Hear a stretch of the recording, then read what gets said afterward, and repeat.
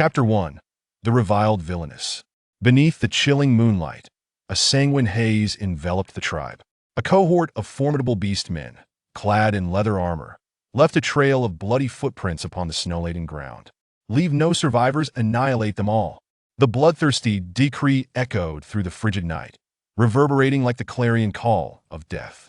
Panic-stricken screams and the cacophony of battle filled the air. A disheveled woman fled in terror, her eyes wide with helplessness.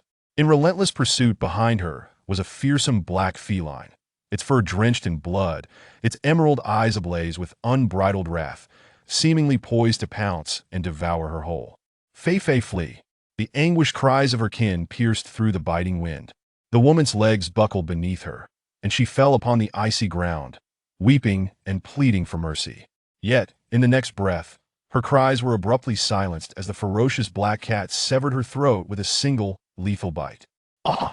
The agony of her bones being torn asunder sent shivers down her spine. Fei, she gasped, drenched in cold sweat, momentarily unable to discern the boundary between dream and reality. She struggled to rise, yet a sharp pain coursed through her skull, leaving her feeble and devoid of strength. Grandfather, did the wicked female die? She was so vile, her demise is well-deserved. Tyson merely kicked her, who knew she would collide with a rock. A tender voice resonated with a hint of cruel amusement. Ollie, do not utter such ill omens. She is your sister, how can you curse her so? That wretched Tyson dares to lay such vicious hands on Fei. The clan leader shall mete out severe punishment. The elder's rebuke was laced with boundless fury. Amidst the faint echoes of their conversation, Fei managed to twitch a finger. At that moment, a soft, cute electronic voice filled her mind. Ding! Dimension transfer complete. Congratulations, esteemed host, for successfully arriving on the Beast-Man continent. Your current identity is Fei, a female of the Fox tribe from the Jiue tribe, sharing the same name but different lineage. Physical data is currently merging. An overwhelming influx of information surged into her consciousness, rendering her dizzy. As an adept strategist, she had taken on a task of formidable difficulty venturing to the Beast-Man continent, which had been thrown into chaos by the arrival of the interloper Xiaoyin. In this world, where males greatly outnumbered females and the latter held supremacy, Xiaoyin's arrival had stirred a frenzy among the powerful Beast-Men, disrupting the erstwhile tranquility of the land. Moreover, the emergence of a catastrophic antagonist, fueled by various grievances, had plunged the entire continent into a tempest of bloodshed and despair. Her mission was to charm these cold-blooded villains, mitigate their dark tendencies, and prevent the occurrence of a catastrophic showdown, thereby restoring balance to the Beast-Man continent. However, it appeared that the original owner of her current body was a universally despised villainess. Despite bearing the mantle of a malevolent female, she calmly accepted the memories and identity of her predecessor. Ding! Data integration complete. Now, esteemed host, you are tasked with redeeming the villains, alleviating their dark tendencies, and saving the entire Beast-Man continent. Nuo Gigi will accompany you throughout this journey. A gentle reminder from the electronic voice reverberated in her ears. The familiar opening lines rendered Fei's heart devoid of any tumult. She trembled delicately, opening her slightly alluring yet distant eyes. As a seasoned strategist traversing various realms, she had cultivated an unshakable composure. At this moment, the Beast-Men who had previously spoken had vanished, leaving her reclined on a bed of animal hides. Upon sifting through her memories, she discovered that the original owner had harbored affections for Tyson, the foremost warrior of the tribe. However, after Tyson rescued the delicate Xiaoyin, he had spurned Fei's advances, and the two had officially mated that very day, fortuitously witnessed by the original owner.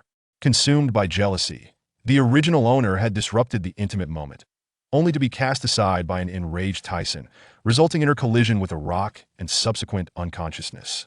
A rib fractured beneath her chest, making each breath a painful endeavor. With the tribe's primitive medical resources, it was unlikely that the ordinary shaman could mend such a grievous injury. She then hoarsely called out to the system, Nuo Gigi. Exchange for a bottle of healing elixir. Esteemed host, your initial points total only 10.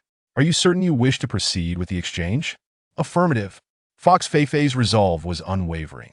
Without a healthy physique, how could she undertake her mission? Very well, esteemed host. The exchange will be processed immediately. With a crisp chime, a bottle of golden healing elixir materialized in her grasp. Summoning her frail body, she sat up and consumed half of the shimmering potion. Yet, even after this, her throat remained parched to the point of burning. Desperately surveying the crude, drafty stone hut, she steeled herself against the pain and sought a source of water. Her body felt heavy and unsteady, each step akin to traversing a cloud. In the corner of the stone hut, she discovered a dilapidated wooden bucket containing a shallow layer of water.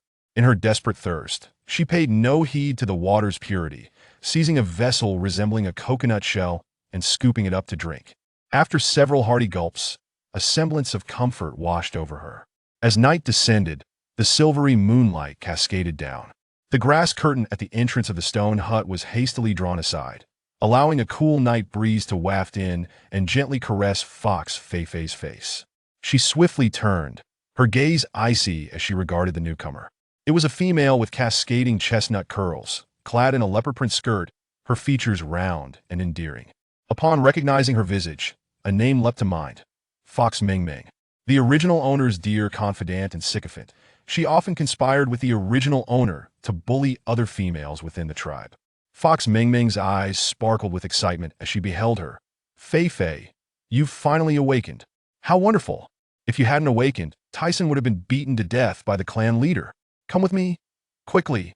Fox Feifei remained still, quietly observing Mengmeng's every move. Why did she feel that this Fox Mengmeng, as the original owner's confidant, showed no concern for her well-being, but was instead preoccupied with Tyson? The original owner was the only granddaughter of the current clan leader, cherished due to the matriarchal nature of their society, thus spoiled into a capricious, selfish disposition. The clan leader would undoubtedly not let Tyson off lightly for having harmed her. Evading Mengmeng's grasp, she spoke coolly. I will not go, can't you see that I am injured? Mengmeng was taken aback by her refusal, for she had always been frantic whenever Tyson was involved. Could it be that Feifei had sustained a head injury? However, urgency propelled her forward, and with a tone laced with desperation, she implored Feifei, if you don't hurry, Tyson will truly be killed. I will carry you if necessary. Fox Feifei initially intended to decline, but was unceremoniously hoisted onto Mengmeng's back, who hurriedly dashed toward the tribe's execution grounds. As they traversed the varying heights of stone huts, Fox Feifei beheld the beastmen gathered around the bonfire.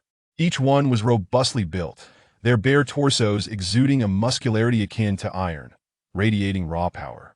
A simple leather skirt encircled their lean waists, barely concealing their posteriors, while their cheeks bore jagged, crimson lightning tattoos, epitomizing untamed beauty.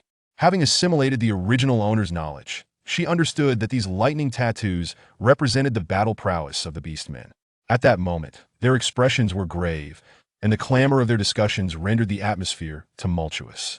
At the forefront, the formidable clan leader seethed with rage. Strike. Beat him mercilessly.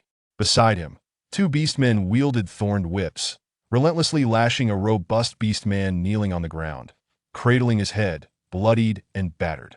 It was none other than Tyson, the tribe's valiant warrior, guilty of breaching clan regulations.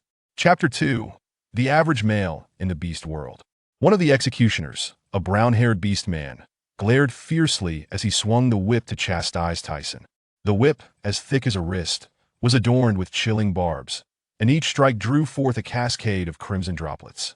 Feifei, no matter how willful you may be, you are my and my father's treasured jewel. How dare you endure such humiliation? If anything befalls Feifei, I shall demand your life. He was none other than the clan leader's son and Fox Feifei's uncle. Tyson gritted his teeth, suppressing his cries of pain, his downcast eyes brimming with hatred and humiliation. Amidst the uproar, Fox Mengmeng, carrying Fox Feifei, rushed forward in a state of panic, urgently beseeching the clan leader. Grandfather, this punishment is already sufficient. If you continue, he will die. And Feifei has awakened. Upon hearing that his cherished granddaughter had regained consciousness, the elder's fury dissipated into joy as he clasped his hands in gratitude. By the blessings of the beast god, Feifei, you have finally awakened. The other beastmen fell silent, their eyes fixated on Fox Feifei with rapt attention. The clan leader's wrath had subsided. They had feared she would not survive. Among them, the beastmen allied with Tyson breathed a sigh of relief As long as Hu Fei Fei is unharmed. Tyson's sins are not so grave as to warrant death after all. He is a formidable three-striped beast man, an indispensable force of new vitality within the tribe. Hu Fang paused his actions, immediately turning his gaze towards Hu Fei Fei, his eyes filled with concern. It's good to see you awake, Fei Fei. Are you experiencing any discomfort? Why rush out when you should be resting? Recalling her previous infatuation with Tyson, he couldn't help but frown, fearing that his niece might once again plead on behalf of that insufferable lad. The old chieftain, having shared this apprehension, earnestly advised, it is strictly forbidden in the tribe to harm females. Tyson has committed a grave offense.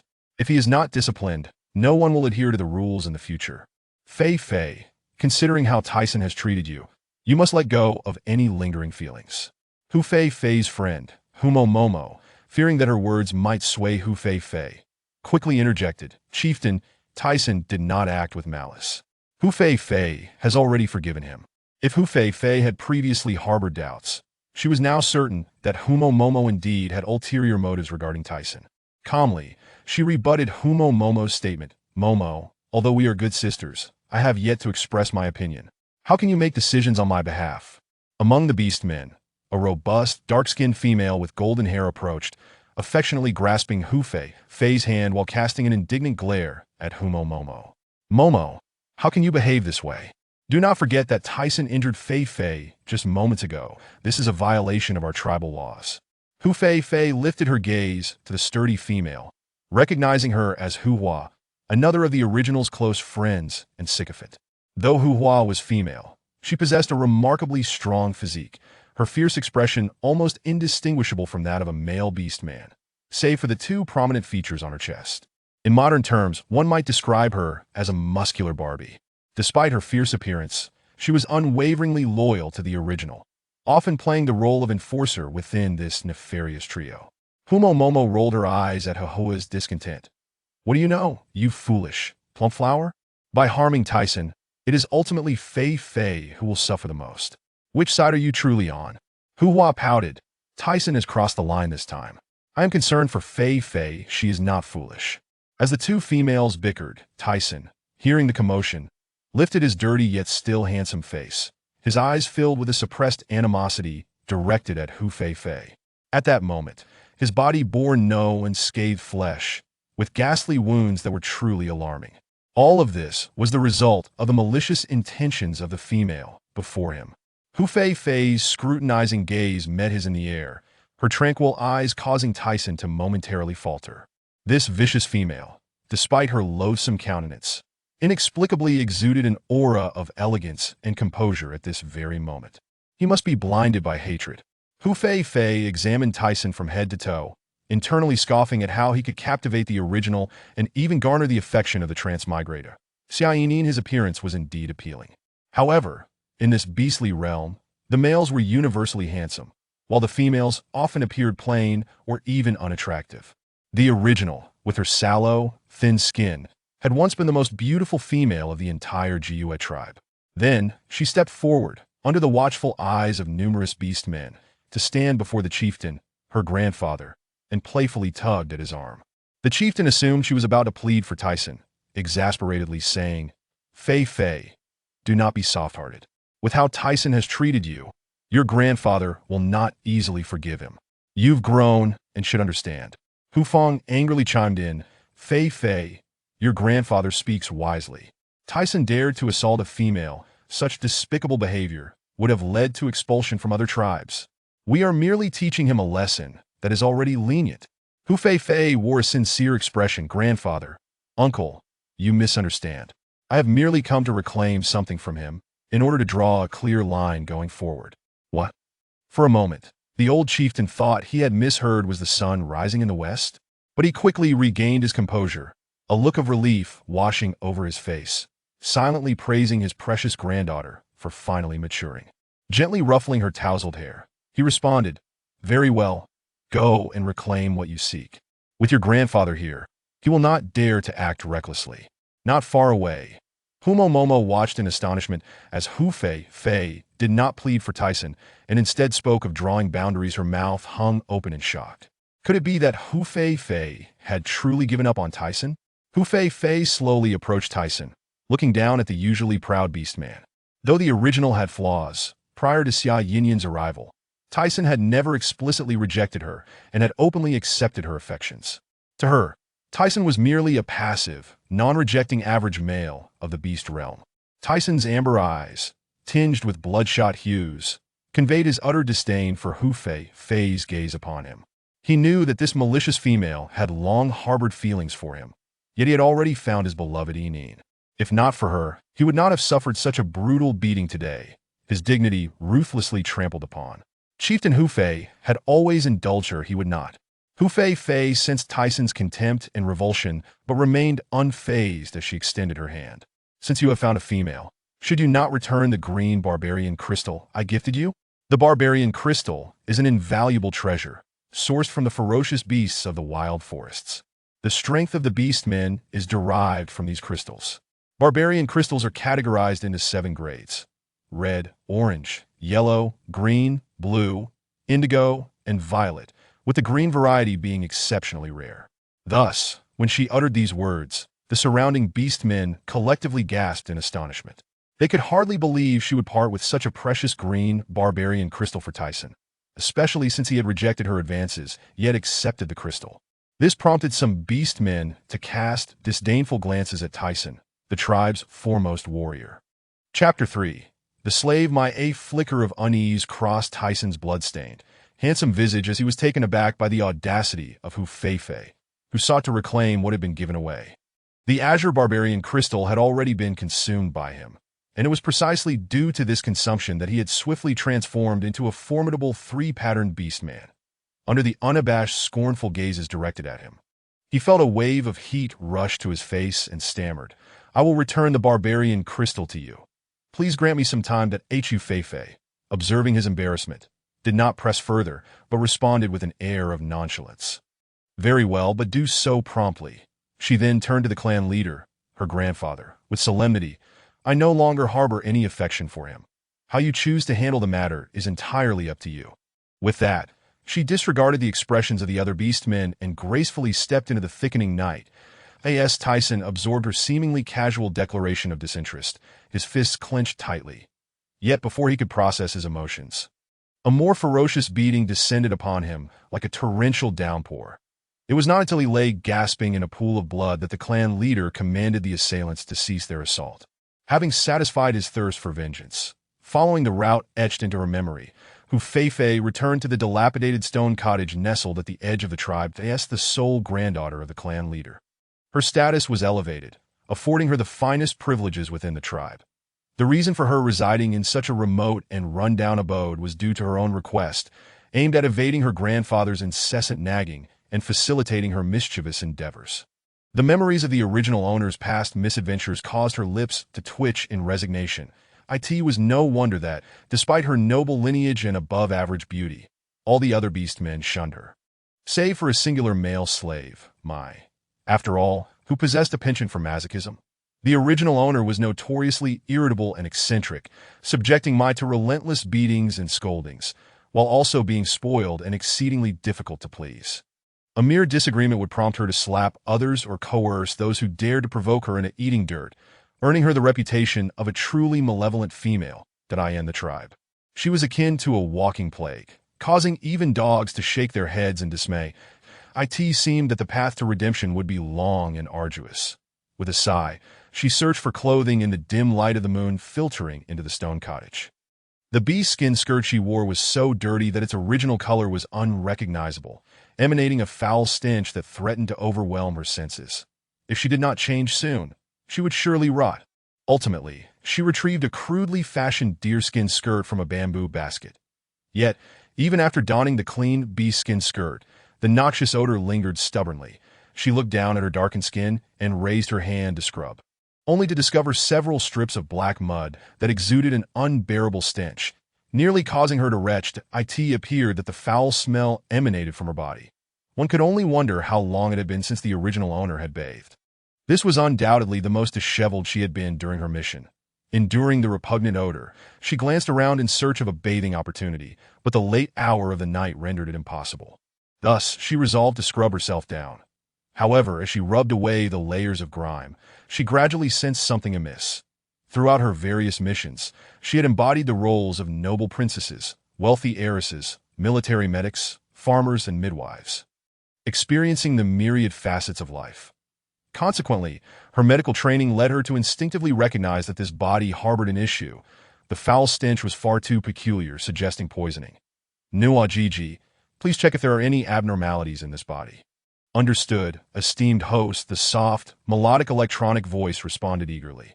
Although she could not currently exchange points for items within the system space, detecting danger fell outside of that limitation. 1 minute later, Nuwa Gigi completed its assessment. Ding, esteemed host, this body has indeed been afflicted by a form of chronic poison. According to Nuwa Gigi's analysis, the toxin originates from a common plant known as the mandrake fruit found on the Beastman continent. If ingested, it can lead to skin darkening and eventual necrosis. Hu Feifei's heart sank. She had not anticipated the existence of such treacherous methods in the ancient beast era. Indeed, the beastmen of this world were far from simple. They were more akin to savage predators, thriving on the principle of survival of the fittest. That it was uncertain who had administered the poison, given that the original owner had made many enemies. However, the immediate priority was to find an antidote. She rummaged through a pile of grass and unearthed half a bottle of healing elixir, which she downed in one gulp. Though this potion could not completely neutralize the poison, it would bolster her constitution. The abhorrent odor emanating from her body was likely a result of this concoction. Once she accumulated enough points for redemption, she could exchange for an antidote, perhaps due to her physical weakness combined with the effects of the elixir. She stifled a yawn and settled down atop the pile of grass, quickly succumbing to a deep slumber. Tyson, battered and bruised, was returned home by well-meaning companions. However, he merely instructed them to leave him at the doorstep before dismissing them. Summoning all his strength to enter the dimly lit interior, a petite figure rushed toward him, her voice tinged with a sob. "Tyson, are you all right?" Her tear-filled apricot eyes glistened, threatening to spill over, rendering her utterly pitiable. Tyson's heart softened, and he rasped a comforting reply. "Ineen, do not be afraid. That it is merely some superficial injuries. I will recover." Xiao Ineen wept in distress. "It's all my fault. If it weren't for me, you wouldn't have been beaten so badly." As a naive college student from the modern world, she had never witnessed such brutality and was thoroughly terrified, seeking refuge within the stone cottage. Tyson, enduring the searing pain, trembled as he reached out to wipe her tears, only to realize that doing so only made him dirtier, prompting him to retract his hand sheepishly. "Ineen, please do not cry. It pains me to see you in tears."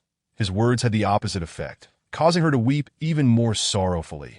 After a prolonged bout of sobbing, she suddenly recalled Tyson's grave injuries and awkwardly attempted to tend to his wounds. However, upon witnessing the gaping, bloody wounds, her vision darkened, and she promptly fainted. How could she have forgotten that she was squeamish around blood? In the stillness of the night, a sudden downpour ensued. The patter of rain on the ground created a symphony of muddy splashes. Suddenly, a flash of lightning split the dark sky, startling Hu Feifei awake. As she groggily opened her eyes, she found herself staring into a pair of cold, green, predatory eyes. Fear surged through her, and a scream threatened to escape her lips.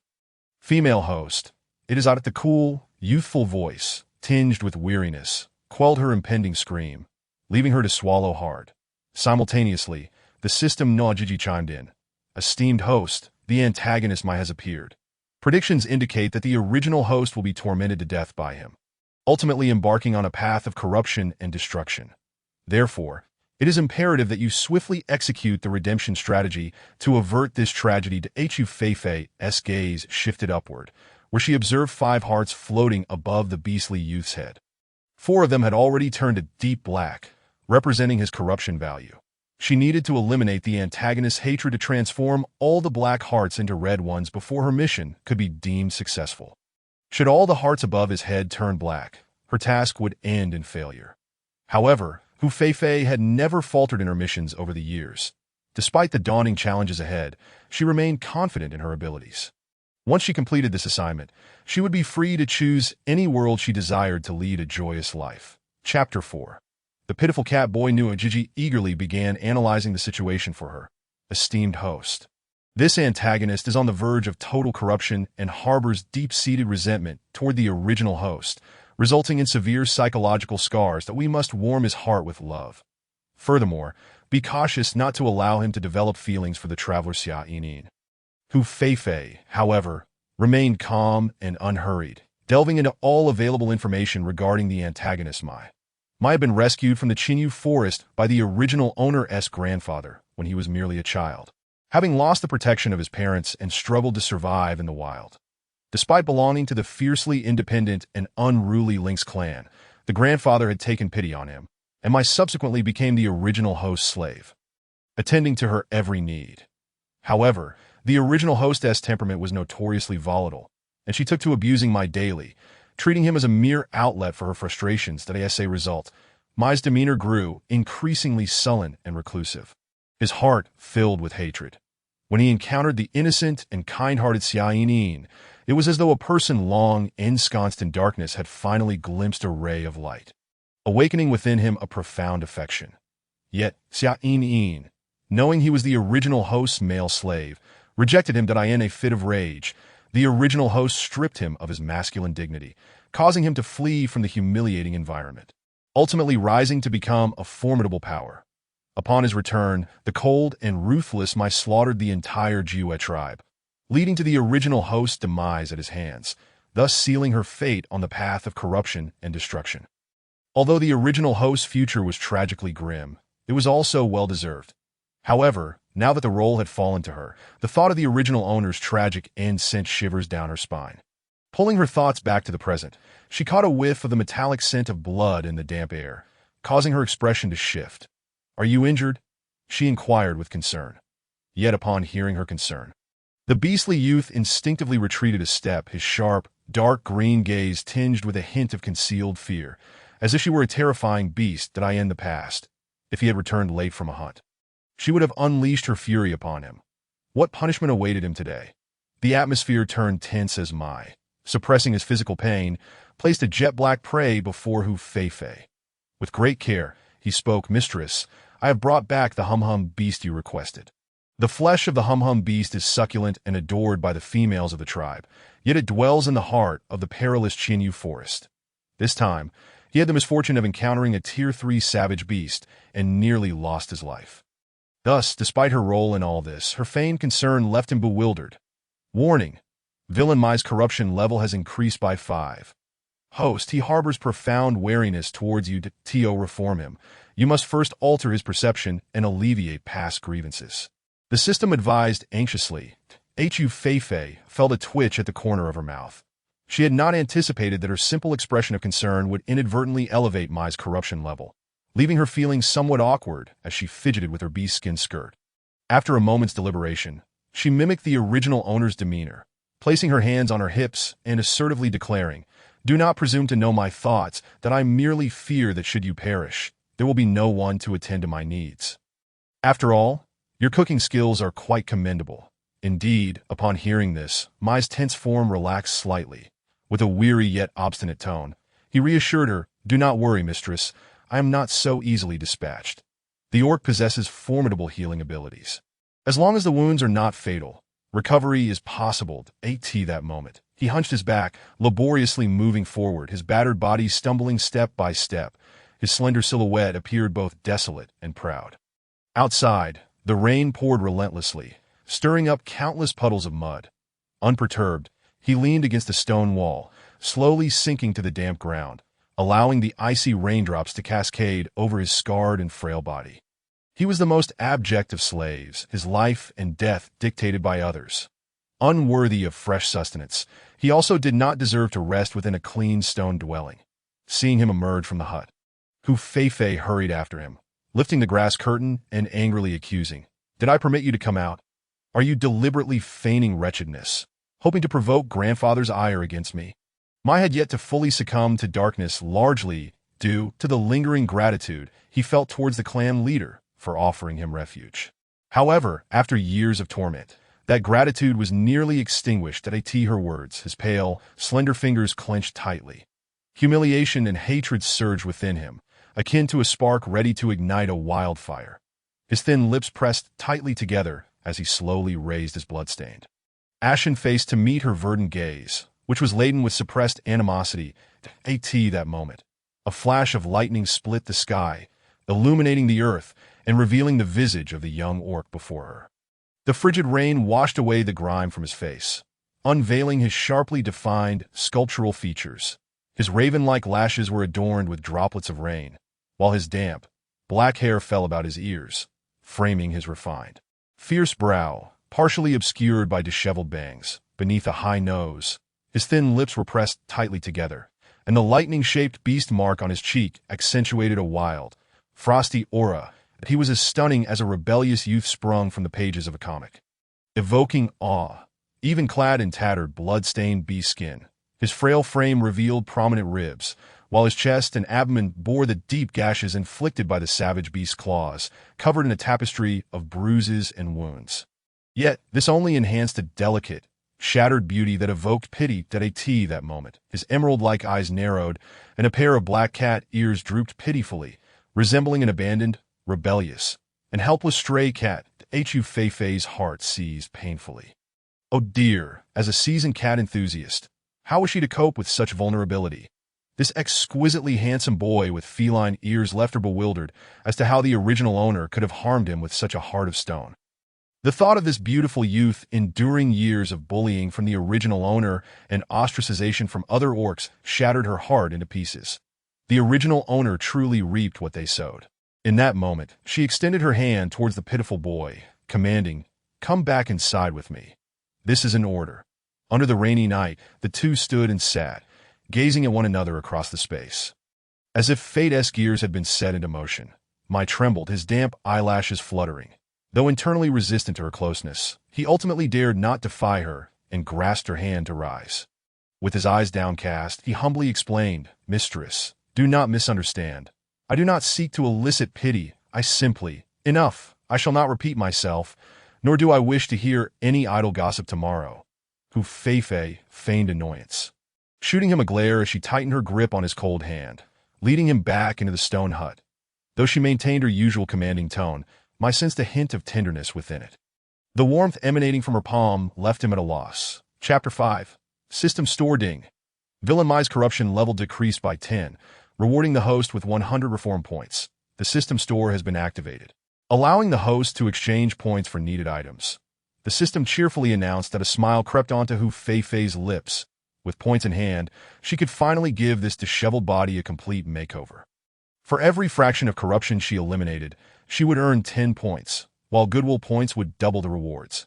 After bringing him back into the stone hut, she gathered hay and picked up some leftover dry wood. Using a unique flint from the beast world to ignite a fire, the bright flames leapt up, bringing warmth. She rummaged through a bamboo basket and found a softer black beast skin, tossing it to Mai. "Change out of your wet clothes. You are already injured, and catching a chill would hinder your recovery." Mai leaned silently against the corner, quietly observing Fei-Fei's bustling activity, even under the warm glow of the fire. An unsettling chill gripped his heart. He hesitated to touch the beast skin beside him, panicking as he said, "Mistress, I am but a lowly slave, unworthy of your personal care, that I do not deserve to wear clean beast skin. If you are displeased, feel free to punish me." His bare arms and chest were riddled with bruises and scars, including lash marks, burn scars, and knife wounds, with a deep bite mark, all inflicted by her previous assaults. At this moment, her unusual behavior left him in shock, his body taut and on edge.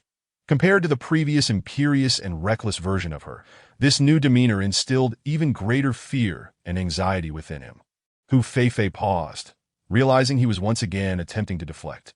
After all, in the beast world, females held a noble status, often spoiled and pampered. Males, by nature, were meant to protect and serve females, even though he was merely a lowly slave. Not even an official beast husband received such treatment. Thus, her seemingly normal actions appeared to him as having ulterior motives. Given the original owner's character, a few harsh words and a beating would suffice. How could she ever allow him inside to rest and offer him soft, clean beast skin? Feeling immense sympathy for him, she maintained an outwardly indifferent facade, coolly remarking, "This black beast skin is utterly hideous that it would be better discarded than worn by you. Besides, if you do not recover quickly, Who will cook for me? Do not think you can slack off under the pretense of illness." Upon hearing those words, Mai's anxious heart finally settled. He understood that she was not so benevolent. Her current actions were merely a means to enslave him for the long haul. After a moment, he stole a glance at Hu Feifei, who had turned her back and fallen asleep. He swiftly removed the filthy beast skin skirt and wrapped himself in the black bear pelt. His intense nervousness caused a thin sheen of sweat to form on his pale skin that he did not wish for the malicious female to see his body, as it would evoke a profound sense of humiliation and disgrace within him. Although he was her male slave, ostensibly belonging to her in both body and spirit, he simply could not accept a female master who treated him with nothing but blows and scorn. With his cat-like ears keenly attuned to Hu Feifei's movements, he curled himself up in a corner, weary eyes closing under the warm glow of the fire. That it was only when he heard her steady breathing that Hu Feifei, pretending to be asleep, finally sat up and summoned the system Nuajiji, accessing the marketplace. Suddenly, a translucent screen, visible only to her, materialized before her. She clicked into the system's store, where rows upon rows of goods awaited her perusal. All enticing yet securely locked, at the bottom shelf lay a selection of ordinary daily necessities, priced modestly. The higher one ascended, the more extravagant and expensive the items became. Each product was marked with clear pricing and usage instructions. Much like a modern supermarket, Hu Feifei bypassed the inexpensive daily necessities and selected a healing potion, a sacred medicine for injuries, and some alcohol soap gauze from the second tier to as she could easily craft soaps, shower gels, and shampoos. There was no need for her to expend points on such items. Points were hard-earned, and each must be spent judiciously. Upon clicking Confirm Exchange, the items appeared in her hands, while new goods promptly filled the shelves in their stead. Moreover, unlocked items would remain accessible without the need for further exchanges, a remarkably user-friendly feature. After clicking Close System Marketplace, she gazed at the snoring Mai, stealthily approaching him. She lifted the beast's skin and sprinkled the healing potion onto his grievous wounds. Yet, the vigilance of the beast man was exceptionally high. As soon as she poured a few drops of the healing potion, Mai abruptly opened his striking green eyes, narrowed into slits, and firmly grasped her wrist. The sudden movement startled Hu Feifei, causing her to nearly drop the healing potion. Recognizing Hu Feifei, Mai immediately released her hand, lowering his head like a child caught misbehaving, repeatedly apologizing. "I'm sorry, my female master. I didn't realize it was you." His shoulders trembled with fear and anxiety, and despair filled his heart. Did she truly intend to poison him? Alarm bells rang in his mind. "Host, the antagonist Mai is now highly wary of you. He suspects you wish to poison him, and is on the verge of turning villainous again. Quickly eliminate his suspicions." Nuajiji's voice was frantic. Hu Feifei's lips twitched. It seemed that enduring hardship for too long had rendered him skittish at the slightest provocation. Raising an eyebrow, she feigned impatience. "Don't move. Otherwise, I might truly become angry. And you know my temperament. I dislike being defied. That I have recently taken a keen interest in witch medicine, and you are just the right subject for me to practice on. To see if my homemade potion is effective. It wasn't poison, but rather an experiment with medicine." Mai's eyelashes fluttered, his body sagging in defeat, resembling a broken doll. Easily manipulated, Hu Feifei felt a pang of concern at his sudden passivity, but maintained her aloof demeanor. After applying the healing potion to all his wounds, she turned to slice off a piece of meat from a groaning beast, quietly sprinkling the sacred medicine for healing atop it before offering it to Mai. "Eat. You need strength to recover and to care for me. Though I am just beginning to learn witch medicine, I certainly do not wish my first patient to perish due to my incompetence." Having narrowly escaped death, Mai was now ravenously hungry. After expressing his gratitude, he seized the meat and devoured it hungrily. In truth, this small portion was hardly sufficient to satiate a beastman's appetite. But it was better than nothing. The warmth spread through his body, alleviating his pain and fatigue. He felt a wave of comfort wash over him, compelling him to curl up once more beside the warm fire. Drifting into a sweet slumber, noticing his deep sleep, Hu Feifei's eyes gleamed with mischief. She approached and crouched down, curiously tracing the beast markings upon his skin, pondering that he would no longer be on guard against her. In addition to the sacred healing medicine sprinkled on the meat, she had also added a touch of sleeping powder, ensuring he would slumber soundly until dawn. although the healing potion could accelerate the growth of flesh and blood. Mai's injuries were too severe. He needed stitches to prevent infection, in this backward place. Many beastmen had perished from infected wounds. Chapter 6. Infamous upon re-entering the system marketplace, she exchanged for some specialized medical sutures. Disinfected with alcohol, and performed a simple cleaning of the blood and grime marring his body. With a serious demeanor, she began the surgical stitching process. Having once served as a military medic, she was no stranger to such tasks. And her suturing skills were now second nature. With swift precision, she stitched all the wounds closed, applied some medicine for dressing, and whimsically tied a bow to finish her work before rising and wiping the beads of sweat from her forehead. The medications had cost her 50 points, but she felt no regret. She considered it compensation for the plight of this unfortunate beastman youth. Next, her fingers glided across the screen, selecting a small vial of basic rejuvenating elixir. As its name suggests, this elixir, once consumed, would restore a lustrous glow to the skin in a short time, ultimately rendering it fair and flawless. The advanced version would yield transformative effects within a day, making the skin as delicate as a baby's. However, the price was steep, requiring 200 points. With her remaining points, she exchanged for an antidote and a set of blush-pink undergarments in this beastly world. Females typically wore nothing but a strapless top and a beast skin skirt to cover vital areas, lacking the custom of undergarments. Yet, the chill in the air made her acutely aware of her vulnerability. Such openness was something she was not yet prepared to accept, having exhausted her 100 points. She closed the system marketplace. After consuming the antidote, she lay back upon a pile of grass, indulging in a brief, restless slumber. The following morning, after the rain had ceased, the sky emerged crystal clear. Dewdrops clung to the tips of leaves and flowers, and the air was imbued with the earthy scent of damp soil. Inside the stone hut, Feifei felt an unbearable itch, and unable to resist, she scratched. Upon opening her eyes, she was appalled to find herself covered in black mud, accompanied by a foul stench. With a retch of disgust, she realized dawn had arrived, prompting her to grab her toiletries and a wooden bucket and hastily make her way to a river at the edge of the tribe. She sprinted like the wind to a small river encircled by stones, a designated bathing spot for the tribe. Despite having rained all night, the sun now cast a warm glow, making the water quite bearable. Feifei first tested the temperature with her foot before boldly discarding her filthy, hardened beast-skin skirt and stepping nude into the clear waters. The river reflected her image, a woman with unkempt hair, rough, dark skin, and a gaunt figure devoid of vitality. She appeared so unattractive that it was almost unbearable to look at that moment. She seriously doubted the tribe's claim that the original owner had been the most beautiful female. However, the weak only complain, while the strong strive against the current. After a moment of lament over her stunningly poor appearance, she regained her composure. Picking a bubble fruit, she began to scrub herself clean.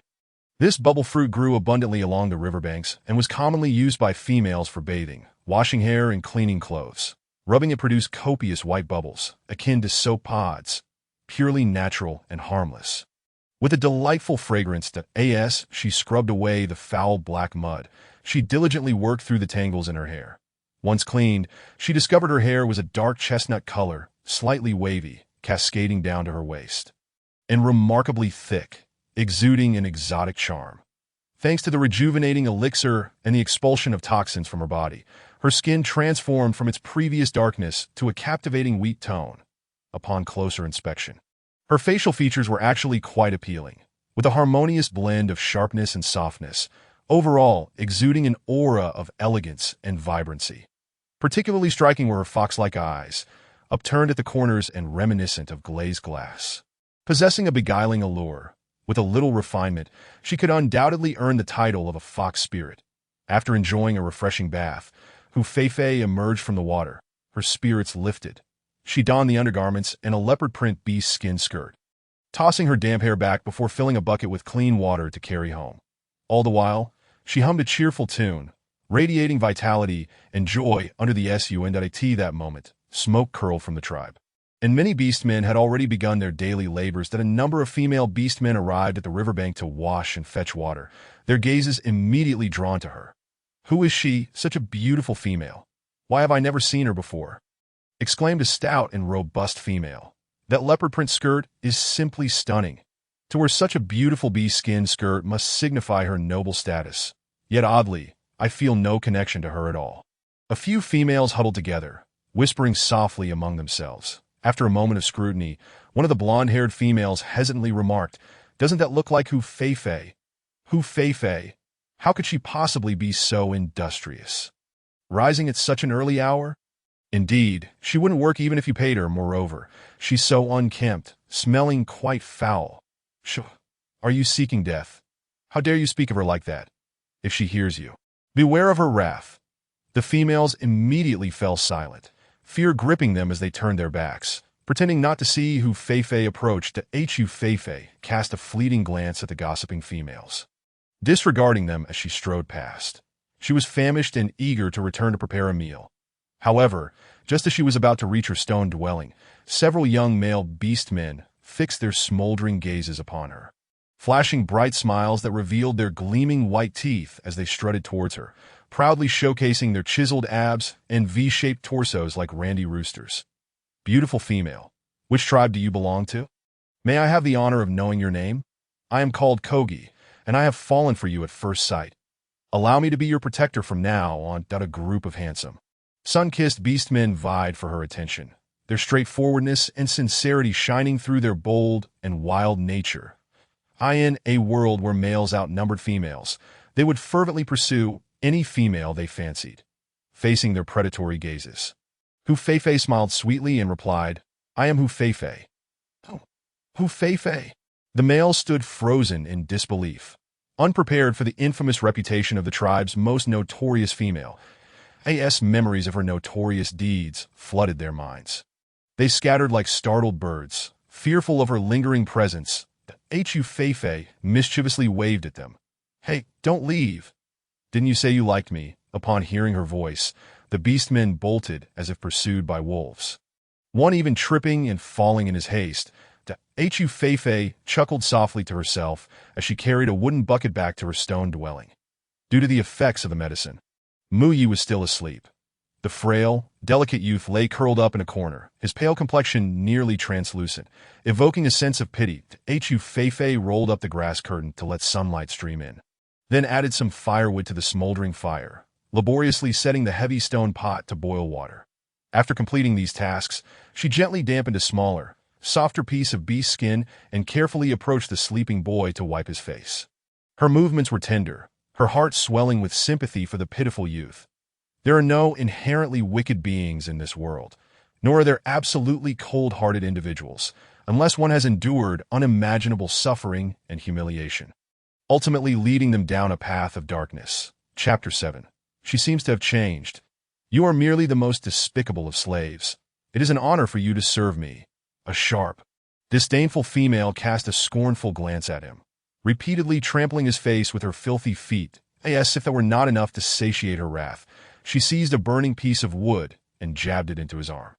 Puffs of acrid smoke, mingled with the scent of singed flesh, erupted as he cried out in agony, desperately begging for mercy. Yet the female only laughed with wild abandon, reveling in his misfortune. The searing pain and deep-seated hatred enveloped him as Muyi gasped for breath, cold sweat pouring down his brow. Suddenly, his dark green eyes snapped open, locking onto Hu Feifei, who was lifting the beast skin from his body to inspect him. In that instant, hatred flared within him, his eyes narrowing dangerously, that he was uncertain how much longer he could endure without succumbing to the urge to kill her. Warning. Host, the antagonist Muyi currently harbors a strong murderous intent towards you. He suspects you may have ulterior motives. The system's chirpy voice rang out abruptly, leaving Hu Feifei startled, and she quickly withdrew her hand to explain that you're awake. Please don't misunderstand. I merely wish to check if your wounds have healed. At her words, Muyi's rationality gradually returned, calming the tumult within him. He recalled the events of the previous night, how that malicious female had, for once, refrained from punishing him and had even allowed him to sleep in the stone dwelling while personally tending to his wounds. It felt surreal, as if he were lost in a beautiful dream. With his fluffy ears drooping, he lowered his head and humbly spoke. "Thank you for your concern. My lady, that I am already well." He spoke. He attempted to rise with his frail body. "Where do you think you're going?" Hu Feifei inquired gently, "Did I need to check if my wounds have worsened? Please, don't move about recklessly." Her formerly harsh tone softened, leaving Mu Yi feeling rather unsettled. Yet he was a slave, and her words were commands that could not be defied, so he froze in place. However, what followed left him feeling utterly humiliated, wishing he could sink into the ground. "Lift the beast's skin. Let me see that." Hu Feifei stated matter-of-factly. Mortified, Mu Yi tightened his grip on the beast's skin enveloping him, his toes awkwardly digging into the ground. Could it be that she intended to? As that scenario crossed his mind, his breath quickened and his heart raced, nearly leaping from his chest. Logically speaking, he was her male slave, and such occurrences were to be expected, but it felt too sudden. Leaving him unprepared, Hu Feifei gazed at Mu Yi, whose cheeks were flushed like a boiled lobster, 3 large question marks hovering above her head. "What is wrong? Why the sudden blush? It's as if I'm a bully tormenting an innocent man. Though I suppose I am." Yet she genuinely bore no ill intentions. Clearing her throat, she asserted, "As a healer, I see you as devoid of gender, that a re-examination is merely a routine check for a healer." A demonstration of responsibility. Understanding dawned upon him. She regarded him solely as a patient, that a relief washed over him. Mu Yi, however, felt an inexplicable pang of disappointment as he gazed at her, only to be struck dumb by the sight before him. Before him, the once disheveled female was now immaculate, her entire being exuding a radiant glow, especially in her form-fitting leopard print skirt that accentuated her alluring curves. The intoxicating fragrance wafted towards him, leaving him parched. At that moment, she gazed at him with her enchanting silver-gray eyes, ethereal and beautiful, possessing a captivating allure. How had she transformed into such a beauty? It was as if she had become a different person. As he beheld those mesmerizing eyes, he obediently lifted the beast's skin, his palms clammy with sweat, anxious she might glimpse something inappropriate, yet equally fearful of disappointing her. Ding. Antagonist Mu Ye's favorability, level 1. "Congratulations, host. You have earned 100 points. The system's cheerful announcement and the chime of points being credited brought a smile to Hu Feifei's face. She anticipated this proud and sensitive youth would be so easily won over.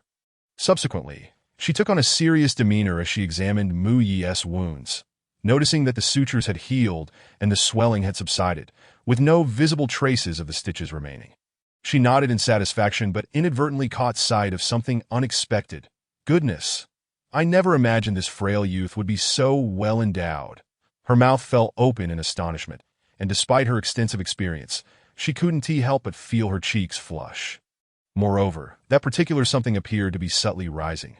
Startled, she hastily averted her gaze, clearing her throat.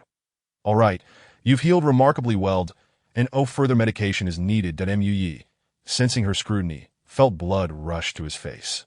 Nearly surrendering in embarrassment, upon hearing her declaration, he hurriedly wrapped himself in the beast's skin, glancing around in a fluster, utterly avoiding Hu Feifei's gaze, his entire face crimson. Finally, he blurted out, "My lady, I must go bathe," and fled in haste. That Hu Feifei, equally flustered, watched the whirlwind of a person dash away, her heart warming at his naive charm. She rose and exchanged some oil, salt, soy sauce, and vinegar for spices in the system shop, contemplating how to prepare the hefty chunk of humming beast lying quietly on the ground. Should she roast, boil, or stew it? Yesterday had been too late for her to examine it closely, but today, upon closer inspection, she was astonished to discover that the humming beast was nearly larger than herself. It boasted sharp, protruding tusks and a ring of spines along its back, making it difficult to fathom how the frail youth had managed to slay it and bring it back from the Thousand Islands forest. Beastmen truly were formidable beings. Afterward, she rummaged through the dwelling for a stone knife, intending to chop some meat for roasting. Simple, yet delicious. However, she had barely begun when Mu Yi returned, water droplets glistening on him. His damp black hair, half dried under the sun, contrasted with the few red round fruits he held in his hand, while he cradled a bundle of firewood in his arms. Noticing her cooking, he hurried over, taking the stone knife from her grasp and offering her the red fruits with respect. "My lady, allow me to assist you. That I will be done shortly. That I end the beast world. The females are regarded as precious beings, exempt from laborious tasks. Cooking, for instance, has always been his responsibility. Regardless of whether he is unwell or injured, he must rise to care for her. toiling tirelessly and selflessly, as Hu Feifei observed the industrious my preparing the meal. She couldn't help but exclaim how attractive a man appears when he is serious, especially one who can cook. Compared to other worlds, females in the beast world are exceedingly fortunate. Yet the original owner, oblivious to her good fortune, continually mistreated the innocent and capable youth. Soon, the meat was perfectly roasted, exuding an enticing aroma. The golden hue was undeniably appetizing, as she accepted the grilled meat wrapped in leaves from my. She marveled at his thoughtfulness and domesticity, eagerly taking a bite. Her fox-like eyes widened in astonishment. To her surprise, the simply salted roasted meat tasted exquisite. It was rich yet not overwhelming, imbued with a unique fragrance reminiscent of wood, rendering it utterly irresistible. Chapter 8. Boiling frogs in warm water. In addition, my magically produced 2 boiled bird eggs for her. She speculated that he must have extracted them from a nest during his outing.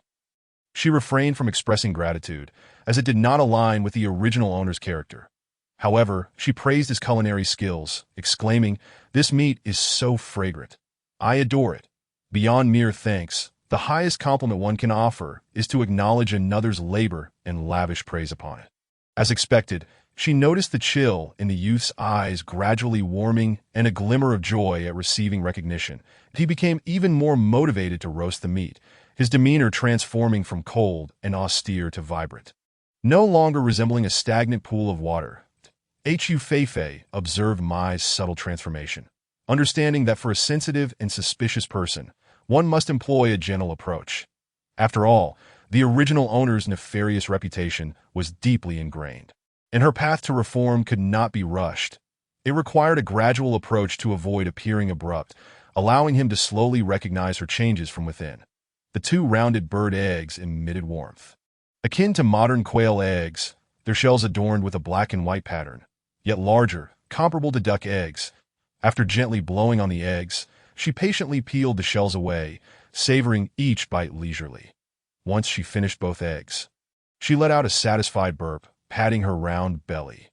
Noticing my focused on grilling rather than eating, she deliberated before speaking. "I'm full now. You can have the rest." Her words, my paused in his movements. Disbelief flickering in his eyes, akin to a stone cast into still waters, creating ripples. He was a lowly slave, once trampled underfoot by her, ordered to stay out of the house, and scolded for being filthy, let alone being permitted to enjoy fresh meat. Moreover, this was the very meat favored by the malicious female. Was she testing him, or using this as an opportunity to make a point? He furrowed his brow, hurriedly adding more firewood, stammering, "No, I appreciate the kind gesture, my lady. This meat is hard-won. Even if I can't finish it, it can be preserved as cured meat that I don't need to eat so well." Every hunt carried the risk of life, and food was a scarce resource in the beast world. Currently, their supplies were low. With only the hog they had recently caught, he could not guarantee the success of the next hunt, especially since he was merely a one-striped beast man. Lacking in strength, Hu Feifei did not press him further, saying, "All right then, I'm just concerned for your health. Without sufficient nourishment, how can you work effectively? I can distinguish between a full meal and a simple feast. And I no longer have feelings for Tyson. You are the only male beast man by my side."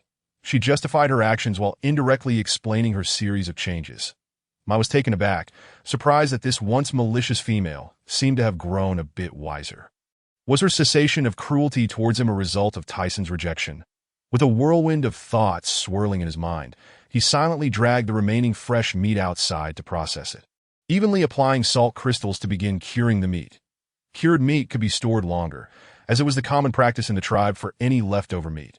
The water he had previously boiled was now bubbling, and Hu Feifei fetched a wooden bowl made from a coconut shell, filling it with water. Once it cooled sufficiently, she gulped it down eagerly. Feeling invigorated, she grabbed a basket and headed outside. Upon seeing her leave, Mike could not help but inquire, "My lady, where are you going?" The moment the words escaped his lips, he regretted them, that he was merely a male slave, devoid of the right to question the affairs of the female master. This inquiry had crossed a line. The memory of her past fury loomed in his mind, and he stood there with a pallid expression, increasingly anxious. Surely, she must be furious now and ready to punish him. His austere visage darkened, his deep green eyes becoming as still as a forgotten well, silently awaiting the impending punishment. Yet, Hu Feifei smiled gently, feeling delighted by his concern that I'm just heading to see Grandpa Miloin. I'll be back shortly. Grandpa Miloin was the only shaman of the Jiue tribe, esteemed and highly regarded. He was the one who had previously provided her with medicinal soup. Seeing Hu Feifei's radiant smile, Ma was not only relieved of the fear of punishment, but also felt a rush of warmth at her announcement of her whereabouts. His heart raced, and soft hues flickered in his eyes, reflecting the blossoming of emotions deep within. Though her skin was not particularly fair, her smile, framed by elegantly curled lashes, radiated the brightness of spring, making her appear dazzlingly beautiful in his eyes. Goodness! How could he find this once malicious female so lovely? Surely his mind was muddled, and he had lost his senses in a flurry of confusion. He averted his gaze, lowering his head to maintain a facade of composure as he continued to cure the meat. Yet tranquility eluded him. Frustrated with himself for being so emotionally swayed by the formerly malicious female, he reminded himself of the myriad humiliations and resentments he had endured at her hands. He should loathe her instead. Unbeknownst to Hu Feifei, Mai's internal conflict was palpable as she walked away, basket in hand, toward the residence of the shaman Malon. Yes, she inhaled the fresh, crisp air of the beast world. It felt as though her entire being had been cleansed. This place, despite its backwardness, seemed devoid of any negativity. The abundance of resources and vibrant life made it feel like a paradise. Moreover, the elevated status of females in the beast world, allowing for polyandry, where they could indulge in food and drink without a care in the world, was simply delightful. Lost in her musings, she suddenly heard a familiar chime in her mind. Ding! The villain Mai's darkening value decreased by 5, rewarding the host with 50 points for significant reform.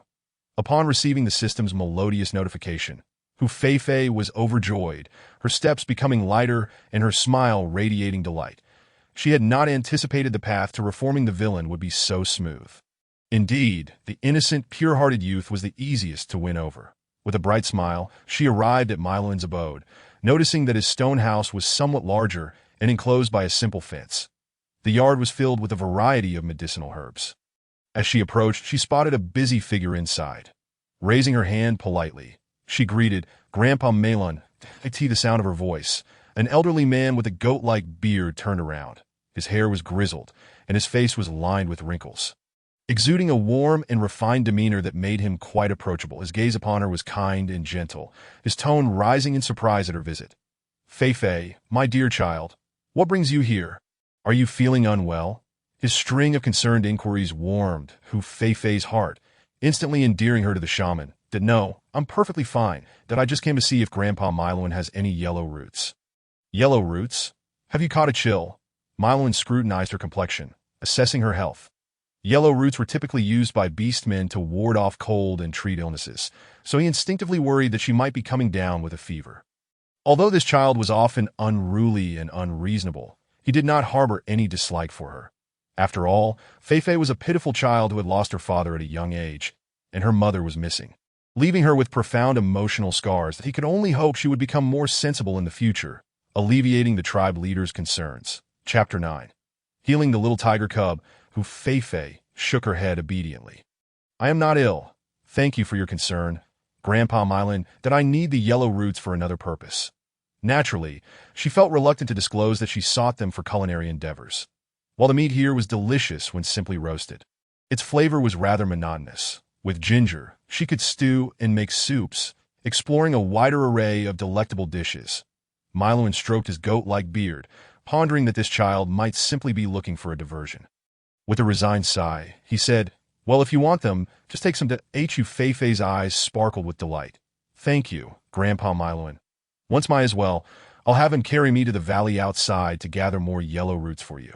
Miloin chuckled, waving his hand dismissively. There's no need for such formality. Just a bit of yellow root. Take as much as you like, that I have plenty growing in my yard. After expressing her gratitude once more, Hu Feifei stepped into the room. She entered. A faint scent of medicinal herbs wafted through the air, revealing an interior brimming with an array of herbal materials, many of which hung from the walls in tightly packed clusters. Aside from the herbs, numerous stone bowls of varying sizes cluttered the space, creating an impression of slight overcrowding. She approached a woven basket on the floor, crouched down, and picked a few sizable pieces of ginger to toss into the basket. Out of the corner of her eye, she caught sight of other cooking ingredients in a nearby container, the sheer variety leaving her momentarily speechless. To her surprise, Grandpa Miloin had categorized many seasonings as medicinal herbs. The basket contained items such as Sichuan pepper, garlic, bay leaves, star anise, and even sun-dried red chilies. She felt a surge of delight and, slightly embarrassed, looked up to inquire, "Grandpa Miloin, may I take some of these?" Miloin, noticing her politeness, chuckled and replied, "Take what you need. These herbs are quite common and not particularly rare. However, do be cautious with the red chilies, as they can cause a burning sensation on the skin and make your eyes water." He pointed at the basket containing the chilies, expressing his concern for Hu Feifei's safety. Having received his permission, Hu Feifei's smile brightened even more. "Thank you for the warning, Grandpa Miloin. I will be careful." After gathering a modest amount, she planned to ask Mai where these cooking ingredients could be found during her return home, intending to gather some for herself. With several delicious dishes already dancing in her mind, she sincerely thanked Grandpa Miloin once more and began her journey homeward. However, on her way back, she encountered a robust female figure, none other than Hu Feifei's former confidant, Hua, accompanied by a tall, male beast-man. Both appeared anxious, hurrying along. Upon noticing Hu Feifei, Hua abruptly halted, her cheeks jiggling as she asked, "Feifei, is your health completely restored?" Hu Feifei nodded, assuring her that she was fine now, that's a relief. That day truly frightened me. Tyson was utterly unreasonable. He shouldn't have treated you that way, especially since you've been so kind to him. Hua lamented on her behalf. Hu Feifei dismissed the matter nonchalantly, saying, "It's all in the past. Let's not dwell on it anymore. As for Tyson, let us just wish each other well." Hua, feeling guilty, smacked her own mouth, realizing her thoughtlessness that, "Oh dear, I really need to watch my words. Please don't be offended." Hu Feifei couldn't help but chuckle at her friend's foolishness. "Hua, where are you off to?" Hua sighed. "My little cub is feeling unwell, and I was just about to seek out Grandpa Miloin for help." The male beast-man trailing behind her appeared increasingly anxious. Seeing the two of them engaged in conversation, he hesitated to interrupt. "So, the cub is sick," Hu Feifei remarked with concern. "What seems to be the issue?" "Let me take a look." Although Hua appreciated her concern, she hesitated, saying, "Feifei, perhaps we should just let Grandpa Miloin examine it." Hu Feifei feigned annoyance, raising an eyebrow. "You don't trust me? I am a healer now. After all, rest assured, I will take good care of your cub." Having served as a military medic, she felt confident in her abilities to treat a little one. Hua and the male beast-man exchanged glances, apprehensive about angering her, and reluctantly agreed. "All right then." After all, as Feifei's friend, Hua had grown accustomed to following her lead. Hua's home was not far from there. They simply needed to walk straight ahead and turn left. Despite her stout appearance, Hua had already married 3 beast men and recently welcomed a pair of adorable cubs. Hu Feifei speculated that the recent rise in temperature might be the cause of the cub's discomfort. Upon entering the stone house, she reached out to touch the cub, who lay with eyes closed, appearing lethargic. She discovered its temperature was slightly elevated and, upon feeling its round belly, realized it was simply suffering from indigestion. "There's nothing to worry about. It just overate." "Overate?" Hua and the 3 beast men looked skeptical. "Feifei, it must have caught a chill. It only drinks milk usually. How could it overeat?" While massaging the cub's belly, Hu Feifei, noticing their disbelief, confidently replied, "It truly is just indigestion, which can lead to a fever. You should gather some stinky vines from the edge of the tribe, grind them into a paste, and it will be fine." Earlier, while bathing by the river, she had vaguely spotted the stinky vines across the way. Known for their foul odor, they emitted a repugnant scent when crushed, hence the beast men referred to them as stinky vines. However, once dried, they lost their offensive smell, and grinding them into powder would help alleviate the internal heat and cleanse the digestive system. Once the internal stagnation was resolved, the fever would naturally subside. Despite her assurances, no one seemed inclined to believe her. Thinking she was merely spouting nonsense, one of Hua's beastmen expressed doubt. "How can we eat those stinky vines? The cub is seriously ill. We cannot afford to delay." "My lady, please allow me to fetch Grandpa Miloin to examine it," he pleaded anxiously. Hua found herself torn between her concern for the cub's worsening condition and her trust in Fei. Understanding their skepticism was only natural. Fei calmly proposed, "If you're unsure, I can consume the stinky vines first, that I assure you. This method will heal the cub." Her words. The three male beastmen exchanged glances, bemused by the concept of her assurance. Ultimately, Hua chose to trust Fei's judgment and decided to give it a try. She instructed her beastman, "Hufeng, please go and fetch some stinky vines." Having received the lady's command, he reluctantly complied, knowing he had no choice. Hufeng dashed off like a hefty tiger, eager to retrieve the remedy for his precious cub. As Fei continued to massage the cub's belly, Hufeng returned with several stinky vines in his mouth. Following her instructions to crush the leaves into a paste, immediately, a pungent odor filled the air, causing the others to grimace in disgust.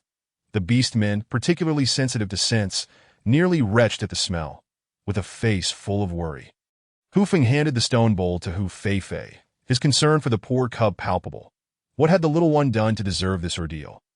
Fei, aware of his apprehension, remained composed as she took a small amount of the concoction into her mouth.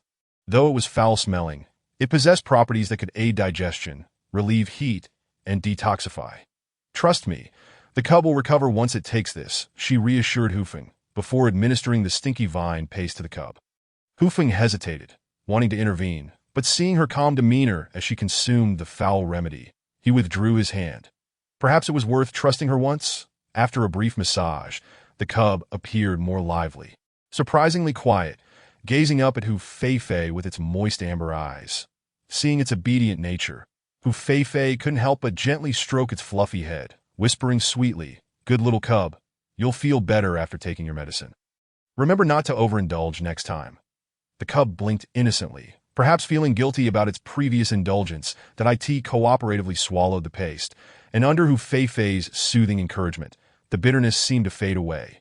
After taking the medicine, it nuzzled against Fei's palm, its adorableness melting her heart completely, leaving her utterly smitten.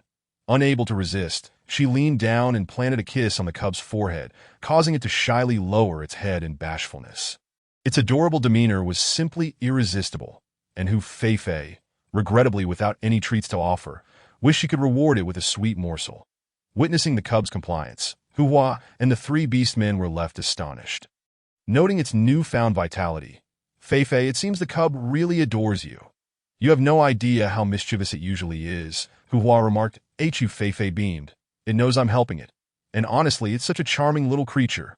Subsequently, she conveyed several important considerations and the massage techniques for alleviating indigestion. As she departed, she was warmly seen off by Tiger Flower and the three beastmen, who had completely altered their perception of her due to her treatment of the young tiger cub. Upon returning home, Fei found that Mu Yi was no longer present.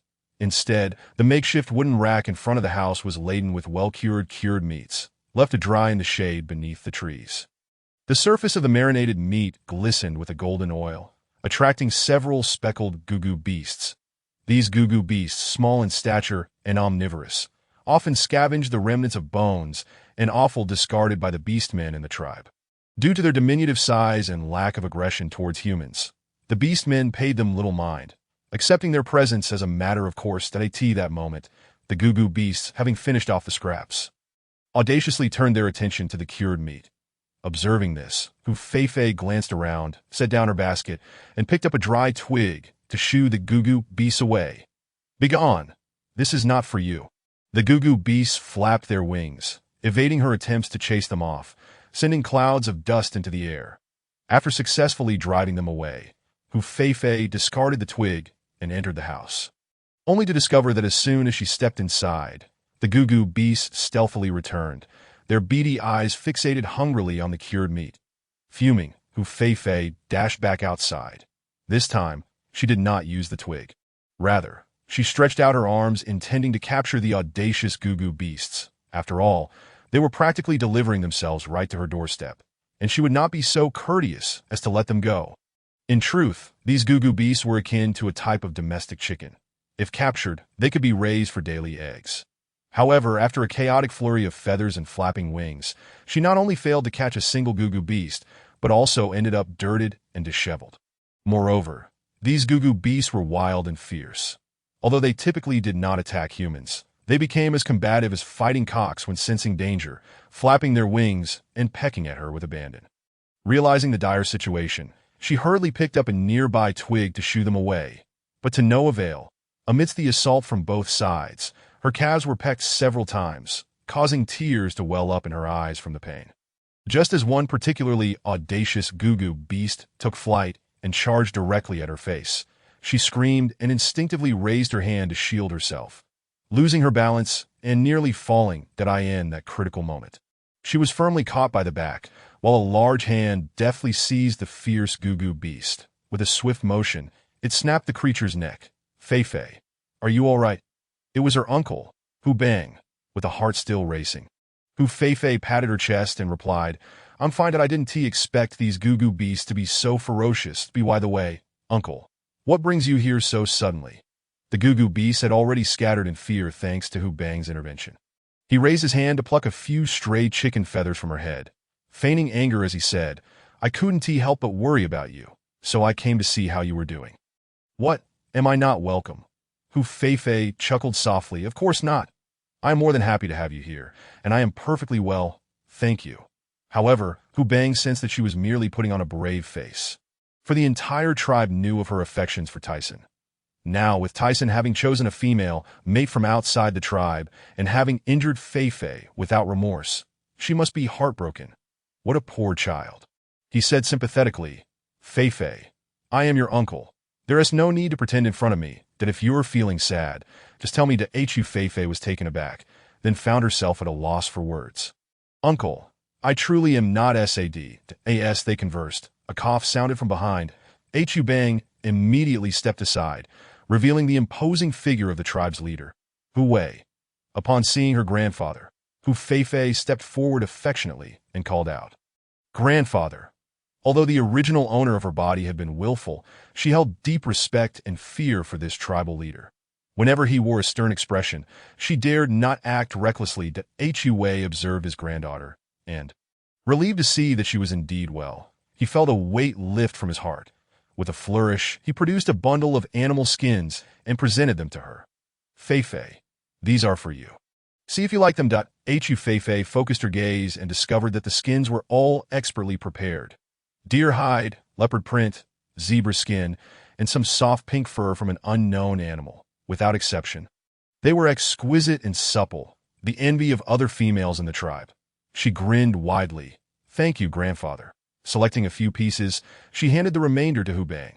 "Uncle, these will suffice for me. Please give the rest to Aunt." Previously, whenever her uncle received something nice, he would bring it to her, often inciting Aunt's displeasure. In their tribe, the females were held in high regard, yet Hu Bang consistently remembered to provide for her, which would naturally lead to resentment from any other female. Chapter 11. Child husband Hu Bang had not anticipated her response, as she would typically have claimed all of it for herself and picked through the selection. It seemed that Fei had genuinely matured, that a tender smile broke across his rugged face. "No need. Your aunt has enough. Besides, if she desires something specific, I can always go hunt for it. Please accept it all. There's no need to be polite with your uncle." However, Fei stood firm, only choosing a few vibrant pieces and stuffing the rest into Hu Bang's arms.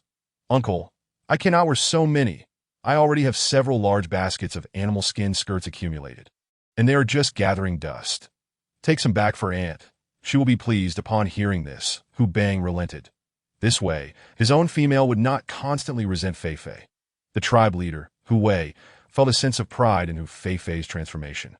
He exchanged a glance with his son, "If you have nothing pressing, you may return. That rascal, Eli, has been causing mischief.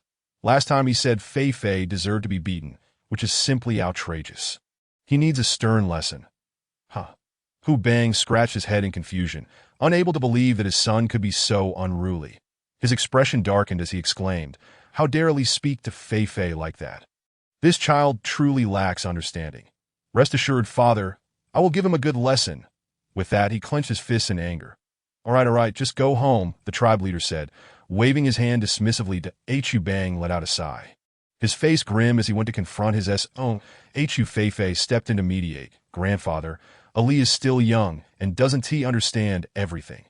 Let us just let it go. Cannot overlook it. He must be disciplined, the tribe leader stated emphatically. Let us not dwell on that child. You should consider your own future. With that, he produced an oval yellow crystal and handed it to her. Fei Fei, give this yellow crystal to Mu Yi. It will help him quickly enhance his strength to become a two-striped beast man that I am getting old. He will be your support in the future. Only with his strength can he protect you. Looking at the elderly man, who was wholeheartedly considering her well-being, Fei Fei felt a surge of affection and gratitude. All right, I will pass it on to him. The tribe leader gazed at her kindly. Having noted that on that day, when his granddaughter asked Tyson for the blue crystal, she seemed to have truly awakened, which is why she was now willing to offer the yellow crystal. He then earnestly advised her, Fei Fei, you are now of age. Although Mu Yi is a fine young man, you should also consider selecting a few more beast men to protect you. There are many young beast men in the tribe. Choose whoever you fancy, and let your grandfather know that I in his eyes.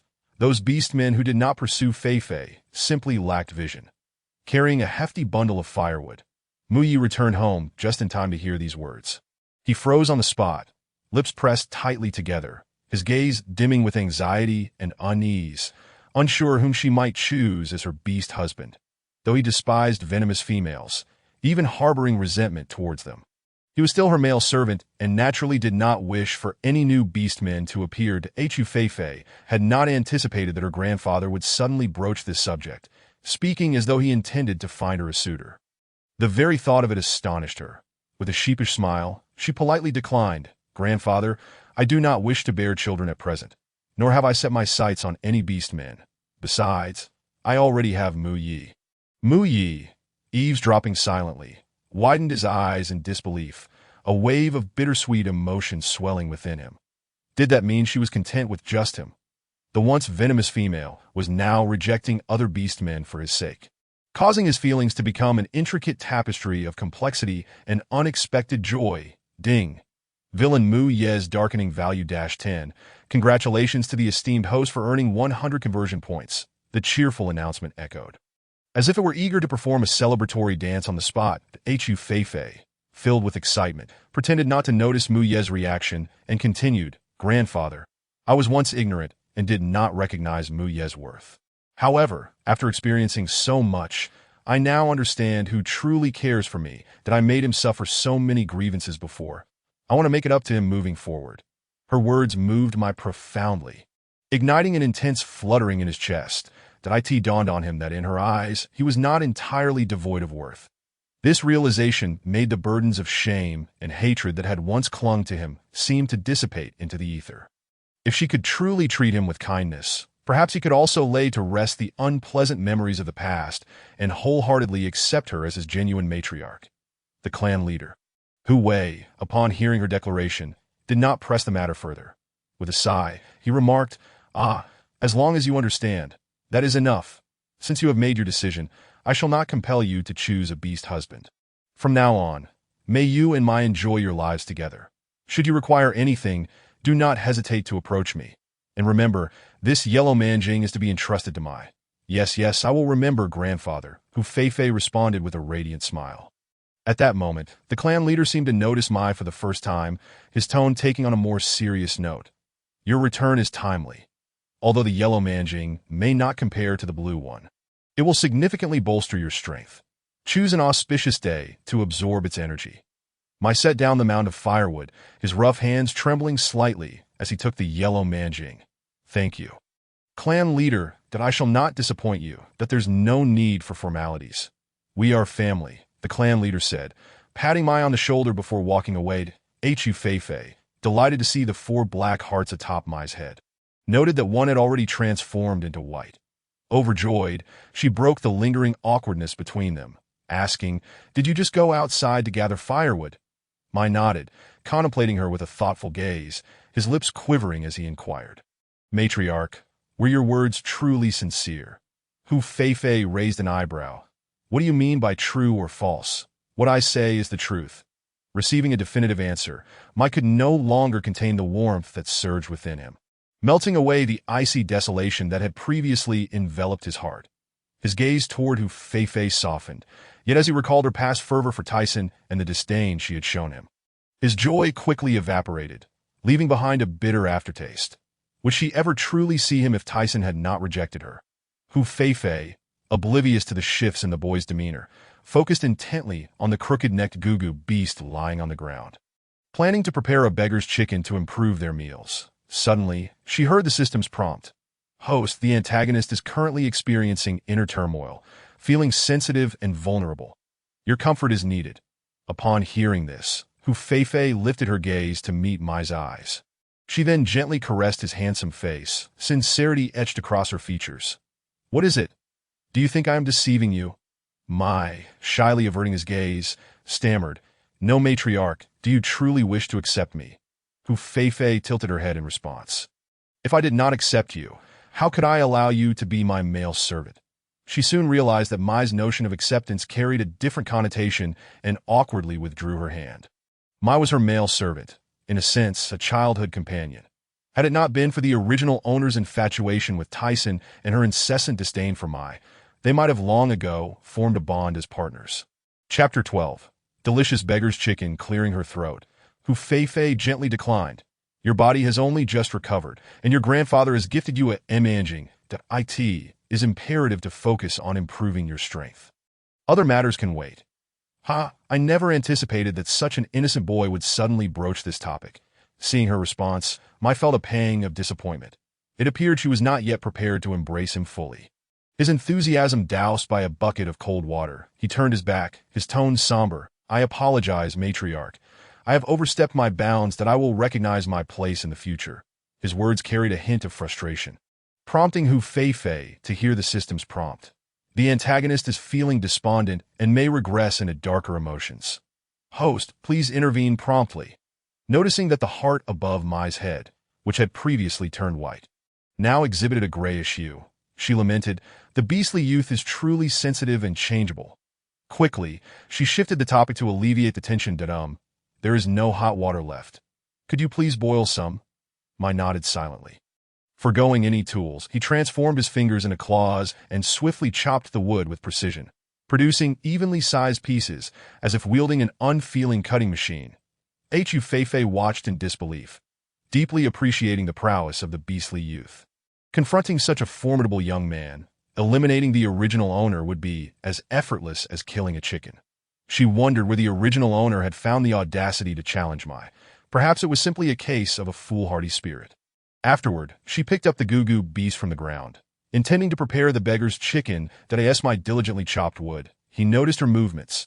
The black cat ears atop his head perked up, and his deep green eyes fell upon her as she clutched a lifeless Gugu beast. The weather is warm. The body will rot quickly, that I will dispose of it shortly, he stated coldly. Hu Feifei hurriedly concealed the Gugu beast behind her, fearful he would discard it. Why throw it away? That would be wasteful. Even if there is little meat, it is still meat, and it is sufficient to sate my hunger. Once the water boils, help me pluck its feathers.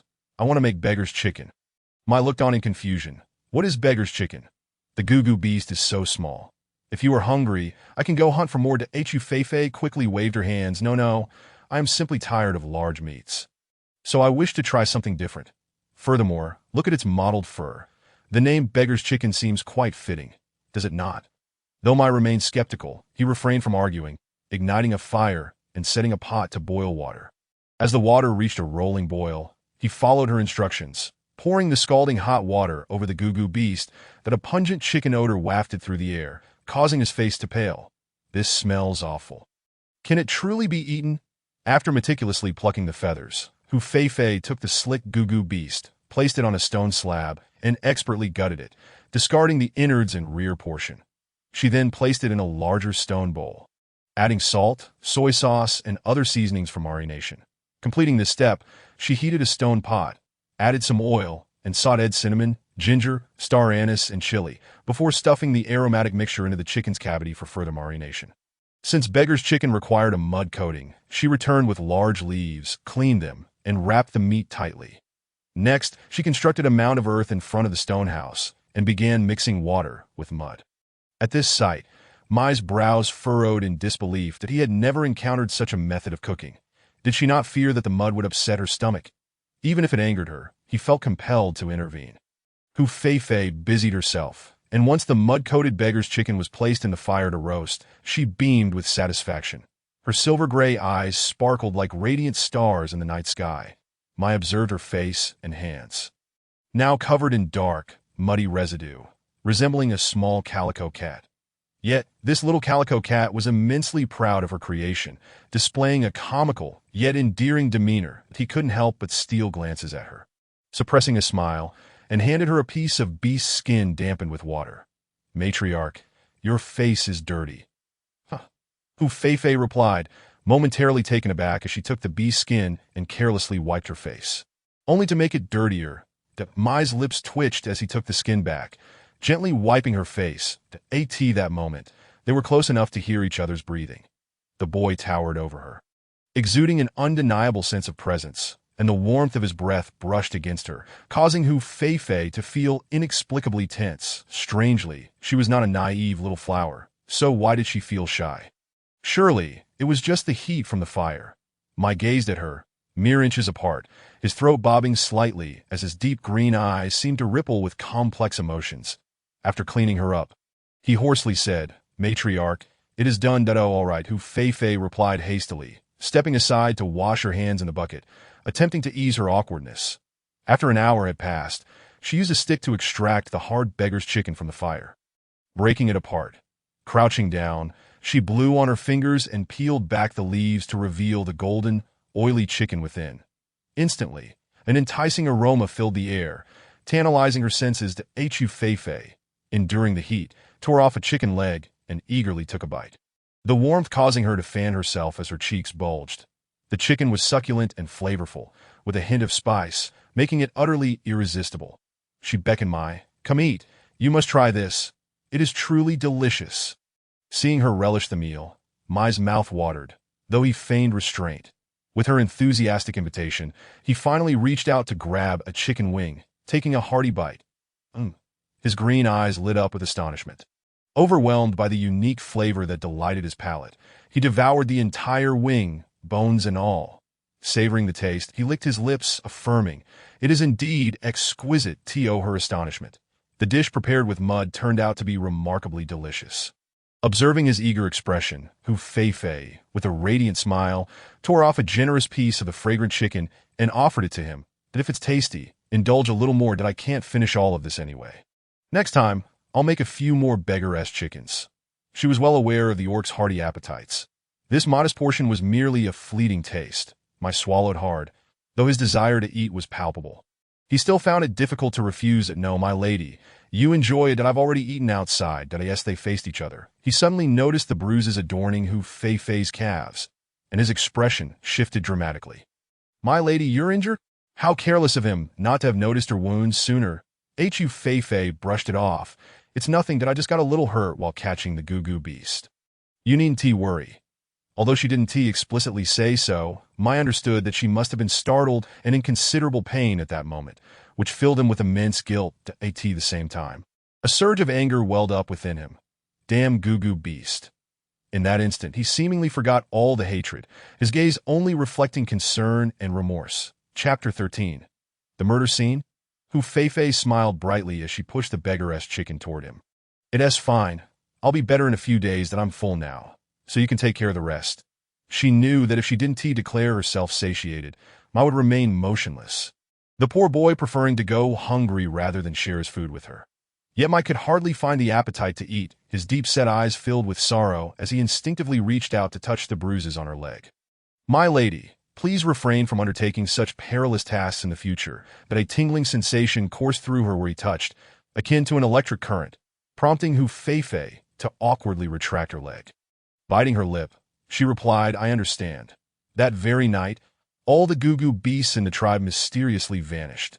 The following day, as the morning light broke, Hu Fei, with her disheveled hair, went to the riverbank to freshen up, only to be startled by the sight of numerous goo beast carcasses strewn across the ground. Shocked, she gazed at the gruesome scene. Was this a murder site? Just then, Mai returned from his bath in the river, his dark hair still glistening with droplets, his green eyes locking onto her from a distance. Noticing her astonishment, he cautiously explained, "My lady, you enjoy goo beasts, don't you?" "So I." He paused, concerned that she might perceive him as brutal. In reality, he was infuriated that the Gugu beasts had harmed her, which was why he had eliminated those reckless creatures. Moreover, due to the blood on him, he had taken a cold bath to cleanse himself. It turned out to be his handiwork. The Hu Feifei was both surprised and resigned. Well, now we can enjoy beggar-esque chicken every day. She lamented, I had planned to catch a few Gugu beasts to raise. That way, we could have bird eggs to eat every day. You and T have to go through the trouble of climbing trees to gather nests that I in the beast world. Females not only enjoyed meat, but also relished bird eggs and fruits. The original owner had been particularly fond of bird eggs, insisting on them almost daily that Mai's gaze deepened. Although he couldn't fathom her desire to raise Gugu beasts, he supported her idea. There are plenty of Gugu beasts in the wild. If my lady wishes to raise them, I'll catch a few more, he reminded her. There is cured meat in the stone pot. Remember to eat. After giving his advice, he transformed into a tall, sleek black cat and dashed away. This was Hu Feifei's first glimpse of Mai's beast form, that he was as large as a tiger, his ears adorned with tufts of long fur, and as he ran, his coat flowed elegantly, exuding an air of mystery. However, perhaps due to prolonged malnutrition, his fur appeared dull, and he was alarmingly thin, with skin stretched tightly over bones. At that moment, she felt a pang of compassion and silently resolved to ensure Mai regained his strength and vitality. He would look far more imposing that way. Moreover, through the messages conveyed by Nuo Gigi, she learned that Mai was not an ordinary fierce cat, but a member of the powerful and mysterious Nine Nether Cat Beast clan, residing in the West Ming realm. The reasons for his arrival here remained unknown. Nevertheless, once his bloodline powers awakened, he would undoubtedly rise to become a formidable leader. Gazing at the pile of Gugu beast carcasses, she postponed her trip to the river in favor of summoning the system Nuo Gigi. She accessed the system marketplace in exchange for various living essentials. This time, she acquired a mirror, a lighter, a sharp dagger, 2 sets of soft and comfortable undergarments, and a beautiful strapless dress that aligned with the local style. The dress was quite primitive in design, a tender green that resembled snakeskin, reaching just below the knees. Despite its appearance, the material was not only form-fitting, but also breathable and refreshing, crafted from a unique fabric. Furthermore, the tender green dress complemented her wheat-colored skin, enhancing her allure and exuding a wild, vibrant beauty. After donning the lovely dress, she reluctantly spent 100 points to exchange for a rejuvenating elixir and 2 pairs of sturdy yet soft grass shoes. One for herself and one for Mai. Here, most orcs went barefoot, with only females and children wearing yellow grass shoes or simple leather footwear. With her points dwindling, she dared not make further exchanges and closed the marketplace, given the pile of Gugu beasts at the entrance. She opted not to go to the river, but instead used a bucket of water to wash herself briefly, before taking a spiny fruit to brush her teeth. The spiny fruit served a cleansing purpose akin to the bubble fruit. However, its exterior was covered in fine, soft spines that released a white foam upon friction, not injuring the mouth and carrying a pleasant fragrance, far more convenient than a toothbrush. After freshening up, she consumed a couple of pieces of cured meat to satiate her hunger, and then began processing the mountain of Gugu beasts. The temperature difference between day and night in the beast world was significant, so she needed to swiftly handle the Gugu beasts while the morning was still cool. Otherwise, by the sweltering midday, the corpses would start to stink. She first boiled a large pot of water to pluck the feathers, planning to prepare some of them as beggar-esque chickens, not only for herself and Mai, but also to share with her grandfather and uncle. It was evident what a colossal task this would be. She busied herself like a whirlwind throughout the morning, sweating profusely as she placed the mud-wrapped beggar-esque chickens into the fire. One fire pit was insufficient, so she started several more as the pile of wood diminished rapidly. The heat was oppressive, and she drank a large bowl of water to quench her thirst before continuing to process the remaining Gugu beasts. Her intention was to cure and dry the leftover Gugu beasts like cured meat, so they could be preserved longer, alleviating Mai from the daily burdens of hunting. In truth, for better survival, the tribe employed a collective hunting strategy, allowing any adult male to join the hunting team. The food brought back by the hunting team would primarily be distributed to females and families with females, followed by allocations based on the orc's rank, with the least going to the weakest single orcs. That if the distributed food was consumed, the orcs would need to hunt for their sustenance. Orcs were ranked from 1 striped to 9 striped, with the next level being the yet-to-be-seen totem orcs. Although Mai was already an adult, his status as a slave and low strength excluded him from the hunting team, leaving him to fend for himself. The food allotted to the original owner would not be shared with him. He had to scavenge scraps or hunt alone. This lack of nourishment had left him frail, impeding his strength from improving. Reflecting on the hardships Mai had endured, Feifei felt a renewed determination as she strung the cured Gugu beasts with grass rope and hung them on the tree beside her dwelling to dry. By the time she finished, the sun was beginning to set, and Mai had yet to return from his Gugu beast hunting expedition, which made her somewhat anxious. However, at that moment, her stomach began to protest loudly, rumbling incessantly. She patted her empty belly and used a stick to pry open a beggaress chicken, cracking the hardened mud exterior and peeling back the leaves. Instantly, an enticing aroma wafted through the air, drawing the attention of several small orcs nearby. Chapter 14. You shall not bully him. As the rich scent of meat wafted through the air, the little ones sniffed eagerly, their mouths watering. What is that bad female eating? It looks so delicious, one exclaimed. Yeah, it's making my stomach growl, another chimed in. They nibbled on their fingers, their eyes glued to the golden chicken leg in Feifei's hand. Ollie, you're her little brother. Why don't you go ask her for a piece, so we can share? Proposed a small female with chestnut hair and freckles. Ollie gulped, struggling to divert his gaze. What is so good about it? Are you sure you want to eat something made by that bad female? Aren't you afraid of getting a stomachache? He hesitated to approach, remembering that he had trouble with her not long ago, and their relationship had remained strained. Upon hearing his words, the small female pouted in disappointment, while the other little orcs, resisting their hunger, suggested, Then let us move a bit farther away. That way, we won't smell the meat. The incessant chattering of the little ones was caught by Feifei's ears. That as she lifted her gaze, she spotted several small creatures peering out from behind the trees, reluctant to depart, realizing they were likely drawn by the enticing aroma of the beggar's chicken. She rose and approached them. What are you hiding behind the tree for? Come here. Her eyes sparkled with mirth as she greeted them warmly, having prepared an abundance of beggar's chicken that day. She was more than willing to share with these adorable little beast men.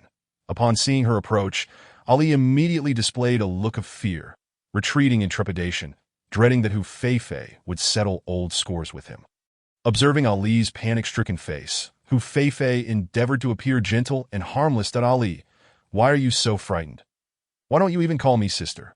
Ali, startled as if a hawk had swooped down, cried out in terror. That wicked female is going to harm the child. Run! The other little beast men trembled in fear and scampered away, despite Feifei's seemingly benevolent demeanor. They could not forget the myriad of misdeeds she had committed against their kin over the years. Watching the little ones flee in a panic, Feifei was taken aback. Was she truly so terrifying? She skeptically touched her face, feeling disheartened as she turned to walk back. However, she soon noticed that the little rascals had stealthily returned. Ali, his brow furrowed in confusion, found the overly gentle demeanor of the wicked female today to be rather strange.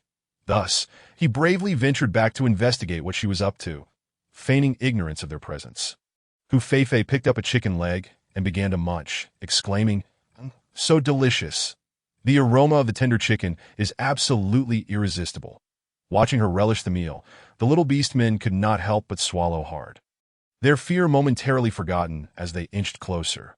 Understanding their apprehensive nature, Feifei pretended to discard the remaining meat, sighing, I can't eat anymore. I might as well throw it in the river to feed the fish. When Ali realized she intended to waste the food, he could no longer contain himself, exclaiming, You are wasting food.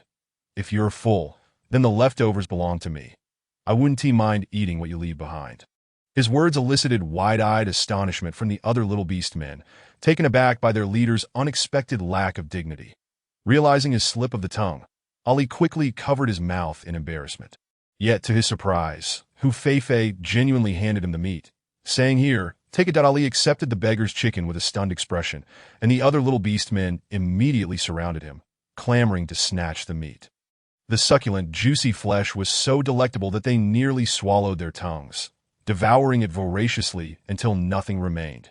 Meanwhile, poor Ali managed to snatch only a chicken wing that Feifei proceeded to crack open 2 more beggar's chickens, ignoring the little ones as she entered her stone house to organize her belongings.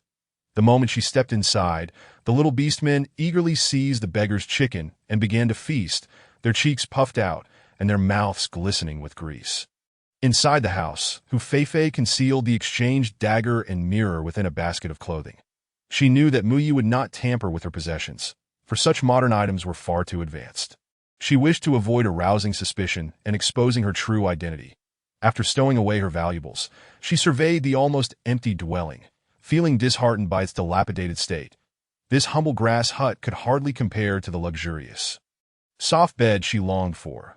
She resolved to save more points to exchange for a comfortable mattress, thus enhancing her living conditions. After daydreaming for a moment, she lifted the grass curtain to exit, only to be astonished to find the outside world completely deserted, the little rascals having vanished without a trace. Goodness, had they really turned their backs on her after being fed? Hu Feifei stood there in a daze, feeling flustered. But the next instant, the panicked alarm of the system, Nuo GG, echoed in her mind. Alert! Critical situation, detecting that the antagonist Mu Yi is accelerating towards corruption. Please, host, hurry to intervene. If the antagonist's corruption exceeds the threshold of 99, the system will enter hibernation and be unable to assist the host. What the heck? Hu Feifei gasped in shock, her heart racing. Could it be that Mu Ye's prolonged absence indicated he was in danger? Stamping her foot in anxiety, she commanded, Nuo GG, lock onto Mu Ye's position immediately. Understood, host. Locking position will deduct 10 points from your influence score. Deduct it. Hu Feifei felt a slight annoyance at Nuo GG's reluctance. But such was the system's protocol. Point expenditure required the host's consent, no matter how urgent the matter was. Received. Points deducted. Target Mu Yi is being locked on. Ding. The target is currently located in the fields outside the tribe. Host, please proceed immediately. Nuo GG relayed the information in a rapid-fire manner. Barely able to contain her frustration, Hu Feifei dashed out of the tribe at the fastest speed she could muster. From a distance, she spotted a formidable tiger pinning a large black cat to the ground, its sharp fangs viciously sinking into the cat's hind leg, blood splattering in all directions. Under the overwhelming disparity in size and strength, the black cat had no means to retaliate, only able to writhe in agony. Witnessing this brutal scene, Hu Feifei's vision turned crimson. The venomous jeers of the surrounding beastmen only fueled her fury. How dare a lowly slave covet Tyson's female? Truly deluded, indeed. What audacity! One useless being has no right to act so confidently that it's a great act of kindness that the tribe even took him in. Yet he dares to provoke Tyson. Such a worthless creature should not even be alive. I believe Tyson should be ruthless and eliminate him, sparing us the sight of him. Several strong young beastmen looked on in disdain, their contempt for the struggling Mu Yi evident as they urged Tyson to finish him off, their hearts cold and cruel.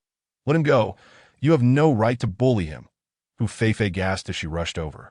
Witnessing Mu Ye's battered form, in a fit of desperation, she grabbed a large stone from the ground and hurled it towards Tyson's head with all her might.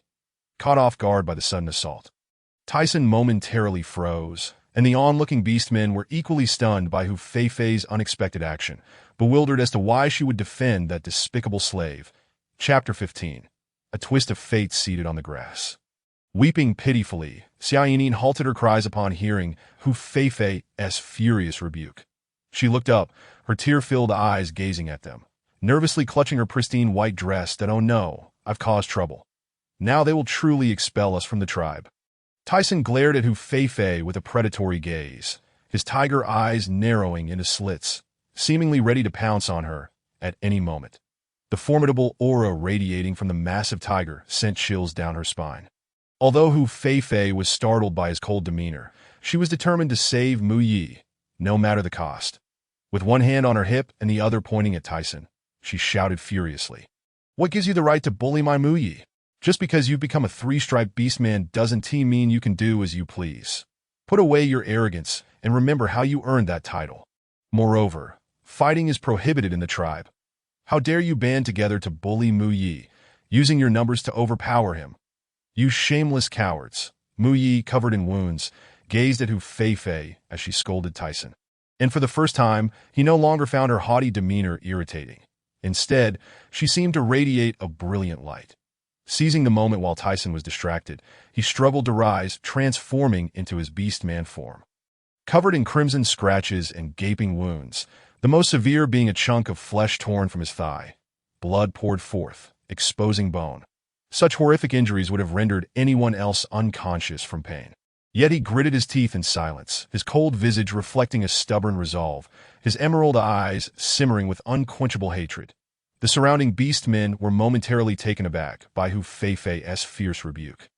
Casting worried glances at Tyson, that if the tribe leader learned of Tyson's brutal attack on Mu Yi, he would surely face severe punishment. Although Mu Yi was deemed a lowly slave and was expected to be submissive, he was nonetheless brought back by the tribe leader. Thus regarded as a member of the tribe. One of the tiger beast-men pondered for a moment before speaking up in Tyson's defense. While the tribe strictly prohibits internal conflict, fighting over females is an exception. Why don't you ask Tyson why he attacked Mu Yi? The truth is he covets Tyson's female. That shouldn't a disloyal slave be punished? His words instantly shifted the narrative, casting Tyson as the victim defending his female, while Mu Yi was portrayed as deserving of his fate. The other beast-men quickly chimed in, their anger palpable. Hu Feifei. Don't be foolish. That worthless being isn't worth your sympathy. Such a disloyal and useless beast-man should be driven out of the tribe. Exactly. He was never one of us, just a treacherous wolf. Listening to their incessant slanders and insults, Mike clenched his fists tightly, his nails digging deep into his flesh, veins bulging on his forehead, that a torrent of rage engulfed him, a fierce desire to annihilate them all coursing through his veins. Yet he feared that Hu Fei would be swayed by their deceitful words. Desperate to defend himself, he exclaimed, "My lady, do not believe their words. It is not as they say. I did not covet Tyson's female. Rather, it was she who insisted that I escort her back to the tribe." The entire debacle began when he returned to the tribe with the Gugu beast and fortuitously encountered Xia Yinin, who had sneaked out to gather fruits and lost her way. Unable to disregard her helpless pleas, he took her back to the tribe, only to be misunderstood by Tyson as attempting to seize his female. He had explained the situation, yet Tyson refused to believe him, and all the beast-men echoed his sentiments, stubbornly convinced that he harbored ulterior motives. Had he known this would be the outcome, he would have ignored Xia Yinin entirely. At this moment, he gazed at the silent Hu Fei, his heart heavy with anxiety and pain. Would she believe him? Tyson, having reverted to his human form, glared at Mai with a face ashen with fury. "You are lying. Yinin has always been obedient. She would never leave the tribe alone, so it must be you who harbors ill intentions." Seeing his continued accusations, Mai's teeth ground together, the veins in his arms standing out as his fury reached its zenith. The heart that had once turned white now seemed to blacken, as if stained with ink. That Hu Fei's demeanor was as cold as ice, yet her heart raced in alarm, listening to the relentless accusations hurled at Mai. She longed to silence their mouths with mud. In a flurry of urgency, she turned her gaze to the tearful Xia Yinin. Surely, the truth could be gleaned from her. She strode over and grasped the weeping Xia Yinin. Her voice icy. "You explain. Did you not sneak out on your own? Do not merely cry when trouble arises."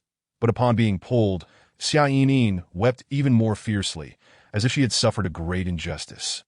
Resembling a fragile, helpless little rabbit. Yet she was the very one brazenly tormenting others.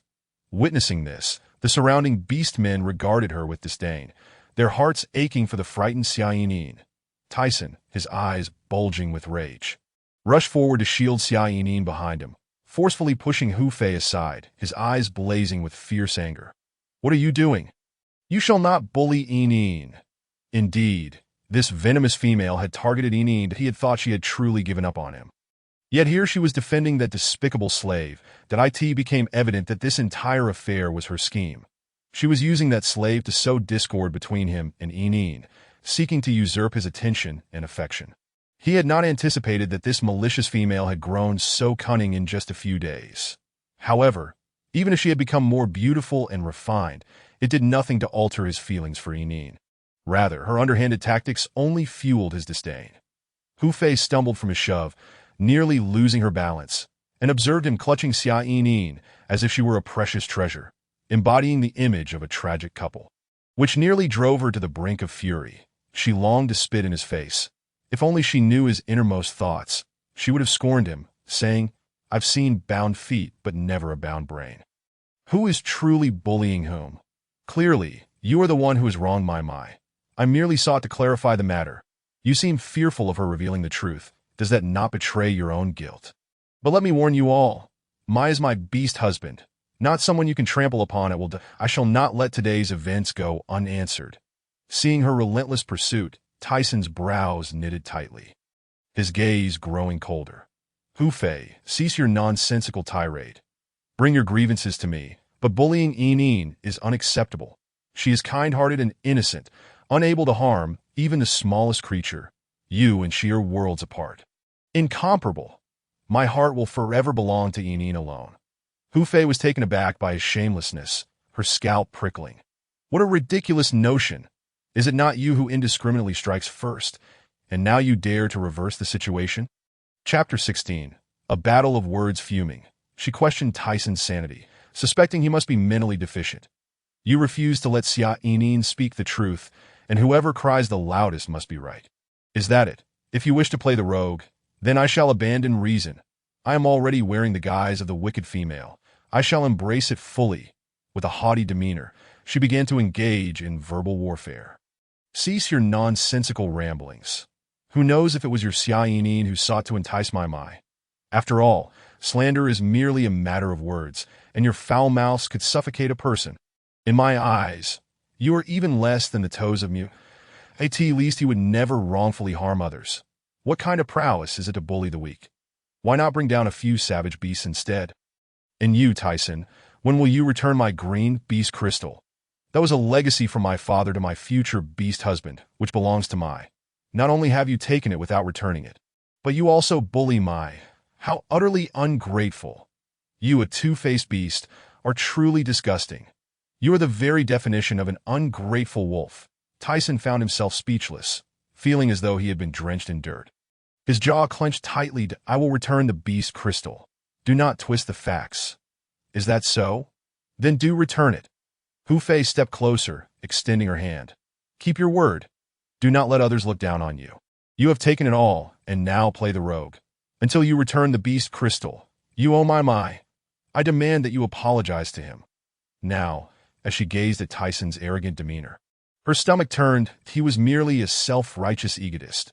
How could such a man, whom the original owner had adored, look down upon the ever-loyal Mai? Because of the original owner's indulgence, Mai had suffered scorn and ridicule from the tribe, bullied and beaten by other beastmen. The more she thought about it, the angrier she became, feeling deep sympathy for Mai. Tyson was momentarily rendered speechless by her retorts, his expression darkening. Xia Yinyin clutched his arm, sobbing softly. It's all my fault. I'm so sorry, Tyson. Please don't argue because of me, Wah. As soon as he heard her weeping, Tyson's heart broke, but he gently wiped her tears away, glaring fiercely at Hu Fei. Hu Fei, your unreasonable antics must have limits. You know full well how rare the green beast crystal is and the difficulty in hunting powerful fifth-tier beasts. You are putting me in a difficult position. Wishing for my demise. Hu Fei found his shamelessness laughable, that if you understand the value of the green beast crystal, then why did you accept it in the first place? Did you think your face alone was enough? Moreover, that was a legacy from my father. Do not forget, without my father, you would not have lived to adulthood. Her words silenced several beastmen who had come to watch the spectacle, their arrogance dissipating. Indeed, had it not been for her father leading the tribe in evasion and protection, the entire Jue tribe would have perished, and they would have fallen victim to the dreadful beast tide. Some onlookers, eager for drama, chimed in. Tyson, you should return the green beast crystal. Since it was left by Lord Amon for Hu Fei's future beast husband, you ought not to claim it for yourself. His brown eyes regarded Tyson with a glimmer of mockery. Yes, Gru is right. Tyson, you should return the beast crystal at once. This way, she will cease to pester you. Though they did not favor Mai, they recognized that Tyson should not hoard what belonged to Lord Amon. In their eyes, Lord Amon was a hero, a true warrior, while Tyson paled in comparison. Upon hearing this, Xiao Yinin's eyes shimmered with emotion as she gazed thoughtfully at the tall and handsome beastman. Tyson, did you truly take her things? It sounds as though this beast crystal is immensely precious, akin to a token of affection, that if Tyson truly harbored no feelings for Hu Fei, why would he accept such a token? This matter has left her feeling that Tyson is somewhat foreign to her. as if he is not as sincere and devoted as she had believed, concealing many things that a twinge of bitterness arose within her. Dissatisfaction with Tyson's actions gnawing at her heart. Yet in this savage world, she could only rely on this formidable beast man to survive, and even in her anger, she dared not raise her voice that Tyson's handsome face flushed crimson. His fists clenched tightly, unable to meet the skeptical and mocking gazes of those around him, and he was too afraid to reveal the truth. He wished to make amends, yet the azure barbaric crystal had already been consumed. Initially, he had never anticipated encountering his beloved Enine. Now, he could only focus on increasing his strength, striving to become a four-pattern beast man to contend with the fifth-tier savage beasts and seize the azure barbaric crystal from within them. Fox Feifei perceived Tyson's embarrassment but was not inclined to relent, continuing her domineering inquiries.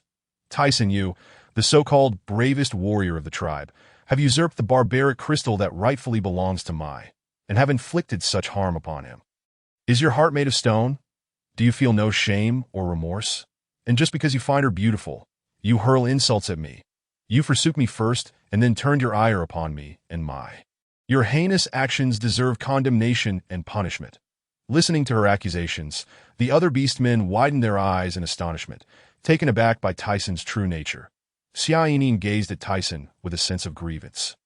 As if he were a heartless scoundrel, enduring the torment, Tyson could no longer bear the disdainful and scornful looks of the crowd and suddenly transformed into a great tiger, fleeing in panic, leaving Xiaoyin bewildered in the wind. She looked helplessly at the furious Fox Feifei, fearing that this high-status female would cast her out, with her survival skills in the wild being non-existent. Leaving the tribe would mean certain death. Seeing Tyson's irresponsible departure, Fox Feifei, filled with indignation, felt the urge to chastise him further, but was gently tugged at by someone to "My lady, it's all right that I am unhurt. Do not worry." His voice was deep yet frail, making Fox Feifei's heart ache even more. She immediately grasped Mai's hand, her gaze trembling as she took in his battered form. "You need not put on a brave front before me." As she spoke, she noticed that the darkened heart above his head had returned to white, gradually tinged with a hint of pink. Simultaneously, she received a system notification. Favorability, 5,500 points acquired. Though the sound of points being credited was melodious, she felt no joy at that moment. She did not wish to appear as a savior to Mai, nor did she want him to suffer further harm. Mai gazed at Fox Feifei, whose expression was filled with concern for him, and he was uncontrollably moved that he could no longer maintain a hardened demeanor against the female who stood up for him, and he found himself increasingly enamored with her kindness, a truth he could not deny. While he was touched, he also feared that this affection was fleeting, that he was merely a tool for her to provoke Tyson. Chapter 17. A hard-earned warmth, seeing a large pool of blood where Mai stood. Fox Feifei's face turned pale with urgency, and she anxiously urged him to lean against her. "Your wounds require immediate attention. We must return." She reassured him, "Rest assured, I will seek justice for what happened today. And those beastmen who bullied you will pay the price." With a soothing word, she attempted to lead Mai away, but he had lost too much blood, nearly collapsing against her, making it difficult for her to breathe. Despite Mai's slender frame, his weight was more than she could bear.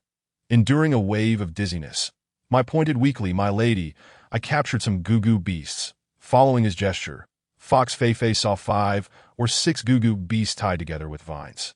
Appearing listless from fright, she turned her gaze toward the other beastmen. "You all help carry Mai back." However, before she could finish, the beastmen took off in a panic, as if pursued by demons, with Tyson having fled. They had no desire to remain as scapegoats.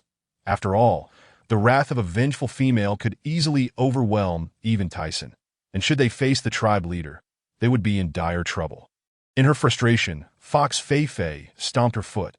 "You are all utterly despicable." Fortunately, other beastmen in the tribe heard the commotion and rushed out to investigate, including Tiger Flower and her 3 beast husbands. Tiger Flower, breathless, ran up to her. "Feifei, what happened? Did they bully you?" Fox Feifei shook her head, then nodded. "They did not bully me. They bullied my Mai. Look at his injuries. This is all Tyson's doing. But that's not urgent. Please have your beast husbands help me carry Mai back. He needs medical attention urgently." "All right, no problem," Tiger Flower replied, her gaze turning to Mai's injuries in shock. Such severe lacerations. It seems Tyson showed no mercy. At that moment, her disdain for Tyson deepened further. To betray Fei-Fei's genuine affection was one thing, but to bully Fei-Fei's male servant was truly inhumane. At this moment, I had succumbed to unconsciousness from blood loss. And Tiger Flower's two strong beast husbands carefully lifted him back to the stone hut. Xiaoyin, feeling like an invisible presence, trailed behind, clutching a basket of fruits, her anxiety palpable. She had been too timid, and it had cost the innocent beast boy dearly. She had not anticipated Tyson's explosive temper, which had been impossible to restrain, nor did she foresee how many truths he had concealed from her. Ultimately, he had abandoned her, leaving her utterly disappointed. Gru, noticing Xiaoyin's bewilderment, approached with a warm smile. These sweet fruits are rather heavy. Let me help you carry them. Xiaoyin raised her watery eyes, taking in his handsome features and sunny, gentle smile, and nodded shyly. That would be very kind of you. Gru took the basket from her, saying, Not at all, that it is my honor to serve such a beautiful female as yourself. That my name is Gru. In the future, if you wish for anything, I can take you outside the tribe to gather it. Really? Xiaoyin's eyes sparkled with excitement. Being cooped up with Tyson had made her feel stifled. Of course that Gru's gaze remained fixated on her fair face, a look of infatuation dawning in his eyes. He had heard tales of Tyson bringing home an extraordinarily beautiful female, whom he treasured and kept hidden from the tribe. Seeing her in person confirmed the rumors. The female before him was charming and lovely, particularly those large, glistening eyes that seemed to speak, captivating his heart. Such a beautiful female. He certainly wished to be her companion. Xiaoyin did not overthink it, secretly delighted to have made a new friend. She extended her hand in greeting. Hello, I am Xiaoyin. Gru immediately grasped her soft hand, surprised by her innocence and affability. A triumphant glint flickering in his eyes. Within the blood-stained stone hut, the silver-haired Miloan wore a grave expression as he tended to Mai's deeply gaping wounds, his brows furrowed in concern. How could the injuries be so severe? Such extensive wounds could lead to infection, which would be dire. He applied the crushed green medicinal paste directly onto the wounds, causing Mai to awaken from the pain. Seeing Miloan's rough and ready treatment, Fox Fei-Fei felt a pang of sympathy. However, with so many present, she could not administer modern medical care. She could only offer Mai a bowl of soup laced with healing elixirs. Bear with it. You will feel better after drinking this. Mai, cold sweat beading on his forehead from the pain, remained silent and drained the soup in one gulp. Thank you, my lady. That I also appreciate your effort, Grandpa Miloan. After applying the medicinal paste, Miloan gently advised him, Be careful not to strain the wounds. Rest and heal. That I will return tomorrow to change the dressings. His heart ached at the sight of Mai's body, marred with fresh and old wounds, and he sighed, shaking his head. Unable to help but offer counsel to Fox Fei-Fei, he began, Mai is a pitiable child, but he is also reliable. That I in the future, you too. His words trailed off, for such matters were not for an outsider to meddle in. Fox Fei-Fei understood his intent and assured him she would take good care of Mai, politely seeing him out while expressing her gratitude to Tiger Flower and the others. Tiger Flower grasped her hand. Fei-Fei, you need not be so formal with me. That I must admit, your sudden change has thrown me a bit. Indeed. Thanks to you, our tiger cub is well again. Should you need any assistance, do not hesitate to ask. Tiger Peak chimed in, thumping his chest. Fox Fei-Fei forced a smile. That I have no particular needs. It is just about Mai. Tiger Flower spat in frustration. That I never imagined Tyson could be so despicable. Fei-Fei, rest assured, I will always stand by your side. That I will ensure Tiger Peak and the others look after Mai. This was precisely what Fox Fei-Fei hoped for, and she gratefully responded, Then I shall entrust it to you. After exchanging a few more words, she sent away several of the tiger flowers, then returned to the room to pour a bowl of water for Mai. Simultaneously, she tenderly wiped the dirt and blood from his face with a damp beast skin. Her movements were gentle, as if she were handling the most cherished treasure. This sudden display of tenderness left Mai somewhat astonished. His heart tightened as he observed Fei-Fei's actions, gradually losing himself in the moment. In this serene and beautiful demeanor, he encountered a side of her he had never seen before, prompting him to soften his breathing, fearful of interrupting this rare moment of warmth. Noticing the beast's skin had become soiled, Fei-Fei rose to clean it, but was unexpectedly halted by Mai's sudden grasp on her wrist. Why are you treating me so kindly, my lady? Reflecting on their past interactions, he recalled how, despite her cold demeanor towards him. Her actions had always been for his benefit, as if she had undergone a sudden transformation. Was it true, as others suggested, that she had suffered a blow to the head and thus no longer despised him? Her newfound kindness made him yearn for her affection. Yet he feared it might all be a fade. He worried that she might simply be using him as a tool to retaliate against Tyson for his cruelty. Chapter 18. The Efficacy of High Technology. Hu Feifei gazed down at the bewildered Mai, her eyes reflecting a complex mixture of emotions. She understood his doubts and his unease. After all, having endured years of abuse and bullying from the original owner, how could he suddenly accept a former tormentor who had seemingly changed? His apprehension weighed heavily on her heart, prompting her to crouch down to his level, her eyes filled with sincerity. There is no absolute good or evil in this world. Much like the tyrannical person I once was, that I acknowledge the many wrongs I have committed, but they were merely a facade, a manifestation of my own insecurity, whether you believe it or not. My prickly exterior was simply an attempt to conceal my fragility. These are words I have never shared with anyone else. If you are willing, shall we start anew? Her words contained a blend of genuine feeling and embellishment. Yet she did not deny her past ugliness. Even the most detestable individuals possess their own vulnerabilities. Had the original owner's parents been alive, her character would surely not have been so sharp. Mai was momentarily taken aback, never anticipating she would confide such sentiments to him, leaving him at a loss for words. She had indeed changed, becoming both unfamiliar and captivating to him, but he pondered whether forgiving her so easily might lead her to scorn herself further. A deep frown creased his brow as he wrestled with his conflicting emotions. Hu Feifei did not expect him to forgive the past abuses he had endured at the hands of the original owner. Nor did she feel entitled to such forgiveness. With a light laugh, she said, "I do not wish to impose, but please grant me a chance to amend my ways." Mai hesitated, then finally voiced the question that weighed most heavily on his mind. Have you truly changed?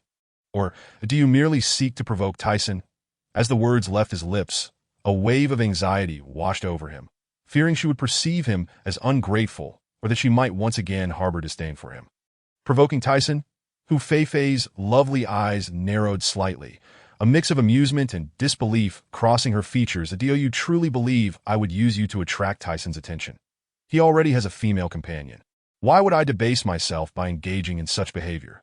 In truth, I have grown to dislike him, even loathe him. My previous infatuation was merely a result of my lack of discernment. The type of arrogant, pretentious individuals she detested most were precisely the kind embodied by Tyson. Having received the answer he longed for, Mai felt a surge of joy, his green eyes shimmering with an affection he had not even realized he possessed. When Hu Feifei glanced up, she noticed a heart floating above his head, now transformed into a vibrant pink. Presently, only 3 hearts remained black. Simultaneously, the system chimed in delight. Ding! The villain Mai's darkening value decreases by 5. Favorability increases by 2, accumulating 250 points. Congratulations, esteemed host. Hu Feifei was equally elated. With such a bounty of points, she could exchange them for even more powerful items. Furthermore, her living conditions could undergo a dramatic transformation, elevating her from rags to riches. This exhilarating feeling was simply sublime. Mai gazed intently at her radiant smile, unconsciously mirroring her joy with a warm smile of his in a low, gentle voice. He reassured her, "I truly have no intention of enticing Tyson's female companion, that I acknowledge my previous missteps in getting too close to other females. I shall be more mindful in the future." Even when faced with Tyson's aggression, he had never succumbed to fear, only lamenting his own weakness. Yet he was particularly anxious about her, believing the deceitful tales spun by the beastmen. Hu Feifei tenderly stroked his fluffy ears. "Having longed to do so, that I believe you." Mai felt as though he had been struck by an electric current, a tingling sensation that coursed from his ears to the soles of his feet. Embarrassed, he lowered his gaze, his fair complexion flushed with crimson. "Oh, the bashful youth has turned shy." Hu Feifei's eyes sparkled with mischief as she contemplated teasing him further, only for the moment to be abruptly interrupted by a series of rumbling sounds that shattered the intimate atmosphere. Mortified, Mai's face reddened down to his neck. Unable to bear the thought of meeting Hu Feifei's gaze that he had not eaten since morning, and after expending considerable energy running and hunting, as well as engaging in a scuffle with Tyson, His stomach was now painfully empty. Hu Fei set aside her playful demeanor and brought over several freshly prepared beggar's chickens for Mai to eat. Given the sweltering summer heat, the mud-covered chickens were still steaming hot. Upon opening them, a rich aroma of meat wafted into the air. Mai stared at the golden-brown beggar's chicken, swallowing hard, his cheeks aflame as he accepted the dish and devoured it with gusto, shifting his body to avoid letting her witness his unrefined manner of eating. Seeing him in such a shy state, reminiscent of an adorable puppy, Hu Fei was instantly smitten and lovingly prepared a bowl of warm water for him.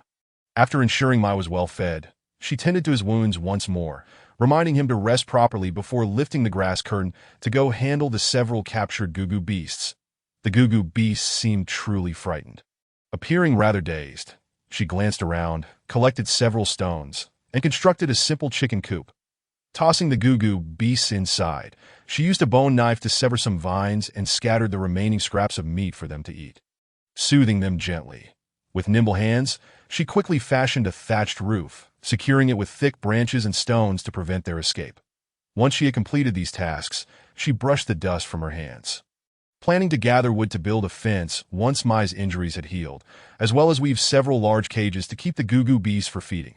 The beastmen were also skilled at crafting items such as straw sandals and bamboo baskets. And the cages were not dissimilar to these. The bamboo baskets used in her home had all been woven by Mai. Noticing the water barrel was empty, Hu Fei took it to the riverbank to refill. The winding river resembled a mirror, sparkling under the sunlight as it flowed ceaselessly. The crystal-clear water revealed the colorful stones beneath the surface, along with the fish and shrimp swimming within. While drawing water, Hu Fei's eyes brightened as she observed the plump fish gliding through the river. It was evident that the fish here were exquisite and would surely be delicious. Consequently, she spent 50 points in the system shop to acquire an electric fishing net. The net, entirely silver in color, was incredibly convenient. When placed in the water, any fish or shrimp that came into contact with it would be temporarily stunned by an electric jolt. After scanning the surroundings to ensure no beastmen were nearby, she cast the electric fishing net into the river, causing splashes to erupt across the surface. After waiting for 2 minutes, she estimated it was time to retrieve the net. With all her strength, she pulled the net onto the shore, revealing a bounty of over a dozen large fish and several smaller shrimp, leaving Hu Fei wide-eyed with delight. She couldn't help but exclaim, "High technology truly is remarkable." It appears that the absence of orcs fishing in the river has rendered the fish and shrimp utterly utility in this moment. Those fish have been momentarily stunned, occasionally flicking their tails in a futile attempt to struggle. Chapter 19. Delectable Fish Soup. Hu Fei deactivated the electric current and untangled the fishing net, gathering the slippery fish into a wooden barrel. However, the catch was so plentiful that a single barrel could hardly contain it. And the fish were remarkably plump and round, each weighing around 10 pounds. Just 3 large fish nearly filled the barrel, compelling her to release the remaining fish and shrimp back into the river. Planning to return for another harvest, the fish that returned to the river swam slowly and awkwardly, their movements somewhat stiff. Pressing a button, the fishing net swiftly retracted to the size of an umbrella, conveniently compact and space-saving. With one hand carrying the filled wooden barrel and the other holding the coiled fishing net, she made her way back to the stone house. Inside, Mai had consumed 5 or 6 roasted chickens before feeling somewhat sated. Yet he could not bring himself to eat the last one, intending to save it for Hu Fei's dinner. He was perplexed as to how the female master, who had once been incapable of even starting a fire, had suddenly become such a skilled cook. The roasted chicken was so delicious that he almost swallowed his tongue. He struggled to suppress his cravings, managing to save just one chicken, unwilling to let his female master toil in caring for him, while also going hungry. At that moment, hearing the rustling sounds outside, he attempted to rise, but was overcome with weakness and pain, cold sweat beading on his forehead as he recalled the healer, Mai Luan's admonitions to remain still, lest his wounds fester and worsen. Reluctantly, he lay back down, feeling utterly useless, wondering if his female master would come to despise him for his ineptitude. The more he thought about it, the more his mind became a tangled mess. And he called out to Hu Fei, "Female master, my wounds should be nearly healed by tomorrow. I can go hunting then. You need not exert yourself so much in caring for me." His tone was laden with guilt and self-reproach. as he felt it was a dereliction of duty for a male to require the care of a delicate female, causing him to disdain himself to Hu Feifei, skillfully gutting a large fish with a stone knife and scraping off its scales. Replied nonchalantly, "There is plenty of cured meat at home, and those goo-goo beasts will last us for several days. You need not worry about me. Focus on your recovery. Soon you shall have delicious fish soup to enjoy." She was aware of the orc's hearty appetites and rapid digestion. Thus, aside from the fish soup, she intended to roast the other fish as well. The abundance of resources here meant they need not fret about food. It was merely the orc's lack of resourcefulness that posed a problem. After preparing the ingredients, she heated a stone pot, pouring in oil exchanged from the marketplace, adding ginger slices and chunks of fish to saute until golden brown. She then added water and seasonings for simmering and ventured outside to gather a few wild mushrooms, washing them thoroughly before adding them to the soup for enhanced flavor. The only regret was her inability to find scallions or garlic, which would have elevated the aroma further. However, the fish meat was already exquisite and flavorful on its own. Next, she covered the stone pot with a large, palm-like leaf and proceeded to prepare the remaining fish. After deftly removing their entrails and scales, she skewered them on wooden sticks and placed them over the fire to roast. For a more delightful taste, she exchanged seasonings like cumin and pepper from the system marketplace, evenly sprinkling them over the fish, filling the air with an enticing aroma. Together with the fragrant steam wafting from the stone pot, it stirred the appetites within. As she finished roasting the large fish, the soup in the stone pot was bubbling vigorously, steam causing the leaf to quiver. Hu Feifei approached, lifting the leaf to reveal the creamy, delectable fish soup. Unable to resist salivating, she took a larger stone bowl, filling it generously and prioritizing serving it to the injured Mai. His slow progress and strength gain was likely tied to his insufficient nourishment, and she resolved to ensure he became robust and well-fed, so he would no longer be bullied by other orcs. Yet upon entering the house, she was momentarily taken aback by the chaotic scene before her. Wow, orcs truly can eat. The roasted chicken she had made were completely devoured, and she had originally intended to bring two for her grandfather, a feline orc. Mai had long been enticed by the aroma. Upon seeing Hu Feifei, her cheeks flushed, carrying a steaming bowl of fish soup. His heart swelled with softness. However, the next moment, he noticed her frozen in place, staring intently at the scattered dirt and bones on the floor, and he instinctively clenched his fingers, panicking and looking down, fearing she would scorn him for his large appetite that had left the place in disarray. After a brief moment of surprise, Hu Feifei regained her gentle demeanor and presented the stone bowl to Mai. "This is the fish soup I made. Do give it a try." Mai's eyelashes fluttered as he perceived her calm expression, allowing him to accept the bowl, though he did not sip immediately. Instead, he blew on it and brought it to Hu Feifei's lips, saying, "Female master, you should drink first." As a male servant, it was only natural for him to prioritize her needs. Hu Feifei's beautiful eyes sparkled as she smiled at the obedient youth, and in that instant, she seemed to blossom like a field of flowers. The upward tilt of her eyes exuded a captivating allure, a delightful mix of charm and playfulness. She slightly bent forward, her luscious lips parting as she took a sip of the fish soup, letting out a soft sigh. Delicious. This bowl is for you. There's plenty more in the pot outside. Dio taste it and see if it suits your palate." As she spoke, she playfully licked her lips, unaware of how enticing she appeared. Mai distinctly heard his heart racing, his blood surging, and he instinctively averted his gaze, awkwardly lifting the stone bowl and gulping down the soup without concern for the heat. "It's incredibly good," he murmured, his voice rough with satisfaction. "But female master, what did you put in this soup? It tastes so exceptionally delicious." Seeing him relish the soup, Hu Feifei's eyes crinkled with delight. "I made this with the river's spiny fish beast and some seasonings. If you enjoy it, I'll gladly serve you another bowl." The spiny fish beast from the river? Mai's expression was one of incredulity. The spiny fish was not only small but also filled with spines, making it unappealing to most orcs. Yet, the soup Hu Feifei had made was surprisingly delectable, a flavor he had never encountered before. As his curiosity grew, he felt something was amiss, sensing that his female master had changed significantly. Not only had she become more beautiful and diligent, but she also possessed an array of peculiar ideas, even managing to turn the despised spiny fish into such a delightful dish. Indeed, I was pleasantly surprised when I tasted a roasted spiny fish beast and found it quite delectable, which inspired me to make a soup. Cooking the meat and broth together is quite convenient as well. Hu Feifei replied nonchalantly, her heart steady as she concocted a tale. Fearing her ruse might be discovered, she hurriedly fetched another bowl of fish soup from the pot outside, along with a roasted fish for him to enjoy, hoping to silence his doubts with delicious food. After all, they say that to win a man's heart, one must first conquer his stomach. Mai accepted the bowl and drank deeply, finishing the fish soup in mere moments, leaving Hu Feifei astonished. She realized her cooking portions might still be too small. Considering Mai's appetite, he could devour an entire cow. Clearly, she would need to procure a larger pot. Chapter 20. Sharing a bed, do try this roasted fish beast, she said cheerfully, offering him the roasted fish.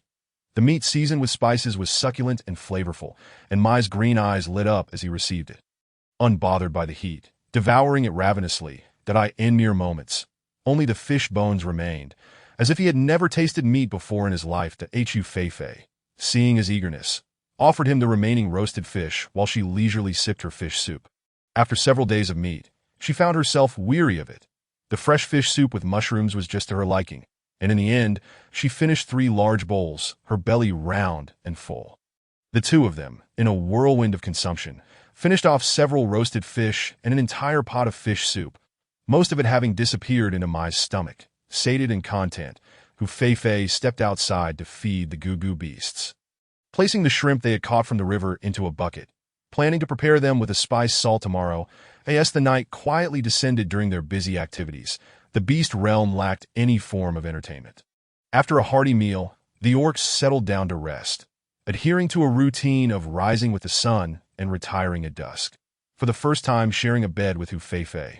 Mai felt somewhat awkward, his soft, drooping cat ears twitching as he hesitantly said, "Female master, perhaps I should keep watch outside." He had always lived this way, never permitted to sleep indoors regardless of the weather's wrath.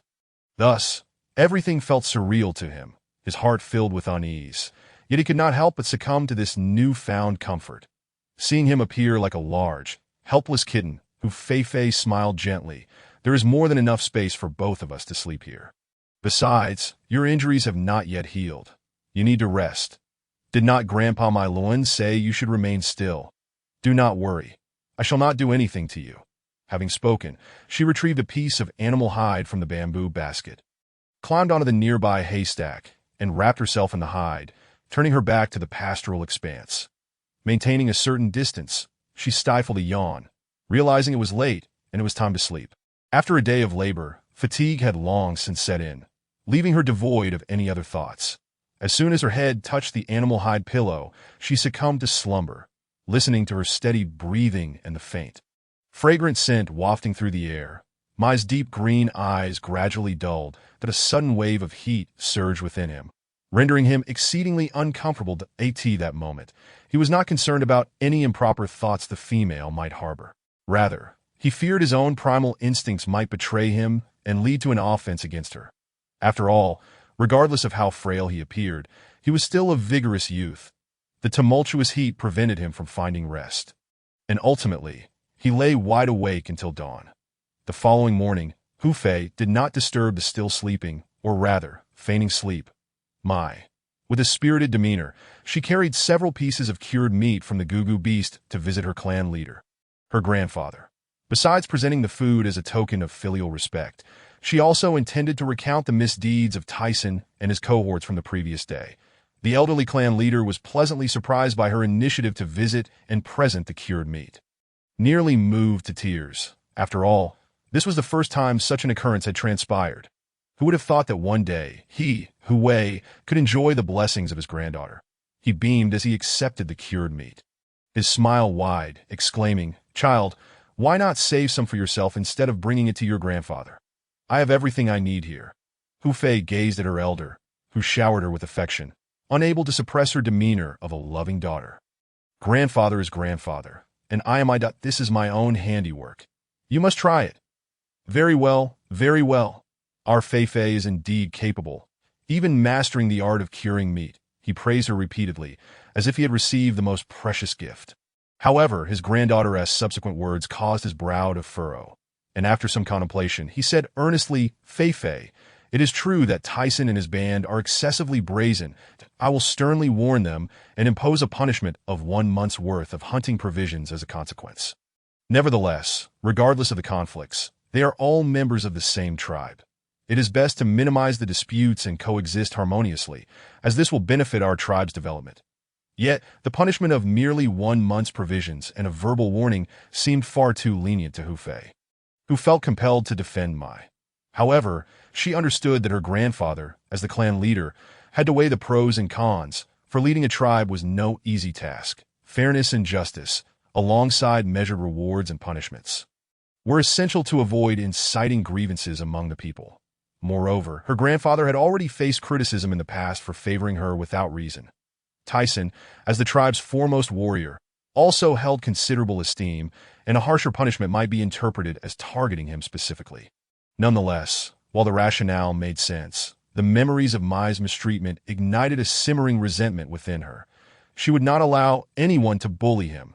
Seeing her dejected expression, her grandfather consoled her. "Fei, I assure you that if Tyson dares to bully Mai again, he shall not escape retribution."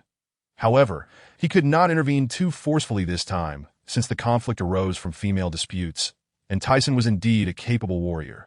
His considerations were multifaceted. How about this? Mai can join the hunting team and enjoy the same treatment as other tribesmen?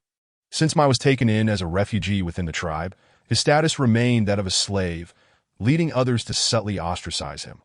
Most of the time, the clan leader turned a blind eye to minor issues unless they escalated excessively. However, with his granddaughter's newfound acceptance of Mai and her willingness to stand up for him, he felt compelled to reassess the situation. Fondly regarding the harmonious couple, he was naturally pleased, though he recognized that Mai's current strength was still insufficient to adequately protect Hu Fei. While he could not deliver a fitting punishment to Tyson, this journey was not entirely fruitless. Under the clan leader's soothing words, Hu Fei relaxed her furrowed brow. "All right, grandfather, rest assured, I understand the gravity of the situation. I will return to share this good news with Mai." She could not bear to burden the elderly man further, and she had her own ways of seeking justice against Tyson. Watching Hu Fei dash away with fervor, the clan leader's eyes brimmed with affection. Once her figure disappeared from sight, he composed himself and summoned Tyson to deliver a reprimand. While strength was beneficial for the tribe, he would not tolerate arrogance, especially when it concerned his beloved granddaughter.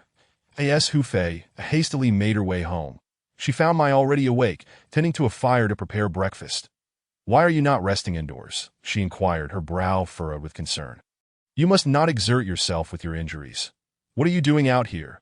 Mai turned his face, adorned with dark circles, towards her and explained earnestly, "Mistress, I am well. The healer, Mullen, visited earlier and said my recovery is progressing splendidly." The healer was astonished at how swiftly he had healed from such severe wounds overnight, even inquiring if he had consumed any miraculous medicine. Yet, out of instinct, he withheld the details of her treatment, attributing his recovery to his robust physique. Chapter 21. Tyson's apology, noticing the dark circles under Mai's eyes and his apparent lack of vitality. Hu Fei hurried over to gently touch his forehead, worried he might have a fever. However, upon checking, she found his temperature normal, prompting her to question, "How peculiar. Why do you look so unwell? Is there something else troubling you?" Her hand was soft, like a feather brushing over his silent heart, causing Mai's cheeks to flush as he averted his gaze, stammering, "No, there is nothing wrong. Mistress, you need not worry about me." Hearing this, Hu Fei felt relieved and proceeded to inform him of the clan leader's approval for him to join the hunting team. Mai's eyes widened in shock, and with an excited tone, he assured her, "Mistress, rest assured, I will strive to enhance my strength and live up to your and grandfather's expectations."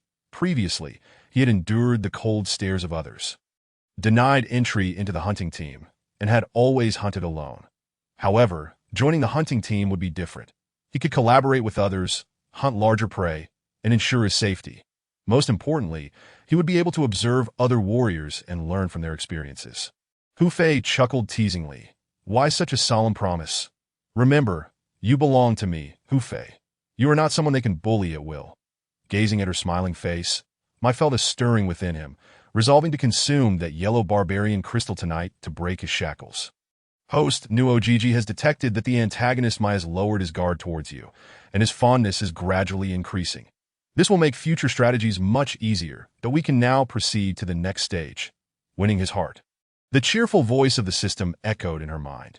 Hu Fei was also quite satisfied with this progress, as it affirmed that her gradual approach was effective, allowing him to slowly recognize her transformation and eventually accept her.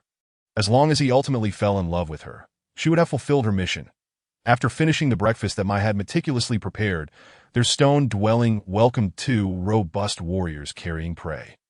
They placed an entire deer beast down and addressed Hu Fei. This is a command from the clan leader. It is Tyson's apology. Hu Fei examined the deceased deer, reflecting that it was nearly the size of a cow. However, she did not believe this was an act of genuine remorse on Tyson's part. It was likely the clan leader's directive. Presenting a deer as an apology to resolve the grievances against Mai seemed far too lenient. With a cold expression, she replied, "You may take this deer back. I do not accept such an apology. What I demand is for Tyson to personally apologize to Mai, if she so easily forgave Tyson's misdeeds. It would imply that Mai could be bullied at will, merely placated with a piece of prey. Who did he think he was? She absolutely could not allow such behavior to continue." The two warriors exchanged glances. Taken aback by her refusal, "We are merely following the clan leader's orders. If you do not accept, we will have no explanation to give. Besides, Tyson has already expressed his willingness to offer the deer as an apology. Prolonging this will benefit no one." That Hu Fei's tone grew icy. "It is Tyson who should come to apologize. Just because he has struck someone does not mean he can placate the situation with a deer. Do not forget that Mai is also a member of our Jiuet tribe. Tyson's assault on a tribesman is simply wrong and warrants an apology. Relay my words to the clan leader and Tyson." Stating that I refuse this method of apology, that Mai's body stiffened, his gaze fixated on the female who stood up for him, an overwhelming emotion welling within him. Yet despite his deep appreciation, he did not wish for her to confront others on his behalf. Nor did he want to appear a coward hiding behind her. Therefore, he stepped forward, gently tugging her hand, and murmured, "Mistress, this is a conflict among male warriors. I will handle it." Upon hearing this, Hu Fei blinked her eyes and thought to herself, "I believe you will manage it well. Once you awaken the power of your bloodline, you will transform into the formidable 9 cat beast and rise to become a ruler." However, she knew it was imperative to seize the opportunity to enhance her rapport. With a sullen demeanor, she spoke, "But you are my companion, and we cannot accept such an insincere apology, though we must not allow them to underestimate us." Ultimately, under her firm refusal, the two beastmen could only return with long faces. Carrying their prey along the same path to At that moment, she clearly noticed that another heart above Mu Ye's head had also turned pink, adding to the previous one. Now she had 2 little pink hearts.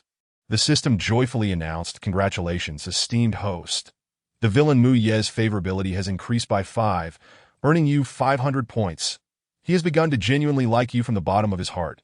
Hu Fei felt an overwhelming joy within her, instilling her with greater confidence in her future strategies. After this brief interlude, Mu Ye joined the hunting team, and in a few days, he would venture out to hunt alongside his kin. The duration could range from 3 or 4 days to as long as 10. With the firewood at home dwindling, he energetically gathered a substantial amount, neatly stacking it around the stone house and filling all the wooden barrels with water.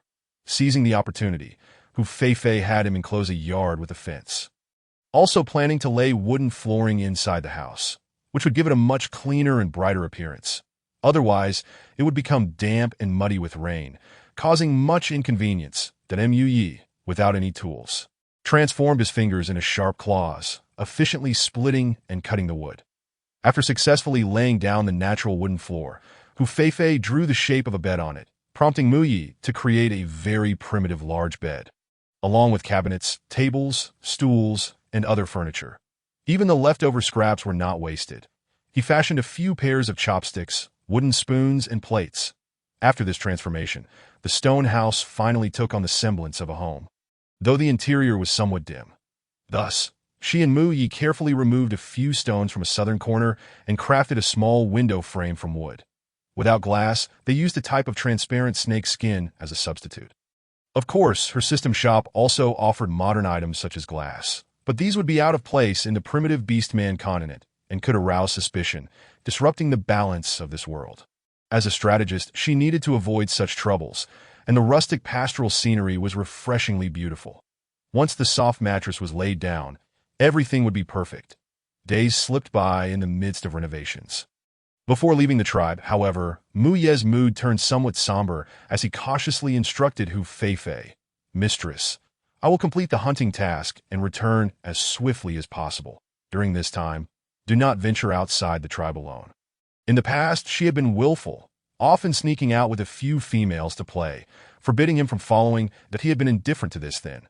But now he began to worry for her safety. Hu Feifei nodded. "All right, I promise I won't wander off. But you must be careful outside." After exchanging mutual reassurances, she watched as the slender figure of the young man gradually faded into the distance. Chapter 22. The mustard seed space. A gentle breeze wafted through, and morning light streamed through the wooden lattice window into the room. The Hu Feifei held a mirror exchange from the system shop, intently observing the changes in her appearance.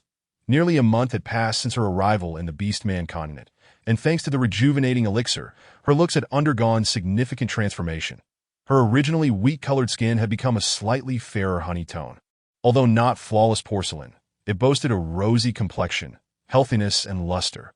Her once unruly and dry hair now flowed smoothly and radiantly, silky like satin, with just a few gentle curls at the ends, cascading down her long swan-like neck. Her exquisitely contoured oval face featured long, curled eyelashes reminiscent of a Barbie doll, especially her mesmerizing fox-like eyes, as transparent and alluring as crystal. Clad in a sultry leopard print dress that accentuated her alluring curves, her ample bosom, slender waist, and long, graceful legs, she appeared irresistibly fiery. Moreover, as her soul became more attuned to this body, it began to resemble her original appearance.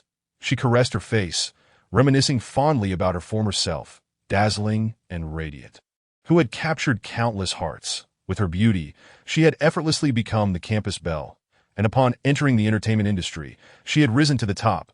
Alas, beauty often comes at a price. Noticing her sudden despondence, the system chirped comforting words. "Esteemed host, with the passage of time, I believe this body will completely transform to reflect your original appearance, making your strategies far more effective. In no matter the world, beauty is of utmost importance.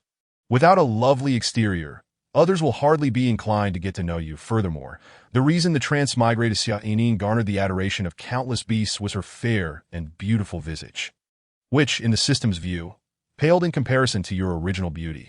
She was merely a charming background figure by contrast. Point 1. Can only imagine how frenzied the beast will be once you revert to your true form." Setting down the mirror, Hu Feifei opened the system shop in exchange for various daily necessities, such as the milky white soap that promised a creamy complexion with just a single use, maintaining a lasting fragrance for 10 points. The fragrant rose pure dew that nourished the skin and improved its texture for 20 points. And a sexy bubble ball that naturally enhanced fullness and firmness. Bidding farewell to flatness, with a D-cup no longer a dream for 15 points. There were also lip glosses, voluminous shampoos, peach-scented body lotions, and more. Hu Feifei was dazzled by the array of choices, desiring them all. Previously, her points were limited, necessitating cautious spending, but now, having accumulated over 1,000 points through her influence, she could afford to indulge that moment. She extravagantly exchanged for many items she favored, even splurging on a bottle of Sweetheart perfume worth 100 points. Sweetheart perfume, delicate and gentle, with a lingering fragrance that evokes the enchantment of romance, making him infatuated, enthralled, and utterly captivated by you.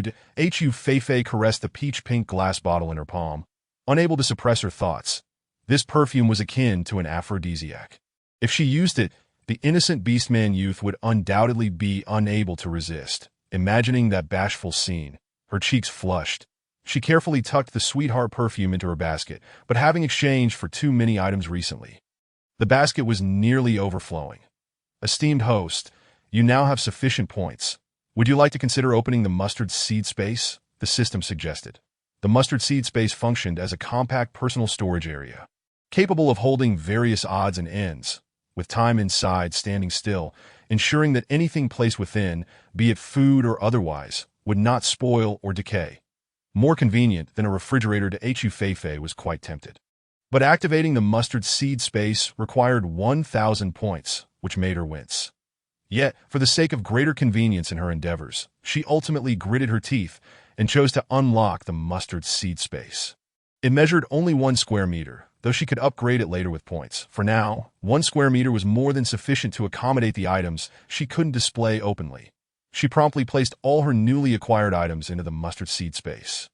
Just as she finished organizing, the grass curtain at the entrance was suddenly lifted, followed by a robust female voice exclaiming, "Fei, today is the tribe's gathering day. Let's go." After several days of rain, the fruits outside were ripe, and there was sweet honey to collect. They should gather some to enjoy. Upon mentioning the honey, Hu couldn't help but swallow hard. Her favorite food was indeed honey, especially when spread over roasted meat. Simply delicious. Seeing the burly Hu exhibits such eagerness, Fei couldn't help but chuckle, teasing, "If you keep eating honey, you'll truly become a plump flower that I in the tribe." The females were not required to work, and due to safety concerns, they couldn't wander freely to prevent these precious females from becoming bored. The tribe designated 2 days each month for them to go out and gather. On these days, the females would be escorted by 2 beast men to explore the valleys, gathering flowers and fruits, returning before dusk. Naturally, Fei would not refuse such an opportunity for leisure. This moment, Hu's expression turned sheepish. "Fei, don't tease me. I've always been this chubby since childhood. It's in my nature and can't be changed. If you want me to stop eating honey, that's tantamount to asking for my demise that we've already prepared. Let us hurry and not waste any more time." "All right, just wait for me a moment." Fei concealed her playful demeanor, carrying a basket as she stepped out alongside Hu on their way.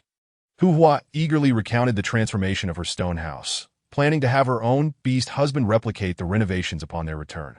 The tribe was now encircled by stone and fence, leaving only a single entrance, which was regularly guarded by orcs. When they arrived at the entrance of the tribe, many females had already gathered, numbering around a dozen, attentively listening to the chief's admonitions. The atmosphere was vibrant and lively. Fei surveyed the crowd. She noticed Xiao Baiwa and Xia Yinin were also present. One orc named Gru approached her with particular enthusiasm. Recently, Tyson had been punished to contribute a month's worth of food to the tribe, which kept him occupied with hunting and left little time to attend to her, giving other orcs an opportunity to draw closer. However, these matters were of no concern to her, as long as Xia Yinin did not hinder her tasks. They could coexist peacefully. Fei, who Ming, amidst the crowd, joyfully rushed over, grasping her hand with a beaming smile. "Fei, let us go pick milk-scented fruits later, that I've paired up with 2 beast husbands these days, so I haven't come to find you. Oh, by the way, has your injury healed?" As she spoke, she was taken aback to see her former best friend radiating in astonishing beauty, as if glowing. This left her somewhat perplexed and tinged with jealousy. Chapter 23. Another antagonist regarding such tardy concern, Fei distanced herself, withdrawing her hand. "Thank you for your concern." Noticing her indifference, Ming's expression fell. "Fei, are you upset with me? We are good sisters. If you have any grievances, just speak your mind." Hearing the commotion, the authoritative chief glanced over and beckoned to Fei. Seizing the opportunity, she stepped past Ming and approached the chief affectionately, calling out, "Grandpa." The chief nodded. "Fei, this time I have assigned Gru and Jia to escort you. Remember not to venture deep into the valley and stay within their line of sight."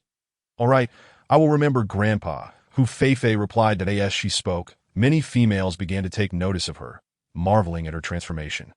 They whispered among themselves, astonished at how much more beautiful she had become, radiant and captivating, that a few young male orcs were particularly entranced, fixated on Fei, their hearts racing.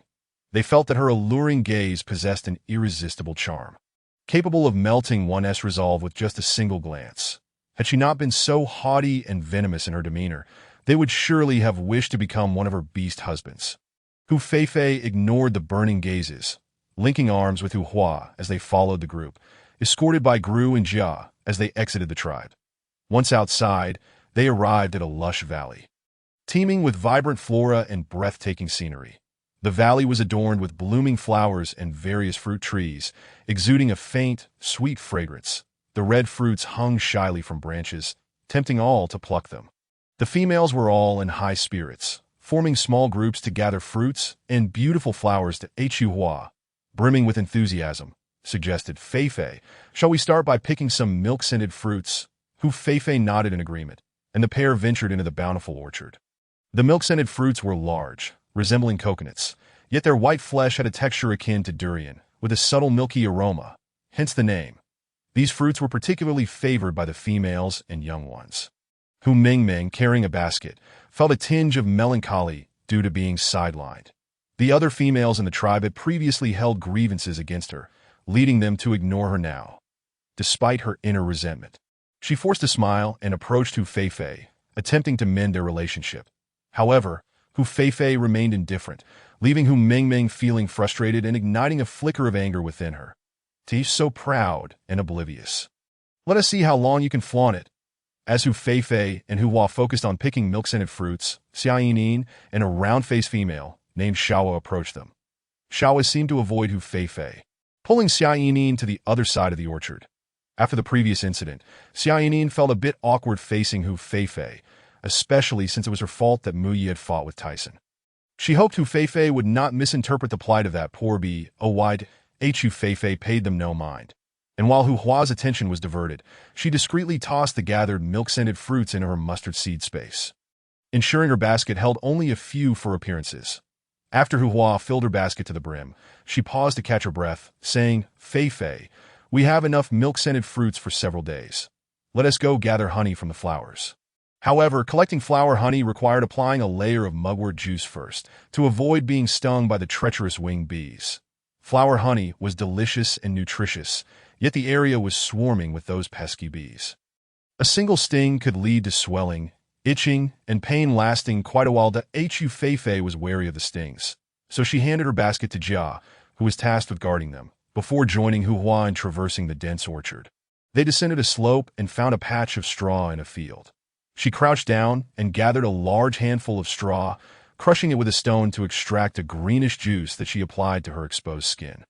The straw emitted a pleasant scent, which repelled mosquitoes, snakes, and ants effectively. The straw served as a potent alternative to traditional mugwort in this beastly world, comparable to the insect-repellent sprays found in the system shop. Afterward, Fei followed Hua's lead, coating herself in the greenish mugwort juice, transforming into a verdant figure. Additionally, she collected extra straw to store in her mustard seed space, intending to create sachets to hang on her eaves and windows to prevent insects from entering, sparing Mu Yi from having to sprinkle powder every few days. Once adequately prepared, Hua eagerly exclaimed, "Fei, let us go harvest flower honey." With the abundance of blooming flowers, beehives were also quite common. After exploring a bit, they stumbled upon a beehive nestled within a hollow of a withered tree. Hua picked up a branch and cautioned, "Fei, be careful of those winged bees that I will cover you." You grab the honey and run towards the creek. The winged bees were quite bothersome and would chase and sting. Only by jumping into the water could they mask their scent and make the bees disperse. They had cooperated this way before, always managing to escape unharmed. However, Fei typically played the role of a passive participant, collecting honey while Ming assisted. This time, without Ming, Fei had to take the lead herself. This was Fei's first time engaging in such an endeavor, and it felt rather novel. She softly replied, "All right, but you must be careful too." Having devised a plan, the two worked together to dislodge the beehive. In an instant, thumb-sized winged bees buzzed out, attacking them in a dark swarm, sending shivers down their spines. Hua wielded the branch to fend off the bees, shielding Fei. With quick reflexes, Fei scooped up the beehive and sprinted, leaping into the creek with a splash. Holding her breath underwater, she dared not surface until those winged bees lost interest in their scent, scattering and eventually leaving the stream. Only then did she cautiously emerge. Greedily inhaling the fresh air, wiping the water from her face, she climbed ashore to regain her strength. This moment, she was far from the gazes of the other females and orcs, fearful of danger and unwilling to linger. She stood up, clutching the beehive as she made her way back, when she unexpectedly noticed drops of blood scattered across the grass. That a sudden chill crept into her heart, prompting her to warily scan her surroundings. In the distance, she caught a glimpse of a massive black silhouette floating atop a piece of driftwood in the creek. A dead person. A dead beast. Her brow furrowed, her body tense with alertness. The figure possessed enormous black wings, while the rest of it remained submerged, obscuring her view. However, it appeared gravely injured, blood flowing and tainting the surrounding waters red, regardless of whether it was a person or a ferocious beast. It signified danger in this area, compelling her to leave immediately. Anxiety gnawed at her heart as she prepared to depart. Suddenly, she heard the system's excited voice. "Ah, host, don't be afraid. This is another major antagonist that needs your influence.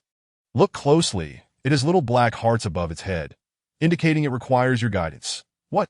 Another antagonist?" Hu Feifei's eyes widened in astonishment, turning back for a closer look. Indeed, she discerned 5 hearts obscured by its wings, 4 of which were black, while 1 was gray. This signified that the antagonist's corruption level was nearing its maximum. Chapter 24. Mo Xiao, a major antagonist on the verge of reaching maximum level. Fox Feifei set down the beehive and walked cautiously towards the figure, suppressing the reluctance within her heart. She stepped into the stream, stained red with blood, and nervously reached out to part the disheveled black hair, revealing a face devoid of color.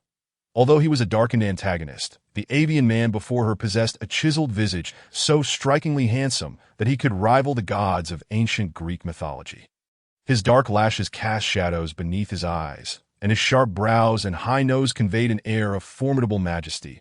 Even with his eyes closed, particularly, the 4 lightning beast markings on his cheeks added an element of danger to his presence. His enormous black wings made him resemble a fallen dark angel. Despite his bloodied state, he was gravely injured yet still clinging to life with breath and heartbeat. After all, as the world-destroying villain, he would not succumb easily. Judging by the bloodstains on the grass, it seemed this avian antagonist had attempted to mask his scent with the stream's water, for this valley was far from peaceful at night. Alternatively, he may have been thirsty and sought to drink, only to faint from his severe injuries and tumble into the water. Fortunately, a piece of floating would have kept his body afloat, preventing him from drowning. At this moment, she endeavored to pull him from the stream, but the avian man was exceedingly tall and heavy, making her appear as fragile as an underage girl against his towering stature. Upon seeing his face clearly, Noojiji reported the information to her. "Host, he is the fearsome avenger, Mo Xiao, a villain responsible for the destruction of many tribes, with a heart as hard as stone. He is more challenging to deal with than previous antagonists." Noojiji sighed in dismay and continued. "However, there is still room for redemption, and we encountered him before the traveler, Xiaoyin, that if we become his savior, the path to his reformation will be much easier. That Mo Xiao was originally a noble prince of the Feather Tribe, but his uncle coveted the throne and murdered his parents to seize power. Even sending assassins after him, that To survive, he fled from the cloud summit, becoming a cold-blooded, ruthless wanderer, consumed by thoughts of revenge. Yet, during this journey, he unexpectedly encountered Xiaoyin, who saved him, leading to a deep-seated affection. However, Xiaoyin feared his identity as a wanderer, naturally keeping her distance, which ultimately ignited the conflict that led Mo Xiao to lead the Feather Tribe against other tribes, resulting in rivers of blood across the Beastman continent. Fox Feifei suddenly felt as if she were picking up a discarded man, an unsettling sensation washing over her. Although this was her task as a strategist, she felt a twinge of annoyance. What if she didn't want to save this villain? Perhaps it would be best to let him fend for himself here. Despite bearing a grudge as deep as the sea, it was no justification for his future misdeeds. She harbored a profound aversion to such bloodthirsty and brutal beasts. She released the heavy arm, contemplating her departure. This distressed Noojiji, who twisted in anxiety, that no, host. The villain Mo Xiao has not yet reached a point of rampant malice. His original nature is gentle and kind, and there is still a chance for salvation. Moreover, if we do not intervene, events will unfold as they were meant to, leading to the collapse of the Beastman continent. Fox Feifei was merely acting on impulse and had no intention of abandoning the avian antagonist, for she had a mission to fulfill. She still aspired to retire and gain the qualification for rebirth. With her limited strength, it was impossible to drag the avian man ashore, so she resorted to using an external aid. Upon seeing her resolve shift, Noojiji responded cheerfully, "All right, host, the exchange for the primary strength potion is successful, and its effects will last for 10 minutes. Fox Feifei raised her head and drank the strength potion, grasping the dark wings with both hands and pulling with all her might. Finally, she managed to haul him from the water. Simultaneously, she instructed the system, Nuogigi, to locate a safe and concealed place. The area was fraught with dangers, and she could not bring him back to the tribe, so she needed to find another refuge. Understood. Hosted. A second later, a notification chimed. Ding. Nuogigi has detected a hidden cave 500 meters away, suitable for concealment. Upon hearing this, Fox Feifei promptly lifted the towering beast man onto her back and sprinted towards the cave indicated by the system. With the strength potion's effects only lasting 10 minutes, she had to secure him in a safe location before the potion's potency waned, lest she succumb to fatigue due to its side effects. The stronger the potion, the greater the side effects. The cave was nestled behind a thicket, small in size and overgrown with moss, exuding a damp, earthy scent. However, it was just large enough to accommodate the imposing avian man. After gently laying him down, she panted heavily as she examined his wounds, noting the multitude of intersecting claw marks across his body, particularly the gruesome condition of his abdomen, where flesh was torn and even intestines were protruding. It was a sight that would have left her pale with fright had she not been a former military medic accustomed to countless injuries. With a serious demeanor, she retrieved her medical tools, performing a swift disinfection before deftly stitching and bandaging his wounds. Reluctantly, she spent 20 points to exchange for an enhanced version of the intermediate healing potion, prying open his pale, tightly closed mouth. If you wish to live, swallow the medicine. The liquid was poured into his mouth, and the unconscious beast man instinctively complied, driven by the instinct for survival. Seeing him swallow the potion, Fox Feifei let out a sigh of relief. This incident prompted her to decide to carry some medicinal herbs with her in the future, for it pained her to spend points on others. The handsome beast man lay sprawled on the ground, his long, muscular physique radiating potent masculinity.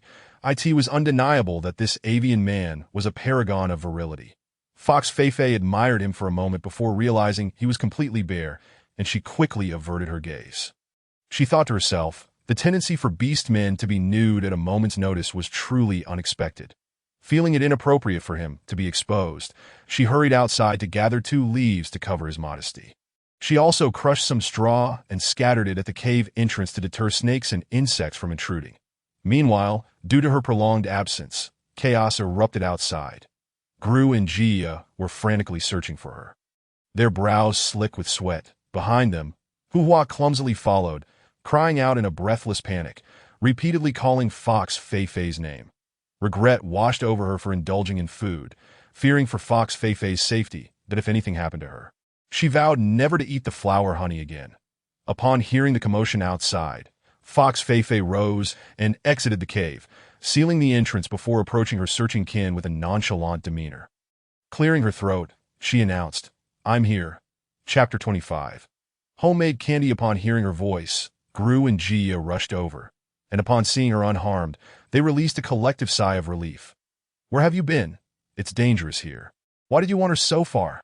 The weight of concern lifted from Gru's heart, but he couldn't help but express his discontent towards Fox Feifei that if anything had happened to her, the tribe leader would surely hold him accountable. He never expected this malicious female to be so reckless outside the tribe, causing trouble even while gathering. Fox Feifei understood that she had caused them worry and casually replied, "I suddenly had a stomachache, which delayed my return. That I'm sorry for making you anxious." Seeing Gru's tone was somewhat harsh, Jia interjected, "Let it go. She didn't mean any harm.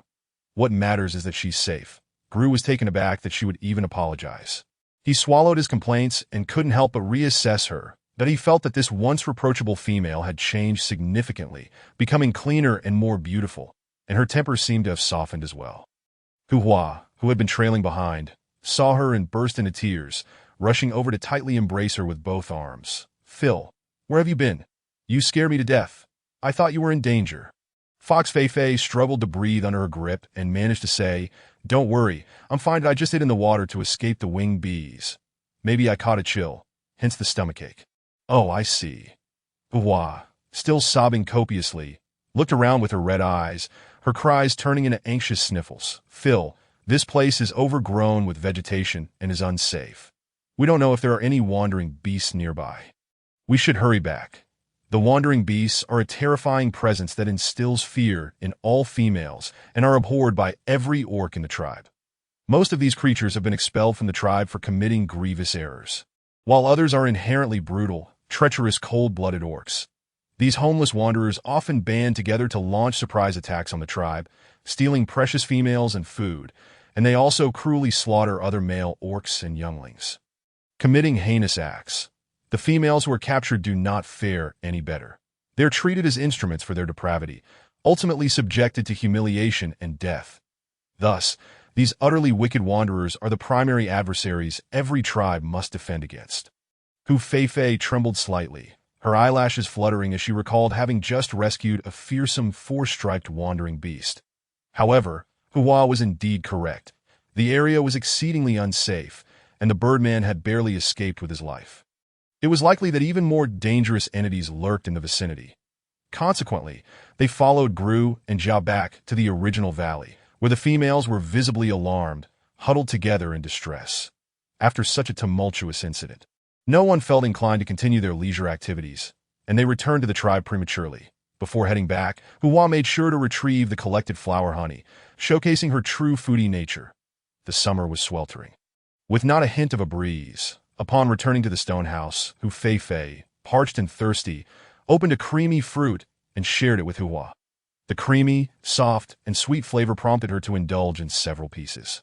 Hua, too, devoured 2 creamy fruits before stopping, intending to save the remainder for her cubs at home. Typically, she needed only to nurse. All other matters were managed by her 3 beast husbands, allowing her ample freedom. After satisfying her hunger, Hu Feifei, noticing a beehive the size of a stone pot, approached it with a stone knife and scraped out some golden honey.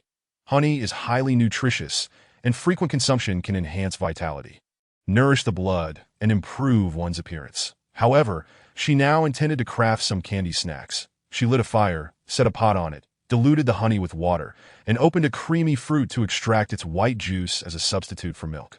Simmering it over low heat, that a pinch of salt was added to enrich the flavor. Once it thickened, she poured the syrup into a wooden tray greased with sesame oil to cool. Using the same method, she tossed black sesame seeds into the pot to stir-fry.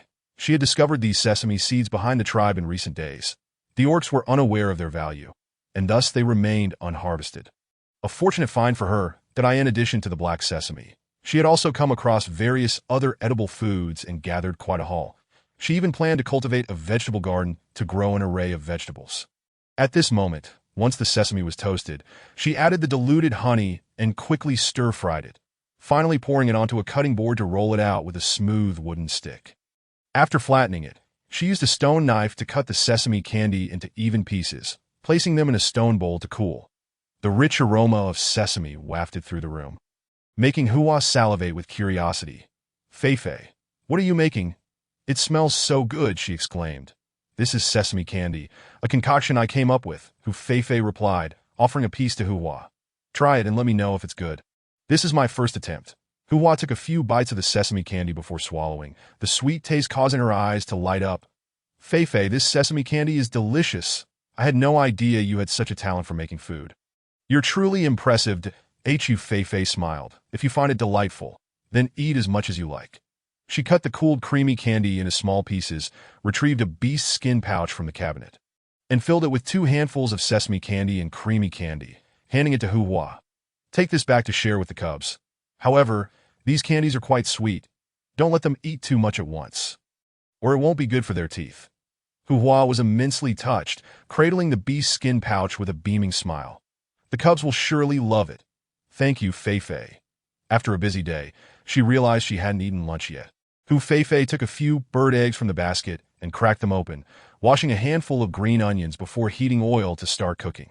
She prepared the egg filling, took a yellowish-brown breadfruit, broke it open to reveal its powdery interior.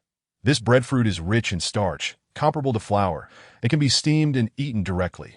However, she planned to make scallion egg pancakes. She kneaded the flour, divided it into equal portions, added the filling, shaped them into rounds, and placed them in the stone pot to cook.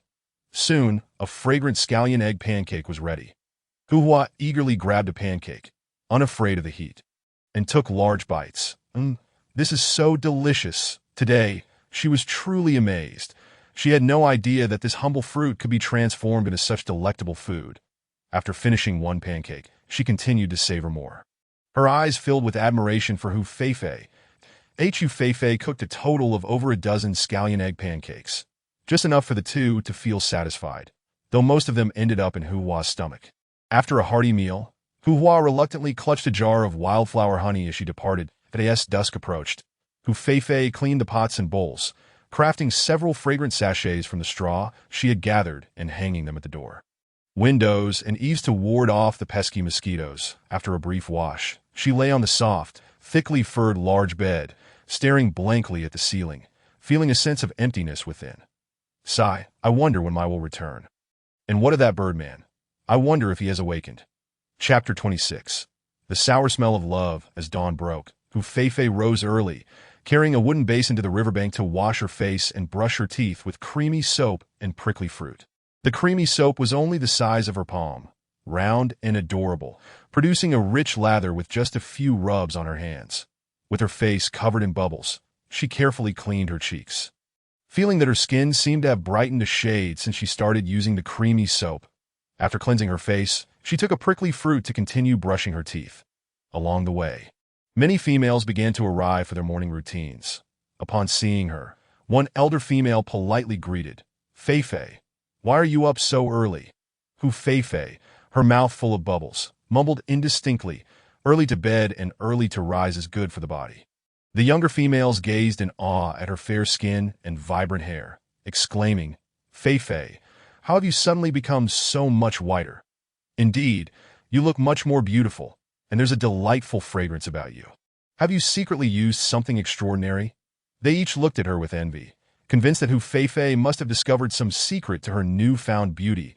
Hu Feifei, wary of revealing too much, had consistently only consumed the basic rejuvenating elixir. Yet, even with that, her transformation over the past month had been remarkable. This moment, meeting the inquisitive gazes of the younger females, she rinsed her mouth clean and calmly explained, perhaps it's due to my frequent consumption of wildflower honey. I drink it mixed with water daily, and I feel my complexion has improved considerably. Moreover, with the recent heat, I've been staying indoors more, avoiding the sun, so naturally, I would gradually become fairer. She did not speak entirely untruthfully. The reason many orc females had dark, coarse skin was largely due to sun exposure, as they lacked knowledge of skincare and cleanliness, resulting in an unkempt appearance. Furthermore, honey indeed possesses beautifying properties, and drinking it regularly is beneficial for one's health. Upon hearing this, the younger females were half-dashed convinced that that's so. Just avoiding the sun and drinking wildflower honey will make us fairer and more beautiful. Hu Feifei nodded. Indeed, if you don't believe me, just try it yourself when you return. Seeing that she seemed sincere and had indeed been less visible lately, the females dismissed their doubts, each planning to have their husbands gather wildflower honey to mix with water. In no time, the hive surrounding the tribe would be completely emptied, but that was a matter for another time. This moment, due to Hu Feifei's selflessness, many females began to view her in a new light and engaged her in conversation. Hu Feifei responded warmly, accompanying them as they walked and chatted. However, on their way back, one female suddenly exclaimed excitedly, the hunting team has returned. Upon hearing this news, the females instantly lit up with joy, rushing toward the tribe's entrance. The game they brought back was a precious resource. Each time the hunting team returned with their catch, it marked one of the most exhilarating moments in the tribe.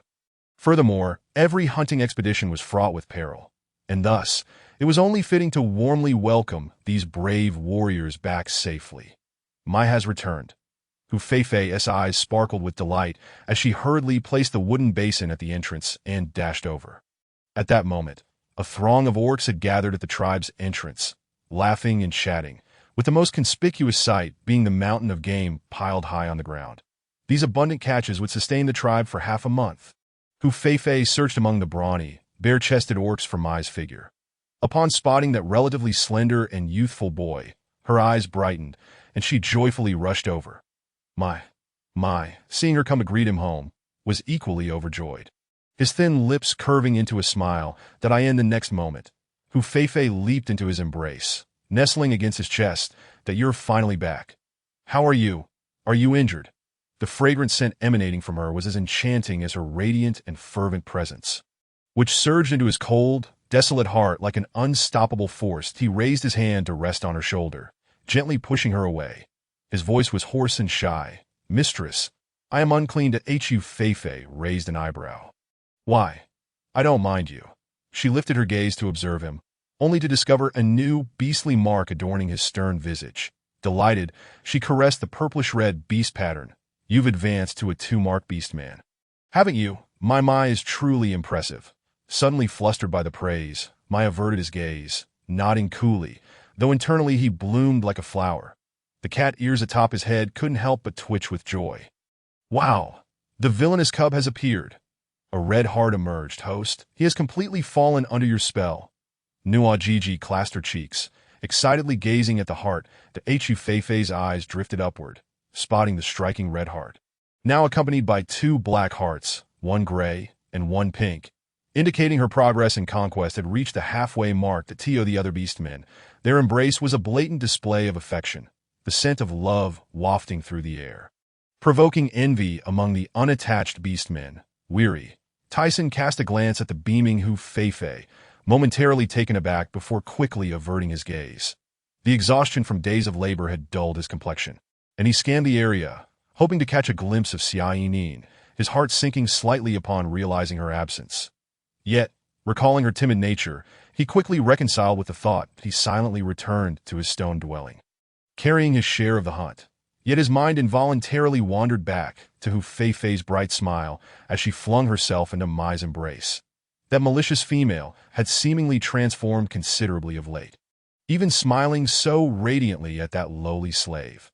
After bringing home the allocated prey, Mai hurried to the riverbank to wash himself, feeling the need to rid himself of the pungent sweat and the blood of his quarry, lest he incur the mistress's disdain. After quickly cleansing himself, he returned to the stone dwelling with his damp black hair, ready to process the game. Recently well fed, he had gained considerable muscle, no longer the previously emaciated figure. His flat abdomen was now adorned with evenly developed muscle, each contour exuding firmness and strength, rendering his physique sculptural, showcasing a masculine allure. Hu Feifei found her gaze irresistibly drawn to Mai, captivated by the youthful charm and sensuous appeal of his figure, alongside his impeccably handsome visage that elicited a rush of excitement. Noticing her unwavering and fervent stare, Mai, puzzled, inquired, "Mistress, is something the matter?" "No, nothing at all. Just that you seem to have gained some weight recently." Hu Feifei blushed and lowered her head, her cheeks aflame. Oh dear. What should she do about this innocent young man who was so enticing? She had no desire to become a seductress. Chapter 27. Moon Worship Festival. The bountiful catch filled the beastmen of the tribe with exuberance. Coinciding with the annual Moon Worship Festival, besides venerating the beast god, many tribes also revered the moon god and the sun god, with the Jiua tribe particularly devoted to the moon god, believing in its mysterious and sacred essence, its luminous glow dispelling darkness and illuminating their lives, hence the tribe's name. During the Moon Worship Festival, the beastmen would offer sacrifices, presenting the finest food while singing and dancing. As night fell, a magnificent golden full moon ascended into the dark sky, casting a cool, water-like radiance that enveloped the earth like a delicate veil. Surrounding stars sparkled brilliantly, resembling a silvery river of sand sprawled across the inky heavens, crafting a vast and beautiful tapestry of mystery. Hu Feifei gazed at this enchanting scene, her beautiful eyes filled with wonder. The moon here was immense and bright, seemingly within reach, allowing one to discern its surface patterns, mysterious and breathtaking. "Mistress, everything is ready," Mai announced, emerging from the dwelling with a woven basket, his deep-set eyes fixed on her. Hu Feifei snapped back to reality, responding with a soft mm. The two then made their way to the central altar of the tribe. Each year during the Moon Worship Festival, she led the females in presenting the finest food to the moon god, kneeling in prayer for blessings, and this year was no exception. Thus, she had prepared herself well, braiding her dark brown hair into a long plait cascading to her waist, donning a grass-green skirt that rendered her appearance fresh and elegant, no longer as ostentatious as before. Upon their arrival, most of the tribespeople were already gathered. The open space was ablaze with bonfires, while the younger beastmen prepared the offerings, and the females huddled together, whispering, their glances occasionally darting toward the robust male beastmen. Hu Feifei approached the beckoning tiger flower, but was suddenly bumped by a sprightly little beast man, stumbling as my swiftly caught her waist. Upon closer inspection, she recognized the small female with chestnut hair who had come to eat the beggar's chicken that day. However, before she could speak, the small female's expression turned fearful, tears welling up in her eyes that a rushing Alu forcefully pushed her aside, glaring fiercely. Bad female, you can't bully Tao Dao. Yet his bravado lasted but a moment before he was lifted by large hands. Alu, how dare you treat your sister like this? Hu Bang's face darkened, fists clenched, ready to discipline his disobedient son. Until now, he had been unaware of Alu's hostile attitude towards Feifei, and today he witnessed it firsthand. No wonder his father was so furious. Alu wailed, kicking his short legs in distress, prompting the little female named Tao Dao beside him to turn pale with fear. My frown, concern etched on his face as he looked at Hu Feifei. Mistress, are you all right? Hu Feifei shook her head. I'm fine. Seeing Alu's sorrowful cries, her previous displeasure evaporated, and she stepped forward, saying, Uncle, please put Alu down, that he is mistaken, that it wasn't entirely Alu's fault after all. The original owner had often bullied him, even scolding and hitting him in secret. Hu Bang snorted, releasing his grip. If it weren't for the Moon Worship Festival today, I would have taught you a proper lesson. No respect for your elders. Alu shot Hu Feifei a glare, quickly dragging the sobbing Tao Dao away. You despicable bad female, I can't stand you. Hu Feifei watched Alu flee and realized she needed to take some time to talk with the little brat, to help him accept her anew. After this small interlude, the beast men prepared a plump sheep beast, skinning it and roasting it to a half-cooked state before placing it on the altar's offering table.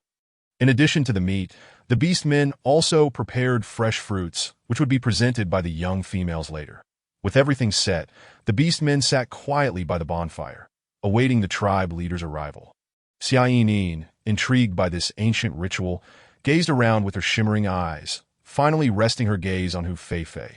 She suddenly noticed that the indigenous female had become significantly fairer and tidier, her grass skirt looking lovely. No wonder she had been the tribe's most beautiful female. Without her previous disheveled appearance, she was indeed more attractive than the others. Yet, her striking features were overly bold, exuding an aggressive aura that was quite unsettling. Hu Feifei was engaged in conversation with Tiger Flower, oblivious to Xia Yinin's scrutiny.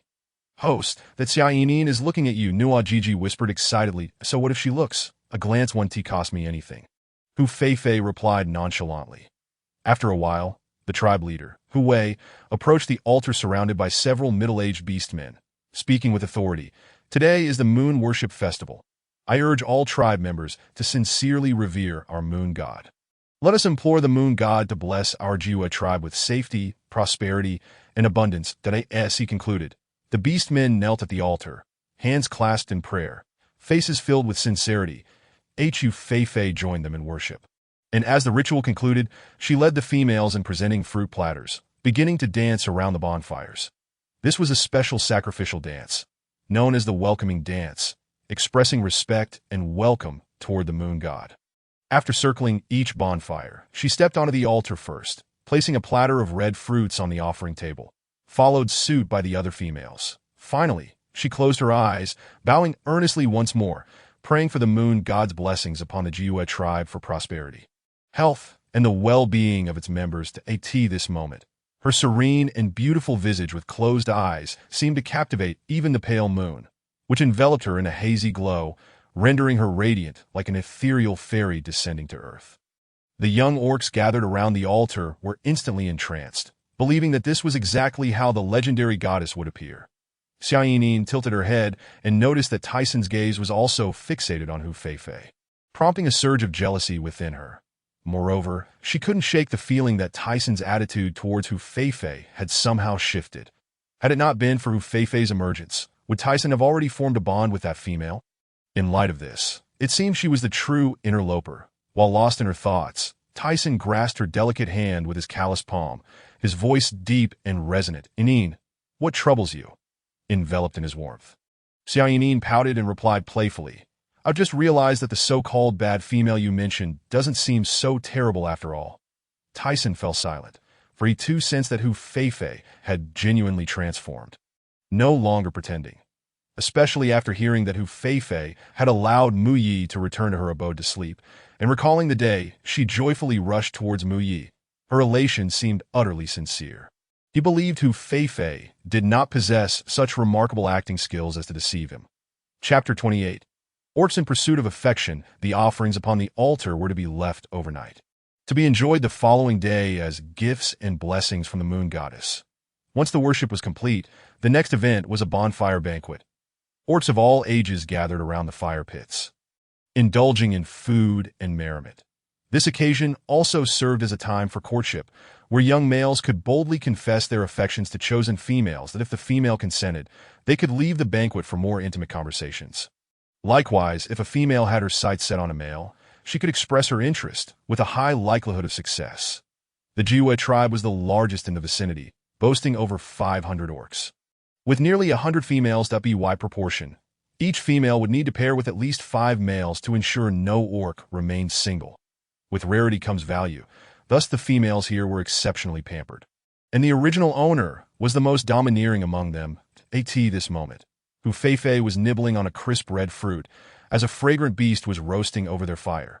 This variety of beast was a smaller, more aromatic breed related to the common grunt beast. The tribe had only acquired this one fragrant beast, yet the tribe leader had gifted it to her, a testament to his favoritism. Mu busily turned the fragrant beast, ensuring the exterior was roasted to a golden hue, evenly sprinkling a layer of salt crystals. This fragrant beast had a unique aroma.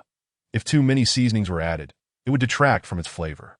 Gradually, the fatty juices dripped into the fire below, producing a sizzling sound as the rich scent of meat wafted through the air, enticing the other orcs. The dim firelight cast a warm glow on Mu Ye's handsome, cool demeanor, accentuating his sharp nose and thin lips, rendering him almost unreal in his exquisite perfection. That Hu Feifei, resting her chin on her hand, gazed at the youthful lad, gradually becoming entranced. Noticing her gaze, Mu Yi tore off a piece of tender, juicy meat, wrapped it in a leaf, and offered it to Hu Feifei, saying, "My lady, please have some." The golden roasted meat was so enticing that it made her mouth water just from the aroma. After taking a small bite, her lips curled into a satisfied smile. Delicious. Seeing her enjoyment, Mu Ye's lips lifted slightly. However, Hu Feifei did not forget to send some meat to the tribe leader. Once Mu Yi departed, a handsome orc with golden hair appeared beside her. He possessed a captivating sun-kissed complexion, was tall and lean, his muscles sharply defined, exuding a powerful masculine aura and charm. His features were strikingly handsome, radiating a vibrant confidence. At this moment, he gazed at her with adoration, presenting her with a jar of honey. "Feifei, I've thought it over, and I truly like you. Please allow me to be your mate. I will protect you for a lifetime." Hu Feifei was caught off guard by his sudden declaration. Did his words imply he had feelings for her all along? Reflecting on past encounters, she found the golden-haired orc somewhat familiar. Yet she could not recall his name. Unfortunately, the original owner had been solely focused on Tyson, hardly paying attention to the other orcs in the tribe. She tilted her head in confusion and asked, "Who are you?" To her surprise, she did not even remember him, leaving the golden-haired orc feeling profoundly hurt. "Feifei, I'm Kogi. Don't you remember?" He had been smitten with her at first sight, but had been intimidated by her previous misdeeds. Today, he had finally resolved his feelings, knowing she liked honey. He had prepared a jar just for her. In the orc world, presenting a gift was a common way for a male to pursue a female. The more precious the gift, the higher the chances of her acceptance. Kogi, Hu Feifei wrinkled her nose. Why that name? Yet, she did recall that he was one of the orcs she had frightened away. "Doesn't he fear me anymore?" Seeing her delayed response, Kogi earnestly reiterated, "Feifei, please let me protect you." His hazel eyes sparkled with hope. That Hu Feifei waved her hand, politely declining. "Thank you for your affection, but I am already with Mu Yi." Kogi was momentarily stunned, not expecting her to reject him. His tiger ears drooped, and his expression fell into despair. However, after a brief moment of disappointment, he was undeterred, saying, "That's all right. I don't mind being your second mate. Mu Yi is merely a lowly slave. As long as you accept me, you will surely grow tired of that slave." He could endure a temporary compromise. Curious glances from nearby females turned towards the unfolding scene, their expressions reflecting surprise at Kogi's bold pursuit of Hu Feifei. They whispered among themselves, how could Kogi possibly pursue Hu Feifei? Doesn't he fear becoming the next unfortunate victim?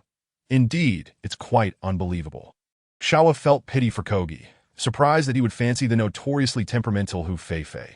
Someone of his caliber should seek a more suitable mate. Yes, Kogi must be having a moment of folly. Falling for the infamous Hu Feifei. He will surely regret this, that a freckled female voiced her dissatisfaction, her sharp tone drawing attention. Noticing this, another female nearby shushed her. Keep your voice down if Hu Feifei hears. She won't spare you. Recalling Hu Feifei's previous bullying, the freckled female fell silent, too scared to continue. Meanwhile, Hu Feifei, seeing Kogi's persistence, grew cold in demeanor. That I'm sorry, but I have no intention of finding a second mate. My heart belongs only to Mu Yi. You should pursue other females. Kogi, once again rejected, felt dejected and lowered his head, consumed by jealousy towards Mu Yi. He is just a slave. How could he deserve her unwavering affection? This is unacceptable. At some point, Hu Hua had approached, initially pleased to see Kogi pursuing Hu Feifei, but upon hearing her refusal, anxiously grasped her arm, urging, Feifei, why did you reject him? Kogi is young and handsome, not to mention a powerful tiger orc, nearly on par with Tyson. You have no idea how many females covet him, yet he has eyes only for you. How could you refuse him? Hu Hua lamented as if rejecting Kogi was akin to turning down a fortune. Hu Feifei, however, felt exasperated, and no matter how impressive Kogi was, he was not her type. She had come here on a mission, not to engage in romantic pursuits. With a resigned tone, she declined Hu Hua's well-meaning advice. Since Kogi is so sought after, he should pursue the females who admire him. I have enough with Mu Yi. Seeing her adamant refusal, Hu Hua was utterly frustrated. Feifei, you are being foolish. Chapter 29. The Duel Among Males Upon Returning. Mu Yi observed Kogi's declaration of affection towards Hu Feifei, his lips pressing into a thin line. His deep green eyes glinted coldly, resembling a sword, and he felt an overwhelming urge to deliver a powerful punch to Kogi's infuriating face. Pursuing a female who was already claimed was a blatant provocation towards him. In the orc world, there existed an unwritten rule. Any male wishing to pursue a female must either gain the first mate's approval or defeat him in combat to earn the right to court her. A chilling air enveloped the atmosphere as Kogi, sensing the hostility, turned to meet Mu Ye's defiant gaze, straightening his back and boldly proclaiming, before everyone here, I officially pursue Hu Feifei, and I challenge you to a duel. His voice resonated powerfully, instantly capturing the attention of the surrounding orcs. The chieftain, Hu Wei, fixed his piercing gaze upon him, his expression inscrutable. The orcs observed the silent Mu Yi, mistaking his reticence for fear, and erupted into mocking laughter. That if you're scared, just surrender. Everyone knows you're a worthless waste. You could never be a match for Kogi. Don't worry.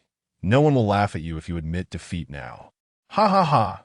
A brown-haired leopard orc pointed and jeered at him. Listening to the derisive shouts of waste and the harsh laughter, Mu Yi clenched his iron fists, resembling an enraged beast, while dark clouds of fury began to swirl above his head. Hu Feifei, taken aback, rushed to stand protectively before Mu Yi, her eyes flashing with anger. I told you I do not like you, nor will I accept you. Your challenge is meaningless. Please stop. At her words, Kogi appeared slightly hurt but quickly dismissed her. Looking down on Mu Yi, hiding behind a female for protection, pathetic, her defense only intensified the scorn directed at Mu Yi from the orcs. Only a coward hides behind a female. A beast like you might as well just end it all. Yeah, you turtle. Why don't you go home and hide? What a disgrace, the young orc shouted, reveling in the spectacle. Just as everyone believed Mu Yi would continue to endure the humiliation, he stepped past Hu Feifei and spoke coldly. Mistress, this is a duel between males. With that, he fixed his sharp gaze on Kogi, declaring, I accept your challenge. Hu Feifei frowned, about to dissuade him, but was restrained by Hu Hua and Hu Mingming on either side. Feifei, he's right. This is a duel between males. That if he backs down, he doesn't deserve to be your mate. Exactly. Your defense only makes everyone think Mu Yi is incapable. The two encouraged her, asserting that their duel would prove her allure. So there was no need for concern. While Hu Mingming spoke comforting words, excitement glimmered in her eyes as she anticipated the unfolding drama. Other females gathered around, eagerly discussing the event. Their monotonous lives made the fierce duels between orcs extraordinarily entertaining. Hu Feifei, unable to agree with their perspective, recognized that this was not the time to solely defend Mu Yi. He needed an opportunity to prove he was not worthless. The crowd formed a circle, leaving the center for the duel between Mu Yi and Kogi. Kogi let out a ferocious roar, transforming into a mighty tiger, and launched the first attack that Mu Yi took a few steps back, dodging swiftly while also shifting into his beast form, unleashing his sharp claws against Kogi with a fierce pounce. His speed was astonishing. Kogi had no time to evade and was left with 3 crimson claw marks on his side. Kogi roared in fury, panting heavily, and retaliated fiercely. The clash of tiger and cat became a fierce struggle, the scent of blood igniting the primal instincts of the onlookers, who cheered fervently, mostly rallying behind Kogi, even proclaiming he should teach Mu Yi a lesson. How dare that waste challenge Kogi? Isn't he just asking for death? Kogi is about to become a 3-stripe orc. I bet it won't be long before Kogi thoroughly defeats that waste. He doesn't deserve any female's affection. The leopard orc's eyes glinted with malice, tinged with jealousy. After all, even though Hu Feifei had a temper, she was undeniably beautiful, and he couldn't help but want to pursue her. The spectators were fervently convinced that Mu Yi would ultimately meet a disastrous defeat, paving the way for Kogi to become Hu Feifei's partner. Yet unbeknownst to them, as they hurled insults and mockery at Mu Yi, Hu Feifei felt a sharp pang of distress in her heart. Her worried gaze remained fixed on Mu Yi, watching the blood flow from his body, her mind in turmoil, yearning to intervene. But another voice within her urged, "Trust Mu Yi. He is the ultimate antagonist. Without trials, how could he grow? She should not be indecisive and hinder him from shedding the label of waste." The fierce tiger and the agile black cat battled fiercely, momentarily reaching a stalemate. Yes, both combatants bore wounds. The assembled orcs were astonished to see Kogi gradually exhausting his strength. In contrast, Mu Yi grew more invigorated. His blood-stained black fur and fierce green eyes radiated a chilling determination that instilled fear. In Orcish duels, the contest extends beyond mere physical prowess. Psychological warfare plays a crucial role. The slightest hint of retreat could grant the opponent an advantage. Ultimately, the once dominant tiger found himself firmly pinned to the ground by the black cat, revealing his sharp fangs as he viciously tore at Kogi's forelimb. That moment, the outcome was clear, and the chieftain stepped forward to announce the result. The two were separated, bringing the duel to a close. When the announcement of Mu Ye's victory echoed through the crowd, astonishment swept over the orcs, as this outcome was wholly unexpected. How could that waste defeat Kogi? The disparity in their strengths was glaringly apparent. One was a newly promoted 2-stripe orc, while the other was on the brink of becoming a 3-stripe ORC. It seemed Kogi held the undeniable advantage, seemingly destined to crush Mu Yi. Yet, after all the fighting, Kogi had lost. This revelation was difficult for them to digest. But as they looked at Mu Yi, their gazes subtly shifted, no longer daring to utter the word waste. Perhaps they had always underestimated this so-called waste. The Hua displayed a look of approval towards Mu Yi. "Now you are worthy of my precious granddaughter." Hu Bang let out hearty laughter, giving Mu Yi a pat on the shoulder. "You did well, young man." Mu Yi coughed, slightly unsteady on his feet.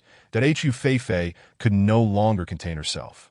She hurriedly pulled the bruised Mu Yi back home, tenderly cleaning his wounds and applying medicine. She understood just how hard-won this victory was for Mu Yi, achieved solely through sheer determination. This stubborn youth had proven today that he was not a waste and evoked a sense of compassion within her. Chapter 30. The gracious Mu Yi enduring the stinging pain akin to being pricked by needles. Mu Yi gazed intently at Hu Feifei with his emerald-like eyes, his voice low as he suddenly spoke. "Mistress, I have one that I possess the ability to protect you." He exerted every effort to prove himself. Hu Feifei continued to tend to his wounds, her heart aching for his stubbornness. "I know and believe in you. But at times, I wish you wouldn't be so headstrong." Feeling her warm concern, Mu Ye's stern expression softened, and somewhat awkwardly, he replied, "Mistress, those individuals harbor ill intentions. Please do not engage with them in the future." As she applied the medicinal paste to all his wounds, Hu Feifei lifted her gaze, her tone gentle. "I never paid them any mind. I don't even know his name. That I had no idea he would persist and challenge you. However, now that you have defeated him, he will surely think twice before harboring any thoughts about me." Seeing the little heart above Mu Ye's head no longer exuding dark energy, but instead glowing white, She felt a surge of joy and was eager to raise her favorability. Her delicate hand instinctively covered the back of Mu Ye's hand, her face sincere. Rest assured, I will not be swayed by the male orcs in the tribe. Having you by my side is sufficient. Her task was to conquer the antagonist, while the other orcs were mere passers-by, akin to NPCs. Now that Mu Ye was left with only a black heart, she believed it wouldn't be long before his darkened state would be completely eradicated. The subtle warmth of her hand on his back felt like the sun streaming into his heart, filling him with uncontainable emotions. That Mu Ye gazed intently at Hu Fei, summoning his courage to lean in and place a fleeting kiss on her fair cheek. That in the next moment, a pink heart transformed into a vibrant red one. She had now accumulated 3 red hearts. Noa Gigi was even more elated, dancing with excitement. Wow, the favorability of the antagonist has increased by 10, and you have earned 1,000 points. Host, you truly are remarkable. At that moment, Mu Ye's face reddened like a boiled lobster, feeling too shy to meet Hu Fei's gaze. Fearing she would disdain his touch or think him overly reckless, Hu Fei was momentarily stunned. Having not expected the innocent youth to kiss her so suddenly, she absent-mindedly touched the spot where he had kissed her, her eyes shimmering. Yet she clearly understood that she did not dislike the boy's touch. When she looked up, she found Mu Ye blushing like a bashful little wife, even more embarrassed than she was, and she couldn't help but chuckle softly. She reached out to ruffle his flushed face playfully, teasing, "Oh, why is your face so red? Are you feeling unwell?" As she spoke, she placed her hand on his forehead, even playfully pinching his black cat ears. Instantly, Mu Ye's face flushed all the way to the roots of his neck, and he hurriedly pressed down her restless hands. "Mistress," Hu Fei mischievously blinked her fox-like eyes. "What is the matter?" Mu Ye struggled to contain the rising heat within him, his eyes gazing at her with suppressed yearning. "Mistress, an orc's ears should not be touched indiscriminately." "Why not?" Hu Fei, with a disbelief in rumors, gently stroked her hand as if caressing a large cat, for she adored these fluffy creatures. Feeling a flutter of confusion, transformed into his beastly form to conceal his embarrassment. Internally, he mused, "Anyway, my entire body is covered in black fur. A blush would be unnoticeable." Yet upon witnessing his beastly appearance, Hu Fei's eyes sparkled even brighter. She wrapped her arms around his neck, affectionately nuzzling against him. You are so adorable. What should I do? I am utterly defenseless against such a large cat." Mai's ears drooped as he closed his eyes, resigned to her playful torment, though it was a tad difficult to endure that on a summer morning, amidst lush greenery, Hu Fei awoke refreshed at dawn as she rubbed her sleepy eyes and got out of bed. Mai was already up, busy with his tasks that by the earthen stove. The cool-haired youth squatted on the ground, sewing a thin, soft brown suede. His handsome visage was serious and focused as he meticulously cut the suede with his sharp claws, then stitched it into a skirt using a long, slender bone needle. The silk thread he utilized was spun from a vibrant silkworm native to their world, boasting a myriad of colors and remarkable durability, making it resistant to tearing. The beastmen employed this silkworm silk for crafting their garments. Mai worked with great diligence and care, swiftly completing a beautiful lace-patterned suede skirt. Given the sweltering summer heat, he ingeniously designed numerous small holes in the skirt for ventilation, ensuring it would be much cooler. But he even fashioned a strapless top from the leftover suede, wasting nothing. Hu Fei gazed at Mai with admiration, perceiving him as the epitome of a frugal and industrious man, a notion that seemed at odds with his cold and rebellious handsome face. The thought that this skirt was made especially for her filled her heart with joy. Her proximity caused Mai's heart to race. He recalled how she had slept in his embrace the previous night, clinging to him as if he were her most cherished lover, igniting a warm softness within him. "My lady, the meal is ready, simmering in the pot. And this skirt is for you," he spoke gently, handing her the freshly crafted suede skirt, before hurriedly turning to reveal the stone pot, lifting the large leaf covering it to serve the warm bird-egg soup and a meat pie. Having noticed her fondness for the small round cakes made from earth fruit powder, he had secretly learned to prepare them. Hu Fei tenderly caressed the soft suede skirt, beaming with delight. "What a beautiful skirt. Your hands are truly skilled.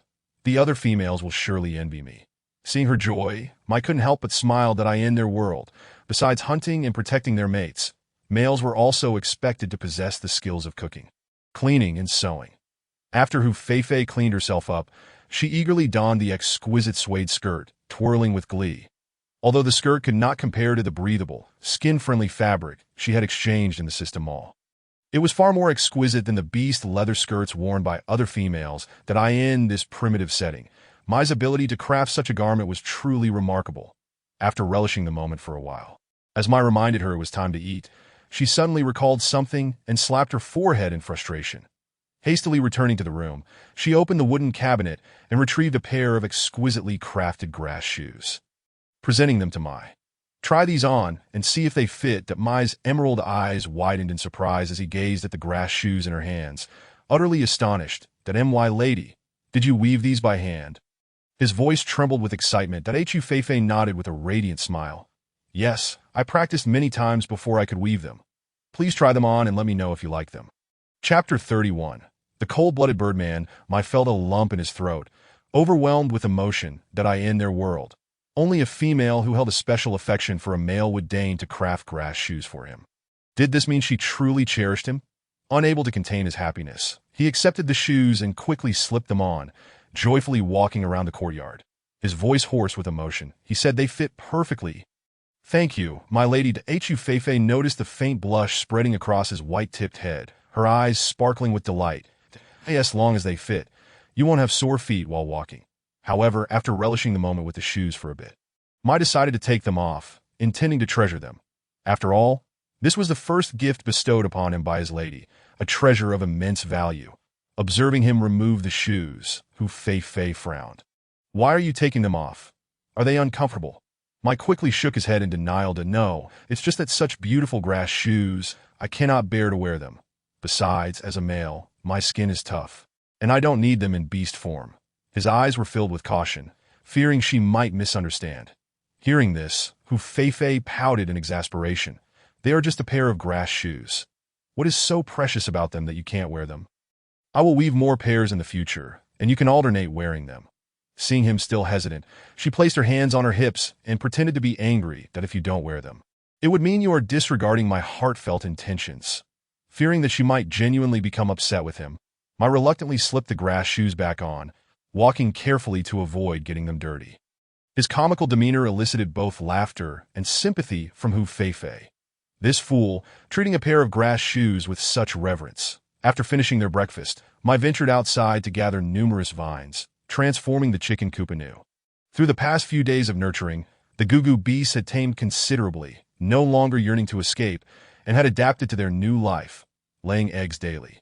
Some of the eggs were used for breakfast, while others Hu Feifei intended to incubate to produce more little grass chickens. Through artificial domestication, the newly hatched Gugu beasts would not run away. Yet despite the warmth of their lives, Hu Feifei's thoughts lingered on the villainous birdman in the cave. She wondered if he had recovered. Perhaps he had already departed. Squinting at the blazing sun in the azure sky, she resolved to visit the cave that in the days Mai had returned, coinciding with the tribe's moon worship festival. She had not had the opportunity to sneak out at this moment. Her beautiful eyes darted toward Mai, who was intently focused on constructing a shelter. Stealthily, she exchanged for a vial of sleeping potion from the system mall and added it to the medicinal soup she prepared.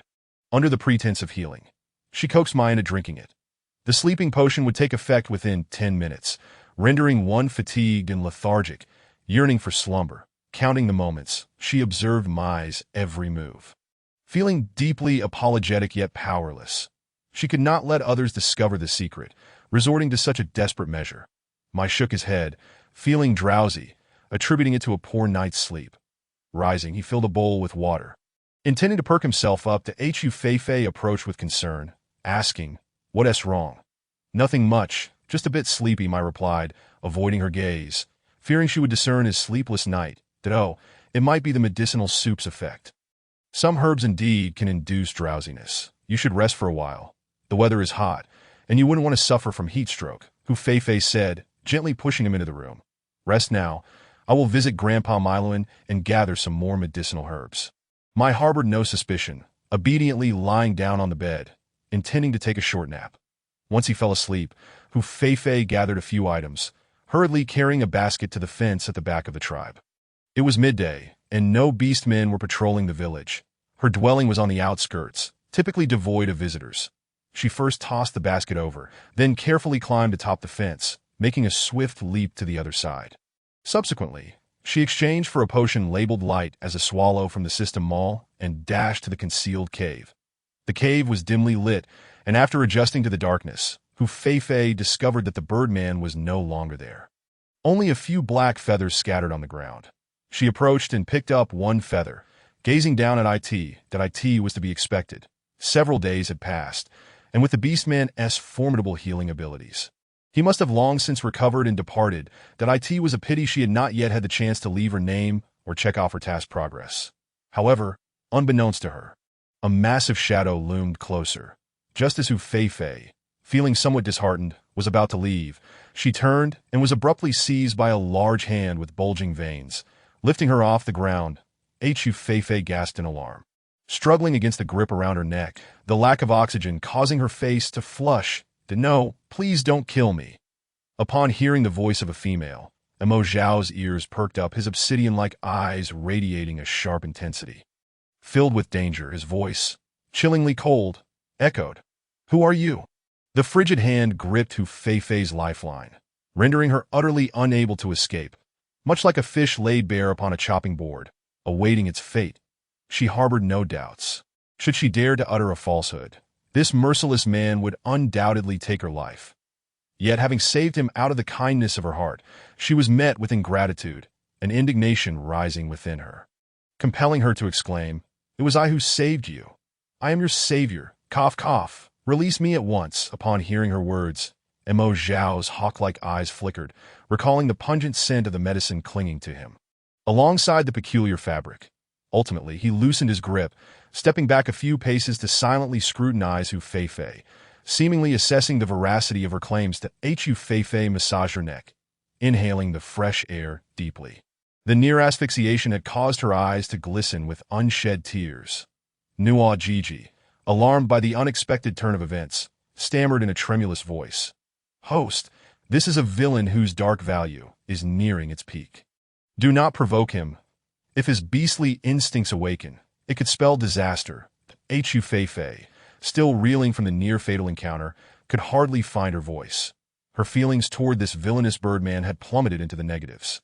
At that moment, she coughed violently a few times, glaring at Zhao with indignation. "I went to great lengths to save you, yet you repay kindness with malice. Had I known, I would never have intervened." Zhao's countenance remained hardened, his strikingly handsome features etched with an icy demeanor, seemingly unmoved by her outburst. His voice, cold and somber, cut through the tension. "I will not kill you, nor will I thank you. Leave this place before I change my mind." Years of living on the knife's edge had instilled in him a perpetual state of vigilance. His earlier actions had been instinctual. However, he noted that this female possessed a certain courage, as she had not broken down in tears at his intimidation. Hearing his ungrateful remarks, anger flared upon Fei's delicate visage.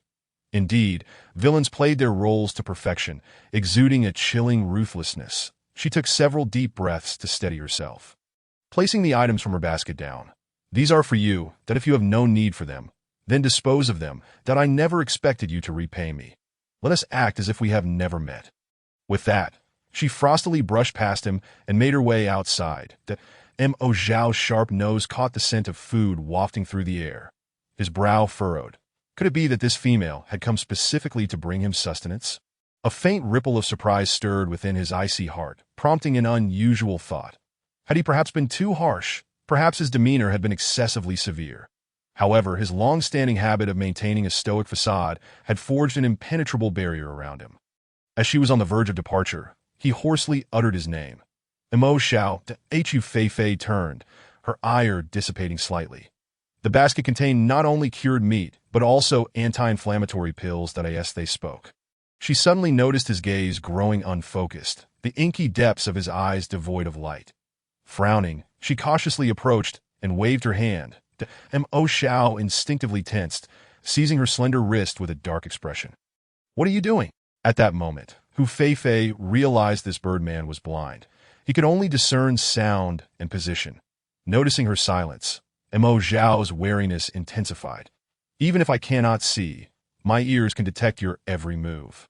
Do not attempt any tricks." His long, Bony fingers tightened around her wrist, prompting her to gasp in discomfort. Nuajiji, in a flurry, exclaimed, "Host, this villain is exceedingly vigilant. We must proceed with caution." Yet Hu Feifei, refusing to back down, asserted confidently, "Do you wish for your sight to return? If so, treat me with courtesy. I am a shaman, and I possess the means to heal your eyes." For such a cold-hearted villain, it was imperative to make him aware of her value if she hoped to negotiate. Mo Xiao did not immediately trust her words, but released her wrist nonetheless, maintaining his frigid demeanor, exuding an aura that kept others at bay. Yet deep within, a flicker of hope ignited, no matter how faint. He yearned to grasp it. Seeing his slight softening, Hu Feifei pressed on. "If you believe me, allow me to examine you, that I am but a fragile female. There is no need for such apprehension." Mo Xiao scoffed coldly. "Speak plainly. What is your ulterior motive? What do you seek in return?" He had never believed in altruism without ulterior motives or the notion of free gifts falling from the sky. This female not only saved him, but had also daringly ventured to offer him her assistance, undoubtedly harboring hidden intentions. Understanding that feigning innocence would not sway this skeptical birdman, Hu Feifei did not deny her ulterior motives. "You are a formidable four-pattern beast, man. Crushing me would be as simple as squashing an ant. Do you truly believe I would dare to have any designs upon you? However, I do not intend to treat your eyes for free. I require a green barbarian crystal as payment." Upon hearing the word trade, Mo Xiao lowered his guard somewhat. After a moment's contemplation, he replied solemnly, "Agreed. Once you have healed my eyes, I will procure the green barbarian crystal for you. However, should you dare deceive me..." He struck his palm down, and a nearby stone crumbled to dust. Hu Feifei jumped at his sudden display, clutching her racing heart, and nodded anxiously. "Fine. It's a deal," from Mo Xiao's perspective. He could only perceive a vague black silhouette and hear her mellifluous voice. Deprived of sight, he became acutely sensitive to scent and sound, distinctly detecting the unique fragrance that enveloped her, got a female unafraid of him. How intriguing. Hu Feifei instructed him to relax as she placed her hand over his eyes, then commanded Nuajiji to initiate a diagnostic check. "Host, the diagnostic requires 10 points. Do you wish to proceed?" "Yes," she affirmed, points deducted. Initiating diagnosis. Ding! Diagnosis complete. The reason for villain Mo Xiao's blindness is due to a venomous toxin sourced from a black mamba snake, which is exceedingly lethal.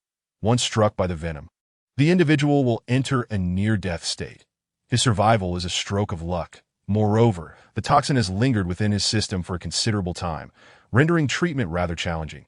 A prolonged healing period is anticipated. Hearing Nuajiji's analysis, Hu Feifei furrowed her brow. It seemed this toxin would not be easy to counteract, but as long as there was hope, it would suffice. She promptly exchanged for an antidote serum specifically designed for snake venom and an external treatment potion. "Your blindness stems from the venom of the black mamba, correct?" Mo Xiao, taken aback, had not anticipated her to speak so accurately that it appeared she possessed some degree of skill, which explained her audacity in venturing alone. He felt a surge of curiosity to see what such a bold female looked like. Hu Feifei instructed him not to move, then administered a dose of the serum, noting his lack of resistance. "Because the toxin has deeply infiltrated your system, administering the potion directly will yield swifter results. However, it requires multiple doses as well as daily applications of this external potion." She directed him to lower his body and tilt his head back, then dripped several drops of the cool, transparent liquid into his eyes. That Mo Xiao flinched slightly at the sensation, but soon found it soothing, leading to a newfound comfort with this extraordinary female. Glancing at the sky, Hu Feifei decided not to linger any longer, leaving him with a swift, "I shall return tomorrow," before hastily departing.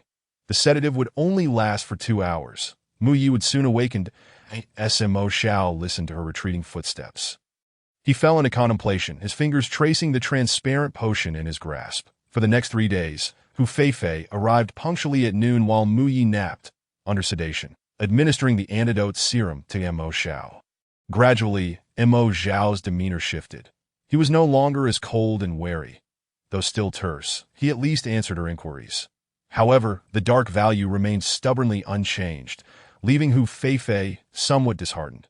But on the day she returned to the cave, she found herself perplexed by Mo Xiao's absence. Where has the birdman gone? She wondered, a sense of foreboding washing over her, for he had consistently awaited her arrival these past days. Unless, had he encountered some trouble?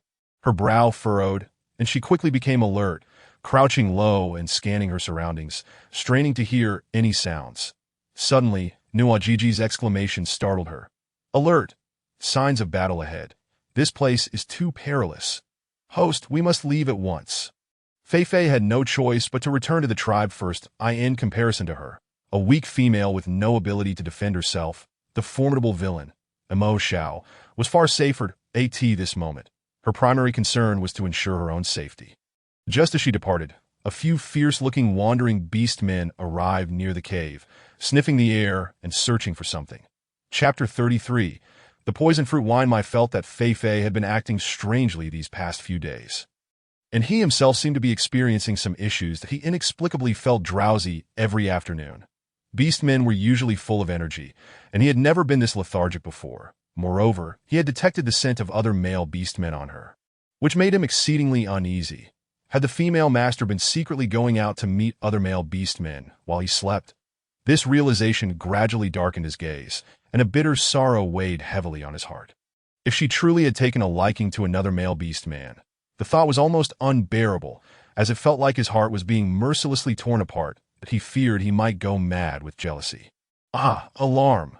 Host, the villain's emotions are in turmoil, and he suspects you may have changed your affections. Immediate comfort is required. Nwoji, in a flurry of panic, contorted its tiny features. Feifei was startled, her hand trembling slightly, nearly dropping the wooden spoon. Noticing my staring at her with a forlorn expression, she felt guilty and sought to change the subject. What's wrong? Is the soup not to your liking? As she spoke, she took a sip of the pork rib soup, puzzled by the lack of any strange taste. These past few days, she had been sneaking out while I napped, and the guilt gnawed at her. To make amends, she had been diligently preparing delicious soups for him. Thanks to her feeding, Mai had become increasingly robust and even more charming. Mai's lips moved, but he choked on his words, ultimately deciding against voicing his concerns, fearing it would anger her or disrupt their warm time together. Even if the female master had developed feelings for another male beast man, it seemed he could do nothing to prevent it. She was so stunning that any male beast man with eyes would surely be drawn to her. Yet, he harbored the selfish desire to claim her entirely, realizing that perhaps he was simply being too greedy. Feifei lowered her head to sip the soup, contemplating whether Mai was beginning to suspect her. Thus, in the following days, she remained obediently in the tribe, even crafting a leather skirt for him with her own hands. She fussed over him and showered him with gifts, successfully soothing the young man.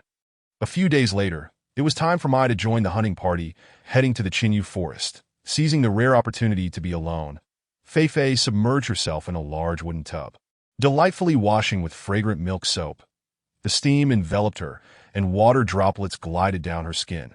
Over a month had passed, and her complexion had regained its radiance, appearing as fresh and supple as a peeled egg. Admiring her fair skin in the mirror, she playfully cast a flirtatious glance at her reflection. With the merging of souls, her face increasingly resembled her original form. Even the small mole at the tip of her nose began to reappear. That alluring little mole was her signature, ensuring she would be remembered at first glance. Nwoji, sipping a glass of iced cola, flattered her. With your current charm, host, a mere beckon of your finger will send those beast men into a frenzy. We already have 3 red hearts and 1 pink heart. Once you and the villain engage in some intimate exchanges, victory will surely be yours. What victory? Feifei rolled her eyes. You little system spray. Always scheming away. Mai was still just a 17-year-old boy. Nwoji chuckled, but he's no mere boy anymore. In the Beastman continent, males are considered adults at 15. If the strategy succeeds, the system will reward you with a mysterious gift pack. Aren't you tempted? Action speaks louder than words. Once he returns, make your move.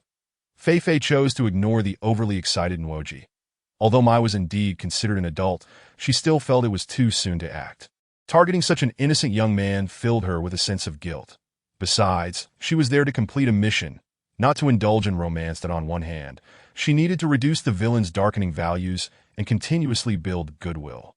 On the other, she did not want them to develop deep feelings for her, as she would ultimately leave and did not wish to incur any romantic debts. As her thoughts swirled, A knock on the door interrupted her reverie. "Fei Fei, are you there?" Recognizing the voice of Hu Mingming, Fei Fei was puzzled by her sudden visit. Although she was not particularly welcoming, she responded politely, "Yes, just a moment." Quickly drying herself off, she donned a bubble skirt adorned with pink fluff at the chest and wrapped her damp hair in a towel before opening the wooden door. As soon as the door swung open, Hu Mengming's gaze fixated on Fei Fei's skirt, and she exclaimed, "Wow, Fei Fei, your dress is gorgeous. Did I make it for you?" Fei Fei did not deny it, merely responding with a curt Hu Mengming feigned indifference to her cool demeanor, stepping into the stone house and glancing around, a flicker of jealousy passing through her eyes. She placed a gray stone jar on the small round table and cheerfully declared, "Fei Fei, this jar contains my newly brewed fruit wine, specially brought for you today." Saying this, she lifted the jar and poured a bowl, pushing it towards Fei Fei. The aroma of the wine wafted through the air, and the crystal-clear light red hue looked incredibly tempting. The original owner had indeed loved this sweet wine made from red fruits. Fei Fei picked up the stone bowl filled with fruit wine, her tone softening slightly. "It's not easy to brew fruit wine. I appreciate you making the trip." Hu Mingming smiled brightly, revealing two dimples. "Are we good sisters who grew up together? Why would I hesitate for you? I'll always go the extra mile for your favorite treats." Her enthusiasm made Fei Fei appear excessively aloof. As she brought the stone bowl to her lips to take a sip, Nwoji suddenly exclaimed in alarm, "Ah! Host, don't drink it." Fei Fei raised an eyebrow in surprise. "What's wrong?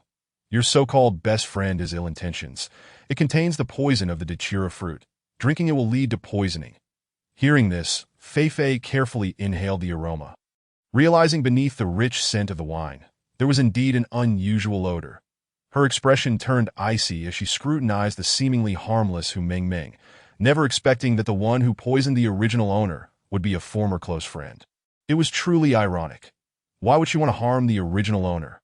Feeling uneasy under Fei Fei's gaze, Hu Mingming feigned calmness and asked, "What's wrong, Fei Fei?" With a smile that barely concealed her intentions, Fei Fei replied, "Oh, it's nothing, but I just feel there's a strange taste in this wine. Could it have gone bad? Bad? No way. I've kept it sealed in the cellar all this time," Hu Mingming insisted, sniffing the jar to confirm. What if she had discovered something? Quickly, Hu Mingming sealed the jar, apologizing, "If you're worried, I can brew another jar for you." Seemingly eager to escape any further questioning, she hurriedly left, watching Hu Mingming's retreating figure. Fei Fei tapped her fingers on the table, her eyes filled with a cold glimmer. Though Hu Mingming had a charmingly round face, her willingness to resort to such vile methods as poisoning was a sign that she had been underestimated. Chapter 34. The False Friendship. Nwoji sighed in melancholy. "Host, it seems that Hu Mingming's friendship with you is nothing but a facade. What will you do next?" "What can I do? She dared to poison me, so I certainly cannot let this slide." Fei Fei glared at the poisonous wine in the bowl, her eyes reflecting a hint of determination as she pondered her next move. She had never been the type to endure silently. She believed in repaying enmity with enmity. This was something she shared in common with the original owner. Moreover, poisoning was a serious matter, and she deemed it prudent to inform the tribe leader. Her grandfather, as the leader of the tribe, he was far more capable and authoritative in handling such situations. Without delay, she carried the bowl of poisoned wine to the elder's dwelling. The old leader, resting in the shade outside, was immediately taken aback upon seeing her, his wrinkles deepening as he smiled and asked, "Fei Fei, what brings you here so suddenly?" Fei Fei called out, "Grandfather," and presented the bowl of poisoned wine to him. The leader, mistakenly thinking she had come to offer him wine, smiled kindly and said, "There's nothing I lack here, that on such a hot day, you came all this way to bring me wine. I appreciate your kind gesture. But you should keep this fruit wine for yourself." Seeing his misunderstanding, Fei Fei quickly shook her head. "No, grandfather, this fruit wine is poisoned. Hu Mingming poisoned it with datura fruit. Drinking it would harm the body, causing the skin to darken and eventually rot away. I only discovered this today." Upon hearing this, the elderly leader's eyes widened in shock, and he anxiously checked her body. "Fei Fei, are you poisoned? Do you feel unwell?" Looking at the elder's concern, Fei Fei reassured him, "Don't worry, grandfather. I'm fine now that I've already taken an antidote." Upon hearing that she was unharmed, the old clan leader finally felt a sense of relief. However, his expression soon darkened as he could not believe that this cunning Hu Mingming could be so malicious as to poison you. "Rest assured, Grandfather will certainly uncover the truth. How dare she lay a hand on his precious granddaughter? Such audacity is tantamount to courting death. The old clan leader, known for his decisive actions, immediately summoned all the clan members and publicly announced Hu Mengming's crimes. The revelation sent shockwaves through the crowd of beast men, who stared incredulously at the pale-faced Hu Mengming, questioning if they had misheard that wasn't Hu Mengming always very close to Hu Feifei. What kind of trickery was this? Yet, seeing the clan leader's wrathful demeanor, it seemed far from feigned. Under the weight of the scrutinizing gazes and the clan leader's authoritative presence, Hu Mengming, already trembling with fear, began to stutter in her defense. Feifei, how could I poison you? We are such good sisters who grew up together. The clan leader's grandfather. I am innocent. Her two beast husbands stood protectively in front of her, fervently defending her, insisting that Mengming would never harm Feifei. There must be a misunderstanding here. Clan leader Hu Feifei's gaze was cold and piercing, as if she had seen through all the pretense that if there was no poison, why not summon Grandfather Ma Luan to verify? Aren't there still many jars of fruit wine hidden in your cellar? If you had no hand in it, I would never wrongfully accuse you. Hu Mengming's expression turned frantic, cold sweat breaking out as she cursed herself for not destroying the fruit wine sooner. Witnessing her distress, some beast men began to waver in their belief. Who would have thought Hu Mengming was capable of poisoning someone? Indeed, they had initially thought Hu Feifei was the only wicked one. But now it seemed Hu Mengming was even more cunning and treacherous. After all, wasn't it Hu Mengming who instigated Hu Feifei to bully us in the past? One female beast man exclaimed indignantly. To her, both Hu Feifei and Hu Mengming were cut from the same cloth, neither worthy of any sympathy. Now that they were turning against each other, it was truly satisfying. Nevertheless, some females began to reassess Hu Feifei. Recently, following her advice to avoid sunlight during the day, they had noticed significant improvements in their skin, leading them to believe that perhaps Hu Feifei was not entirely devoid of virtue.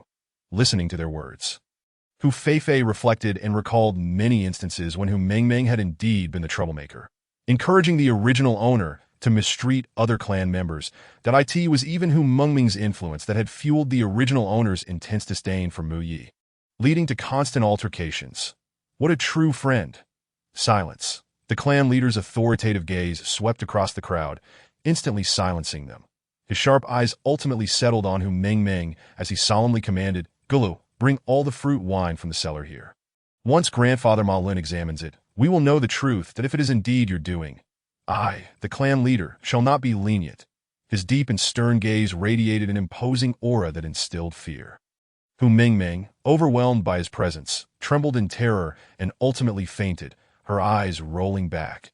Alarmed, her two beast husbands called out, Mistress! Yet, her fainting proved futile, as the clan leader ordered someone to fetch a bucket of cold water and douse her with it. The icy water jolted Hu Mengming awake, drenched and resembling a drowned rat, as she turned to Hu Feifei, pleading, Feifei, I know nothing about this. It wasn't me. You must believe me. How could I possibly harm you? Hu Feifei turned her head away, unwilling to witness her feigned madness, awaiting the verdict from Ma Luan the shaman. Under the watchful eyes of the crowd, Ma Luan furrowed his brow, seizing a white rat and forcing the fruit wine down its throat. After a brief wait, the rat began to bleed from its mouth and nose, thrashing about before falling still. Disappointment flickered in Ma Luan's eyes as he cast a disapproving glance at Hu Mengming, stating, this fruit wine indeed contains deadly belladonna poison. Due to its small size, the rat dies immediately. However, for beast men, it would act as a slow poison, eroding their vital organs until fatal. What grievance do you hold against her that would compel you to act so ruthlessly and shamelessly? The irrefutable evidence ignited the public's outrage. The method of poisoning was chilling, and they condemned Hu Mengming's actions vehemently. Such a vile female must not be allowed to remain in the tribe. Indeed, if she dared to poison Hu Feifei today, who was to say she wouldn't harm others in the future? The thought was terrifying that Hu Mengming's beast husbands were equally stunned by the outcome, staring blankly at their weeping mistress. The furious Hu Hua rushed forward, kicking Hu Mengming to the ground in a fit of disappointment and rage. How dare you poison Feifei? Today, I shall not let you live. She reached to grasp Hu Mengming's hair, but was swiftly intercepted by her two beast husbands. You have no right to harm Mengming. Moreover, if Ming Ming poisoned her, why is she still standing here unscathed? He pointed accusingly at Hu Feifei, willing to risk the clan leader's wrath to protect his mistress. After all, once a male beast had imprinted on a female, betrayal was unthinkable. Failure to adhere would invoke the wrath of the beast god. Chapter 35. Tears of a crocodile disheveled and disheartened, Hu Mengming's eyes suddenly lit up upon hearing his words.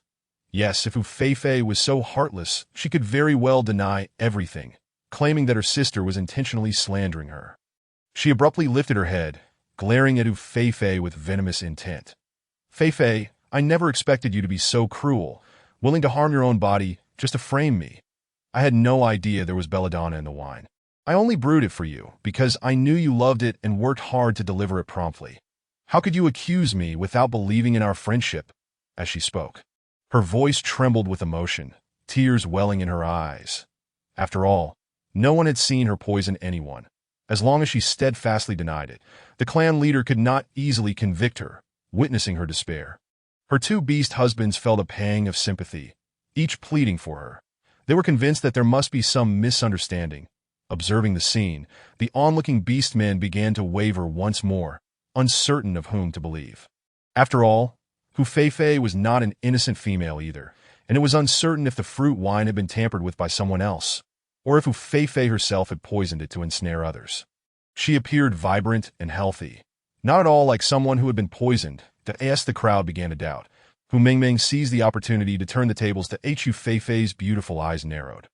Surprised by Hu Mengming's cunning, she was indeed clever to deny everything. Convicting someone required both material evidence and witnesses. Now she lacked a witness, but there were no secrets that remained hidden forever. Approaching Hu Mengming, she towered over her and spoke cryptically. Are you so certain that no one has witnessed your deeds? Each time you ventured outside the tribe to gather belladonna, do you truly think you were unobserved? She leaned closer, whispering in Hu Mengming's ear, do you want to know how I discovered the poison in the fruit wine? If you admit your wrongdoing now, I may, out of past affection, spare you from expulsion from the tribe. Otherwise, hearing her threat, Hu Mengming trembled in fear, her mind racing with doubt over whether anyone had seen her pilfering the belladonna, that if someone had indeed witnessed her, she could not escape the blame. In such a case, expulsion from the tribe would be inevitable, leaving her with a tarnished reputation that no other tribe would accept. Without the protection of a tribe, she would be like a lamb awaiting slaughter in the perilous wilderness. If she were to encounter a fearsome feral beast, her fate would be sealed. The terrifying prospect sent chills down her spine, awakening her to the folly of her actions. Offending Hu Feifei would yield no good fortune. Regardless, remaining in the tribe was far better than wandering outside. If she sincerely repented, perhaps the punishment would not be as severe. After a tumultuous internal struggle, she crumpled to the ground, defeated, crying out, "Grandfather clan leader, please forgive my transgressions. It was a moment of folly that I never intended to truly poison Feifei. I merely wished to teach her a lesson for often losing her temper and not treating me as a true sister. I never meant to kill her." With tear-filled eyes, she implored Hu Feifei for forgiveness. "Feifei, I was wrong. Please, grant me your forgiveness." However, Hu Feifei remained unmoved by her crocodile tears, even taking a step back in disdain. In truth, she had only intended to test Hu Mengming, not expecting her to confess so readily. The clan leader's face darkened with fury. Such a malicious heart is unworthy of forgiveness. Fortunately, Feifei recognized the danger in time. Had anything happened to her, I would never have let you off lightly. In truth, he wished to expel Hu Mengming directly, yet in the beast realm, females were a scarce resource. Each lost female represented a significant loss for the tribe. As he pondered how to address the situation, Hu Feifei approached him and said, "Grandfather, I have an excellent solution for dealing with her." The old chief raised an eyebrow, intrigued. "What is your plan?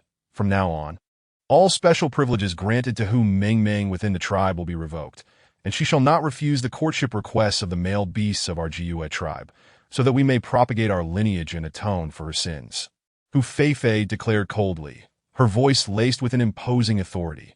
"Moreover, since you have made me consume the mandragora poison for so long, you shall also drink from these vials, thus proving your genuine remorse." Her icy gaze fixed upon Hu Mengming, who was weeping profusely.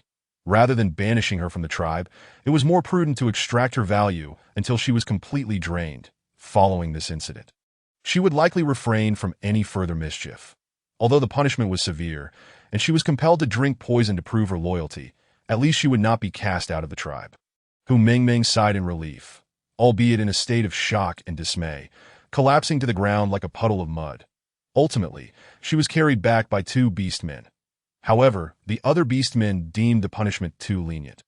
They believed Hu Mingming was a scourge that warranted expulsion from the tribe.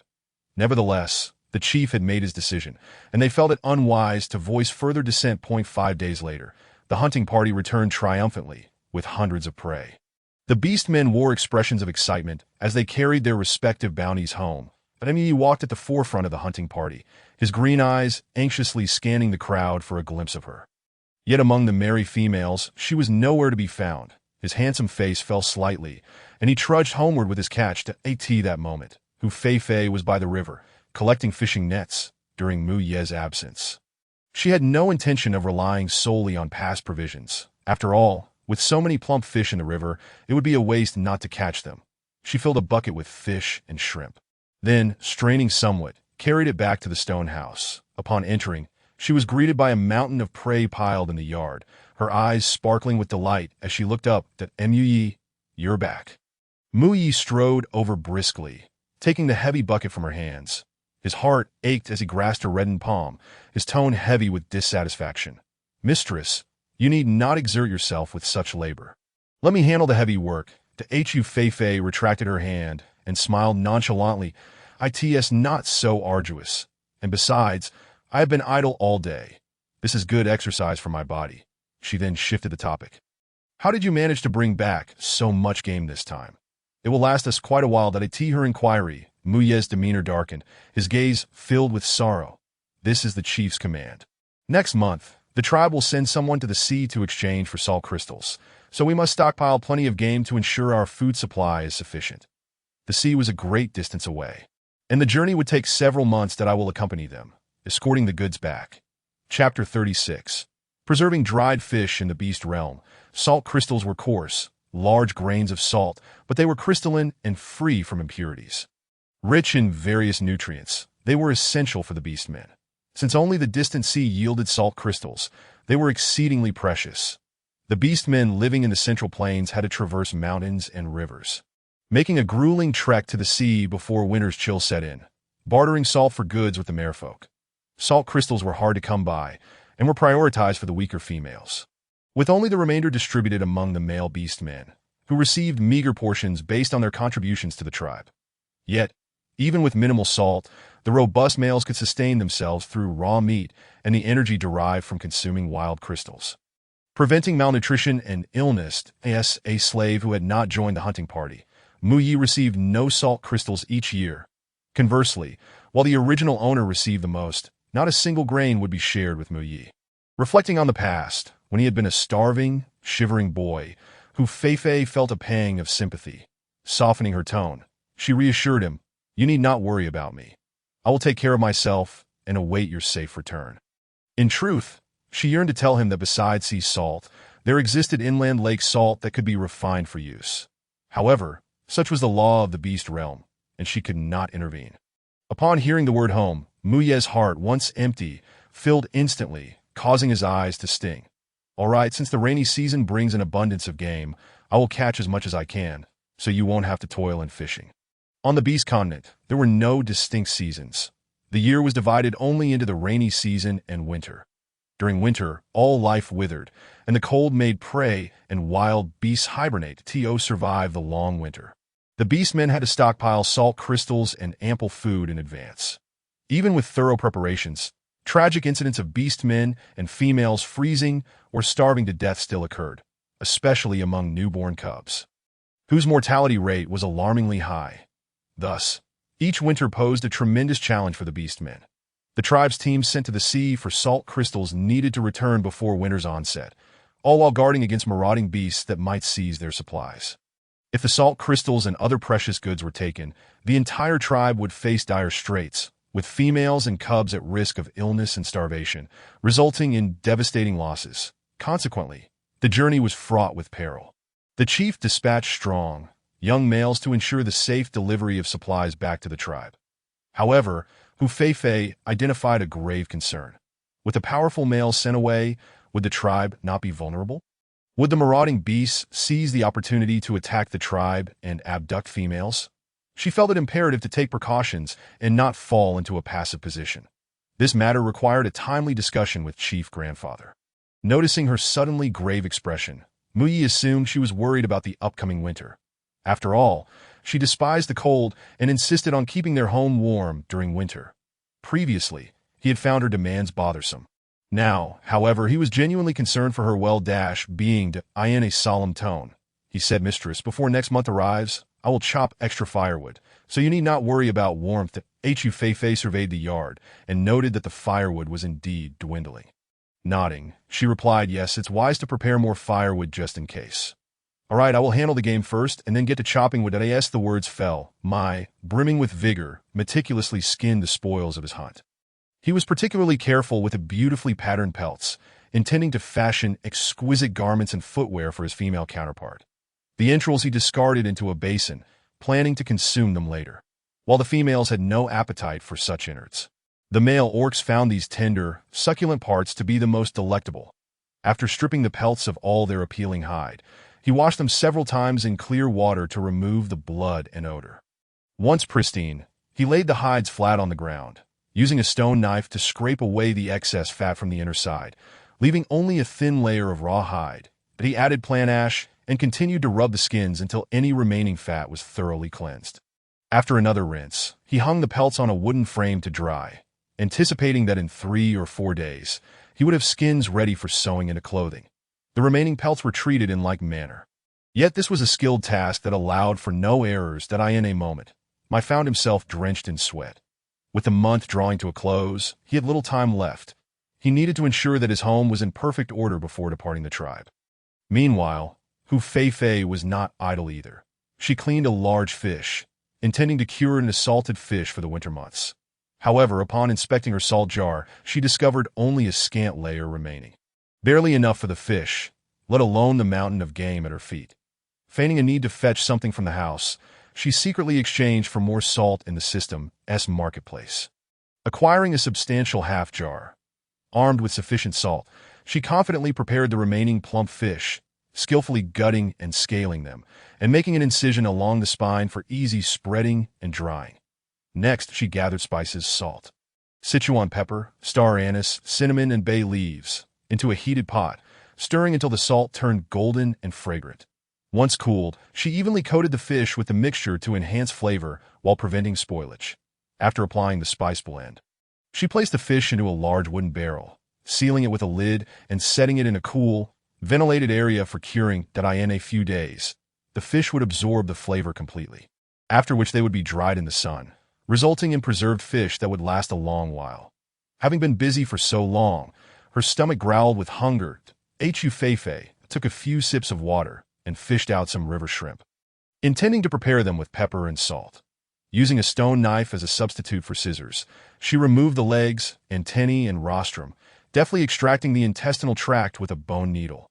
After thoroughly cleaning the shrimp, she placed them into a stone mortar, adding ginger, scallions, and salt, mixing them evenly for marination.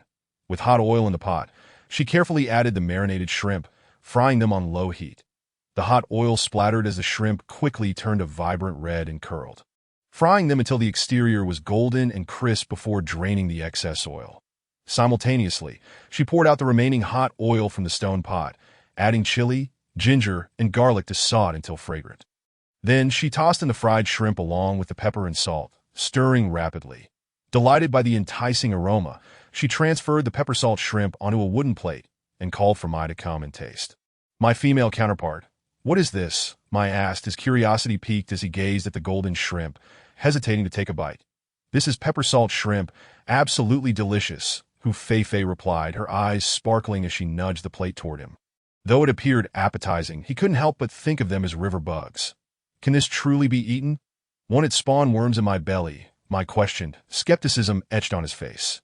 Yet unable to resist her hospitality, he reluctantly picked up a shrimp with his chopsticks and placed it in his mouth, chewing with closed eyes, struggling with a peculiar taste that nearly made him retch, seeing his expression of impending doom. Hu Feifei couldn't help but chuckle. Is it truly that dreadful? She asked, skeptically trying one herself. The crispy, fragrant flavor was genuinely delightful. She reasoned that perhaps Mai had never experienced such a texture before, and what she relished might not appeal to everyone. Thus, she refrained from insisting he partake in the pepper salt shrimp. Fearing to disappoint her, Mai forced the shrimp down, disingenuously explaining, "It's not bad, just a tad tough. Please enjoy it without concern for me." Understanding he was merely trying to amuse her, Hu Feifei did not press further and instead inquired, "What will you eat then?" Mai pointed to the innards of the game in the wooden basin. "That is sufficient to satisfy my hunger. At this." Hu Feifei fell silent, for like the original host, she too had little fondness for animal innards. The parts she found unpalatable were always consumed by Mai, and she was well aware of the Orsish penchant for raw flesh. Knowing he often indulged in uncooked meat when she was unaware, to avoid any unseemly sight, Mai carried a basin of fresh innards outside, devouring them ravenously. After satisfying his hunger, he went to the river to wash himself and brush his teeth, quite mindful of his image. When he returned home, the sky had darkened entirely. The silvery moonlight streamed through the wooden window, casting a gentle glow upon the stone dwelling and enveloping the slumbering Hu Feifei in a soft, ethereal radiance. Under the moonlight, her sleeping visage appeared serene and pure, resembling a celestial being descended to the mortal realm, rendering him momentarily entranced.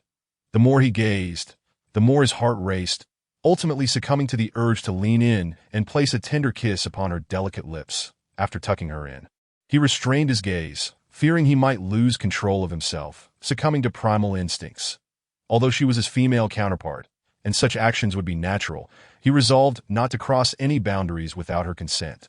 Eventually, he transformed into his beastly form, an elegant black cat, and exited the stone dwelling, taking up a watchful position in the yard to guard the game. It was too late to process the remaining spoils, and not wanting to disturb his sleeping female counterpart, he would have to wait until the morrow. In the tranquil night, his emerald beastly eyes glimmered like two eerie will-o'-the-wisps, scanning the surroundings with vigilance, keenly alert to any movements that might threaten the safety of their bounty.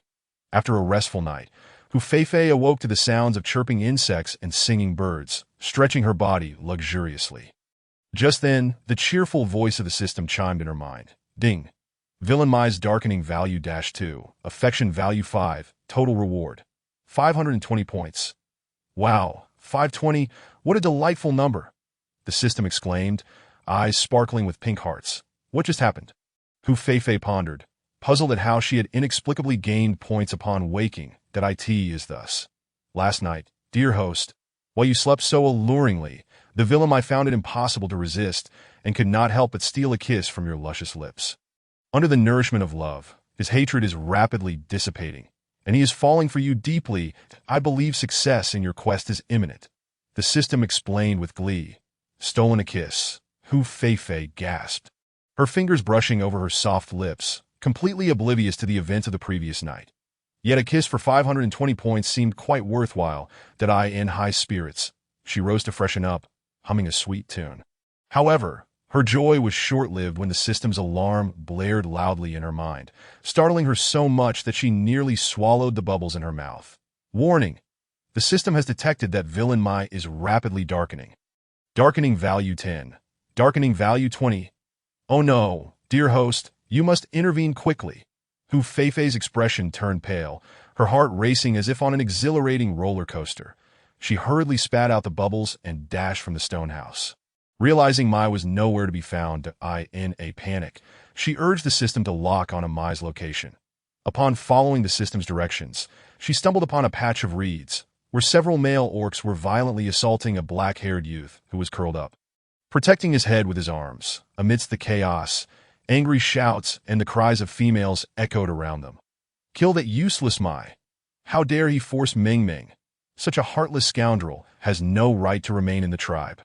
The youth, curled tightly, bore the brunt of the blows, veins bulging on his arms as he gritted his teeth, enduring the relentless beating.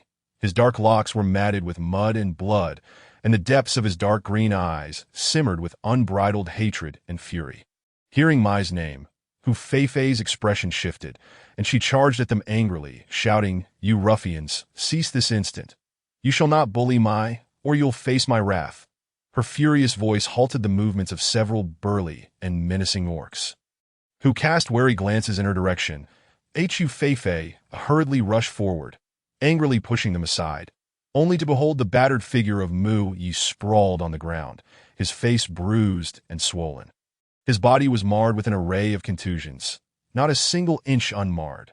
A gruesome gash on his forehead bled profusely, presenting a truly horrifying sight. However, the orcs who had assaulted him also bore their share of injuries. Yet Mu Yi, after all, found himself grievously outmatched, suffering far more than they had. Upon hearing her voice, Mu Yi swallowed the blood pooling in his throat, his green eyes trembling as they turned toward her. His voice hoarse and strained. "Mistress, Hu Feifei," her heart aching for the pitiful boy, bloodied and bruised, lifted him up, her eyes blazing with fury as she glared at the assailants. "Who gave you the audacity to bully my Mu Yi? I will not let today's events go unpunished. I shall ensure that Grandpa delivers a severe retribution upon you." At her words, the orcs exhibited a flicker of panic, but soon regained their bravado, justifying their actions that we did nothing wrong. It was the likes of him who deserved punishment for bullying a female. Yes, killing him would be a mercy. Fortunately, we arrived in time, or else Meng Meng would have fallen victim to his schemes. You must stop being foolish and protect him, that he has long since been disloyal to you. What do you mean? Though confused, Hu Feifei's priority remained Mu Ye's injuries. Can you still walk? However, before she could receive an answer, a feeble female voice interjected from nearby. "Feifei, don't blame them. Yes, it was Mu Yi who attempted to take advantage of me. If you are angry, then direct your ire at me." Chapter 38. The accusation. Hu Feifei's mind buzzed as she looked up to see Hu Mingming weeping pitifully.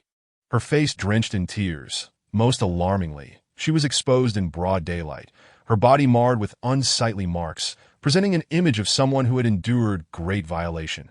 Truly a sight that was hard to bear. While the beastly society was indeed primitive and open, it did not extend to the point where one could appear unclothed before a throng of male orcs. The Hu Feifei, feeling a wave of revulsion, averted her gaze. Hearing Hu Mingming's accusations, Mu Ye's expression shifted from hatred to panic in an instant, his voice hoarse as he hurried to defend himself. "That no, mistress, she is lying. I did not touch her."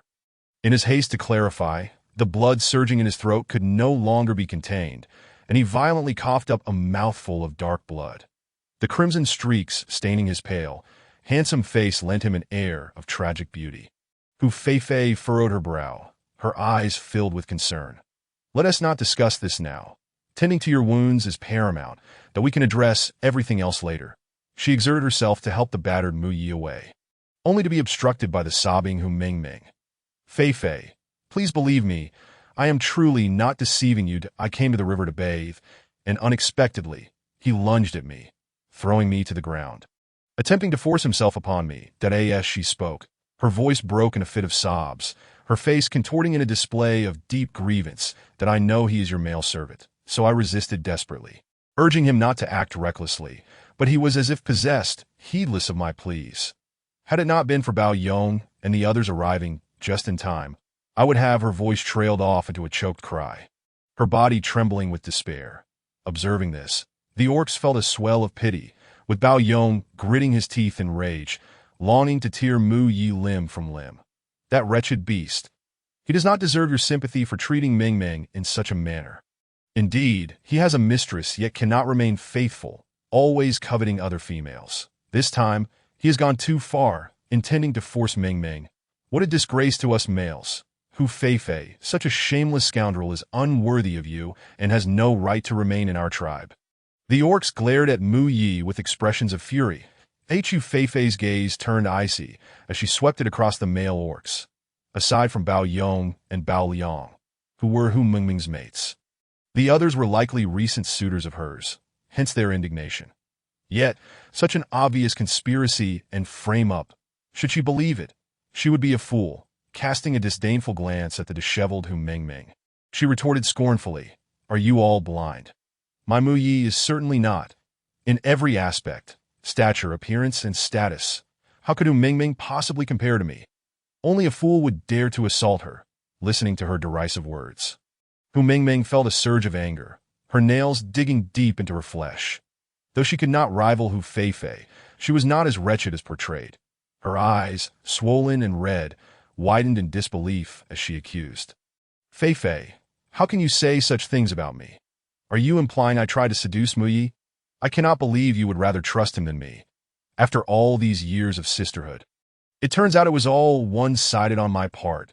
She wept inconsolably, as if she might perish from heartbreak at any moment. Hu Feifei felt a swarm of ants crawling over her skin. Nearly nauseated by the sight that I end this age, even the beastly world seemed to indulge in treachery. Stop, what good sisterhood? Have you forgotten the time you poisoned me? Hu Mingming, I warn you to spare me the act of being pitiful and innocent. I am not one of the foolish orcs you can beguile. Seeing her remain unfazed, Hu Mingming felt a deep-seated rage. Bao Yong protectively shielded Hu Mingming behind him, scoffing. Hu Feifei, do not take advantage of the situation. Ask any tribe which female would dare to seduce a male orc. Mingming is not like you. This remark was a jab at Hu Feifei's previous pursuit of Tyson, which he had coldly rejected. Hu Feifei silently ground her teeth, tempted to deliver a resounding slap. She realized the original owner's previously unreasonable behavior was indeed an excellent outlet for her frustrations. One would vent their anger without internal conflict. The nearby orcs chimed in eagerly. I saw it with my own eyes. Muyi held on to Mingming, shamelessly attempting to assault her. I saw it too. He is certainly not being wronged. The orcs clamored to testify for Hu Mingming. Muyi's brows knitted tightly, his piercing green gaze like arrows of ice directed at the babbling orcs, a murderous intent brewing within him that he had never wronged them, yet they refused to relent, continuously slandering him and resorting to violence. They deserved to die. They deserved to be killed. The 5 dark hearts floating above his head were nearly dripping with ink, causing Hu Feifei to feel a chill run down her spine. Nuo Jiji appeared even more frantic, anxiously pacing, though we cannot let him continue down this dark path. If he surpasses the limit, the system will be disrupted and crash. What to do? Host, please think of a way to handle these bothersome, foolish orcs and alleviate the severe psychological trauma inflicted upon the antagonist. Hu Feifei suppressed her rising panic, giving Muyi a calming look before striding toward Hu Mingming and delivering a resounding slap across her face. I thought you might genuinely repent, but I see I have only enabled you. Have you forgotten my methods? I possess ample strength and means to deal with you, and even if you stood naked before Muyi, he wouldn't spare you a glance. After rebuking her, she supported the trembling Muyi and left in a flurry, her heart racing with urgency. Hu Mingming touched her stinging cheek, the pain searing. Her eyes burned with resentment as she glared at Hu Feifei's retreating figure, wishing she could burn a hole through her with her gaze. Once their anger subsided, the orcs regarded Hu Mingming, whose expression was darkened with suspicion. In comparison to Hu Feifei, it was evident who should be chosen, provided one was not foolish. Could it be true that she had indeed attempted to seduce Muyi? This was truly perplexing. In the sunlit stone hut, a faint aroma lingered, dispelling the shadows and hatred within the boy's heart. Hu Feifei brought a basin of water, gently cleansing the bloodied wound on Muyi's forehead with soft animal hides. She sprinkled on some hemostatic powder and bandaged him. Muyi's rigid body gradually relaxed, his eyelids lifting as he fixated on her, his heart filled with trepidation, fearful she might misunderstand him. Ashamed of being a burden, and worried she would deem him unworthy. Yet he felt utterly useless, always relying on her to defend him. They were right. He truly was a waste. Lost in thought, his eyes began to glisten with unshed tears. Chapter 39. Expulsion from the tribe. Hu Feifei finished bandaging the gruesome wound on his forehead and quickly crushed some medicinal paste to treat his bruises, in a gentle and soothing tone. She reassured him, do not worry. I will not believe their malicious lies. I also understand why Hu Mingming would deliberately frame you. I will handle this matter. Hu Mingming, having failed to poison her, turned her wrath upon Muyi, attempting to sow discord and simultaneously disgust her. If she were to disdain Muyi over mere provocation, she would be nothing short of foolish. Her tender words sent a shiver through Muyi, his gaze ablaze like 2 fiery sparks. Mistress, you truly wish to believe in me. Hu Feifei appeared puzzled by his question, that of course that I find it hard to trust you. Should I place my faith in a complete stranger? The nature of Hu Mingming is well known to all. That Mu is overwhelmed with emotion, a torrent of love surging within him, as he envelopes Hu Feifei tightly in his iron embrace. Almost as if he wishes to merge her with himself, never to part again, that he is genuinely terrified that the female lead might believe the vile words of those scoundrels, think he harbors feelings for Hu Mingming, and revert to her former disdainful self, even abandoning him altogether. The mere thought of losing her sends waves of dread coursing through him. Hu Feifei does not resist his bear hug. Instead, she gently pats his back, comforting this fragile yet stubborn boy who is often bullied and wronged. Only when she notices the little heart above his head has returned to its normal state does she finally breathe a sigh of relief. Today, her emotions have been a roller coaster. Just as one wave recedes, another crashes upon her. After a while, Mui suddenly realizes that he is sullied with mud and blood, hastily pushing her away, with downcast eyes. He speaks cautiously, I apologize, female lead, for dirtying you. To Hu Feifei smiles nonchalantly. It's fine. If it gets dirty, we can simply wash it clean. She thinks to herself that as long as he does not continue to darken, everything will be all right. Subsequently, she brews a pot of herbal medicine to invigorate the blood and dispel bruises, urging Mu Yi to drink it, and personally replaces his soiled beast skin skirt with a clean one. The temperature in the room seems to rise sharply as Hu Feifei, with a righteous demeanor, discards his soiled garment and swiftly dresses him in clean attire. However, her slightly flushed cheeks betray her feigned calmness. Mu Yi keeps his eyes tightly shut, his raven-like lashes trembling with tension. The movement of his Adam's apple reveals an unspoken sentiment coursing through him. Realizing something, Hu Feifei blinks in astonishment, quickly averting her gaze. Retracting her hand as if burned, that Mu opens his subdued, dark green eyes, his voice hoarse. Female lead. Did I hurt you? Just lie still and don't move. She babbles a few incoherent words and hurriedly exits the stone dwelling. Observing her evasive demeanor, Mu Yi feels a pang of disappointment. The sudden rush of passion within him feels doused, as if a bucket of cold water has been thrown over it, leaving him chilled to the bone. That it seems the female lead still harbors some disdain for him, not truly accepting him. Otherwise, why would she always avoid him? Outside, Hu Feifei pats her flushed cheeks, bewildered by her own reaction. Isn't this merely a youthful boy's infatuation? What is there to make such a fuss about? She is a seasoned woman of the world, not some naive little flower untouched by experience, the system. Nua Gigi ruthlessly strips away her fa-ade. Dear host, although you appear as a wicked, alluring woman, your heart is, in truth, exceedingly innocent. Just admit it to Hu Feifei. Hands on her hips, retorts defiantly. No Gigi, stop eavesdropping on my thoughts. What innocence? I am a battle-hardened queen with a wealth of romantic experience. The men I have courted could form a train. Gigi responds dismissively. What battle-hardened? Dear host, you were merely playing the role of a strong heroine, effortlessly defeating a host of scoundrels. You have never truly experienced love, have you? Hu Feifei is rendered speechless by this retort. Indeed, her previous roles have mostly depicted tragic figures, abandoned wives, princesses of fallen kingdoms, and vengeful heroines. When has she ever had the time to indulge in romantic pursuits? Even the male confidants surrounding her were but fleeting shadows in a garden of blooms, never leaving a mark. After regaining her composure, she seeks out her uncle, Hu Bang. Initially, she thought Hu Mingming would learn her lesson and refrain from causing further trouble, but to her dismay, she proves to be a bold fool. Not only unrepentant, but increasingly brazen, setting her sights on Mu Yi. Thus, she must reassess the situation. Upon hearing her impassioned account, the clan leader furrows his brow in concern, since Hu Mingming harbors ill intentions. Allowing her to remain in the tribe poses a threat to their development. It is better to expel her, letting her fend for herself, as the tribe's people have grown weary of her. Casting her out would align with their sentiments.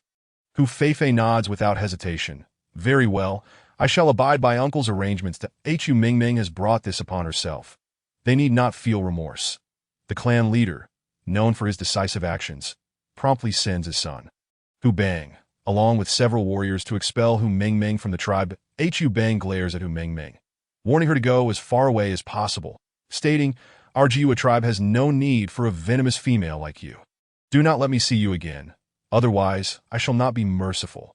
Hu Mingming has long poisoned Fei Fei's life, and Hu Bang has been harboring this grievance. Today, he finally expels this wicked female, feeling a sense of relief wash over him, while simultaneously warning others of ill intent that Fei Fei's status is not to be trifled with. Hu Mingming weeps profusely, desperately pleading, "Uncle Bang, I understand my mistakes. Please do not cast me out." Yet Hu Bang and the other warriors ignore her cries, resolutely shutting the gates of the tribe. Realizing her plight, Hu Mingming wipes away her tears and can only follow her two steadfast beast husbands. Searching for another place to stay, if they wait until nightfall, they might encounter danger, and the situation could worsen. Hu Fei Fei's heartlessness in persuading the clan leader to expel her will not be forgotten. Hu Mingming casts a resentful glance back at the tribe she has known for years, unwilling to accept her fate as she disappears into the valley, aside from her and the brothers Bao Yong and Bao Liang being expelled. The warriors who participated in the assault on Mu Yi received severe punishment. Henceforth, no beastman dared to provoke or bully Mu Yi, for they had come to understand the clan leader's protective stance. Chapter 40. Setting traps. Time flows like sand slipping through fingers. 2 months have passed in the blink of an eye, and Mui follows the large contingent dispatched by the tribe, carrying supplies to the distant sea to exchange for salt crystals. This time, the elderly clan leader personally leads the expedition, both to cultivate the younger warriors and out of concern for his only remaining son, Hu Bang, to spare him the dangers of travel. As the leader of the tribe, he has devoted his life to its welfare, sacrificing the lives of 3 sons in the process. His youngest daughter was taken by a cold-blooded beast man, her whereabouts unknown. His eldest son perished in a beast tide, while his second and third sons met their end escorting supplies, leaving him a grieving father. Now, with only his youngest son left to inherit his legacy.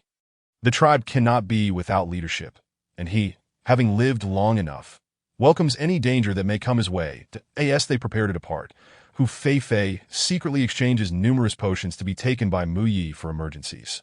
With their departure, the tribe's defenses are significantly weakened, leaving it vulnerable. Hu Fei Fei, filled with unease, shares her trap-setting plan with her uncle, Hu Bang. Although she receives his support, the incessant rain has persisted for 2 months, forcing them to postpone the trap preparations. The continuous downpour has kept the females indoors, rendering the tribe rather desolate. Inside the dimly lit room, Hu Fei Fei spends 10 points of her system credits to acquire a realistic candle. This candle, controlled by mechanisms, shines as brightly as an electric light and can be used indefinitely. Charging it is simple. Just place it under the sun for a while. She heats oil to fry an egg pancake for breakfast, satisfying her hunger. With Mu Yi absent, her cooking is uncomplicated. It merely needs to fill her stomach. After finishing her meal, she chops some meat and mixes it with vegetables, placing the mixture in a wooden basin before stepping outside to feed the captive Gugu beasts. As she opens the door, a wave of earthy, rain-scented air rushes in, tickling her nose and prompting a sneeze. Rubbing her nose, she looks up to find that the relentless rain has finally ceased. Although the sky remains overcast, at least the thunder and lightning have abated, and the rain has stopped. The air is thick with moisture, enveloping the valley and fields in a soft mist, creating an ethereal beauty. After feeding the Gugu beasts, she seeks out her uncle, Hu Bang. Now that the rain has finally stopped, they can prioritize setting the traps. Hu Bang greets her warmly, yet his wife is less than welcoming, shooting her a glare before dragging Ali back inside. Hu Bang appears awkward. "Fei Fei, please do not take it to heart. Your aunt has a rather irritable temperament." The original host possessed a volatile temperament, frequently offending others, which rendered Am's disdain for her entirely understandable.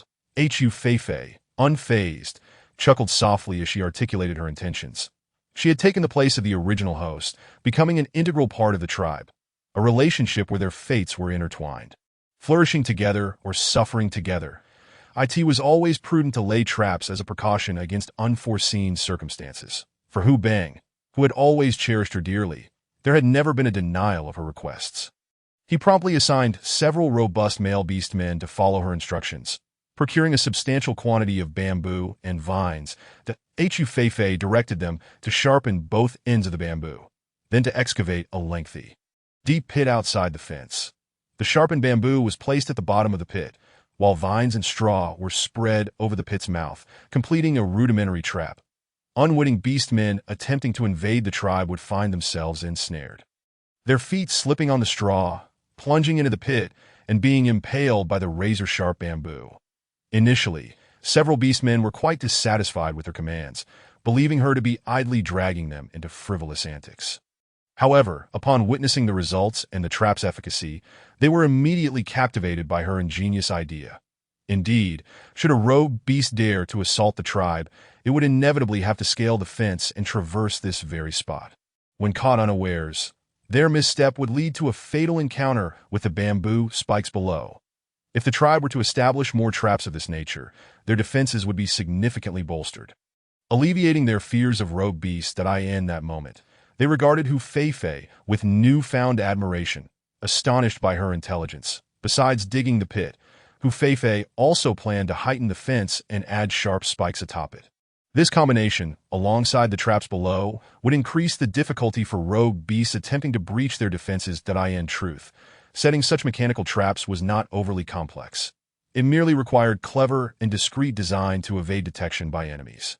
As the traps were completed, night had already fallen, and the task of raising the fence would have to wait until the morrow. Hu Bang gathered all the beastmen of the tribe, familiarizing them with the newly designed traps to prevent accidental injury. In an instant, the tribe members were effusive in their praise for this ingenious mechanism.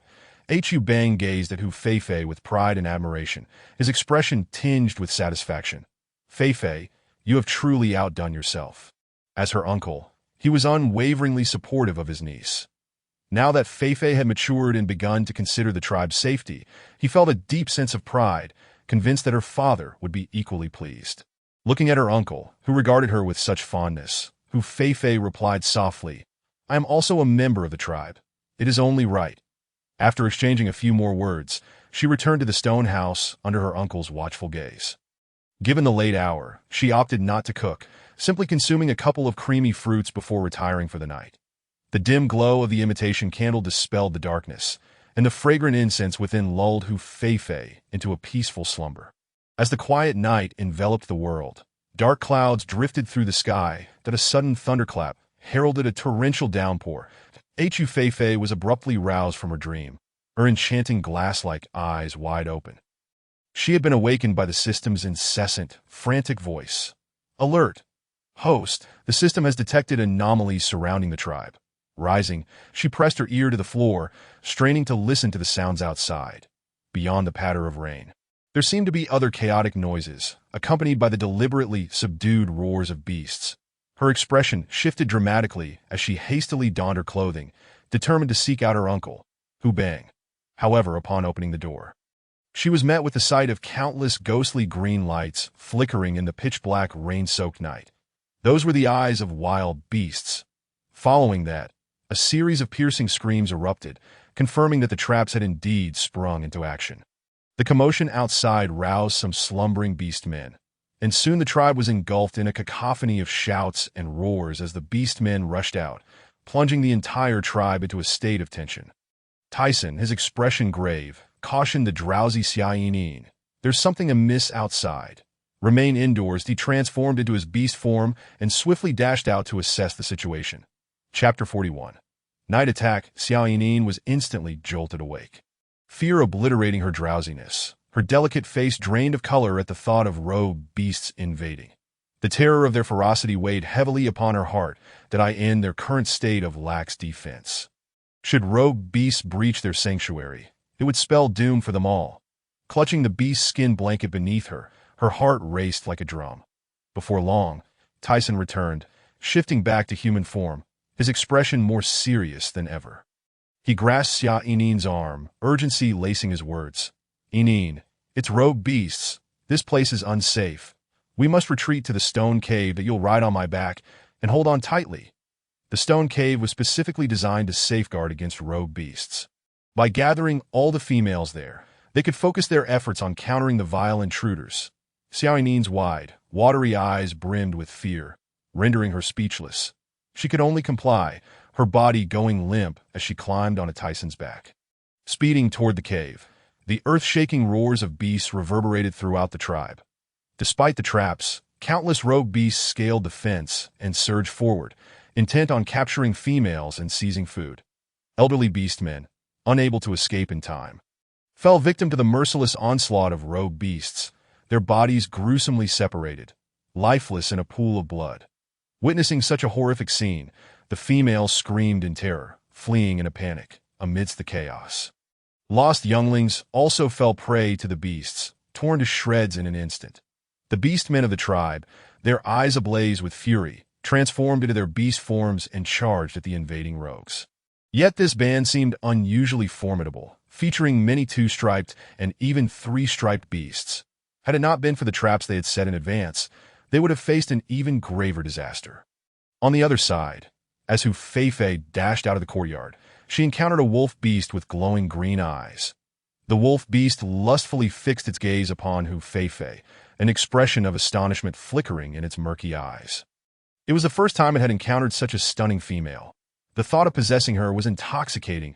Hu Feifei felt an unsettling chill as the wolf's gaze bore into her, and she swiftly exchanged for a bottle of enhanced strength potion, disregarding the potential severe side effects. The system's voice trembled with concern. "Host, the strength potion lasts only 15 minutes. After that, you may faint from exhaustion. You must escape to safety before then." Fully aware of the urgency, Hu Feifei wasted no time, rushing back to her stone house to retrieve a sharp dagger. The flickering candlelight illuminated her, providing her an advantage in combat. Surrounded by danger, she knew she had to eliminate the wolf beast that was fixated on her before its allies could arrive. The lustful wolf beast charged into the courtyard, closing in on Hu Feifei. Gripping the dagger concealed behind her, she not only stood her ground but also responded with a seductive smile. The wolf beast was instantly entranced, its resolve melting away as it lunged toward her. At that moment, Hu Feifei struck that a glint of cold light flashed as she plunged the dagger deep into the wolf beast's heart. Blood sprayed forth as she coldly withdrew her dagger, and the wolf beast collapsed. Lifeless and unblinking, emotionless, Hu Feifei stepped over the fallen wolf beast and sprinted toward the stone cave, the air heavy with the metallic scent of blood. Hu Bang directed the beastmen to safeguard the females and younglings as he transformed into his beast form. Racing toward Hu Feifei's stone house. Without the protection of beastmen, Feifei was in grave danger. His younger sister had left behind only this single bloodline. He could not allow anything to happen to her. Panic surged within him as he dashed forward, leaving behind a blur. Among the crowd, a gentle-looking middle-aged female beastman watched his retreating figure, her heart aching with a mix of sorrow and indignation. "Hu Bang, have you abandoned us?" From her perspective, beastmen prioritized the safety of their females. Yet Hu Bang had consistently placed Hu Feifei above all else. Even in this critical moment, he had recklessly forsaken her and the children to rescue Hu Feifei. Was this not a form of betrayal? Ali held tightly onto his mother's hand, his eyes brimming with fear and helplessness. The absence of his father's protection felt akin to losing his anchor and the courage to confront danger. Simultaneously, a new layer of resentment towards Hu Feifei welled up within him. Hu Feifei dashed out of the courtyard, racing urgently towards the stone cave. The muddy ground splattered her legs, yet the chilling sensation kept her mind alert, preventing her from panicking.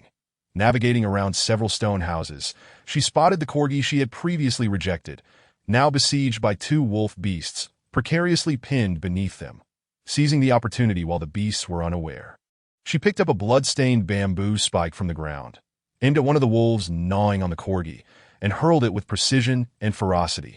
The sound of air being pierced resonated as the sharp bamboo spike swiftly penetrated the wolf's body, the force of the throw momentarily stunning her. Truly, the powerful potion lived up to its reputation. As the wolf beast succumbed to its injuries, she remained vigilant, keeping a wary eye on the other wolf that had now turned its attention towards her.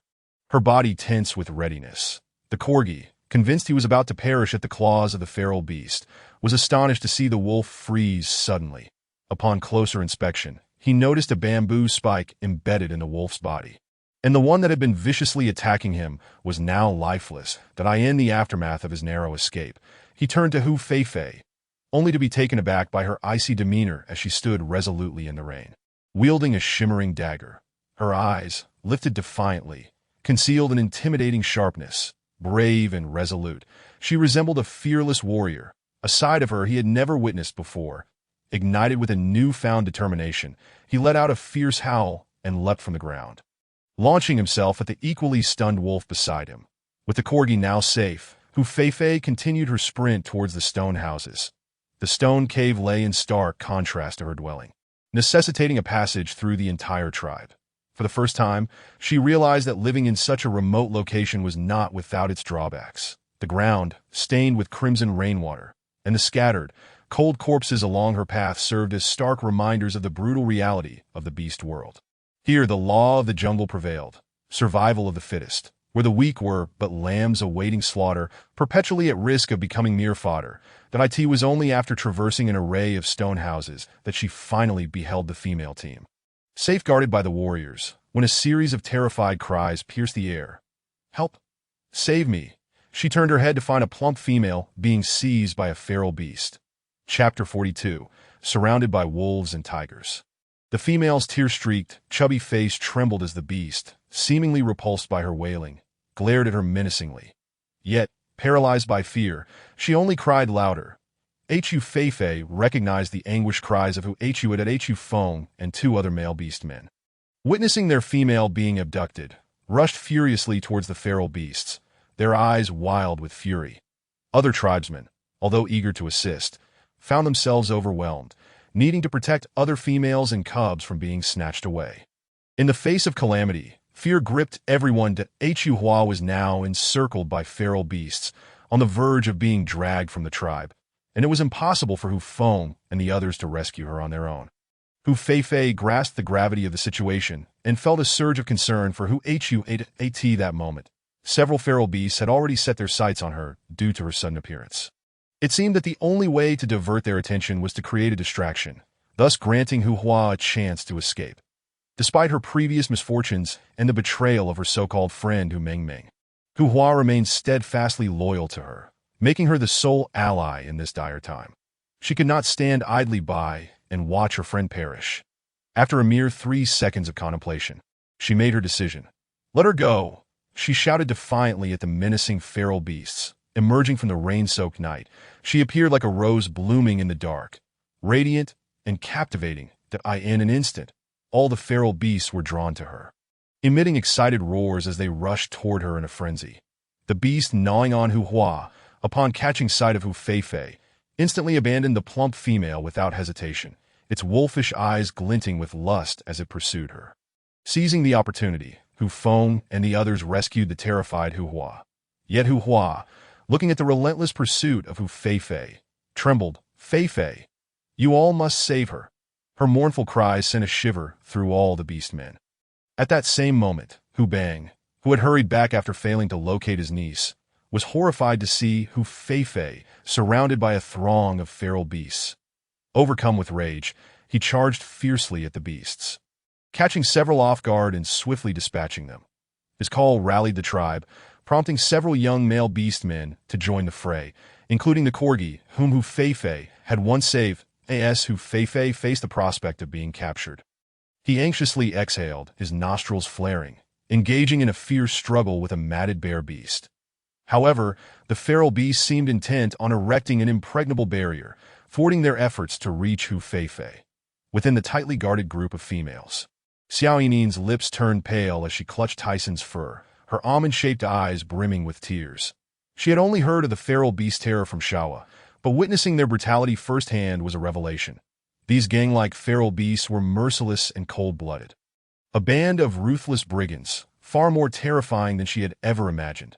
Her blood felt as though it had run cold with fear, causing her teeth to chatter. Tyson, hearing Hu Bang's roar, yearned to rush in and assist. But he was ensnared by Xiao Yinin, clinging to him like an octopus. "Tyson, don't leave me, I'm so scared." She tightened her grip around his neck, desperately seeking solace, her delicate face reflecting helplessness and panic. Evoking deep sympathy, in this moment, she feared that amidst the chaos, she too might be seized by the feral beasts. Just the thought of it was enough to terrify her. Tyson's expression grew grave as he furrowed his brows in concern. He contemplated Xiao Yinin, realizing how beautiful she was. What if he left her and she was captured by the feral beasts? He could not allow such a fate to befall her. After a mere 3 seconds of hesitation, he resolutely chose to protect his female, intending to ensure the safety of the other females and cubs before returning to rescue Hu Feifei. He hoped it would not be too late. With danger looming ahead and behind, Hu Feifei found herself with no avenue of escape. Her beautiful eyes narrowed as she warily observed the feral beasts encroaching upon her, their eyes gleaming with predatory hunger. Now encircled, she seemed to embody the adage of being beset by wolves and tigers. Clutching her icy dagger, she sought a semblance of security. Did I in her mind? Noa Gigi emitted a frantic alarm. What shall the host do now? These creatures are not to be trifled with. I do not wish to perish here. Moreover, the powerful potion is about to wear off at this rate. Carrying out the mission will be impossible, that if captured by the feral beasts. Surviving would become a challenge in itself. And in the beast world, the use of firearms is prohibited. Should the host perish, I, as the system, would also explode on the spot, that I do not wish to self-destruct. Hu Feifei frowned. Be quiet, it is already enough of a bother. The cowardly system only adds fuel to the fire, making my head spin. She endeavored to remain calm, scanning for an escape route, though she had spent years in military training and learned some combat skills. Defeating an unarmed adult male was one thing. Grappling with these massive wild beasts was akin to throwing an egg against a rock. Yet even a single egg was not something she was willing to relinquish easily. Her mind raced, and a plan began to form. She resolved to use smoke bombs to create chaos, seizing the opportunity to flee. Success or failure hinged upon this moment. Noa Gigi exchanged for 2 smoke bombs. At the very moment her voice fell, those wandering beasts seemed to have received some command, miraculously beginning to retreat. They lowered their heads, emitting a deep, rumbling growl from their chests, as if to signify their submission. She cast a curious glance around, only to unexpectedly collide with a pair of deep, icy blue eyes. That it was a wild, handsome orc, his waist-length silver hair cascading carelessly, with a fair complexion and a towering stature. His sculpted features exuded a chilling aura, his thin, crimson lips pressed tightly together, while the unfathomable depths of his ice-blue gaze harbored a sharp, haughty demeanor, reminiscent of a vampire aristocrat, both arrogant and frigid. He stood imperiously on the back of a majestic eagle, radiating a kingly presence that belittled all. Upon noticing her, a wicked, carefree smile spread across his striking face. Lan Xiu's piercing gaze scrutinized Hu Feifei. Finding it exceedingly intriguing that such a beautiful and fierce female could be hidden within this tribe in the face of danger, she not only remained composed but also bravely engaged in a battle of wits with the enemy. And that blade in her hand appeared exceptionally sharp, locked in a gaze filled with the mockery of a predator. Hu Feifei felt a chill run down her spine. The upward tilt of her fox-like eyes betrayed her apprehension. Yet, in the next moment, the silver-haired orc inexplicably appeared by her side, looking down at her with a mix of audacity and ferocity. His deep voice exuded a chilling air, as if he had discovered a new, intriguing an overwhelming sense of danger and defiance enveloped him, clearly indicating that every move she made had already been observed by this fearsome orc concealed in the darkness. Chapter 43. Captured Furious. Hu Feifei aimed her dagger at him, commanding, "Back off. Otherwise, don't blame me for being rude." Her eyes flickered as she realized that this silver-haired orc was likely the leader of the wandering beasts.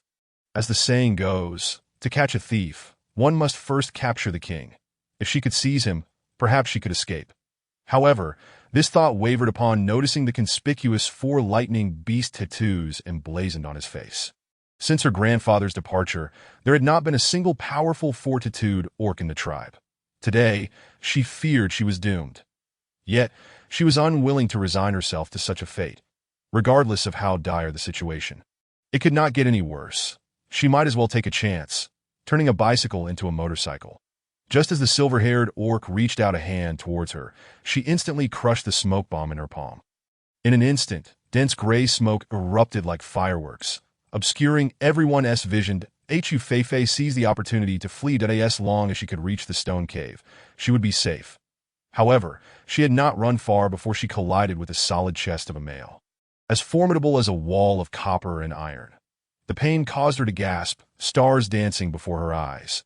The thick fog rendered her vision nearly useless, but she managed to catch a glimpse of a towering figure. Her heart raced.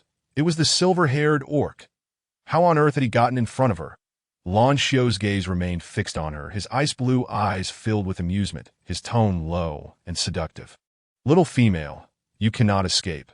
His words echoed in her ears like a death knell, sending shivers down her spine. Hu Feifei took a step back, forcing a cold smile as she retorted, "Is that so?" Though her smile was frosty, the upward tilt of her enchanting eyes was more alluring than a blooming peach blossom, causing Lan Xiu to momentarily falter. Seizing the moment when he let his guard down, Hu Feifei suddenly lunged forward, gripping his muscular arm with all her might, attempting an over-the-shoulder throw. The force of her action caused Lan Xiu to lose his balance, and as he teetered on the brink of a fall, his eyes narrowed dangerously. With a swift twist of his waist, he broke free from her grasp. Undeterred, Hu Feifei pressed on. As her initial move had merely been a feint, in the instant Lan Xiu regained his footing. She had already stealthily maneuvered behind him, lifting her foot to strike at his knee. The force of her kick nearly brought Lan Xiu to his knees, had he not possessed such robust physicality. His leg might have been broken, such a small female. Yet where does she draw such strength? He mused, realizing he was witnessing a remarkable display of ferocity from a female that in the next heartbeat. Her long, taut leg pressed forcefully against his back, attempting to bring him to his knees, while a cold dagger was poised at his throat. Lan Xiu calmly turned his head to regard the cold-faced Hu Feifei. Not only unperturbed, but seemingly delighted. "Your movements are commendable, but alas, a tad too slow. Still not fast enough." That Hu Feifei understood that her strength was solely reliant on the enhancing potion. Otherwise, she would have stood no chance against a formidable four-tattooed orc. With resolve, she coldly threatened, "Order them all to withdraw from the tribe, or else I will not hesitate to draw blood." To her threat, Lan Xiu did not even furrow his brow. "Oh, is that so? You may try."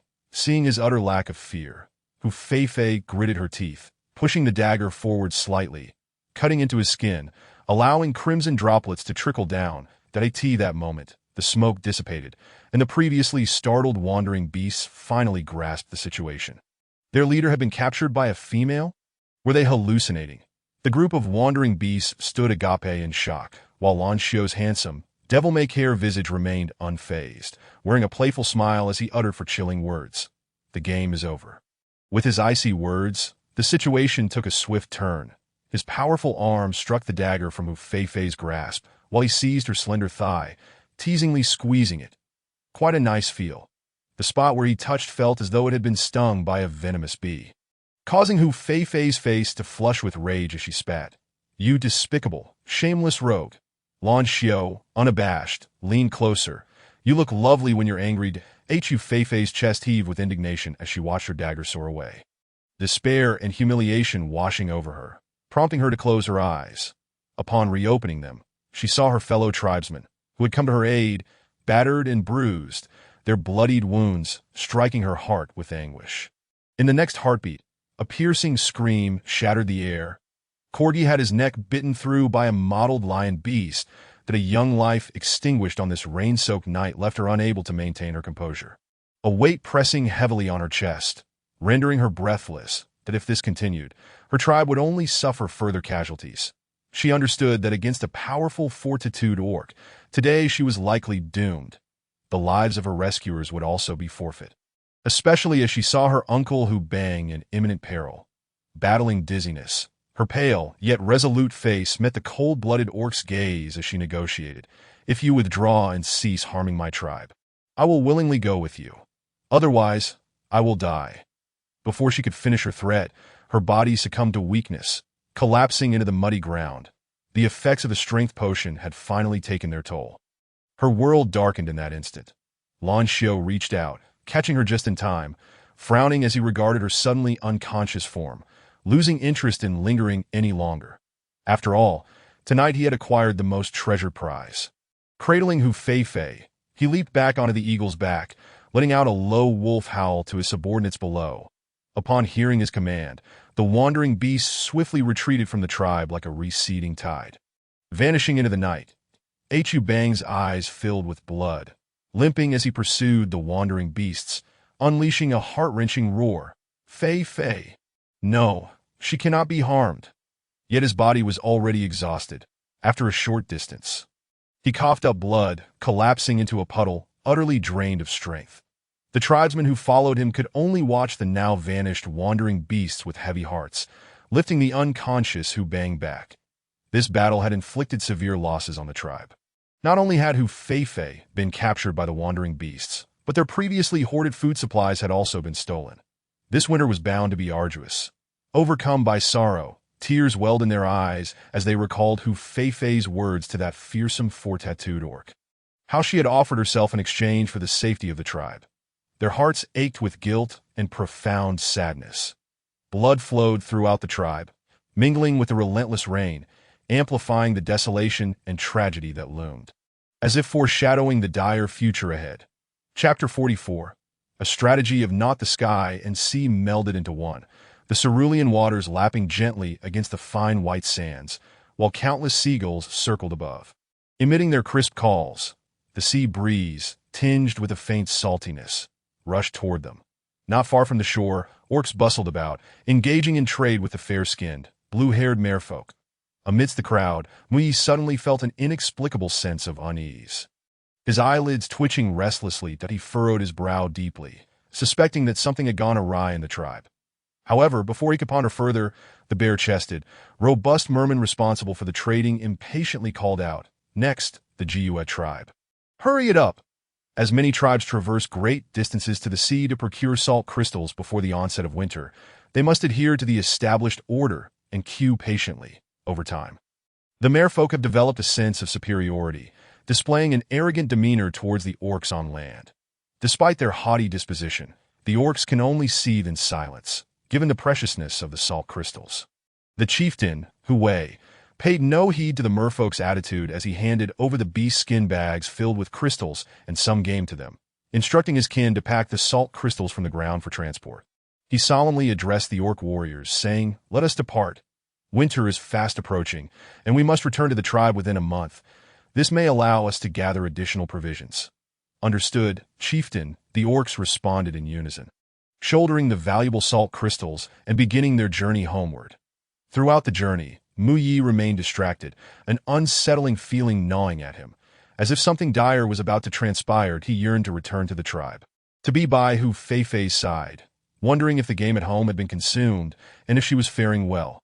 The other orcs shared his single-minded determination to return quickly, regardless of family ties, all wishing to prepare ample supplies for the long and frigid winter. Thus, they dined only once a day, taking brief rests at night before promptly rising to continue their journey. The damp, chill air assailed Hu Fei, causing her to furrow her brow in discomfort as she was abruptly awakened from her slumber. Upon opening her eyes, she was met with an impenetrable darkness, the side effects of the powerful potion leaving her mind foggy. She raised a hand to massage her heavy head and called out to the system, "No Gigi. No Gigi, what is the current situation? Dear host, according to the system's observations, you are currently in a cavern far from the tribe, surrounded by wandering beasts, with little chance of escape," Nuo Gigi replied, its voice growing softer towards the end. "Have I really strayed so far from the tribe?" Hu Fei murmured in dismay. Once her eyes adjusted to the darkness, she cautiously surveyed her surroundings. The cavern was vast, its depths engulfed in darkness, with the walls covered in moss, emanating a damp, earthy scent. The only source of light was the cave entrance. She strained to listen and faintly discerned the voices of the wandering beasts outside. Seizing the opportunity while unobserved, she quickly exchanged for a new dagger from the system's store, concealing it within her subspace for emergencies. She then treaded lightly, inching closer to the entrance to assess the situation outside. As she pressed against the stone wall and prepared to peek out, her gaze collided with a pair of ice-blue eyes that glimmered with mockery. Startled, she instinctively recoiled. Lan Xiao chuckled softly. "Ah, little female. You are awake," that he regarded her with amusement, admiring her startled expression, likening her to a frightened little rabbit. It seemed that she, too, had been putting on a brave front that night, a female who, despite her fear, was willing to sacrifice for her tribe, igniting his deep curiosity about her. Hu Feifei quickly masked the fear that had surfaced upon being ambushed by the silver-haired beast man, regaining her previous composure. What do you intend to do with me? However, Lan Xiao did not directly answer her question. Instead, he inquired in a low, husky voice, "Are you hungry?" He understood that the female's constitution was delicate, and having been unconscious for an entire day and night, she must be in need of sustenance. Upon hearing his question, Hu Feifei felt the pangs of hunger stir within her, acknowledging that he had no immediate intent to harm her. She nodded, regardless of her circumstances. Satiating her hunger was essential. Lan Xiao promptly called to the wandering beasts outside, and soon, a bloodied piece of meat was presented before Hu Feifei. Glaring at the still bleeding flesh, she turned her gaze away in revulsion. "I do not consume raw meat." She retreated deeper into the cavern, unwilling to expose herself to the leering gazes of the wandering beasts from that night. Noting her pickiness, Lan Xiao frowned slightly, but proceeded to take out a firestone.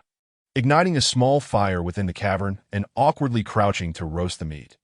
The flickering flames dispelled the cavern's damp chill, casting a warm glow. Hu Feifei found a clean spot to sit against the cold, hard stone wall, lifting her gaze to scrutinize the leader of the wandering beasts who had captured her. The dim firelight cast a honeyed glow upon him, rendering him less ominous than he had appeared in the stormy night, though his clumsy demeanor bordered on comical. Yet, as her gaze traveled upward, she was struck dumb by the sight above him. 5 black hearts that almost blended into the darkness. Could he be one of the world's antagonists? Before she could voice her suspicions, Nuojiji's timid voice broke the silence. "Dear host, indeed, he is one of the targets we need to conquer and reform." That night had been too dark, and it had been too concerned for the host's safety to have noticed the nearly invisible hearts atop the antagonist's head. Although Nuojiji hadn't provided timely warnings this time, Hu Feifei bore no grudge, for it made little difference whether she had been informed sooner or later. The sight of the black hearts atop the wandering beast's head, so dark they seemed to drip ink, left her gravely suspicious that this beast man had already succumbed to darkness. She uneasily inquired, "So, what is his current degree of corruption?" Nuojiji gulped, its expression troubled as it revealed the truth. "Dear host, it stands at 99%. Wow, 99%. Does that not mean that with just a slight increase, the system will crash, and I will be deemed to have failed my mission? How am I to proceed with my conquests?" Nuojiji encouraged her. "Dear host, do not lose heart. You are not one to surrender without a fight. Besides, he has not fully succumbed to darkness, has he? As long as there remains a glimmer of hope, we must persist in our efforts. Perhaps we can turn a bicycle into a motorcycle." "How absurd!" Hu Feifei exclaimed, exhaling deeply to maintain her composure. "Stay calm, stay calm." Seeing her scrutinizing him, Lan Xiao's lips curved into a slight smile, relishing her attention. Yet her expression was perplexing, frowning one moment and smirking the next, leaving him bewildered. After a moment, he shook the roasted meat in front of Hu Feifei. "Why do you sit so far from me? The meat is ready. Come eat." He smiled gently, awaiting her to approach willingly. Chapter 45. Chieftain Lan Xiao, Hu Feifei, felt averse to his demeanor, which suggested complete control, as if she were already his possession. Cautiously advancing, she replied coldly, "Though I have become a captive, should you attempt to coerce me, I swear I will make you regret it." Lan Xiao showed no signs of anger, brushing aside her threat with growing interest.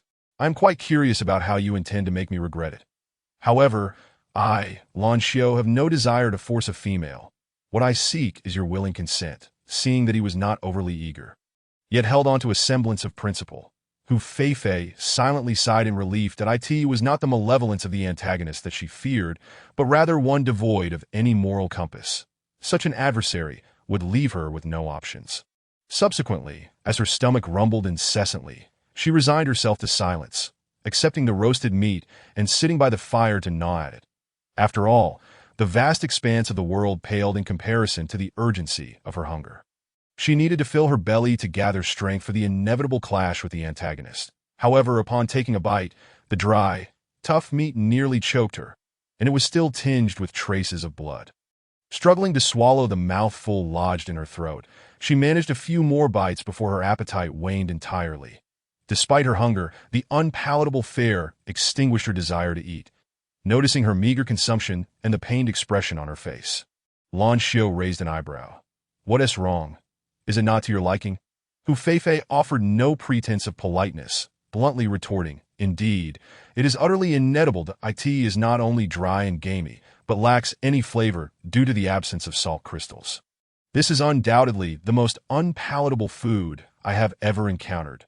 With an air of disdain, she tossed aside the roasted meat and returned to her original spot, maintaining a deliberate distance from him. Yet, from the corner of her eye, she discreetly observed his reaction. Eager to gauge the extent of this vagabond beast leader's patience towards her, she was well aware that his interest in her stemmed from her uniqueness. A stark contrast to other females, coupled with her bold and audacious demeanor. Should she ascertain that he was innately drawn to her, she could use this to her advantage, positioning herself favorably, seeing her fastidiousness. Lan Xiu's elegantly arched brows furrowed deeply. Although he verbally expressed his annoyance towards females, he nonetheless rose and exited the cave, instructing his subordinates to fetch a jar of salt crystals and hunt for fresh prey. Male beastmen did not require salt, deriving necessary nutrients from raw meat and wild crystals, but females were different. They could not consume raw flesh, and he had heard that a lack of salt could adversely affect their health, leading to illness. This oversight weighed on his mind. Before long, by evening, Hu Feifei found herself savoring food personally roasted by the vagabond beast leader. This time, it appeared to be the meat of a humming beast.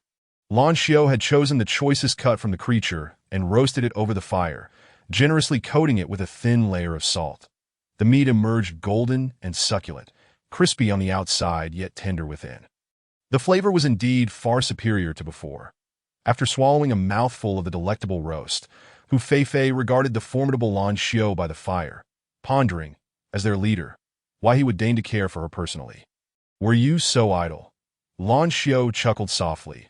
Caring for the female I admire brings me immense pleasure. Furthermore, I, Lan Xiu, always strive for excellence in my endeavors. Your mockery has only spurred me to prepare a meal that meets your satisfaction.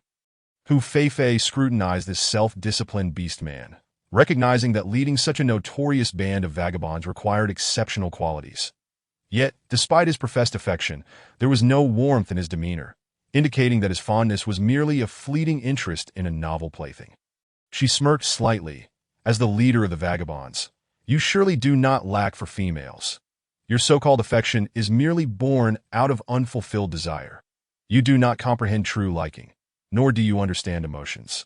At her words, Lan Xiu's ice-blue eyes bore into Hu Feifei's, and after a moment of contemplation, he replied, perhaps you speak the truth. Yet, I am certain you are the first female I have genuinely liked. Hu Feifei lowered her gaze, her voice frigid. So, your affection means I must follow you in a life of wandering, only to face eventual abandonment. Such a notion is unbearable, that if you truly care for me, release me back to my tribe, and perhaps I would consider accepting you. Though she aimed to win him over, it did not imply a desire to lead a nomadic existence beside him. She yearned for him to reform and reclaim his humanity. Lan Xiu's faint smile faded, his expression turning steely. Female, do not negotiate with me. You should feel fortunate to be the object of my affection. Witnessing his return to that cold and piercing demeanor reminiscent of the stormy night, Hu Feifei refrained from further probing. Having filled her belly, she retreated to the farthest corner, her heart vigilant. This villainous beast-man was unpredictable, and she feared he might assert his primal instincts. Lan Xiu consumed the remaining roasted meat at a leisurely pace, his manner refined, resembling a noble rather than a savage vagabond. After finishing, he retrieved a soft piece of beast skin to wipe away the grease and lay down languidly on a thick stack of hay. Casually inviting Hu Feifei, the ground is cold and damp. Come and sleep here. Immediately, Hu Feifei's body tensed, instinctively wary of his every movement. Ignoring his words, she contemplated how she would retaliate should he attempt to force her. Noticing her wariness, Lan Xiu made no further advances, instead lying on his side, observing her, seemingly curious to see how long she could endure it. As the night deepened, the temperature plummeted, and the cave grew frigid.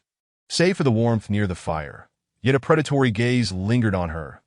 Hu Feifei rubbed her icy arms, enduring the damp chill, her ruby lips turning slightly purple.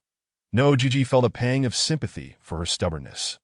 Host, isn't it a good thing that he is willing to accept you? Why reject his kindness? Hu Feifei's teeth chattered from the cold, yet her stubbornness prevailed. Yielding would only invite scorn. The unattainable was the most desirable. With that thought, she closed her eyes, dismissing Nuojiji.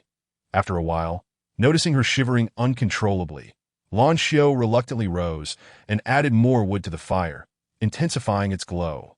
This female was obstinate, difficult to coax and tame. Yet he found himself increasingly drawn to her.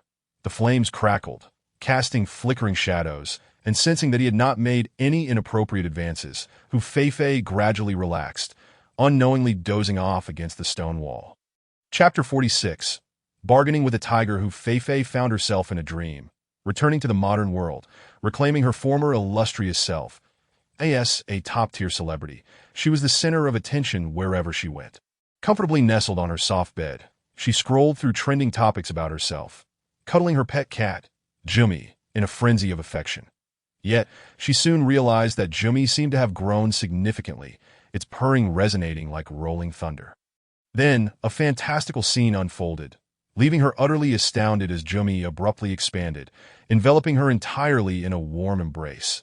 The heat becoming somewhat stifling, Jumi's lantern-like eyes gazed down at her lazily, yawning widely, revealing menacing fangs that sent shivers down her spine. Ultimately, Jumi's round face morphed into a bloodthirsty, fierce wolf's visage, lunging at her with a gaping maw-da-da. She jolted awake, her eyes wide with terror, drenched in cold sweat.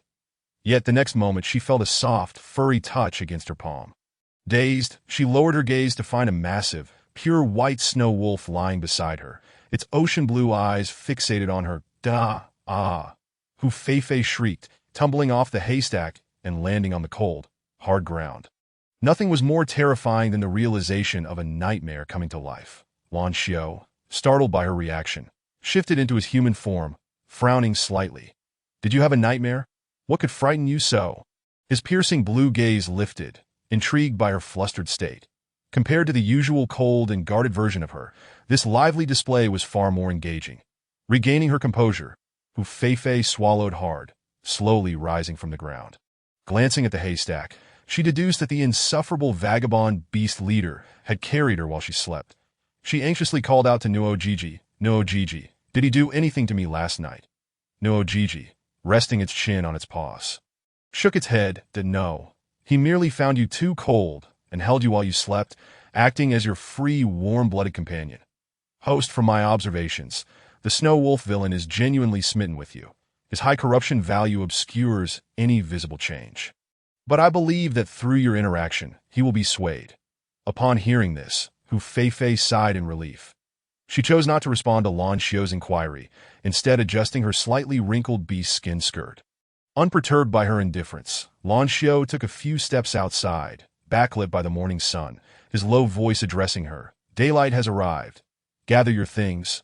We must set out." With that, he exited the cave first. The fire had died down, and fragmented beams of light filtered through the cave entrance, preventing it from being completely shrouded in darkness. That Hu Feifei felt a surge of anxiety at his words. If she continued to accompany them, she would only drift further away from her tribe. Would Mai still be able to find her?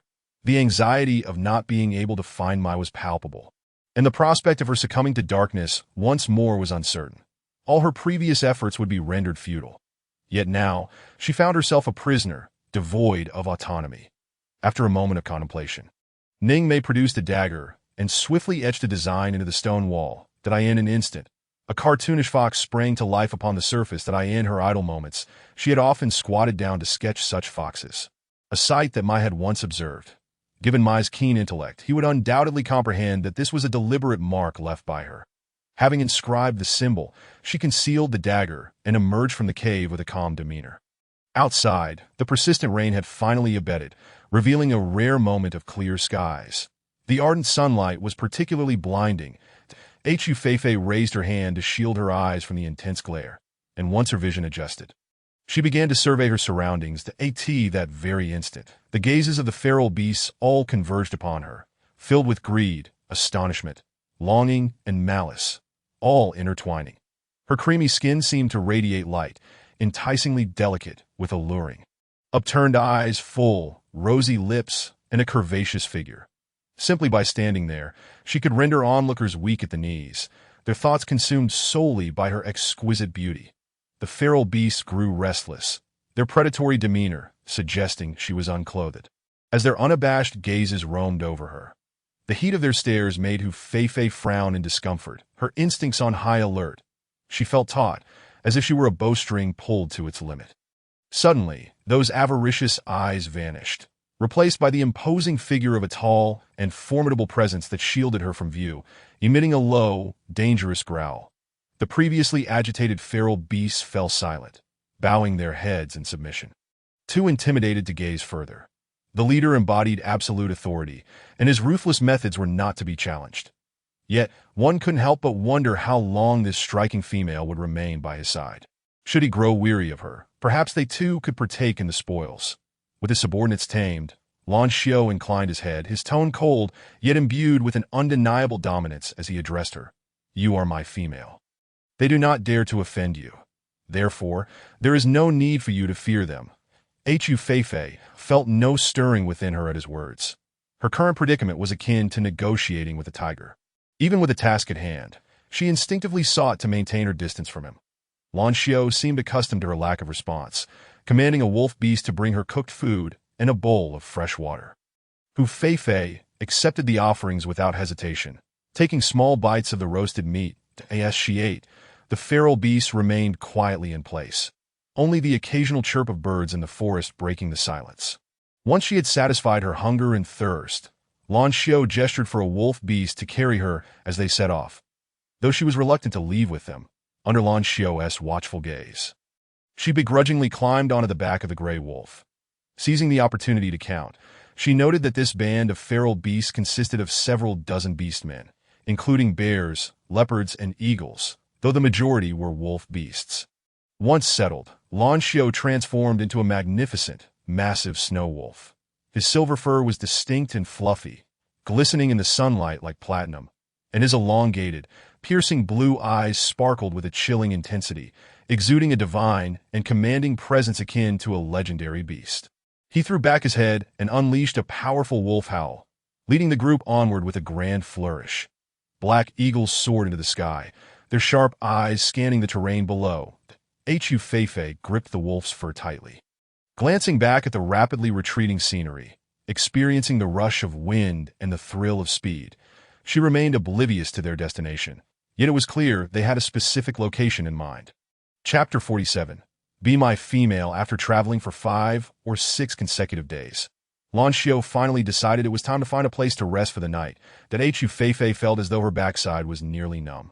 Aside from brief stops in the morning and afternoon for food and water, they had been continuously on the move, leaving her no opportunity to leave behind her fox mark, that in stark contrast to her weariness. The feral beasts appeared as resilient as iron, showing no signs of fatigue. The only solace she found was that the antagonistic snow wolf had not made any overtly excessive demands of her, aside from insisting on sleeping with her, under the guise of fostering a bond. Internally, she scoffed, thinking that if he were not one of the world-destroying villains, she would not pay any attention to this cold-blooded egomaniac. On a night when the moon hung high in the sky, the feral beasts discovered a cave. However, before they could enter, Hu Feifei was met with the unbearable sounds of mocking laughter and the pitiful, hoarse cries emanating from within. The low wails echoed hauntingly through the night, resembling the mournful cries of spirits. Her brows furrowed as she clenched her fists tightly. Listening to the female's cries, the feral beasts outside were stirred to primal urges, their eyes gleaming with desire, growing restless with impatience. Yet constrained by the presence of their leader, they dared not act impulsively, waiting for his command. Lan Xiao's gaze remained cold and penetrating as he raised a hand to signal them. Upon receiving his order, the feral beast charged into the cave, and soon the air was filled with the sounds of fierce combat and chaotic beast roars. After a while, silence enveloped the area, leaving it eerily still. Finally, under Hu Feifei's clear gaze, the feral beast that had rushed in emerged in human form, dragging out several grotesquely mangled corpses and a disheveled female. The female's body was marred with bruises, bearing the signs of severe torment, a tragic sight. Perhaps the female, having wept until exhaustion overcame her, had become numb to her suffering, resembling a marionette stripped of life, with only her trembling form and faint breaths indicating she was still alive. Hu Feifei's heart trembled at the sight of her misery, and as she caught a whiff of an unsettling odor, a chill coursed through her body, compelling her to look away. She was starkly aware of the feral beast's brutal savagery and the cruel, bloody nature of their world. Yet, there was something oddly familiar about this disheveled female. But before she could examine further, Lan Xiao, sensing that the scene might unsettle her, frowned and commanded, "Drag her away and dispose of her." The corpses of the beastmen were similarly taken by the excited feral beasts to feed the wild animals. Once they had distanced themselves, Lan Xiao, ever observant, turned to her and inquired, "Do you know her?" Hu Feifei silently admired his keen perceptiveness, responding ambiguously. Perhaps she noted a resemblance in figure and hair color, but could not ascertain the face clearly enough to be sure. While she felt sympathy for the female's plight, she herself was a captive, acutely aware that she could soon face a similar fate. The thought of her precarious situation caused even the usually composed Hu Feifei to feel a surge of anxiety. The incredibly challenging task she faced was indeed as formidable as rumored. Now, she found herself admiring her own audacity for having accepted a mission that other strategists had shunned. It turned out that Mai was merely an appetizer, and the true villains ahead were even more twisted and deranged. Furrowing her brow, she reminisced fondly about Mai, realizing that innocent young men were far easier to manipulate compared to the frighteningly dark and complex antagonist before her, who was nothing short of a headache. Noticing her tense demeanor, Lan Xiao chuckled softly, teasing, "What's wrong, afraid? Do you think you might end up like that female?" He relished her icy expression, eager to see how she would react. Hu Feifei's delicate features hardened, stating that it was not fear, but rather the sorrow and helplessness that came from being a female like that. However, she resolutely affirmed, "Even in adversity, I will not yield." Gazing into her clear, determined eyes, Lan Xiao was reminded of the striking impression she had made upon their first meeting and the intense flutter of his heart. Only such a brave and resilient female was worthy of him. At that moment, a smile graced his lips, his voice laced with an alluring undertone. "Rest assured, as long as you are willing to be my female, you will be their leader, able to command them at will. Although I am a feral beast, I assure you, you will not be neglected." Hu Feifei replied with a cold laugh. "Sounds tempting, but you remain under scrutiny." Despite feeling no affection towards him, the feral leader displayed an exaggerated sense of deep emotion towards her, which she found utterly amusing. His current behavior was merely a reflection of her challenge. It was his desire for conquest at play, not genuine affection. She could discern the difference between true feelings and fleeting amusement. Lan Xiao, far from angered, instead embraced her skepticism with approval, confidently stating, "Feel free to scrutinize. I will wait for the day you willingly surrender." He then directed his subordinates to tidy the disheveled cave and prepare a meal. Once the cave was in order, Lan Xiao reached for Hu Feifei's hand, suggesting, "The night is chilly. Let us go inside." The delicate and fragile feminine form was not something he wished to see weakened by illness. Hu Feifei evaded his hand and stepped into the cave ahead of him.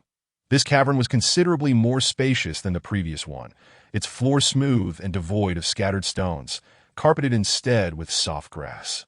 The fire blazed robustly, the scent of burning wood masking the lingering, ambiguous odor of blood that had once permeated the cave. However, recalling the events that had transpired here, she felt a twinge of discomfort in her heart.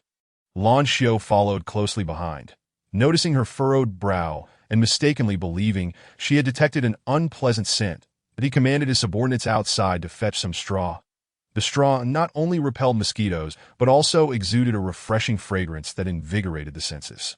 Abundant in the beast world, a wolf beastman quickly returned with a hefty bundle of straw, stuffing some into the fire. The fragrant smoke filled the cave, combined with the warmth of the flames. Hu Feifei gradually relaxed, sitting cross-legged with her arms wrapped around her knees, facing Lan Xiao. Lan Xiao reclined lazily on the soft grass, his demeanor reminiscent of a leisurely gentleman rather than a ruthless rogue beast. He lazily lifted his eyelids to appraise her, casually remarking, "The cold, hard ground pales in comparison to the comfort of this soft grass, that I permit you to sit beside me." He patted the space beside him. Akin to a noble sovereign, Hu Feifei cast him a dismissive glance, choosing to ignore him. Internally, she mused on his arrogance and self-importance, traits she utterly despised, yet paradoxically found his hubris not entirely without merit. For instance, it allowed him to assume she would yield to his oppressive presence, thus refraining from coercion, a situation that ultimately benefited her. Chapter 48. The Pride of Affection, though often met with silence. Lan Xiao found great delight in her proud demeanor. Females who wept and submitted bore no interest to him. He relished the challenge of conquering high-difficulty obstacles. His wicked, ice-blue eyes glinted with mischief. Fixated on Hu Feifei as if he could never gaze upon her enough. The flickering fire cast a hazy, golden glow around her, enhancing her allure, rendering her ethereal, like an enchanting sprite. Aware of Lan Xiao's gaze, she chose to ignore him, engaging instead in light conversation with Nuojia. It had been nearly 3 months since her grandfather and the others had departed from the tribe. Surely they were close to returning with the salt crystals. What would happen if Mu Yi discovered her absence? And her doting grandfather?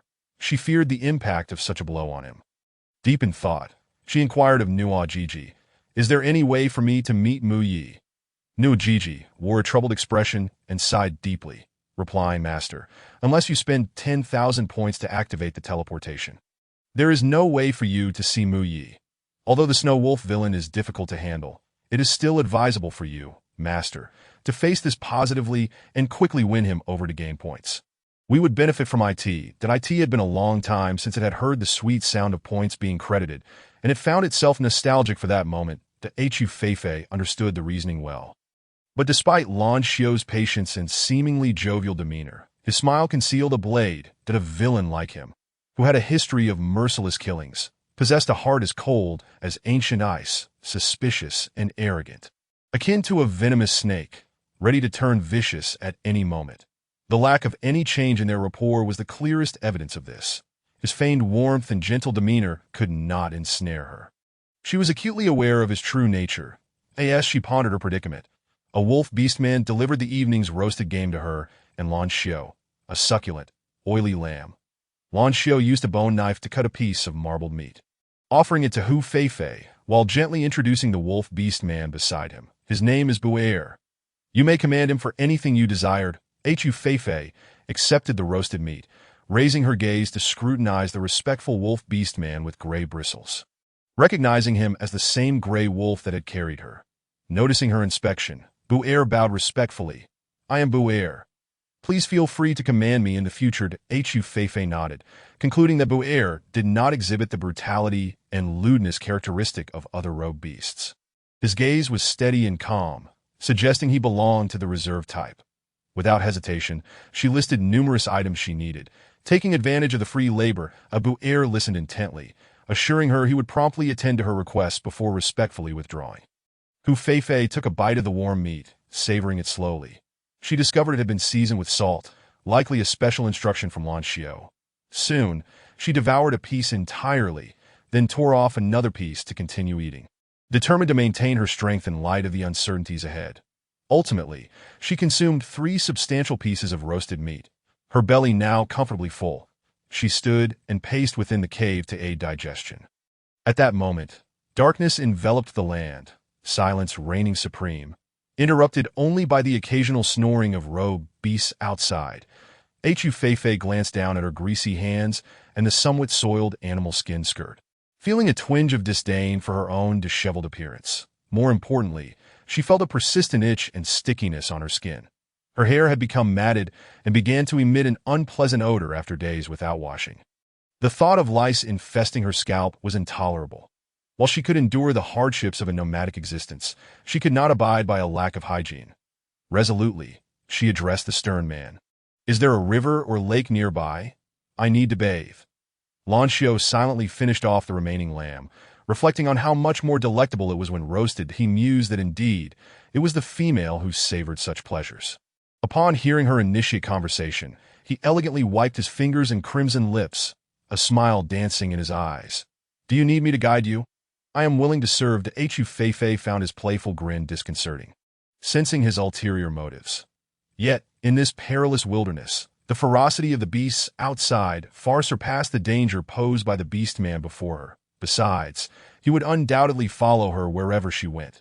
Thus, she refrained from refusal and conceded. "Lead the way," that a glimmer of excitement shone in Lan Xiao's eyes as he rose and exited the cave, guiding her towards a nearby riverbank. The rogue beasts sprawled haphazardly on the ground, and upon sensing movement, they swiftly opened their fierce eyes. Seeing their leader, they promptly prostrated themselves in submission. Lan Xiao paid them no heed, his icy gaze warning them to stay back as he walked closely behind Hu Feifei. Arriving at the shimmering riverbank, the moonlight cascaded like water, gently illuminating the surface of the river with glimmers of silver, while the banks were adorned with towering trees, their branches swaying gracefully in the breeze. Producing a soft, rustling sound, Hu Feifei approached the riverbank.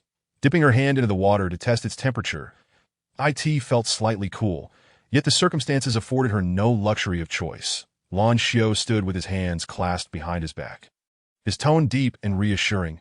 "I will guard you here. Go wash." Meeting his teasing gaze, Hu Feifei shot him an irritated glare. "You don't intend to watch me bathe, do you? There are no wild beasts here. You can wait over there." She gestured towards a nearby grove of willows. "However," Lan Xiao firmly countered, "this area is not safe. Wild beasts may roam, that it is better for me to stay close to protect you.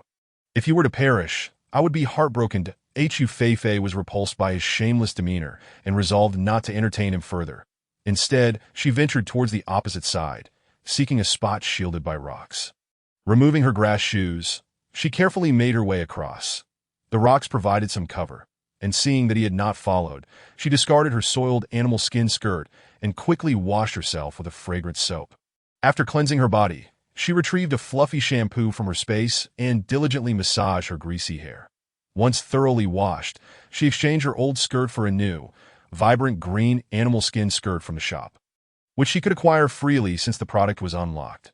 Stealing a glance at Lan Xiao, she hastily carved a fox symbol into the rock with her dagger, her feet splashing in the water to mask the sound of metal against stone. Given Mu Ye's character, if he discovered she had been captured by rogue beasts, he would undoubtedly go to great lengths to find her. She needed to ensure he knew she was alive. For if he believed her dead, he might succumb to darkness, leading her mission to failure, a result she could not bear to witness. From her observations, the rogue beasts had been moving southwest. If only Mu Ye could read, she could provide him with precise directions. Having etched her mark, she pressed her old skirt beneath a stone in the water, then emerged from the river with damp hair. Her fair, delicate feet left a wet trail across the grass. Chapter 49. The consequences of one's actions. The female's feet were pale and exquisite, her nails tinged with a soft pink, embodying grace and charm. Lan Xiao's throat tightened as he watched, unable to tear his gaze away. As his eyes traveled upward, they fell upon her skin, pure and white as snow, her damp hair cascading in a way that was both innocent and alluring, rendering him utterly captivated. His deep, ice-blue eyes resembled unfathomable depths of the ocean, as if they might swallow one whole. Sensing the imminent danger, Hu Feifei immediately became alert, delivering a chilling warning. "Do not forget your promise." Lan Xiao, regaining her senses, reluctantly averted her gaze, suppressing the restlessness within her body.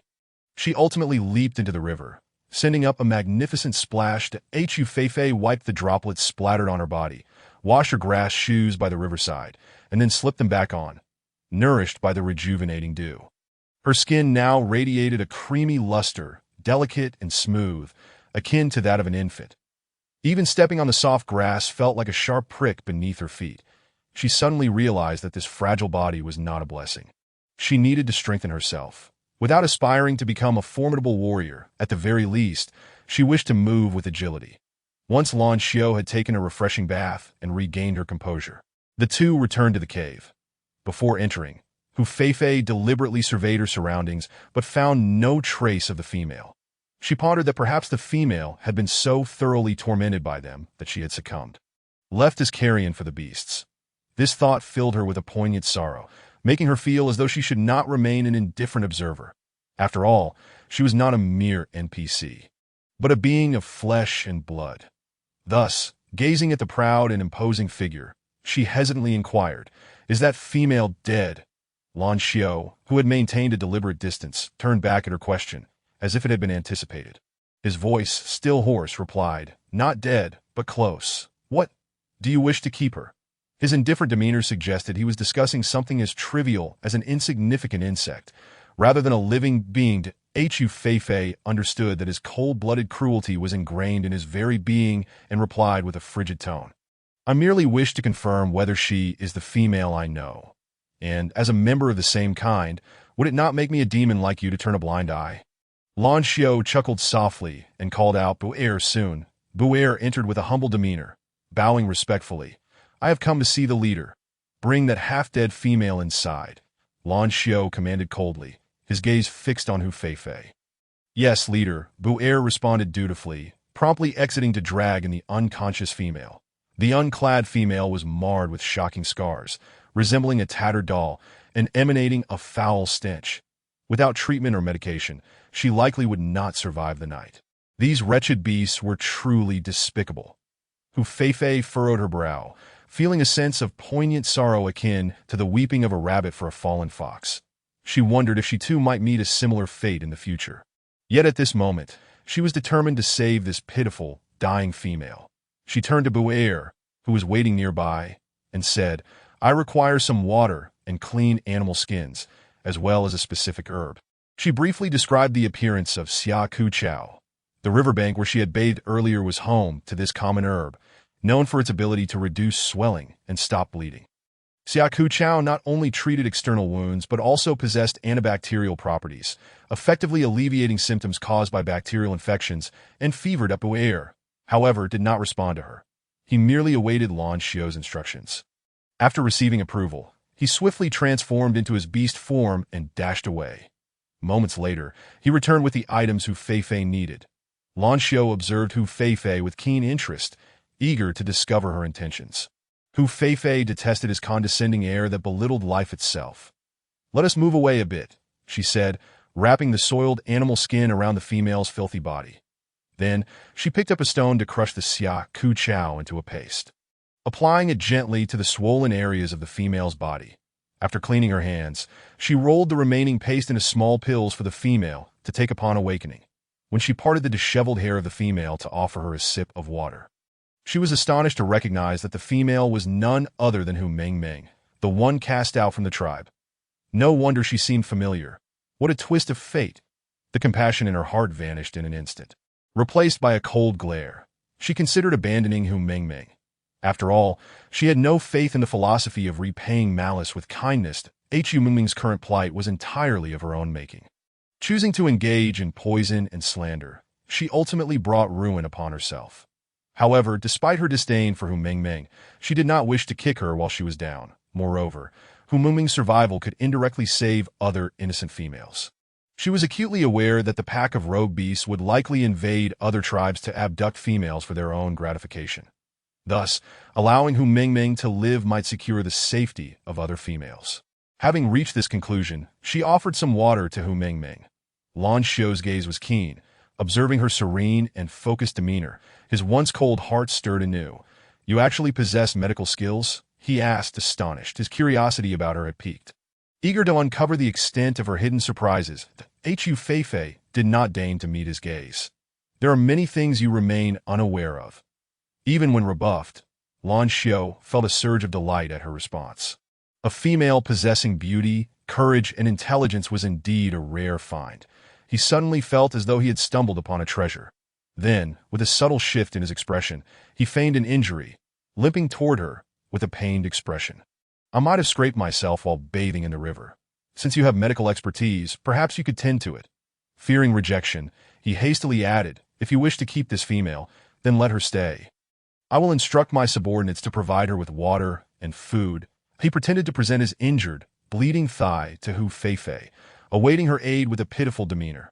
However, his performance was so lacking in credibility that his exaggerated grimaces appeared comical. Like that of a clown, Hu Feifei's lips twitched. Did he think she was blind to the fact that he had inflicted the wound upon himself with a bone knife? Nevertheless, she refrained from calling him out, merely instructing Bu'er with a hint of indifference. Please fetch some more Xia Ku Chao. The Bu'er was momentarily taken aback by his leader's antics. Was this truly their ruthless commander? Only when he heard Hu Feifei's instruction did he snap back to reality. Realizing how offensive his stupor had been, Cold sweat broke out as he hurriedly exited to gather more Xiaku Chao, retreating from the cave under the watchful, threatening gaze of his leader. Indeed, it seemed he had imagined things. Lan Xiao remained the cold-blooded, bloodthirsty leader that instilled terror in their enemies. Chapter 50. A natural miscreant who Fei-Fei's eyes glinted with mischief as she crushed the Xiaku Chao. Addressing the pretender before her. This might sting a bit, so brace yourself. With that, she pressed the medicinal paste firmly onto Lan Xiao's bleeding wound. Applying pressure, a mischievous smile danced on her lips. How does that feel? Is it bearable? The paste required a firm grip to remain effective. Otherwise, it would be futile. Lan Xiao gasped in pain but feigned indifference, shaking his head. It's fine. The pressure is just right. He relished her attentiveness.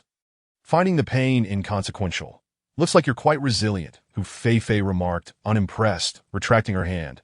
She then tore a strip from his black, serpent skin garment, tightly wrapping it around his wound, binding it so securely that it nearly cut off his circulation. At this, Lan Xiao could hardly suppress a cry of agony that he glared at the female who was tormenting him. Noticing the sly glimmer in her eyes, her expression one of triumph after successfully teasing him. Suddenly, the annoyance that had briefly flared within him dissipated entirely. With a beaming smile, he encouraged her, continued that Hu Fei-Fei was exasperated. It felt as if she were punching a pillow, utterly devoid of satisfaction. Frustrated, she tied a large bow around his leg. Thinking to herself how this man was simply a natural miscreant, Lan Xiao curiously stroked the bow on his leg, pleased with her handiwork. This knotting technique is quite novel. I've never seen anything like it. Truly unique. Just like you did. Hu Fei-Fei turned her face away, no longer looking at him, as she squatted by the fire, fiddling with her still damp hair. Did I end that moment? The unconscious Hu Mingming slowly regained consciousness.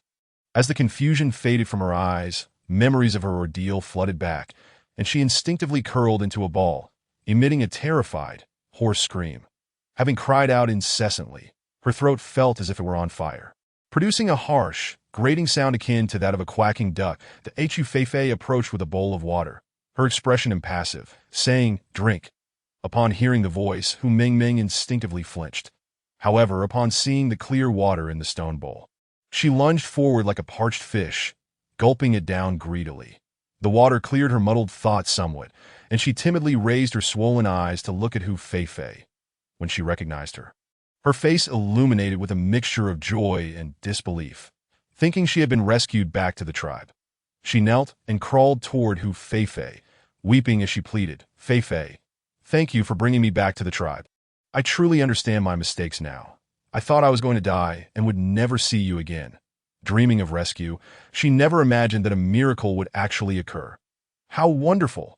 The sticky tears made Hu Fei-Fei recoil slightly, and her icy voice shattered Hu Mingming's delusions. "You are mistaken. This is not merely a tribe. I too have been ensnared." "What? She has not been rescued?" Hu Mingming stood frozen in place, the joy in her eyes extinguished in an instant. Collapsing to the ground, enveloped by profound fear and despair. Yet, the thought of Hu Fei-Fei also being captured ignited a twisted sense of pleasure within her. It turned out she was not the only one suffering. Who would have thought, Hu Fei-Fei, that you too would find yourself in this predicament?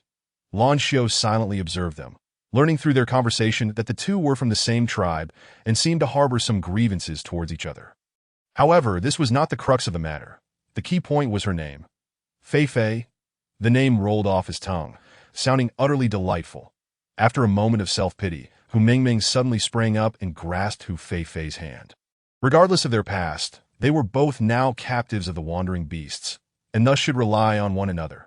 Perhaps they could escape together. Moreover, given Hu Fei-Fei's cherished status with the chieftain, the orcs in the tribe would undoubtedly go to great lengths to rescue her. With this thought, the dim light in her eyes rekindled with hope as she clutched Hu Fei-Fei's hand tightly, her voice trembling with excitement. "Fei-Fei, we cannot give up. Your grandfather will surely send someone to rescue us." Due to her hoarse throat, Hu Fei-Fei could not quite catch what Hu Mingming was saying, and the grip was so tight that it reddened her delicate fingers.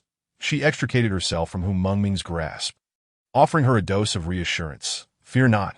You will not perish just yet." Lan Xiao, rubbing his ears, found Hu Mingming's noise unbearable and coldly suggested, Perhaps it would be best for her to leave. My allowance for her existence does not imply she deserves the same treatment as you. Only then did Hu Mingming realize there were indeed wandering beasts lurking in the cave, a formidable four-patterned orc among them, causing her legs to weaken in terror, nearly losing control of herself. Yet, despite her fear, she discerned a notable difference in the silver-haired orc's demeanor towards Hu Feifei, clenching the tattered gray beast skin that draped over her body. She turned to Hu Feifei, tears streaming down her face. "Feifei, please don't send me away, did I beg you, save me." She was genuinely terrified. Being cast out meant falling prey to those loathsome wandering beastmen, and she could not bear to endure such torment and humiliation again. Hu Feifei turned to Lan Xiao, pleading, "Let her stay. I promise she won't make a sound." Her sympathy for Hu Mingming stemmed not from pity, but from the knowledge that Hu Mingming, having just applied medicine, was far too fragile to withstand further torment. Hu Mingming nodded fervently, covering her mouth to stifle any further cries. Ultimately, Lan Xiao consented to Hu Mingming remaining in the cave, but instructed her to keep her distance. Should she dare to make any raucous noise, he would not hesitate to expel her. Furthermore, there was one more condition. Hu Feifei was to willingly share a bed with him. The fragrance emanating from her would soothe his taut nerves, allowing him to relax and fall swiftly into slumber. This was one of the reasons he enjoyed holding her close at night. Hu Feifei, not wishing to provoke him at this juncture, feigned compliance, reasoning that it was merely for sleep and nothing more. Thus, she removed her shoes and lay down upon the soft grass. Yet, despite its softness, she found it uncomfortable, unable to suppress her frown. Noticing her discomfort, Lan Xiao inquired with concern, "What is it? Are you uncomfortable?" Hu Feifei replied bluntly, "Yes, it's digging into me.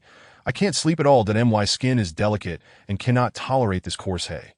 Lan Xiao inspected the skin on her back, indeed seeing red marks from the abrasions. Rather than reproach her for her sensitivity, he promptly ordered thick, soft beast skins to be laid out for her. With a tone of indulgence, he said, "I am not well versed in the needs of females. Should you have any requests in the future, feel free to inform me or Bu'er directly. There is no need for formality. I am more than willing to serve you." Hu Feifei responded with a curt acknowledgement before turning over to sleep. Lan Xiao observed her, resembling a languorous kitten, and his demeanor transformed into that of a snow wolf, cradling the delicate figure in his embrace, his fluffy tail wrapping around her snugly. The cave fell into silence, save for the crackling of the fire that in the shadowy corner. Hu Mingming gazed upon the harmonious sight of the snow wolf and the girl sleeping together. It was a beautiful tableau that made her nails dig painfully into her palms. Chapter 51. The Journey at Dawn. Hu Feifei fluttered her eyelids open, revealing a pair of hazy eyes. The light streaming through the cave entrance prevented it from feeling too gloomy. She rose to survey her surroundings. Noticing Hu Mingming was nowhere to be found. Beside her, Lan Xiao remained asleep, his countenance serene and handsome, devoid of the menacing aura he usually exuded, rendering him seemingly harmless, as though sensing her scrutiny. Lan Xiao abruptly opened his eyes, a slight smile gracing his lips, his voice low and languid. "Why not sleep a little longer?"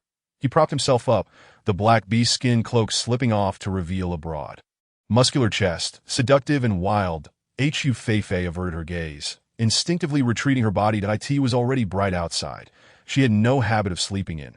She refrained from inquiring about Hu Mingming, knowing all too well where she had been taken and what had likely transpired. After putting on her shoes, she ventured out of the cave. Outside, groups of wandering beasts had gathered, a fire pit blazing at their center, where a skinned prey was being roasted.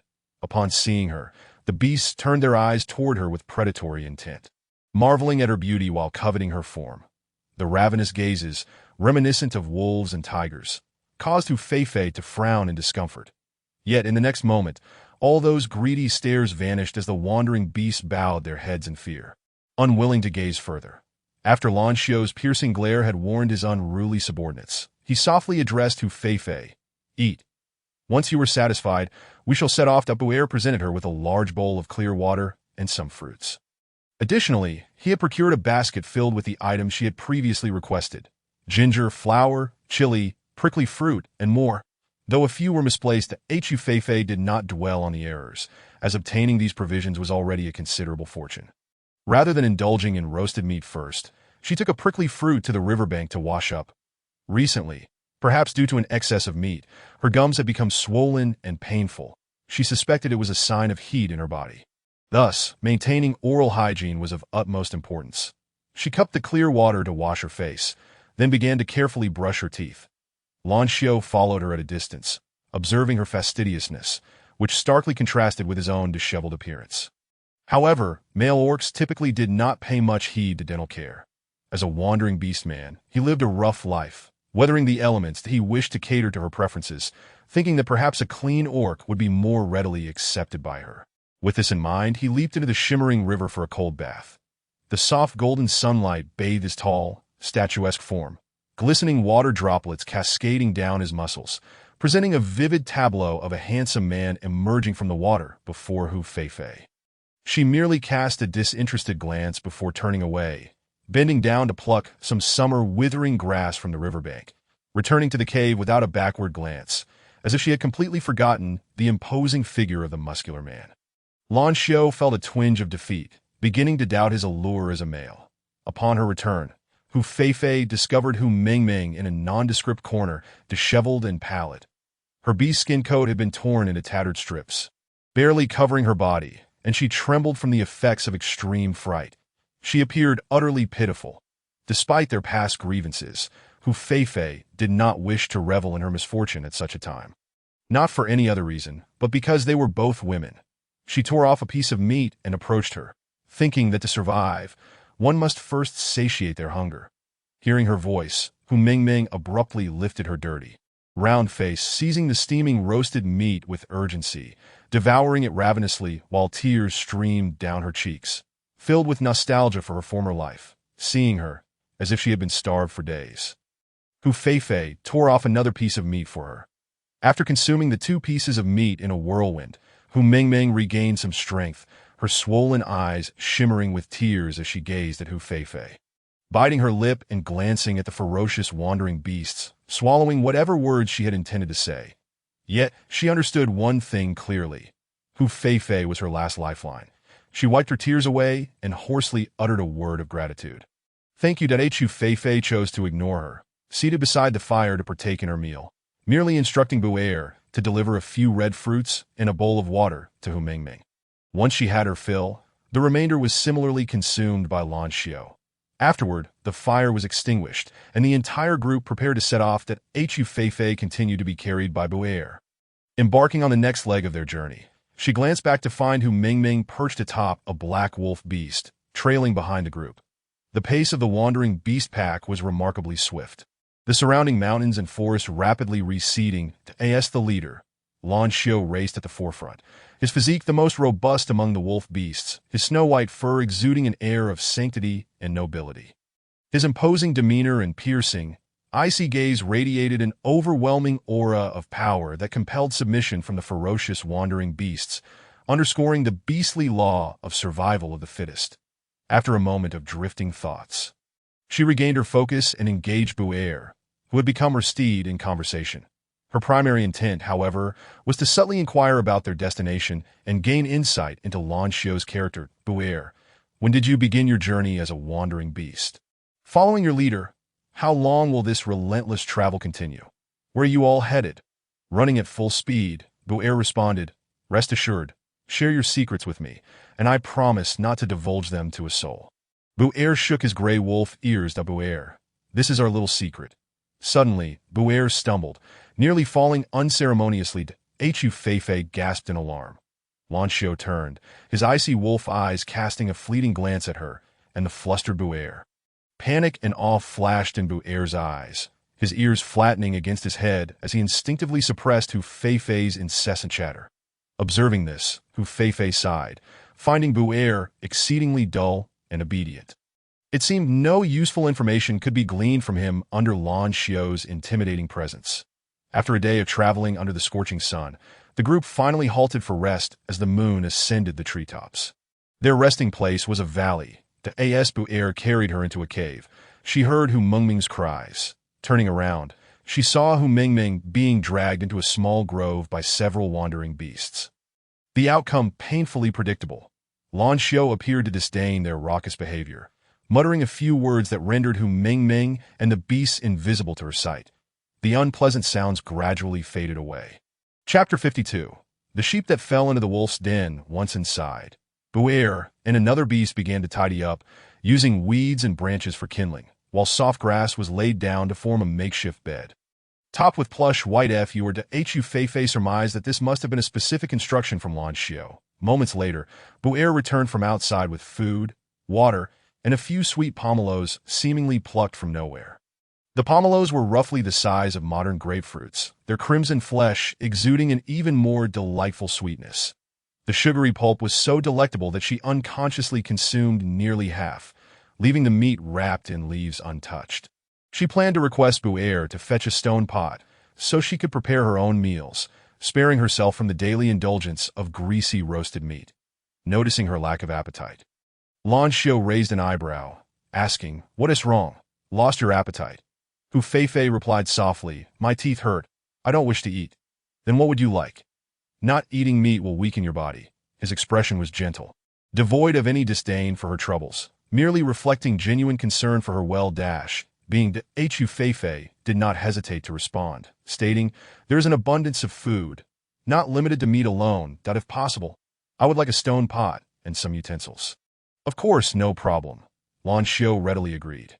Seeing him so accommodating, Hu Feifei hesitated, contemplating whether to broach the subject of Hu Mingming.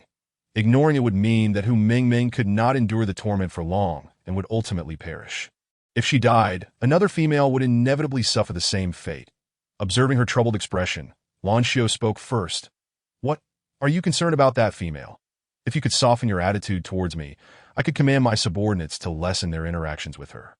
Once again, he effortlessly discerned her thoughts, leaving Hu Feifei feeling unnerved by his keen perception, a sensation she found quite displeasing, as if she had lost all semblance of secrecy. Rising to her feet, her beautiful eyes glinting with coldness, she retorted, "Your actions are no different from coercion, that if you seek to obtain me in this manner, I regret to inform you that all you will receive is a soulless shell." Lan Xiu regarded her for a long moment before finally chuckling softly in concession. "All right, I admit I do not wish to merely possess your shell." He then snapped his fingers, summoning someone to bring Hu Mingming in. However, upon her entrance, Hu Mingming appeared to have been deliberately prepared, wrapped in a new piece of unprocessed beast skin that emitted a foul odor. Her legs trembled, tears glistening on her face, and as the two beasts released their grip, she crumpled to the ground like a puddle of mud. Gazing up at Hu Feifei with swollen, tear-filled eyes, she trembled and was about to cry out, yet upon noticing the fearsome leader of the wandering beasts also watching her, she instantly swallowed her cries. Cowering, she lowered her head, terrified of provoking the chief, knowing that a single misstep could cost her life. Hu Feifei glanced at Lan Xiu. "I would like to speak to her privately. Could you step outside for a moment?" To her surprise, Lan Xiu readily acquiesced, albeit with a mischievous glint in his eyes. "But do keep it brief. Otherwise, I may become displeased." Once they were alone, Hu Feifei tossed the untouched roasted meat to the pitiful Hu Mingming. "Eat. This is the last piece of meat left." This time, however, Hu Mingming did not ravenously devour the meat, but instead knelt before her, weeping and pleading, "Feifei, please save me, that I can no longer endure their relentless torment. This feeling is worse than death, that I implore you, as we have grown up together, help me that I truly acknowledge my mistakes. Please forgive me." She clasped her hands together, her forehead pressed to the ground in supplication.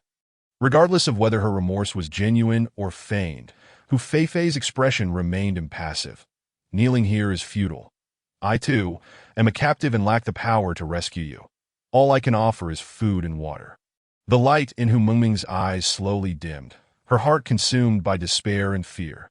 Looking up with tear-filled eyes, she questioned, "Feifei, don't deceive me. That leader of the wandering beast treats you differently. Otherwise, how could you remain unharmed? If you plead on my behalf, those wandering beasts surely won't dare to bully me any longer. That I beg you, save me, and I will repay you in the future." Seeing her disbelief, Hu Feifei pressed her lips together, momentarily at a loss for words. Providing her with food and water was already a considerable concession. Given their past grievances, it would suffice not to kick her while she was down. She was neither a cold-hearted nor an entirely benevolent person. Even kindness carried an edge. Noticing her prolonged silence, Hu Mingming assumed she was unwilling to help, resentment creeping into her gaze as she sneered. Fei Fei, do you not want to save me? Is it not that you cannot? I have already knelt before you, yet you are so heartless as to stand by and watch me suffer. Hu Fei raised her brows, looking down at Hu Mingming with a piercing gaze. Do not forget, had it not been for my provision of food and water, you would have perished long ago. At most, I can offer you some pills to alleviate your suffering, preventing you from being tormented to death. With that, she turned and accessed the system store, exchanging for a small vial of Jialu pills. The little creature, Na Jiji, was utterly baffled by her actions. Host, why are you helping her with Jialu pills? Have you forgotten? She once poisoned you and sowed discord between you and the villain Tiomi. Hu Mingming is hardly deserving of sympathy. Yet Hu Fei countered with an analogy, asking, when a flock of sheep encounters a ravenous wolf, what do you think they should do to survive? Of course, they should unite and fight against the wolf. Nua Gigi responded confidently, finding the question exceedingly simple. However, Hu Fei shook her head. You are mistaken. Sheep lack the wisdom and courage for such unity, or else they would not be at the bottom of the food chain. Just like the females protected within a tribe. They are merely scattered grains of sand, lacking the will to resist. Then what must be done to ensure survival? Nojiji asked, pouting in distress. In truth, you only need to run faster than the other sheep. Just as Hu Mingming and I are currently the sheep ensnared in the wolf's den. If Hu Mingming perishes, they will undoubtedly capture another female to satisfy their desires. Just as wolves, when hungry, will seek food again. Unless that meat can satiate their hunger, they would prefer not to hunt sheep, as it carries its own risks. Nujj, seemingly understanding yet not quite. Thus the host's benevolent assistance to Hu Mingming is perhaps an attempt to delay those wandering beast men? Hu Fei did not make it explicit. You may ponder upon it yourself. She poured out a few delicate pills, turning to hand them to Hu Mingming, saying, take this medicine, it will alleviate your suffering. Hu Mingming hesitated, eyeing the pink pill in her palm. What is this? She questioned, suspecting Hu Fei might be attempting to poison her. This is a medicinal pill for replenishing blood and nurturing vitality. Effective in treating your swelling. Why do you refuse it? If you do not want it, so be it, Hu Fei remarked, preparing to retract the offering. Wait, I want it. Hu Mingming exclaimed anxiously, snatching the pill from her hand and promptly consuming one. She was not foolish. If Hu Fei intended to kill her, withholding food would suffice. There was no need for poison. Moreover, her discomfort was both painful and itchy, making the special properties of the pill quite necessary. Hu Fei coldly observed her before reminding, this pill can be used externally as well, but you may consume no more than one per day. With that, she turned her back, disregarding Hu Mingming further. The pill she provided, when taken over a prolonged period, could nourish energy and bolster health, serving as an excellent tonic for females, alleviating post-encounter discomfort. Yet it bore side effects, including an aphrodisiac effect, much like the potent elixir she had previously consumed, which forcibly elevated her vitality for a short duration, only to leave her exhausted and even fainting afterwards. Hu Mingming's resentful glare had not escaped Hu Fei's notice. She understood that such a person would never truly reform and could unwittingly turn against you. Having extended her hand to assist this time, she naturally expected to reap some benefits in return. In the distant Jiue tribe, although they welcomed clear skies, the entire settlement remained shrouded in gloom. Every beastman bore a heavy and sorrowful expression. Even the successful return of the expedition with precious salt crystals and other resources could not lift their spirits. The invasion of the wandering beastmen had cost them not only their winter provisions, but also many clan members, including a female. Most tragically, many later learned that the sudden retreat of the wandering beasts that day was due to Hu Fei. She had traded her own safety for the peace of the tribe. They could scarcely believe it. The once malevolent female had shown such noble righteousness, truly worthy of being the daughter of Lord Amon. They had previously misunderstood her, yet regret was futile, leaving them to mourn in silence. Upon the elder's triumphant return with his party before the onset of winter, he was struck by the devastating news of his beloved granddaughter's abduction by the wandering beasts, which left him gravely affected and ailing. Hu Bang knelt in guilt, tears streaming down his face. Forgive me, "Father, I failed to protect Fei. Punish me as you will. It is all my fault." The elder, his face ashen and eyes filled with sorrow, coughed violently. "Rise. What good will hitting you do? Even if you were to die, Fei would not return." With that, he closed his eyes, letting a tear fall. Hu Bang clenched his fist. "No, I will bring her back." His words were more a promise to himself. He understood that grieving was pointless, and he resolved to find Fei at all costs. Meanwhile, as Mai returned to the tribe, having not seen Fei for an extended period, an unsettling premonition weighed heavily on his heart. Terrified, he inquired among the tribesmen. From their hesitant responses, he learned that she had been abducted by the wandering beasts a month prior and was untraceable. Worse still, she might already be dead.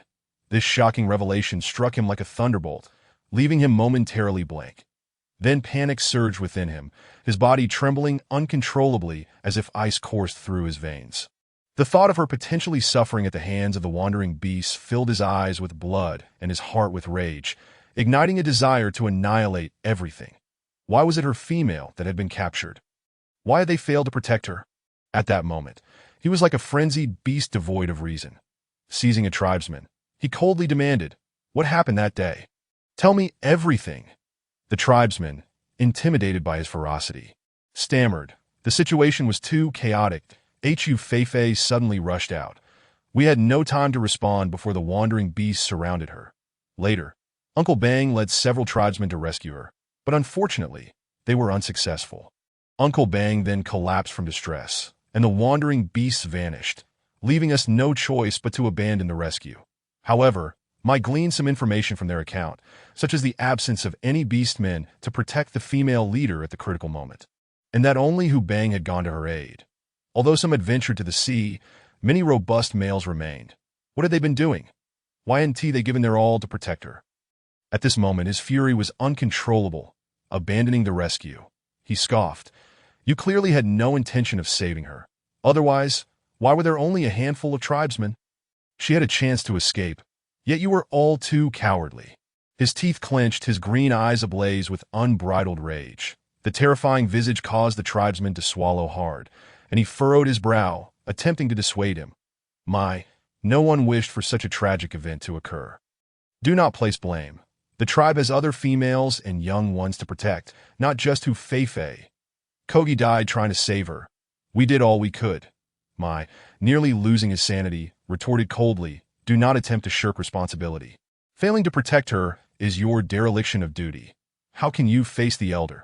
He entrusted the tribe to you, commanding Tyson to protect it at all costs. What was he doing at that moment? Why didn't he attempt to rescue her?" The tribesman, drenched in sweat from Mai's fervent inquiries, confessed all. Tyson had been protecting his own female, and by the time he returned, Fei had already been taken. Upon hearing this, the fury within Mai could no longer be contained. Veins bulged on his arms, and with a murderous intent, he stormed toward Tyson's stone dwelling. That was precisely because of Tyson's presence that the elder had entrusted the tribe to him while he ventured to the sea for salt crystals.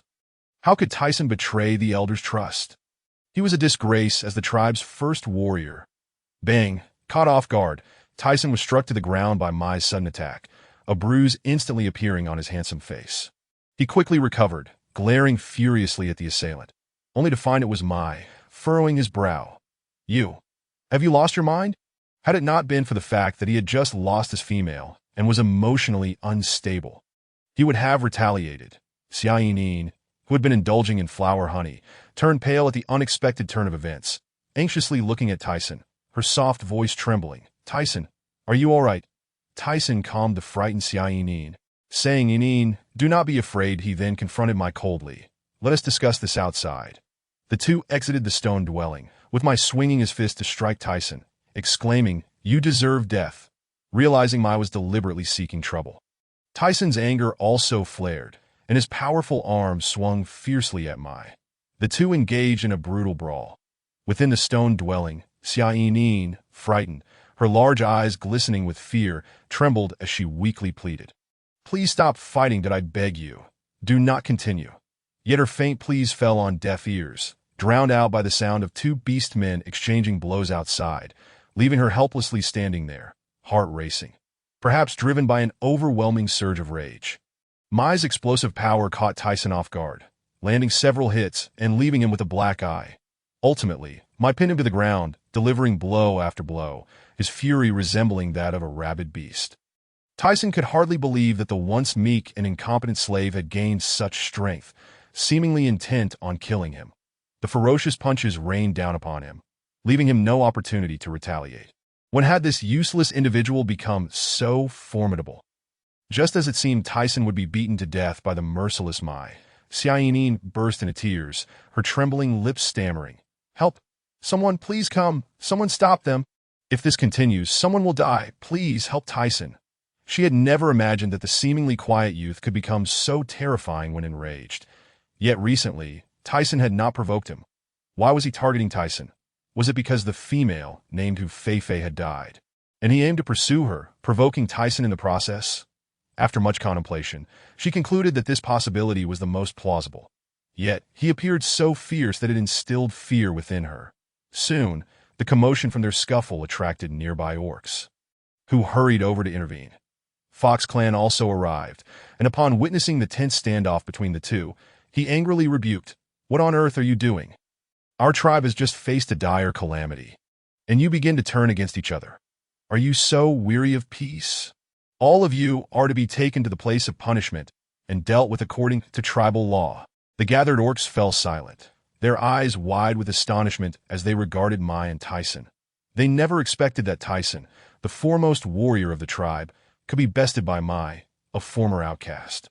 This was truly an astonishing spectacle. Xiaoyin anxiously rushed to Tyson's side, her expression filled with concern as she examined his injuries. "Tyson, how are you? Does it hurt? I will fetch the shaman." Myron, Tyson, in a disheveled state, struggled to rise from the ground, wiping the blood from the corner of his mouth with the back of his hand, glaring fiercely at Mai. "You lunatic! I will not let today's events go unpunished." Mai's bloodied fists bore an expression of cold fury, his teeth grinding audibly as he retorted, "It is you who have failed in your duty to protect the tribe, resulting in Feifei being taken by the stray beasts. You have betrayed the expectations of Chief Agon." So it was about Fox Feifei. Tyson's brows furrowed deeply, a myriad of complex emotions flitting through his gaze. That night, after ensuring Yanin's safety, he returned only to find that Fox Feifei had already been captured, leaving behind only the unconscious Fox clan. That he felt a pang of guilt and sorrow about the incident. Yet in this critical moment, he could not abandon Yanin. Thus, he stood tall and retorted resolutely, "I have done all I could. One can only blame her misfortune. You wretched brat, what nonsense are you spouting?" Without needing Mai, Fox clan, his face ashen, was the first to confront Tyson. That moment, he suddenly recalled how Tyson had disregarded Feifei's peril, ignoring his orders solely focused on protecting his own female. Such selfishness was truly disheartening. Upon hearing the news, Hua and 3 beastmen steadfastly stood by Mai's side. "Uncle Bang, Mai is not at fault. He was right to strike. That day, Feifei acted to save me, trusting that her kin would not abandon her. Unfortunately, aside from you and Kogi, they all stood idly by while she was in danger. As warriors of the tribe, you are not even worthy of Feifei's little toe." The thought that her dear sister might have met a tragic fate made Hua weep inconsolably. Listening to her accusations, many orcs hung their heads in shame. Tyson's already swollen face turned even more unnatural. Hufeng looked at Tyson with utter disappointment.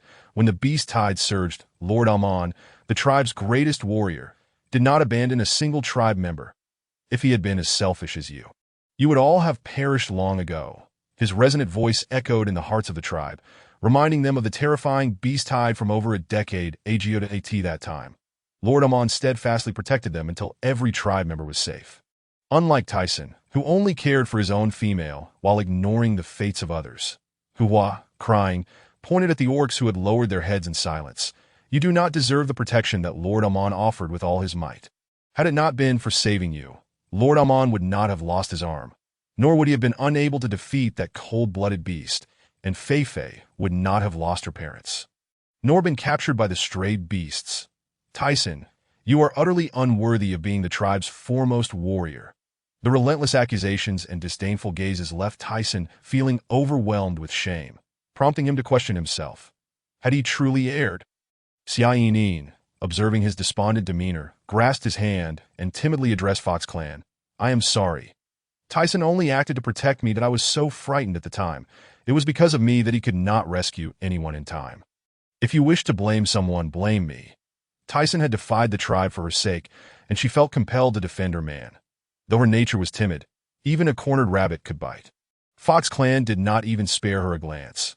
Dismissing her as irrelevant, he coldly declared, from this moment forth, Tyson is no longer the foremost warrior of the Jiuet tribe. After uttering this, he seemed to be drained of all energy, turning away with a sorrowful expression, only to be halted by Mai's sudden call. Uncle, I will go find her. Whether she is alive or dead, I must locate her. His green eyes were filled with steadfast determination and sorrow. At that instant, a singular thought consumed him. To find her. Just months ago, she had promised to wait for his safe return. Now she had vanished from his life in the blink of an eye. An unbearable reality. The mere thought of her possibly being dead sent chills through him, his heart aching as if it were being cleaved apart, to the point where he could scarcely breathe. Fox Clan, weary, cast a glance at him and muttered, Do as you wish. While he too hoped Fei was alive, the truth was undeniably cruel. Much like his sister, Huya, who had never returned, Mai cast a deep, lingering look back at the tribe before transforming into a large black cat and dashing away. Noticing this, Hoofing hurried after him. Wait, I will go with you to find her. Fox Fei had risked herself to save Hua, and he could not conscience inaction. Following suit, Jia also joined in. Count me in as well. Soon, a throng of young, vigorous beastmen surged forth, expressing their desire to accompany Mai in the search for Fox Fei. The black cat's gaze quivered, and as its icy form felt a flicker of warmth, it let out a howl to the heavens, leading the transformed kin in a galloping rush. Fei, wait for me. Chapter 55. The warmth of pork rib soup. A gentle drizzle fell, weaving a delicate veil of mist over the earth and its creatures. Fox Fei sat atop Bull, despite being draped in a thick bear skin to shield her from the rain. The damp chill still penetrated, leaving her face pale. According to the original owner's memories, winter would arrive in a month's time, bringing with it frigid temperatures and a scarcity of prey. All beastmen would seek refuge indoors for the winter. Although the southwestern seas would not freeze over, temperatures would still plummet to only a few degrees, marking the autumn season. Through her conversations with Bull over this period, she managed to extract some useful information, such as their final destination being an island in the sea. But before that, they needed to rendezvous with a certain hawkhead. Observing Bull's expression, she discerned that this hawkhead held an unusual standing. Yet, as for the identity of this hawkhead, she remained blissfully unaware. Achoo! Achoo! A series of sneezes broke out, causing the traveling group to slow their pace. Fox Fei turned to see that the trailing Fox Meng fared even worse. Drenched and shivering, the earlier sneezes had come from her, likely a result of the cold. Hearing the commotion, Lancio halted, his icy blue wolf eyes fixed not on Fox Meng, but on her, noticing her bare skin was completely soaked and her complexion pale. It became evident that she too was susceptible to the cold. Falling ill would be dire, he let out a low growl, commanding his subordinates to find a place to rest. After a while, the stray beast discovered a cave. The cave was deep, with a rugged, uneven floor that collected numerous puddles and bore remnants of piled-up corpses, exuding a chilling, eerie atmosphere. The lingering stench hinted that this could be the lair of a giant python. Lancio surveyed the surroundings and ordered his men to guard the cave entrance, remaining vigilant for the potential return of its occupant. Guiding the shivering Fox Fei inside, he lamented the persistent rain outside that rendered dry wood non-existent. He gazed at her with concern, his voice laced with ambiguity. Are you cold? Do you need me to warm you up?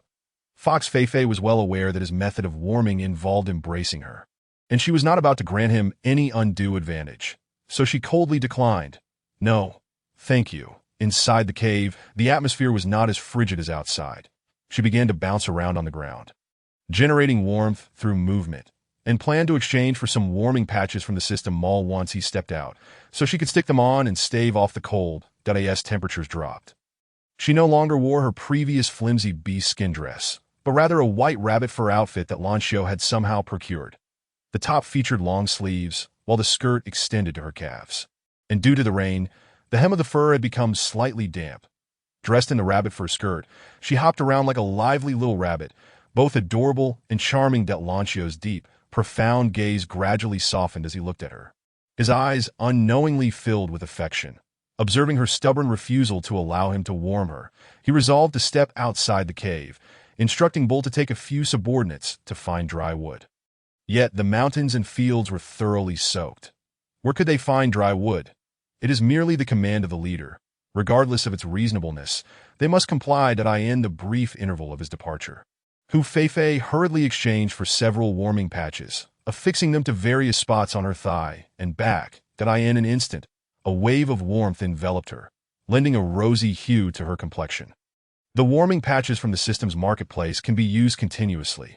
As long as they are adhered to the body, they will ceaselessly provide heat. Upon entering the cave, Lancio observed her sitting obediently to one side. Her cheeks flushed and spoke to her in a tone laced with affection. "You must be famished. Food will be ready shortly." Hu Feifei cast him a light glance, her voice tinged with displeasure. "Where exactly are you going? How much longer must we endure this wretched existence? Females are typically pampered, and I am no exception. Ever since you abducted me, not a single day has been peaceful. It is utterly vexing, listening to her complaints." Lancio's handsome face remained stoic, merely assuring her in a gentle tone, "It won't be long now. In just a month, this exhausting ordeal will come to an end. Rest assured, I will not treat you poorly." He understood the fragility of the female's body, and given that it took her this long to voice a complaint, it was quite justifiable. Furthermore, her willingness to express her grievances could be seen as a sign of intimacy, which was preferable to a cold demeanor. As night fell, Buer returned with several beastmen, bringing with them a large bundle of firewood acquired from unknown sources, as well as a fully furred hog. Soaked to the skin, they kindled a fire and began to prepare the meat. The warm bonfire dispelled the damp chill of the cave and illuminated the surroundings. Hu Feifei approached Buer, instructing him to cut the ribs from the hog and chop them into small pieces to place in the stone pot for blanching. Buer assumed she intended to cook the meat for consumption, and accordingly prepared the stone pot for boiling water, adding the chopped ribs. Once the water reached a boil, the froth from the meat floated to the surface. Hu Feifei retrieved the ribs, commanding Buer to clean the stone pot and fetch fresh water for a second round of boiling. Buer, bewildered, complied nonetheless. Lancio approached out of curiosity, frowning as he remarked, "Let them be. Just wait for your meal." Hu Feifei, without glancing at him, replied coolly, "I wish to make rib soup in such chilly weather." A steaming bowl of rib soup was the epitome of comfort, a true indulgence. After days of consuming dry roasted meat, she was nearly fed up. The thought of the delectable rib soup lifted her spirits, and her fox-like eyes sparkled with anticipation. Seeing her mood improve, Lancio was pleased and allowed her to continue her preparations, simultaneously reflecting on his own ignorance. He had not even known what rib soup was. And indeed, following him had led her to endure hardship. Hu Feifei retrieved a piece of fresh ginger from the basket, washed it, and chopped it into chunks to add to the pot. She then placed the blanched ribs into the pot, along with a star anise and a halved green fruit. Lacking corn or winter melon, she had to resort to this sour-sweet green fruit for seasoning, hoping to neutralize the meat's gamey flavor. The taste of this green fruit was reminiscent of lemon, and she believed the resulting rib soup would be both delicious and unique. After more than an hour, the stone pot began to bubble with a delightful aroma as the ribs simmered to tenderness, enticing the appetite of all who caught a whiff. Outside, the stray beasts sniffed the air, salivating at the enticing scent, wondering what delectable dish the leader and the beautiful female were enjoying, igniting their own cravings. Hu Feifei ladled a warm bowl of rib soup, savoring every sip. Each mouthful of the hot broth was a blissful comfort. Observing her enjoyment, Lancio also served himself a bowl, suspiciously taking a sip. In the next moment, he drained the entire bowl and, still wanting more, filled another. Finding the rib soup so delectable, he wished to consume the entire pot. His female truly was both beautiful and capable. Chapter 56. A surprise attack. Having relished a bowl of rib soup, Hu Feifei glanced outside the cave and, after a moment's contemplation, said to Lancio, "Perhaps we should let her come in." It was bitterly cold outside, and falling ill would be troublesome.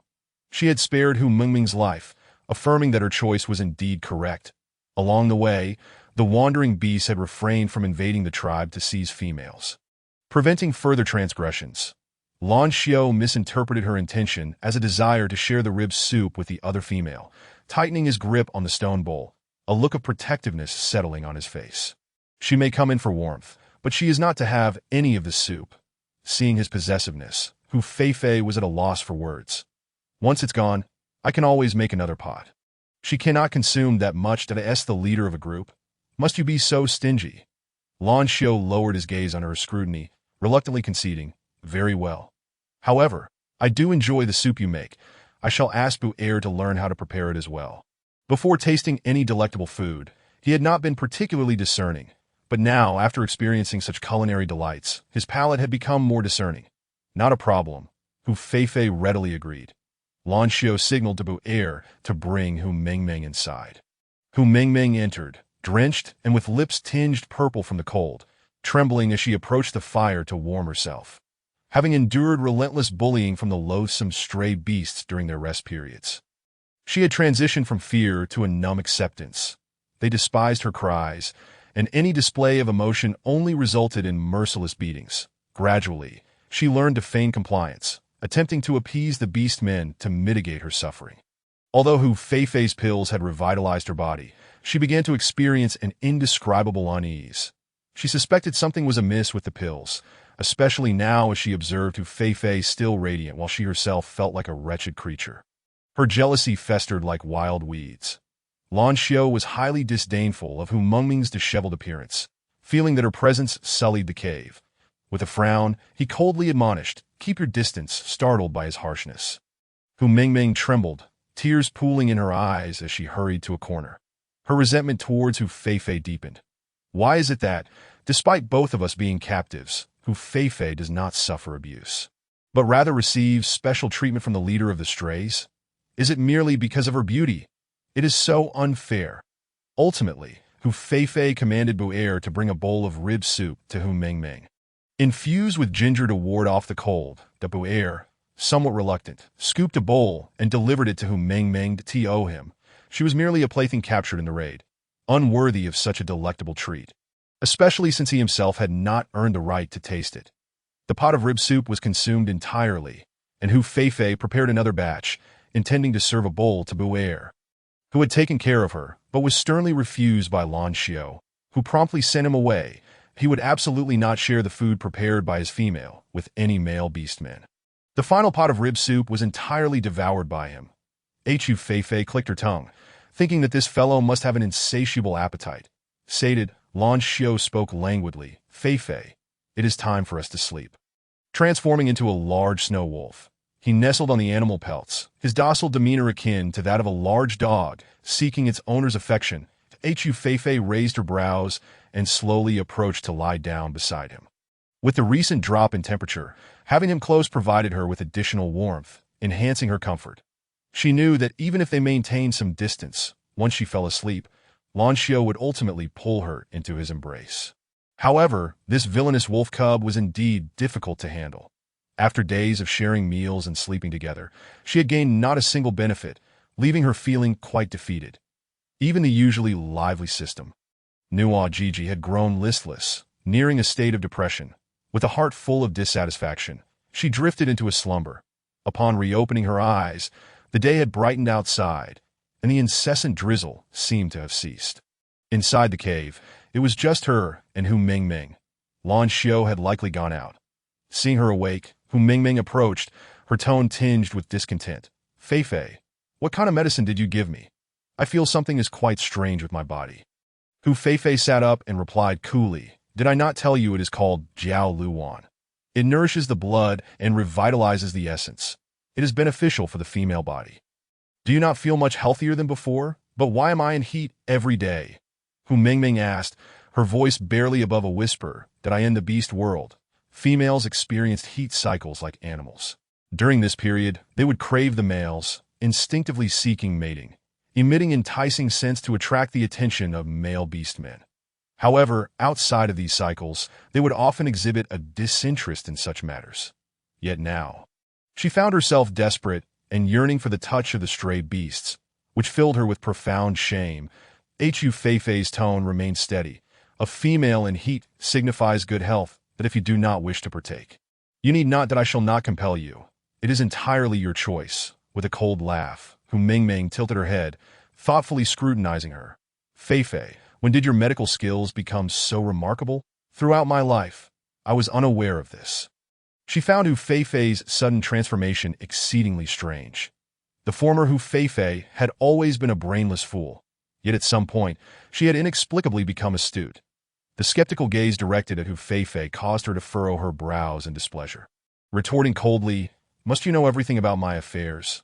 Though I am new to medicine, I possess a remarkable talent in this field that, oh, really? Then why don't you take a look at me?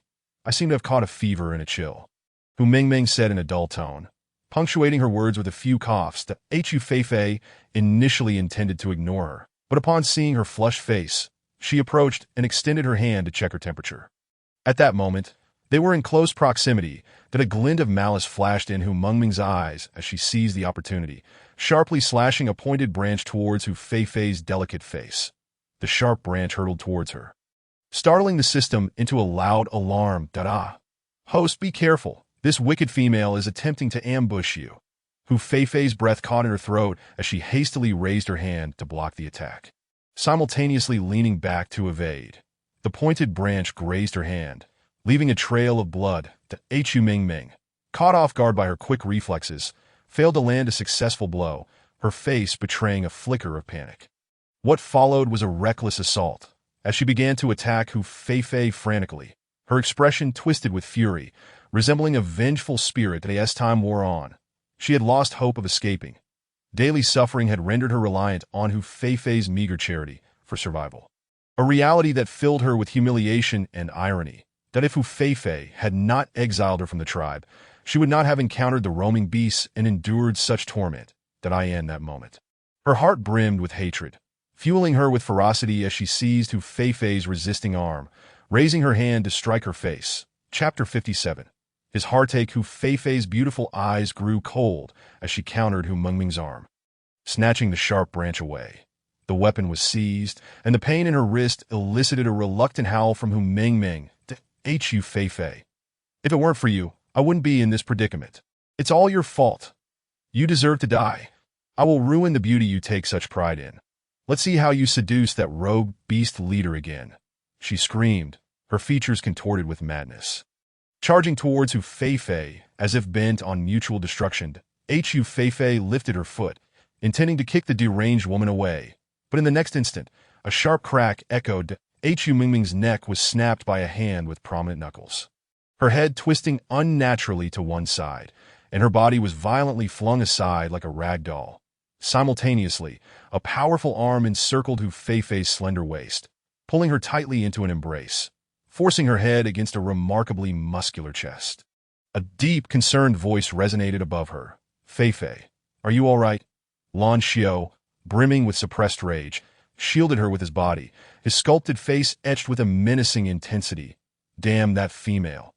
Hu Feifei stared blankly at Hu Mingming, whose neck was broken, blood oozing from her lips, her eyelids fluttering with trepidation as she slowly replied, "I'm fine." However, Lan Xiao caught a whiff of blood, and alarm surged through him as he grasped her hand. Discovering the bloodstain on her wrist, his expression shifted to one of frantic urgency. "That you're injured, and yet you say you're fine? Bur, hurry and fetch a shaman," he commanded hastily to the entrance of the cave, his grip on her hand tightening, clearly at a loss for how to stop her bleeding. His panicked demeanor contrasted starkly with the ruthless killer he had just been. Hu Feifei quickly interjected. "Have you forgotten that I can handle medicine myself? I don't need a shaman. Just a herbal poultice will suffice. That it's merely a surface wound, yet you act as though I am on the brink of death." Nuo Gigi excitedly remarked. "Host, being anxious signifies care. Haven't you noticed that the snow wolf has become increasingly obedient to you? This is a good omen. Trust that soon you will see points credited to your account." Lan Xiao nodded. "All right." With a heart full of concern, he urged her to rest while he diligently mashed summer withered grass, personally tending to her wound. Meanwhile, Hu Mingming's corpse was dragged away by a few rogue beasts. Moments later, Hu Feifei faintly heard the sounds of bones cracking and chewing, and her complexion shifted as she realized what was happening. To her horror, They were devouring her. The thought of cannibalism made her stomach churn. Lan Xiao, believing he had caused her pain, asked cautiously, "What's wrong? Is it very painful? Just hold on. It will be over soon." To Hu Feifei, preoccupied with the gruesome scene outside, had no desire to respond. Lan Xiao gently applied the medicinal paste to her hand, mimicking her earlier actions as he tore a strip of cloth to bandage her. His tenderness brought Hu Feifei back to her senses, and she gazed at the towering beast man kneeling before her. Realizing that his concern seemed genuine, perhaps Nuajiji was right. He still had a chance for redemption. Yet, she still felt he was overreacting, retracting her hand dismissively. "It's just a minor injury. No need to make a fuss." But Lan Xiao firmly grasped her hand again, pressing a kiss to it. "There is no need to put on a brave face in front of me. Rest well. I will handle everything else." He then commanded the rogue beast to remain in place until her wound healed. With the recent heavy rains, an infection could pose a serious threat that in comparison to her safety, everything else could wait. The rogue beasts harbored some discontent at their leader's sudden order to halt, having already lost much time due to the two females. They wondered when they would finally return to Wolf Fong Valley to rendezvous with the leader. If the feathered beasts set their sights on them, it would spell trouble. Hu Feifei was strictly ordered by Lan Xiao to recuperate, spending her days in the cave, alternating between eating and sleeping, resembling a lethargic rice bug. However, her appetite waned, and her sleep was restless. Nuajiji informed her that it had sensed Mu Ye's darkening disposition steadily rising, his emotions increasingly volatile. Yet, despite her anxiety, she felt powerless. Currently, she had over 6,000 points, but to activate the teleportation array, she needed to accumulate at least another 4,000 points. However, extracting those points from the snow wolf was proving exceedingly difficult, making the goal seem rather unrealistic. Due to her lack of rest and overwhelming concerns, her complexion grew pale, dark circles forming beneath her eyes. This distressed Lan Xiao, who sought ways to procure more nutritious food to restore her health. Even presenting her with beautiful furs. With time on her hands, she selected a few furs she favored to sew clothes. While she threaded the needle, Lan Xiao quietly observed, his focused demeanor suggesting he was earnestly learning. Ignoring the fierce rogue beasts, the two appeared as a loving couple, enveloped in a tranquil atmosphere. 3 days later, Hu Feifei's hand wound healed. Lan Xiao commanded the team to set out. The weather had turned sunny, the chill dissipating, likely due to their continuous journey southwest, where the temperature varied. To Hu Feifei, feeling somewhat fatigued, sat upon Bur's back, her body slightly weary. Perhaps due to her lack of rest, she had been feeling lethargic and somewhat uncomfortable.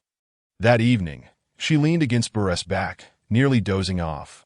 Lan Xiao, sensing her discomfort, ordered the team to stop and find a place to rest. They soon discovered a cave with a hot spring. Hu Feifei lifted her eyelids to see white mist wafting from the entrance, her eyes sparkling with excitement. A hot spring. Just what she needed to soothe her malaise. Descending from Bur's back, she turned to Lan Xiao behind her, declaring, "There's a hot spring inside. I want to take a bath. Please wait outside." Seeing her finally displaying some energy, Lan Xiao smiled warmly. "All right, go ahead." Afterward, he commanded his subordinates to remain nearby, forbidding any unfamiliar orcs and beasts from approaching. Hu Feifei took a brand new deer-patterned skirt from the basket and stepped into the misty cave. Upon entering, she was immediately enveloped by the sulfurous heat, which caused her to instinctively relax her body. The cave was adorned with numerous rocks and stalactites, while an oval hot spring continuously emitted steam. She approached the edge of the hot spring, shedding the animal skin garment she had worn for several days, and stepped into the steaming water with her long legs. Chapter 58. An encounter with a foolish one soaking in the hot spring. Hu Feifei wore a contented expression as she lathered her creamy soap into dense bubbles, meticulously cleansing her body. Perhaps it was the comfort of the soak or her overwhelming fatigue, but she eventually leaned against a rock in the spring, drifting into a drowsy slumber. However, in her dreams, her cheeks suddenly began to itch, as if something were crawling upon them. She furrowed her brow and muttered about the annoying mosquitoes. Yet, the itch intensified, prompting her to irritably slap her own face. The crisp sound of her palms striking her skin echoed distinctly in the empty cave. The ha-ha! A mocking laugh unexpectedly rang out from above her head. Startled, Hu Feifei swayed and fell into the hot spring, which only elicited louder laughter from the voice. She quickly resurfaced, scanning her surroundings warily, but seeing no suspicious figures. Cautiously drawing her dagger, she demanded, "Who is it? Stop hiding and show yourself. You should know that all my people are outside. So be careful." Pfft. The voice expressed disdain for her threat. Following the sound, Feifei looked up and saw a striking white bird perched upon a rock high on the cave wall. However, it was not entirely white. It sported a black tuft on its head, with a long white tail and black feathers beneath its belly, resembling a fusion of a peacock and a crane, yet significantly larger. The bird, of an indeterminate breed, was currently observing her with its nostrils, exuding an air of haughty arrogance that belied its ethereal grace. Intrigued by this peculiar white bird, Feifei discreetly inquired within her system, "Nuajiji, do you know what kind of bird that is?" "Dear host, it is the elegant and noble white pheasant, resembling a white phoenix, a celestial being untainted by the mundane world." Elegant and noble, a celestial being among birds. Feifei thought to herself, not entirely agreeing with Nuajiji's aesthetic. However, the white bird, no, the white pheasant, had such rich emotions in its gaze that she presumed it must be a male orc, as females do not undergo beast transformation. The realization that she was being observed while undressed, coupled with its mocking demeanor, filled her with indignation. She crossed her arms defensively and glared at it, demanding, "Why are you spying on me while I bathe? Do you have no shame? Who will want to peek at you bathing?" The white pheasant retorted, its tone dripping with disdain. "You barged into my territory and disturbed my peaceful slumber. If it weren't for the fact that you are female, I would have been far less courteous." Feifei raised an eyebrow. "Your territory? Is your name written here?" The white pheasant flapped its wings in irritation, suddenly transforming into a handsome young man with flowing hair. His hair, a blend of black and silver, showcased a trendy ear-dyed style, and he wore a white feather robe that accentuated his jade-like figure. With long brows like willows, his complexion was as fair as the peach blossoms of March, making him an exceptionally handsome and clean youth. However, his demeanor was haughty, and he regarded her with palpable disdain. "That I have never encountered such a brazen female," he scoffed. "Surely, no male orc would be attracted to a female like you. Otherwise, why would you lack a mate's mark?" Feifei was momentarily at a loss for words, as she indeed bore no mate's mark. Yet, what did that have to do with her desirability among male orcs? Seeing her speechless, the white pheasant smirked. "Well, considering that no one likes you, I shall let it go this time. You may leave." Feifei's lips twitched in frustration at his illogical reasoning. Was he blind to beauty? Even if she was not breathtakingly stunning, she certainly considered herself charming enough. How could he possibly think otherwise? After all, openly declaring that a woman lacked allure was incredibly rude. Taking a deep breath, she shot back, "With such a sharp tongue, it's clear no female would fancy you either. Otherwise, why would you be left alone at night?" The white pheasant was taken aback by her retort. Jumping in anger, "Don't underestimate me. There are plenty of females who adore me." Feifei shrugged dismissively. "Sorry, I didn't notice." Her attitude thoroughly infuriated the young man, who gritted his teeth and approached her. "Open your eyes and take a good look at my handsome face. How could no female find me appealing?" Feifei, uninterested in continuing this trivial debate about attractiveness, spoke as if soothing a child. "Please, refrain from looking. I would appreciate it if you turned around for a moment. I'll be dressed shortly, so we can continue our discussion." As she emerged from the steaming water, her flawless figure partially visible, the white pheasant's face flushed, and he awkwardly turned away in his anger. He had momentarily forgotten that she was unclothed. Feifei quickly dressed and coldly remarked to the sharp-tongued youth, "I'm ready. You may turn around now." However, the young man seemed to possess an innate stubbornness. Huffing dismissively, "Just because you tell me to turn around doesn't mean I don't take orders from you." Fuming, Feifei clenched her jaw. "Very well, but I advise you not to provoke me. Otherwise, I can't guarantee that the stray beasts won't rush in here and tear you apart." Upon hearing this, the white pheasant turned to examine her curiously. "Why are you with the stray beasts? Are you one of them?" He had never encountered a female stray beast before, and found the world to be quite fascinating. Feifei's head was filled with black lines. She expected this young man to be both sharp-tongued and foolish. Did he not realize she was a captive? However, She pondered if he could deliver a message to the Jiua tribe, informing her grandfather and Mu Yi that she was still alive. After weighing her options, she lowered her voice. How could I possibly be a stray beast? I was taken from my tribe. Could you please help me? So, you were captured by the stray beasts. The young man expressed sympathy, but felt powerless to assist. What isn't it for me to help you? We are strangers. Why should I assist you? There are so many stray beasts outside, and a four-patterned orc. He isn't foolish enough to wade into this mess. He continued, dismissing her. Hu Feifei's mind was filled with question marks. This was nothing like the heroic rescue scenario she was familiar with. She pouted and muttered, as expected, reality differs from television dramas. This is a rebellious bird that doesn't follow the script. Thus, she settled for a compromise, stating, I only need you to relay a message, to inform my kin that I am still alive. Just a message. The young man awkwardly rubbed his nose. All right then, what do you want to say? Since you're asking me, I'll reluctantly make the trip. Chapter 59. The face-blind handsome youth Hu Feifei suppressed her anger, striving to maintain a calm tone as she addressed him. Rest assured. Once you help me, I will reward you. Next, she described the general location of the Jiua tribe and Mu Ye's appearance, thinking that perhaps Mu Yi was not in the tribe and had come out searching for her. If luck was on her side, they might cross paths. Once she finished her description, the young man awkwardly scratched his head. I'm face-blind. All orcs look like black dots and white dots to me, with only gender distinguishing them. Therefore, no matter how detailed your description is, it won't help. What? This handsome youth is actually face-blind? Hu Feifei stared at him incredulously, realizing why he had claimed that no male orcs liked him. He genuinely couldn't discern beauty from ugliness. But how would he find Mu Yi in that case? This posed a significant dilemma for her. Anxiously pacing back and forth, she contemplated a solution when suddenly, a clear voice carried through the wind. Feifei, are you not done yet?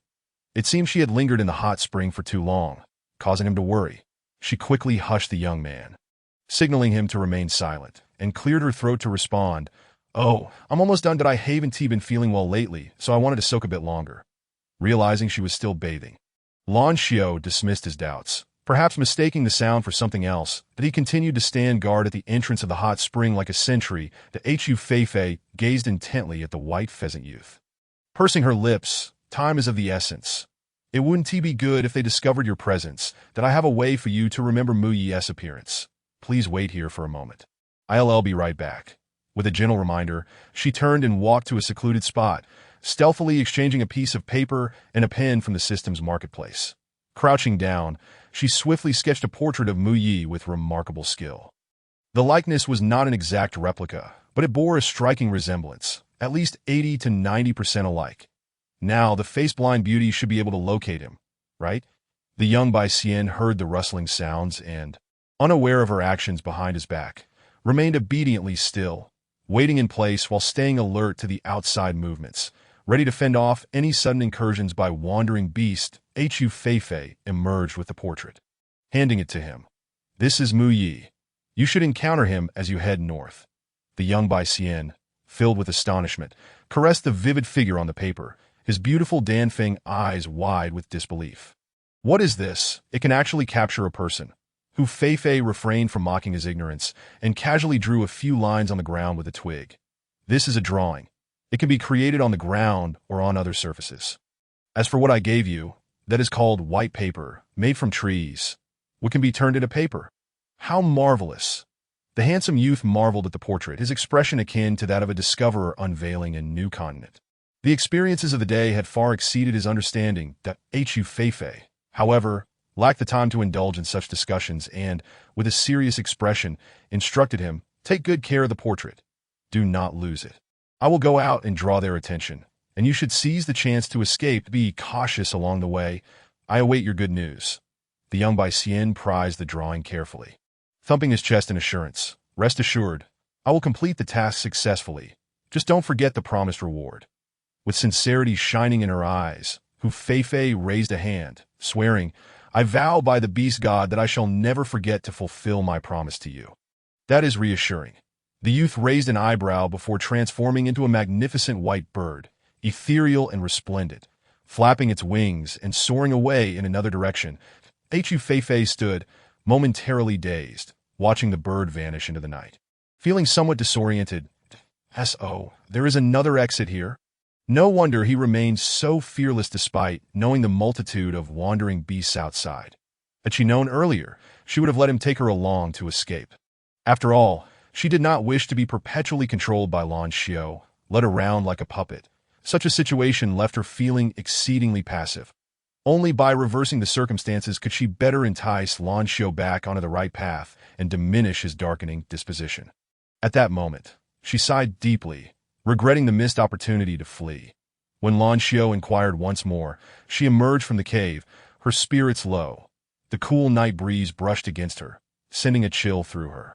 Noticing her still damp hair, Lan Xiao frowned in concern for her well-being and pulled her back into the warmth of the cave, using a clean piece of beast hide to dry her hair. His magnetic voice carried a tone of care. "Why did you come out with wet hair? What if you catch a chill?" He thought her clever, yet careless when it came to her own welfare. Feeling disheartened, Hu Feifei did not respond, allowing him to tend to her hair. Observing her growing despondency, Lan Xiao assumed she was genuinely ill that he ordered his subordinates to prepare a sleeping area, planning to fetch a shaman nearby to attend to her in the morning. The sky was overcast, instilling a sense of oppression that a thin layer of frost coated the flowers and trees, heralding the imminent arrival of winter. That Mu tirelessly searched the forest and fields with his kin for the female he yearned for. His black fur dusted with frost from prolonged exhaustion, his once lustrous coat now dull and lifeless. Fatigue etched in the green of his beastly eyes that as time passed, the likelihood of finding her diminished, plunging him into profound despair. The few tribesmen trailing behind him were equally weary, each one showing signs of fatigue. To Hu Feng, unable to bear the sight, urged Mu Yi, "We've searched for nearly half a month without a single lead. Though I too wish for her to be alive." The unspoken words hung heavy in the air. They all understood that Hu Feifei might have perished long ago. Did I in the forest? Beasts roamed freely, and it was likely there was nothing left of her but remnants. Yet, witnessing Mu Ye's heart-wrenching sorrow, they did not wish to further distress him, fearing he might lose control once more. Another beast man suggested, "Let us continue searching further, that if we yield no results, we should return to the tribe. Winter is fast approaching, and even as beast men, we cannot withstand the biting cold without food." His proposal garnered unanimous agreement. Initially, they had decided to assist in the search out of gratitude for Hu Feifei's bravery and her father's kindness. However, knowing the hope was slim, persisting in the endeavor seemed irrational. With the long winter looming ahead, they could not gamble their lives alongside Mu Yi. That Mu Yi remained silent but resolved. Regardless of whether she was alive or dead, he needed to see her or her remains. That he lifted his gaze toward the horizon and let out a mournful low howl. Chapter 60, Dreamweaving Tool Ding. The system detected that the antagonist Mu Yi was engulfed in deep despair, his darkening value soaring to an alarming 98%, on the verge of exceeding the threshold. "Host, we must intervene immediately, or we risk failure in our mission." At the break of dawn, Hu Feifei was jolted awake by the system's alarm, sitting up abruptly. "What is happening? Has Mu Yi come to believe I am dead?" Cold sweat beaded on her forehead. Noticing Lan Xiao was absent, she hurriedly inquired of Nuo Jiji, "What should we do?" Just as Mu Yi was on the brink of being successfully swayed, an unforeseen adversary, the snow wolf, had emerged, and she did not wish to see her efforts go to waste. Nuo Jiji pondered deeply before a spark of inspiration struck. "That I've got it." The host can exchange for a dream-weaving tool to enter Mu Yi's dreams and soothe his agitated emotions. A dream-weaving tool? Hu Feifei blinked, having never known such peculiar items existed in the system's marketplace. Yes, the dream-weaving tool allows the host to randomly select a character to enter their dreams for communication. The dream is vivid, and everything that transpires can be molded according to the host's desires. In short, the host becomes the master of the dream, reigning over the dream realm. Each session lasts 2 hours, after which the host will awaken. The dream-weaving tool can only be used once a day, costing 100 points. Would the host like to exchange it? Nuo Jiji elaborated on the tool's function. Hu Feifei mused that indeed, there was always a glimmer of hope, and with a sigh of relief, she chose to exchange immediately. Ding! The dream-weaving tool was successfully exchanged, and the points were deducted as a warm reminder, as a special item. The dream-weaving tool is not equivalent to other goods. It cannot be used indefinitely upon activation and requires points for each exchanged. Hu Feifei retrieved the dream-weaving tool, glancing down to find an ancient-looking box. Carefully, she opened it, feeling a sense of wonder akin to unsealing Pandora's box. Upon opening, a kaleidoscope of colors burst forth, and she squinted, discovering a small, multicolored cloud nestled within. Is this the dream-weaving tool? She remarked, a puzzled expression on her face. Nuo Gigi prompted. Host, the method of using the dream-weaving tool is to consume this enchanted cloud that it will induce a brief slumber, allowing you to enter the designated character's dream.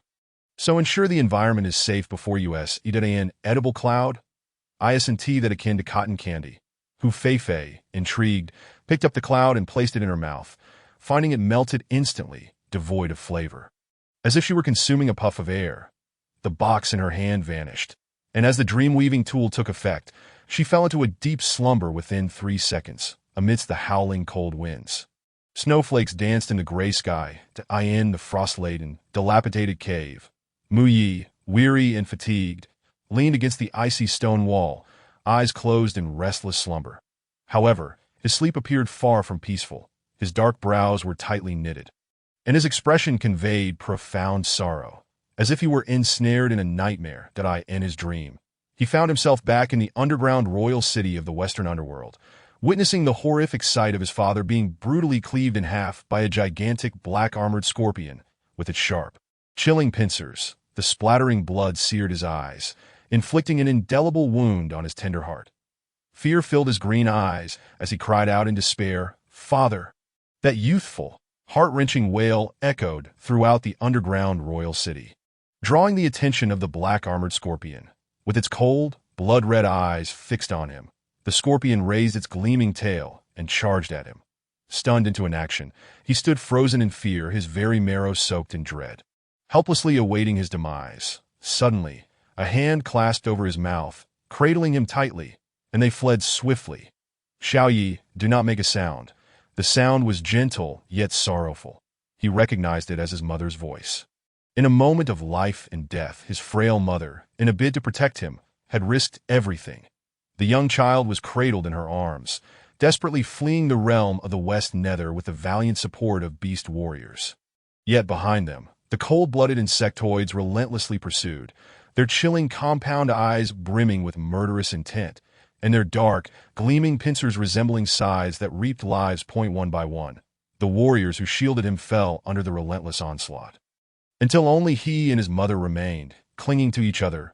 Alas, in the end, his mother too departed from him, in the vast, snow-covered expanse, he was left alone, an orphan. The biting cold wind pierced through his body, causing him to shiver uncontrollably. Helplessly, he curled into a ball, seeking the scant warmth that remained. Gradually, the feather-like snow enveloped his small form. His breath grew fainter. Exhaustion overwhelmed him, and he felt as though he were on the brink of freezing to death. As he closed his eyes in despair, believing he was destined to perish in the icy wilderness, he faintly heard the crunching footsteps on the snow. Could it be a wild beast from the forest? Yet even if he escaped the beast, death by freezing seemed inevitable. His weakened body lacked the strength to struggle.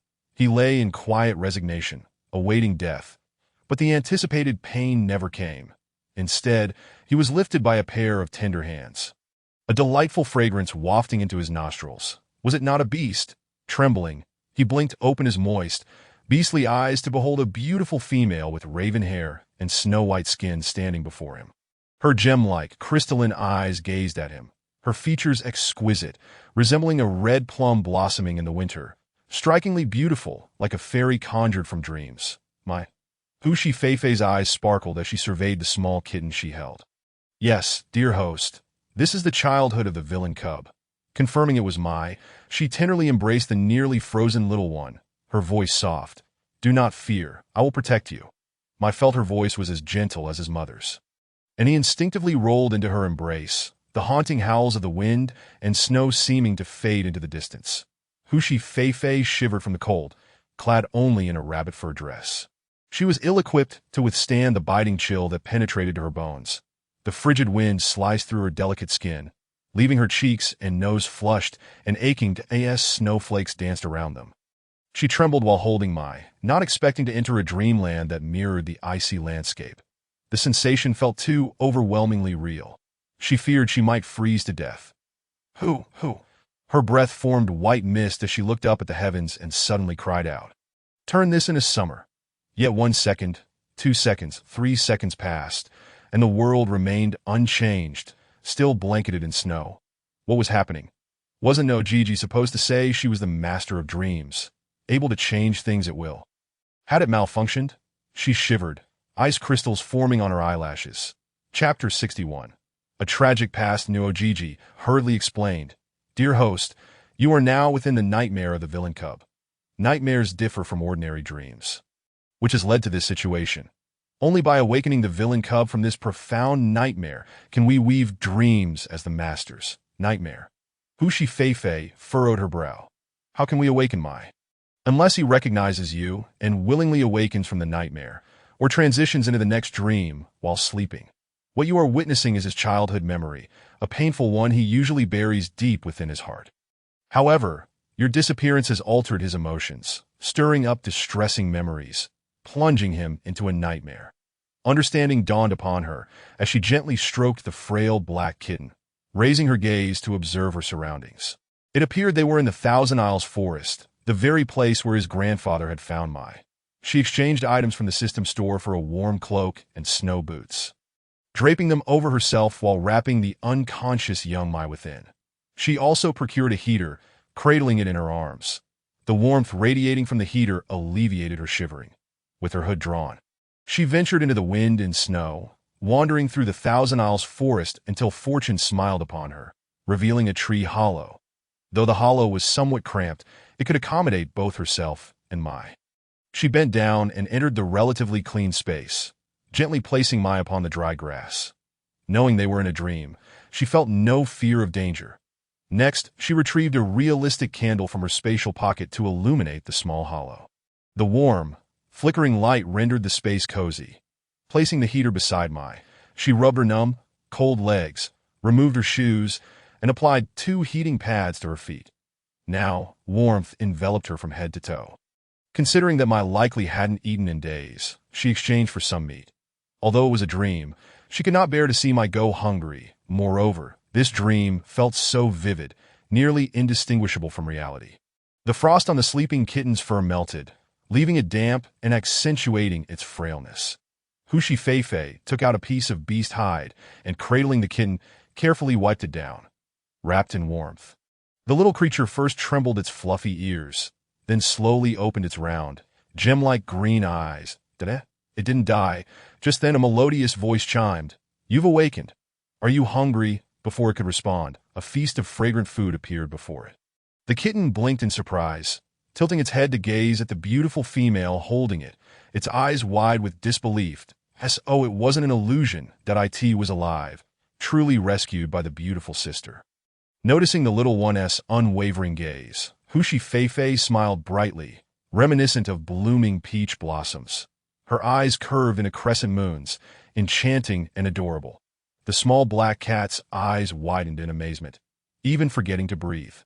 It wasn't until someone gently patted its head that it snapped back to reality, bashfully lowering its head, its cat ears drooping. Hushi Feifei found this side of Mai utterly endearing, reminiscent of her previous pet cat, Jiomi, and she couldn't resist petting it a few more times. Sensing her affection, the kitten comfortably squinted its eyes and nuzzled against her fragrant embrace, its adorable demeanor utterly disarming. Hushi Feifei was smitten, laughing as she pressed a kiss to its forehead. How can you be so cute? You've utterly charmed me. You must take responsibility. After indulging in their affection for a while, the hungry kitten devoured a can of fish. Sitting on the beast hide, it tilted its head, gazing dreamily at Hushi Feifei. Speaking human words, why did you save me?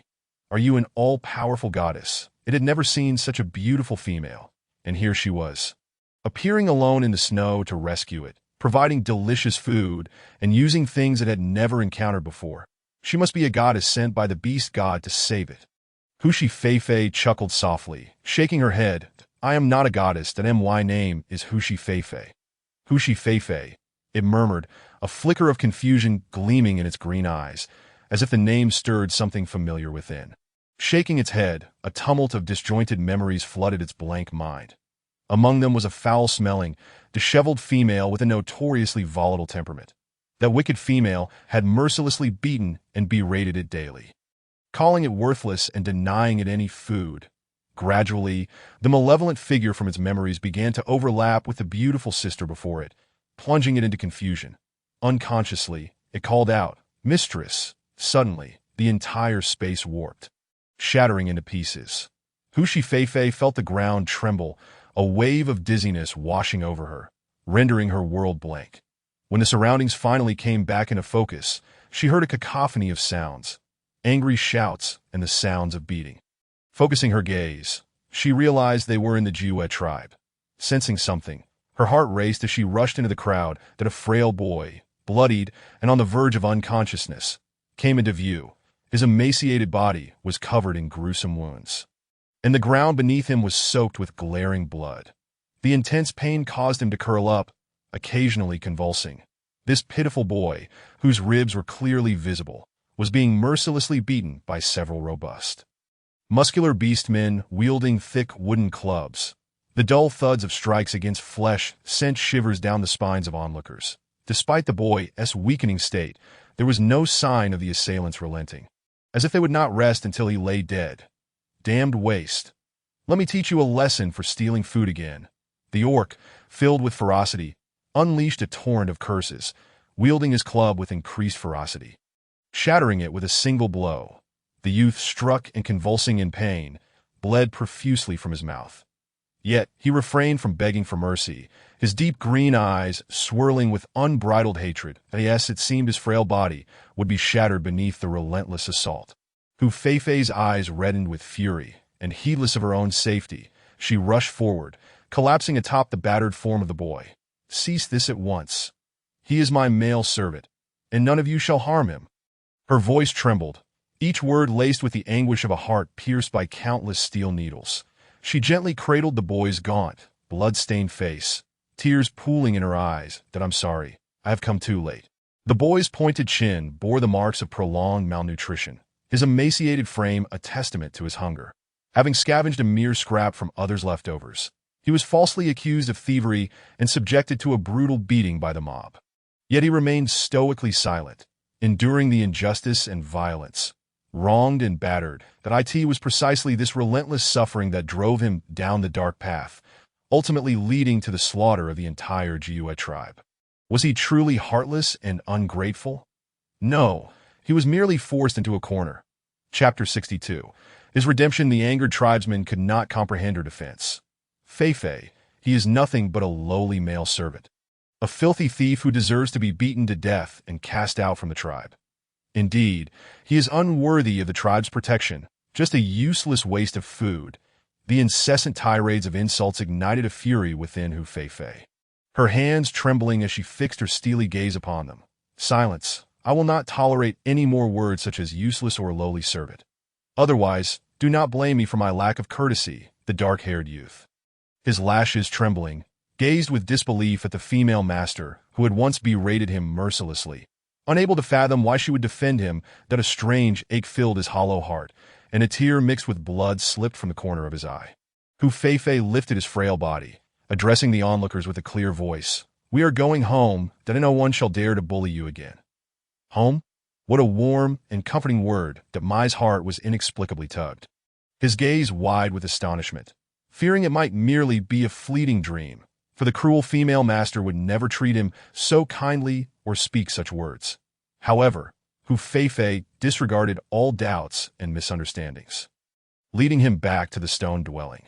She understood the profound emotional scars inflicted upon Mai by the tribe, which had become his haunting nightmare. In this moment, she tenderly cleaned his wounds and applied ointment, her gentle care leaving him in a state of disbelief. That he pinched the tender flesh of his inner thigh. Ow! The pain nearly brought tears to his eyes. Was this truly not a dream? Hu Feifei, amused by his navet, couldn't help but chuckle, her eyes curving like the bright crescent moon in the night sky. "Silly boy, did you pinch yourself too hard?" "How foolish!" She playfully ruffled his hair. As if soothing a child, Mai's heart raced, his gaze shyly lowered. "Mistress, do you not despise me any longer?" I could not possibly dislike you. I cherish you too much for that, Hu Feifei replied sweetly, her heart steady despite the playful words spoken in this dreamlike state. Suddenly, Mai's cheeks flushed crimson, his nervousness causing him to avert his gaze. Fixated instead on his toes, his thoughts spiraling uncontrollably. Could it be that the mistress had decided to share a bed with him? Strangely, he found no aversion to the idea. Though he had once loathed her, her warm smile rendered his hatred powerless, leaving him utterly disarmed.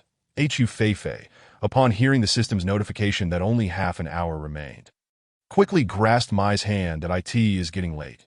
We should sleep." The system cautioned that in the nightmare, she could not forcefully awaken Mai, as it might lead to unforeseen consequences, that he would have to awaken on his own or succumb to sleep to escape the nightmare. Time was of the essence. Without hesitation, she boldly led the innocent, frail boy to a pile of hay, wrapping her delicate arms around his waist, leaning against his not-so-robust chest. "It is chilly tonight. Will you keep me warm as we sleep?" Her soft, enchanting voice lured Mai, who nervously swallowed, feeling his limbs grow numb and immobile. His face flushed like a boiled shrimp as Hu Feifei cooed, "Do not overthink. Just sleep. Good night." She closed her eyes, snuggling tightly against his chest. The serene visage of her slumber began to dismantle the barriers he had erected around his heart. Mai gazed intently at the sleeping female beside him, her once cold features now flushed with warmth. The fragrant scent of her presence enveloping him, leading him into the realm of dreams. In his dreams, the mistress treated him with unparalleled tenderness, no longer striking or scolding him, declaring him to be her one and only companion. Disinterested in all other male beasts, she hand-wove grass shoes for him, stitched garments, and prepared an array of delectable dishes, vowing to nourish him until he was plump and healthy. She treated him as though he were the most precious treasure.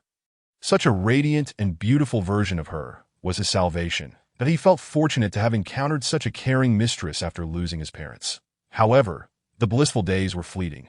One day, the mistress inexplicably vanished, and all the warmth of those moments felt like a fleeting illusion. Panic gripped him as he searched frantically, only to be told that she had fallen victim to the hands of a feral beast and might already be dead. An overwhelming sorrow consumed him, planting the seeds of a terrifying urge to annihilate everything in his path, that if he could not find her, he would exact vengeance upon every feral beast in despair.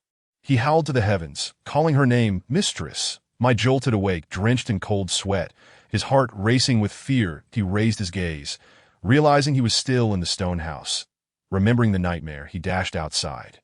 Colliding with a petite figure, Hu Feifei stood before him, holding a roasted fish, her gentle smile illuminating her features. "What is wrong? Why are you drenched in sweat?" Mai's eyes brimmed with tears as he tightly embraced her. "Mistress, you have returned. Thank goodness. I knew that was just a nightmare." The bittersweet taste of regained joy flooded through him, tears welling in his eyes. He had never realized how significant she was to him until that very moment of loss.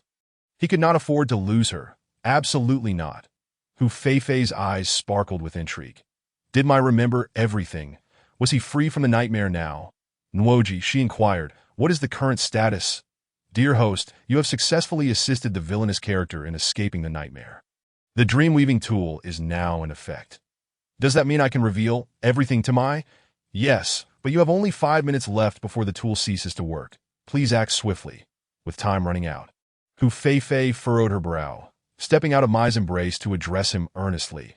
"They say longing is a constant thought. You are now in your own dream. And indeed, I was captured by feral beasts.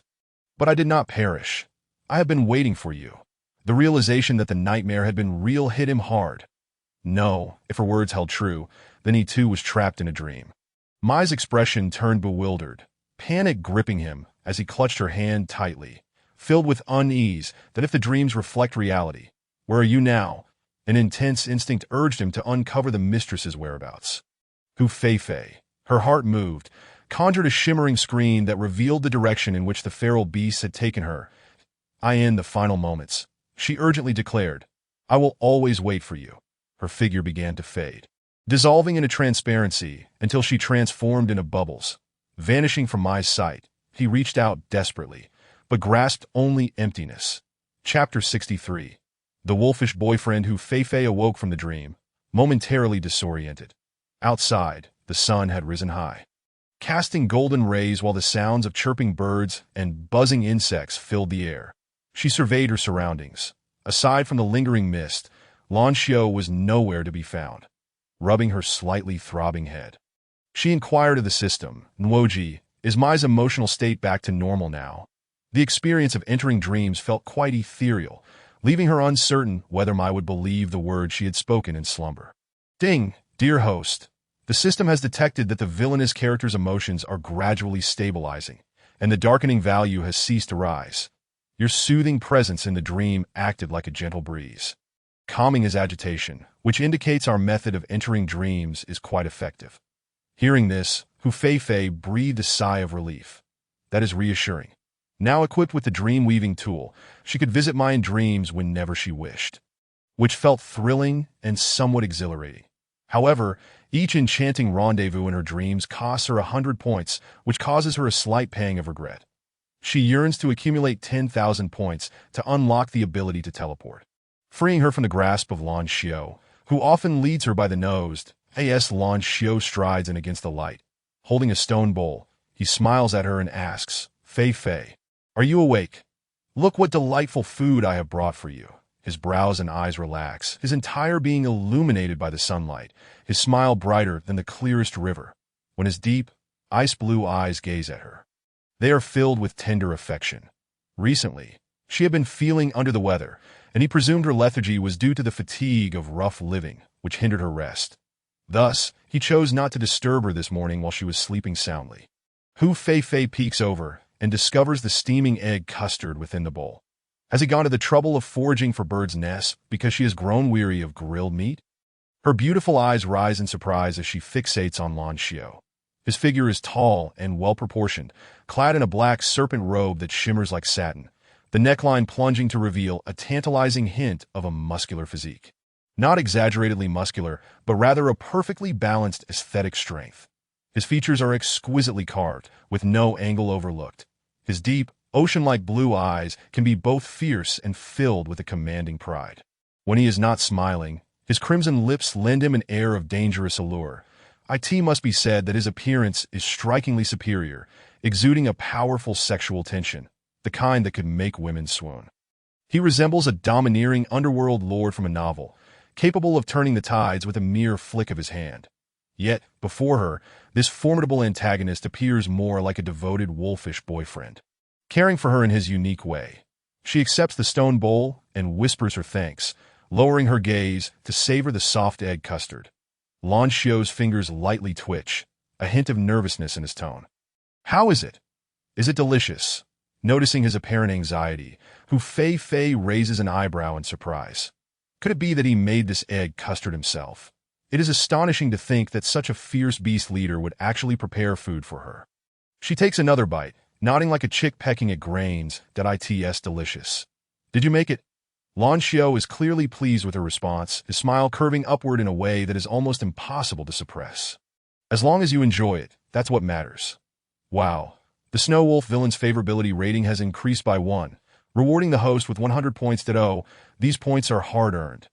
Nuo Gigi exclaims, tears of joy welling up, wishing to embrace the host and weep for a while. Does it know how challenging this period has been? Every day, it has awaited the arrival of points, and now it finally hears that heavenly sound again. Hu Feifei is startled by Nuo Gigi's sudden outburst. Upon realizing that her favorability rating has increased, a smile instantly brightens her enchanting eyes, her rosy lips curving upward. Today is truly a wonderful day. Mu Yi is no longer darkened, and Lan Xiao has finally gained a point of favor from me. However, she muses, is a single point of favor truly that insignificant? But who cares? As long as she is happy. Just look at her when she smiles. With her captivating eyes and a hint of rosy blush, she is as lovely as a flower, exuding an indescribable charm. Lan Xiao swallows hard, feeling a tingling sensation in his chest. Unable to resist, he lightly brushes his fingers against her delicate nose. "Your smile is more beautiful than any flower. Please smile more often. I enjoy seeing you happy." Sensing the atmosphere growing increasingly intimate, Hu Feifei's smile falters as she hurriedly lowers her head to continue eating the egg custard. She can't help but think how much easier it would be if he weren't a wandering beast. In a tribe, a beast man as powerful and handsome as he would undoubtedly be immensely popular. After finishing her meal, the wandering beast team departs from the hot spring cave and continues their journey southwest. However, the weather is unpredictable. What began as a sunny morning transforms into a gloomy afternoon, heavy clouds rolling in. The air grows oppressive, signaling an impending storm that by evening. Thunder rumbles ominously, and rain begins to pour relentlessly. Drenching the ground, Fei Fei wraps herself tightly in a thick gray bearskin cloak to shield herself from the cold, damp air. This cloak is substantial enough to keep the rain at bay. After traveling some distance, the rain intensifies, accompanied by howling winds. All the wandering beasts are soaked, resembling drowned rats. Whether due to the sudden drop in temperature or some other reason, she feels a faint, uncomfortable cramping in her lower abdomen, fatigue weighing heavily upon her. Peering through the gaps in her hood, she sees the torrential rain blurring her vision, rendering the path ahead nearly invisible. Yet, the wandering beasts remain vigorous. Undeterred by the storm, showing no signs of stopping to rest, Boer shakes his fur, feeling inexplicably restless. After a while, his breathing quickens, and he nearly stumbles over a small pit, almost throwing Fei Fei off his back. She quickly grabs onto the nape of Boer's neck to steady herself. The ground is a quagmire of muddy puddles, and she certainly does not wish to become a drenched mess. Lan Xiao glances back, his ice-blue wolf eyes narrowing in displeasure as he shoots an admonishing glare at Boer for his carelessness. The fierce intimidation emanating from him causes Boer to lower his head in fear. Struggling to maintain his composure, it is not his clumsiness, but rather a strange fragrance that has affected his mood, leaving him in a state of agitation. Fei Fei, unaware of Boer's predicament, remains still, fearful that he might accidentally toss her off again. Yet her stomach grows increasingly uncomfortable, as if gripped by an unseen hand. Furrowing her brow in distress, she massages her abdomen in an attempt to alleviate the discomfort. But then an embarrassing situation unfolds that a sudden warm flow surges beneath her, unmistakably signaling the arrival of her long-awaited monthly visitor. This is utterly unexpected that in the beast world. Females only experience this twice a year. And she had completely forgotten about it. What should she do? In front of so many beast men, blood flowing freely makes her wish she could vanish into the earth. Chapter 64. The fragrance of heat. Lan Xiao halts his swift pace, his nose twitching as he catches a whiff of an enticing, sweet, and bloody scent amidst the patter of rain. The aroma is inexplicably alluring, stirring something primal within him. Following the scent, his elongated ice-blue wolf eyes turn back toward the well-wrapped Fei Fei. The sweet, bloody scent wafts from her, leading him to wonder, has she entered her heat? Fei Fei's cheeks flush crimson, her embarrassment palpable as she focuses intently on her own breathing, her long legs instinctively tightening together. Afraid to move. Yet, even without movement, the blood continues to flow, causing her brows to furrow in distress, unsure of how to articulate her discomfort. Seeing her troubled expression, Lan Xiao growls an order for the team to halt. Leaping forward to Fei Fei's side in a flash that you're bleeding. As he speaks, excitement glimmers in his deep blue eyes. The sight of a female bleeding signifies the onset of her heat. And mating at this time has a high probability of resulting in offspring, that if she is willing to bear his young. The thought of that tender scene fills his heart with warmth. So it is the fragrance of heat. No wonder it is so alluring. The gazes of the wandering beasts are fixated on Fei Fei, stirred by the primal scent within them, even though they fear their leader. The allure of the heat is overwhelming, igniting their excitement. Under the watchful eyes of all, Fei Fei's face reddens to the tips of her ears, her lips bitten in embarrassment, her voice barely audible. I'm not feeling well that I need to rest. Although it is somewhat shameful, bleeding profusely is not a viable solution. She needs to address the matter immediately. Furthermore, the scent of a female in heat can provoke a surge of male hormones. Should the lustful instincts of the wolf-like creatures be stimulated, it could lead to dire consequences. She requires special treatment to mask the scent of her estrus. Lan Xiao cast a cold, authoritative glance at his unruly subordinates, instantly silencing the ravenous strays who lowered their heads, too intimidated to gaze freely. She appeared as if she wished to curl up into a ball, shy as a little rabbit. Without a word, Lancio cradled her in his arms and commanded his men to find a cave for shelter from the rain. Females are inherently fragile, especially in her current state of bleeding due to estrus. Exposure to the cold could easily lead to illness. Hushi, leaning against Lancio's warm and sturdy chest, felt her face flush even deeper. Though he exuded an overwhelming aura of masculinity, she feared he might succumb to his impulses and infringe upon her boundaries. Amid her anxious thoughts, the stray creatures dispersed to seek refuge from the rain. A few black hawks circled overhead, their sharp eyes scanning the terrain. The raindrops began to merge into a continuous line, blurring the surroundings. Fortunately, it wasn't long before they discovered a small tree hollow. While the hollow was narrow, it was sufficient for her petite form to squeeze inside. Hushi quickly slipped into the tree hollow, her movements swift as she tucked her tail in. The space within was not overly cramped, able to accommodate 2 or 3 adults lying down. Due to her estrus, the hollow felt even more confined, prompting Lancio to instruct the strays to keep their distance and tend to their own affairs. Leaving only 2 wolf-like creatures to stand by for orders, one of whom was Bull. Somewhat hesitant, Hushi requested Bull to fetch a basin of water, as she needed to cleanse herself of the blood. Afterwards, she asked Lancio to turn around, using his cloak to shield the entrance of the hollow, and then exchange some sanitary pads from the system shop. These pads were lightweight and compact, and most importantly, they decomposed automatically after 24 hours, making them quite environmentally friendly. She removed her damp undergarments and quickly donned a fresh set, placing the sanitary pad inside, finally feeling less helpless. Since her first skirt was also stained with blood, she decided to change entirely, from the inside out that moment. Bull returned with a bucket of water. Lancio accepted it and, in a husky voice, asked, "Do you need to wash your clothes? This water is too cold. I'll have them start a fire to heat it." The alluring scent of her estrus lingered in the air, igniting a fierce desire within him that he relied on his formidable self-control to refrain from losing his composure and pouncing on her. Hushi extended her delicate, jade-like hand from within, saying, "No need, just give it to me." "All right," Lancio replied, lifting the bucket into the hollow.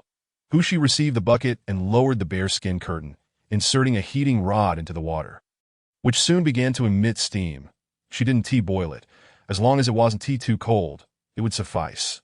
Next, she took a smaller piece of beast skin, dampened it, and lifted her skirt to wipe away the blood from her legs. After several attempts, she finally managed to clean herself, though the water in the bucket had turned murky. Once she had dried off, she exchanged a bottle of subtly fragrant ointment from the system space and applied it all over her body. This should sufficiently mask the scent of her estrus, or at least mitigate it somewhat. After everything was in order, she stuffed her soiled clothes into the bucket and handed it to Bull at the entrance of the hollow. "Just dispose of it all. The bucket is contaminated and cannot be used anymore." Bull, suppressing any distracting thoughts, took the bucket with a tense body and walked into the woods.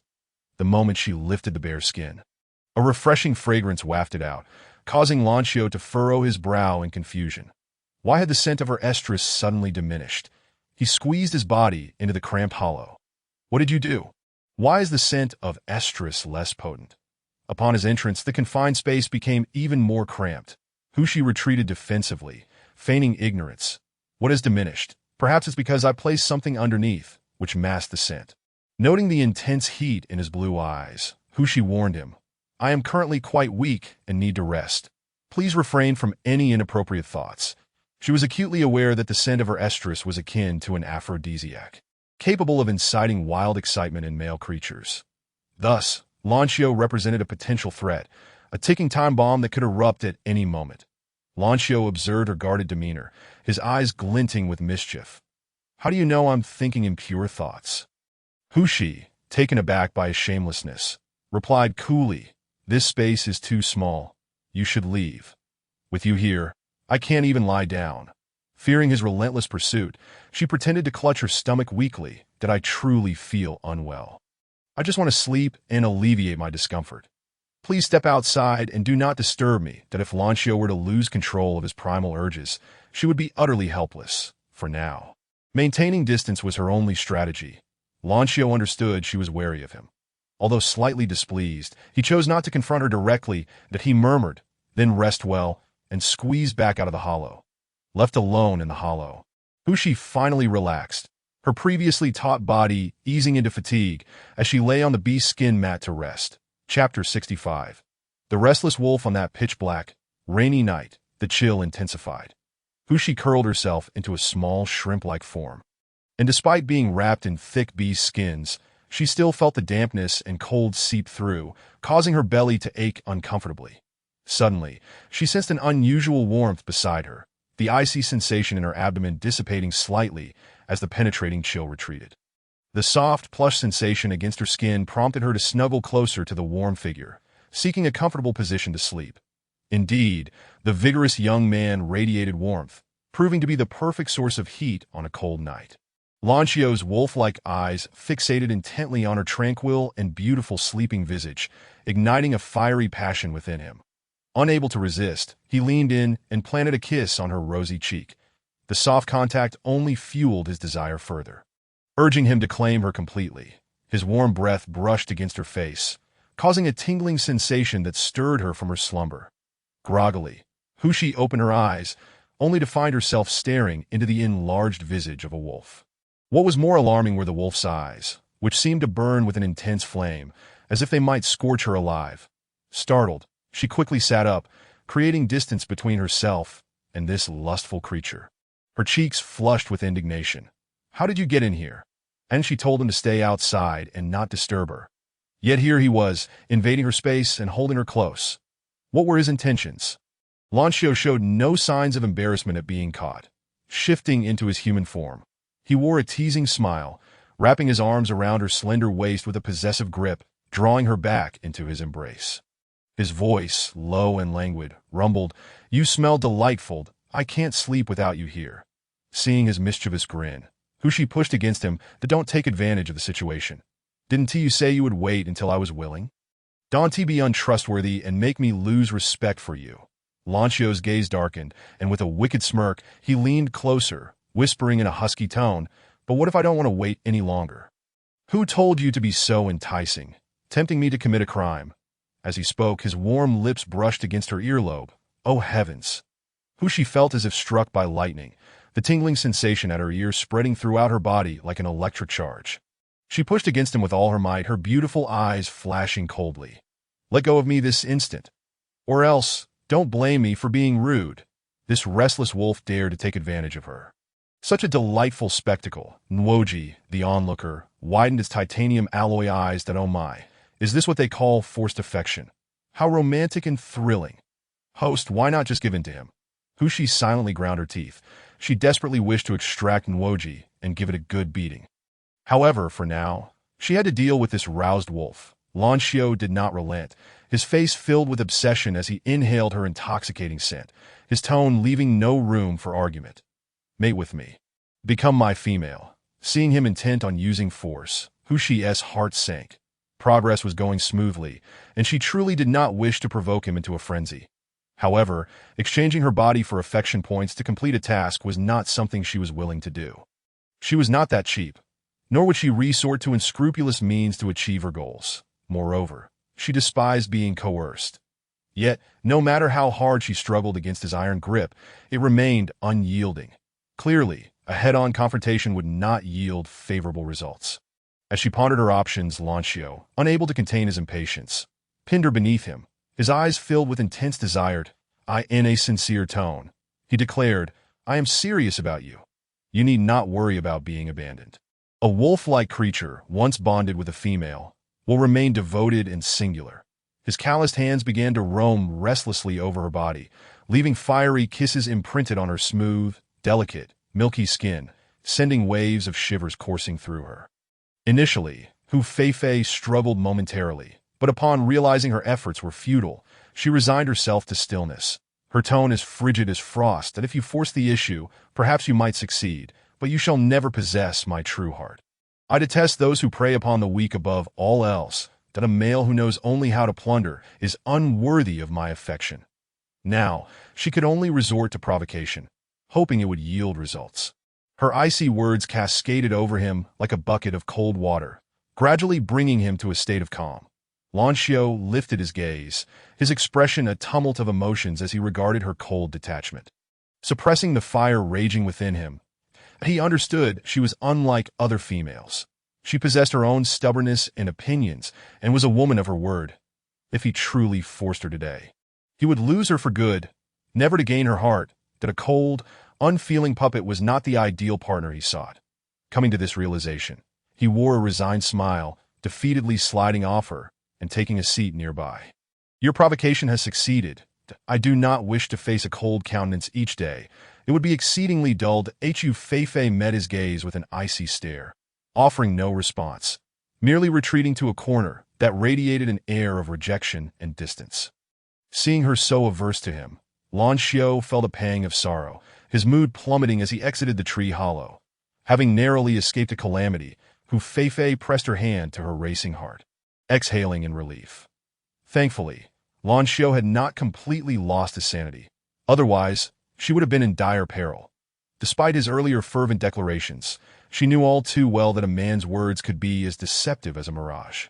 She was acutely aware that men could utter any vows to win you over, but once they had you, those promises became worthless to them. That which is easily acquired is often undervalued and neglected. Nuo Gigi, seeing the lack of captivating drama, quipped, "Host, why do you reject him?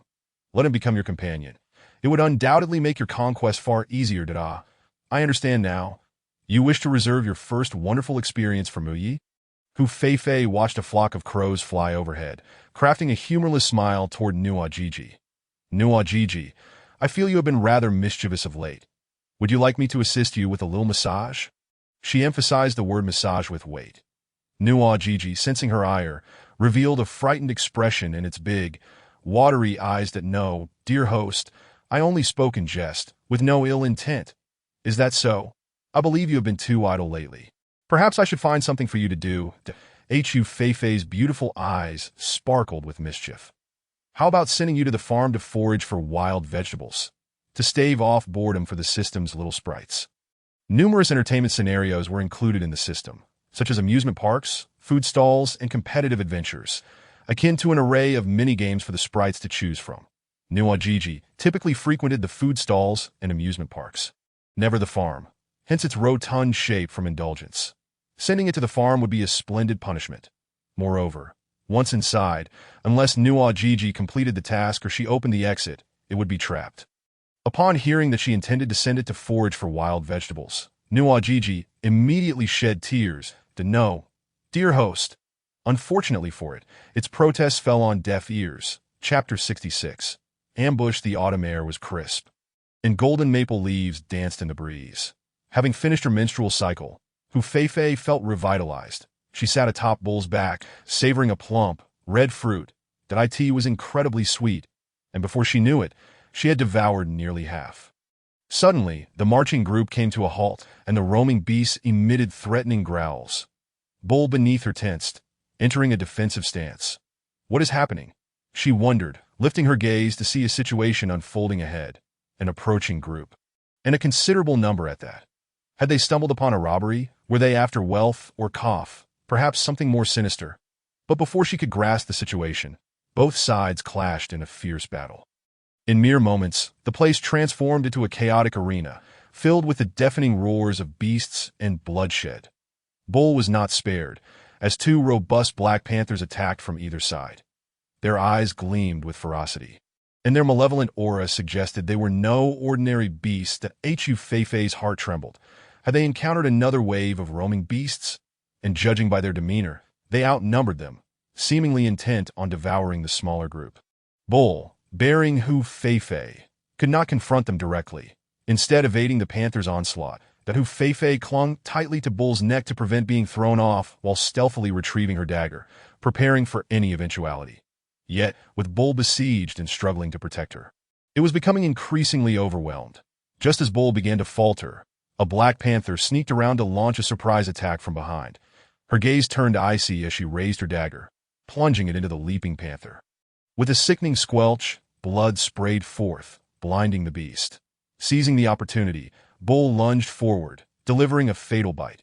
Having temporarily resolved the immediate threat, Hu Feifei glanced toward Lan Xiao, who was engaged in a fierce struggle with an enormous, nearly 10-meter-long black python. The glossy black tail of the serpent writhed and twisted, attempting to constrict Lan Xiao to death. Its cold, menacing eyes narrowed, hissing red tongues flicking out dangerously. Hu Fei-Fei's scalp prickled, and her hair stood on end. That a snake, particularly one of such girth, was utterly terrifying to her. The python appeared formidable, matching Lan Xiao in combat prowess, likely the leader of this sudden pack of roaming beasts. Naturally, she wished for Lan Xiao to prevail. It was paramount, for if she fell into the hands of other roaming beasts, her situation could turn dire. Moreover, snakes were the coldest and most ruthless of creatures. She had no desire to be ensnared by a giant serpent, for that would be a veritable nightmare. The black python, sensing her scrutinizing gaze, abruptly turned its head, its cold, emotionless red eyes locking onto Hu Fei-Fei's cool gaze. Upon recognizing her beauty, it momentarily froze.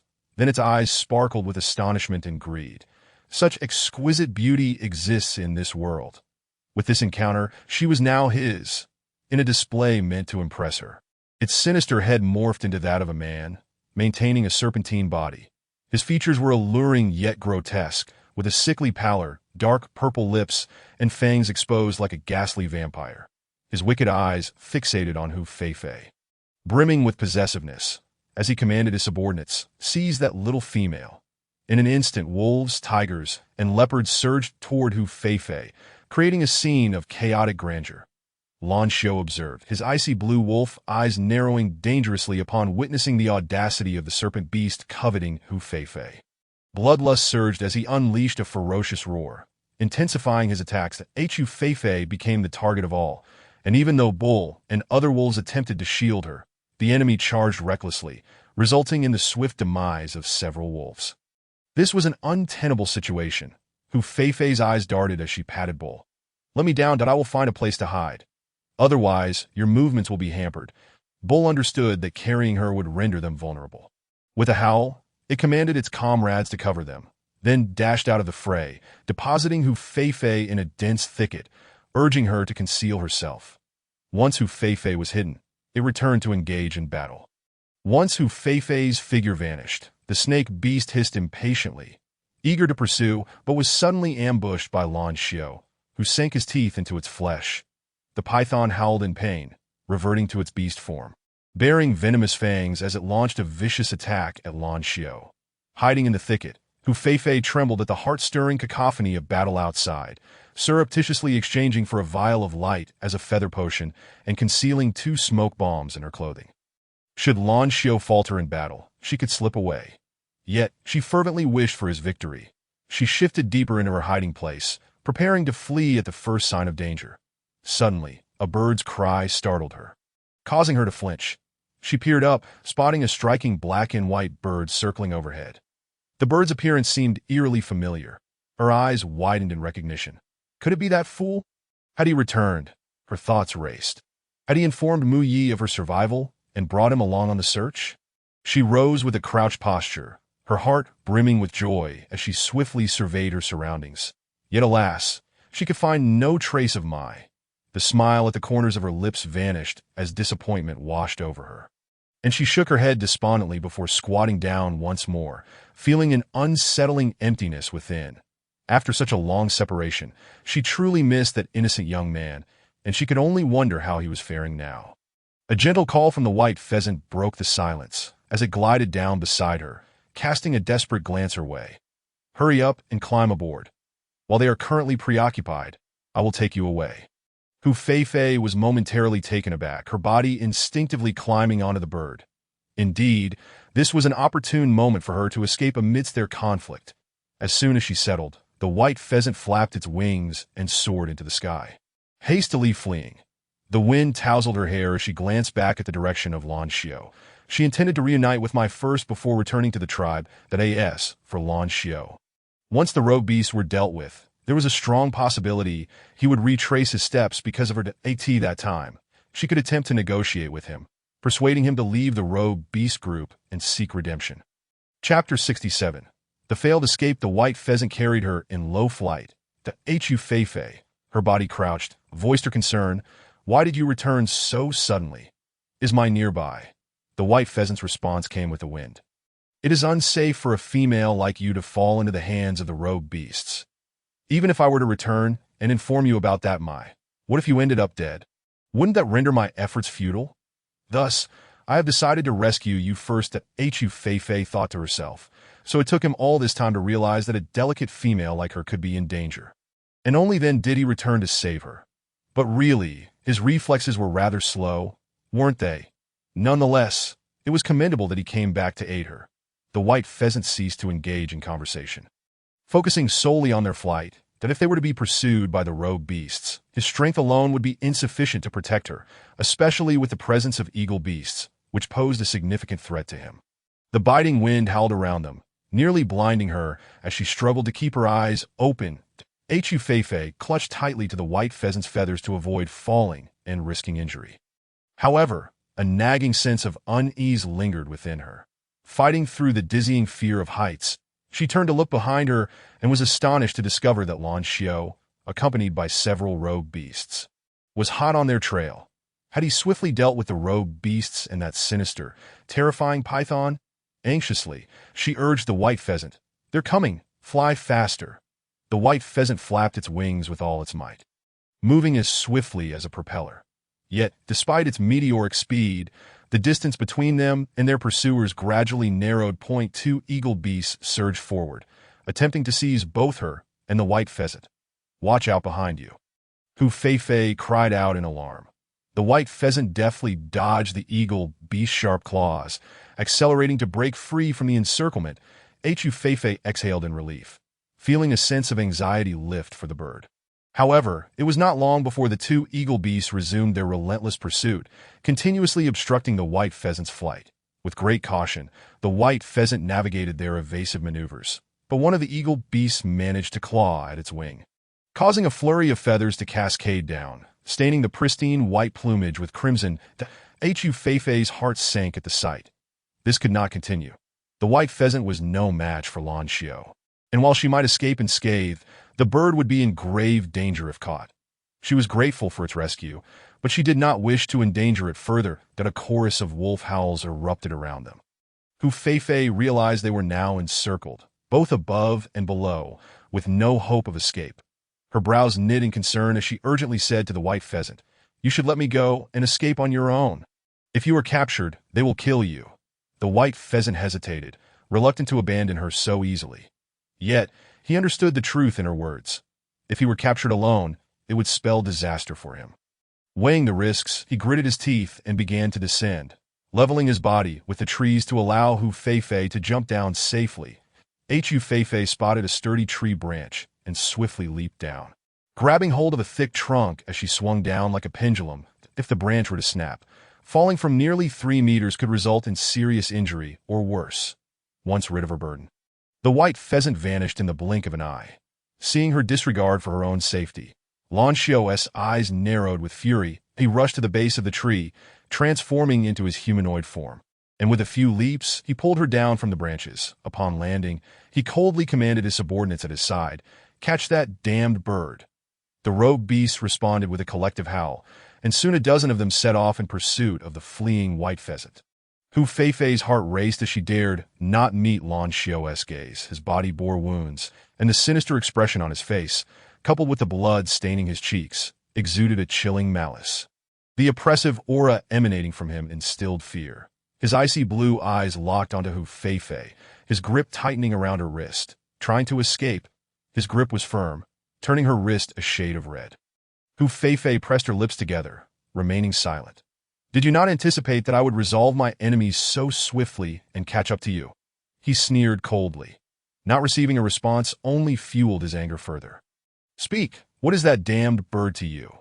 Fei furrowed her brow, attempting to break free from his grasp. She met his violent gaze with a tense expression. "He is no one significant. I am not familiar with him. He merely wished to help me out of goodwill." Lan Xiao's face paled at her explanation, and without a moment's thought, he believed her words. "You had better not be deceiving me. I am not deceiving you. You encountered formidable foes earlier, and if you had ultimately been defeated, I would have been walking into the lion's den. It would be foolish not to flee." She defended her earlier actions to as the leader of the rogue beasts. His coldness and brutality were ingrained in his very being, unlikely to change easily. Therefore, she did not wish to provoke him. Listening to her reasoning, Lan Xiao let out a cold laugh. You underestimate me. I will not perish, and you cannot escape my grasp. His domineering desire for control filled Hu Feifei with aversion, yet she wisely refrained from further rebuttal. After a moment, the rogue beast that had pursued the white pheasant returned, evidently having failed to capture it. This alleviated Hu Feifei's anxiety. As long as the white pheasant was unharmed, she did not want it to suffer because of her. Moreover, she still relied on it to relay messages. Lan Xiao observed the shifting expressions on her face, noting her concern for that wretched bird. Igniting a surge of rage within him, he kicked one of the rogue beasts aside. Useless. You can't even catch a bird. What purpose do you serve? His expression was dark and menacing, as he glared at the trembling rogue beasts, who lowered their heads in fear, terrified that one misstep could cost them their lives. After venting his frustration, Lan Xiao composed himself, suppressing the malice that radiated from him, and issued a command. Head to Wolf Fong Valley at once. Yes, Chief. The rogue beasts replied in unison, fear etched across their faces. In this skirmish, he had lost nearly half his followers and sustained injuries himself. To avoid further complications, it was imperative to return to Wolf Fong Valley swiftly. Soon, Hu Feifei found herself being carried by Bu Er once again. The difference this time was that Lan Xiao was also mounted on a wolf beast. His expression was grim, as if he were straining against the pain from his wounds that as they passed the site of the earlier battle. Hu Feifei was horrified by the gruesome scene before her. Blood flowed like rivers, and the ground was littered with dismembered limbs, reminiscent of a slaughterhouse, the stench of blood overwhelming her senses. The most tragic sight was that of the black python. Torn to shreds, its head burst open, with blood gushing forth, and its hollow eyes glaring blankly, as if its very orbs had been violently extracted. She felt a chill run down her spine and dared not look any longer. Fully realizing the depths of Lan Xiao's ruthlessness, and oh wonder the rogue beasts feared him so, this bloodthirsty cruelty was his true nature.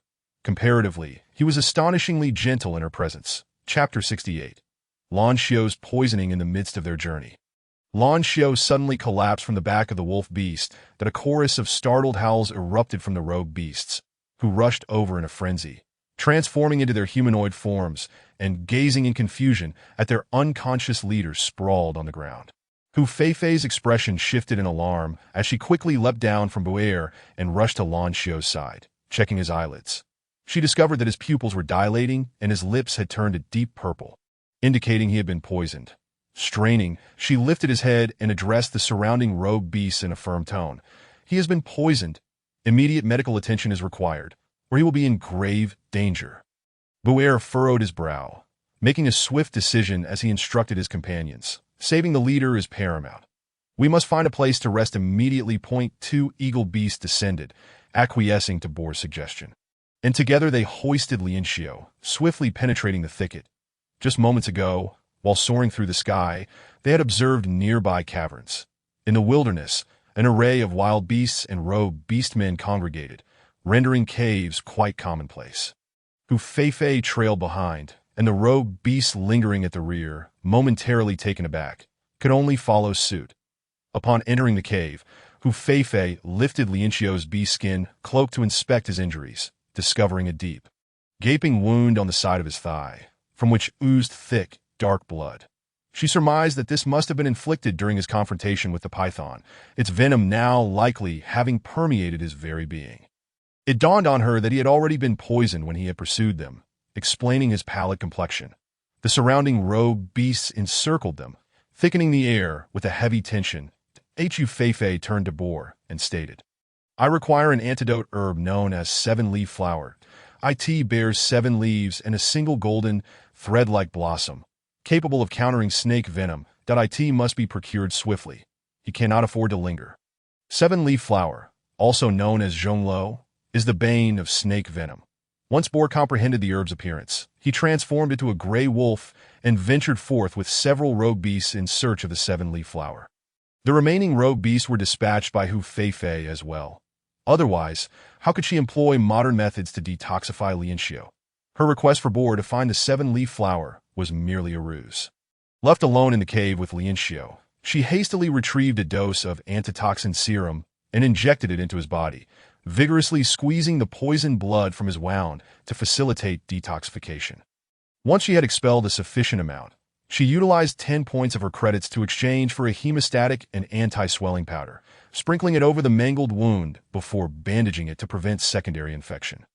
After her flurry of activity, she wiped the perspiration from her brow and exhaled a breath of relief. However, upon turning around, she was startled to find a scarred rogue beast had entered unnoticed. Irritated, she furrowed her brow and exclaimed, "Were you not instructed to wait outside? Who granted you permission to enter?" The rogue beast, heedless of her inquiry, sneered, "Who knows if you might harm the leader? I wish to see the leader's condition." His gaze fixated on Hu Feifei, gleaming with lascivious intent, his stare as repulsive as a venomous snake. Sensing the peril, Hu Feifei discreetly drew a dagger. "Fear not. Your leader shall not perish, he will awaken shortly." Yet upon hearing this, the rogue beast's expression darkened, as he declared, "He's been poisoned by the snake. He surely cannot survive. That as for you, it would be wise to comply and allow us to enjoy ourselves." He leered as he advanced towards Hu Feifei, extending his filthy hand. Alarm bells rang in Hu Feifei's mind as she hastily retreated. "Are you contemplating rebellion?" She intended to consume a strength potion, but was abruptly interrupted by the impatient rogue beast, who swatted it away, lunging toward her with foul breath. The revulsion nearly caused Hu Feifei to retch, her delicate features hardening as she lunged with the dagger towards the rogue beast's chest. However, lacking the strength from the potion, her strike lacked force, merely puncturing the surface. The rogue beast swiftly countered, wrenching her wrist with a brutal twist. The dagger clattered to the ground as her wrist was painfully contorted. Hu Feifei's eyes brimmed with tears, and in a desperate attempt, she kicked at the rogue beast's groin. These wretched scoundrels. With Lianxiu unconscious, they dared to harbor malicious intent towards her. It seemed their previous docility was merely a fade, born from fear of Lianxiu's ruthless methods. Once the opportunity presented itself, they would rise against her. Hearing the commotion within the cave, several dozen rogue beasts stormed in. Upon witnessing Hu Feifei's plight, one eagle beast barked, "Xiongqiu, what are you doing? She is the leader's mate. Once he awakens, you shall not escape unscathed."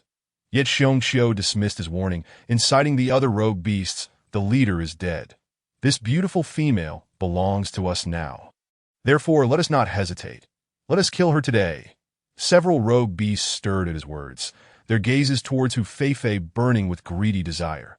Indeed, Xiongqiu spoke true. With the leader incapacitated, it was the prime opportunity to eliminate her. Having been subjugated for so long, they suddenly felt a surge of rebellious spirit, and soon a bold rogue beast revealed murderous intent towards the unconscious Lianxiu. "You are all mad," the two eagle beasts, perceiving their intent to harm the leader, hurriedly shielded Lianxiu, engaging in combat with them.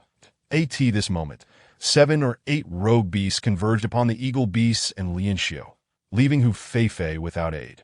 Gritting her teeth through the pain of her fractured wrist, she resolved to save herself.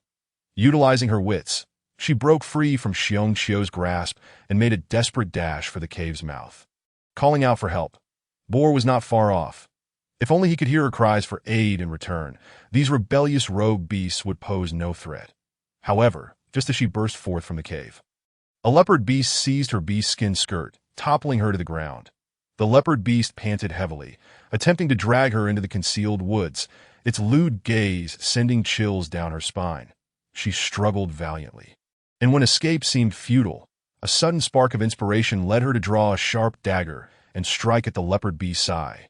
Taken by surprise, it sustained a wound, and in pain, it released its grip, blood cascading from its left eye, rendering it all the more savage and ferocious.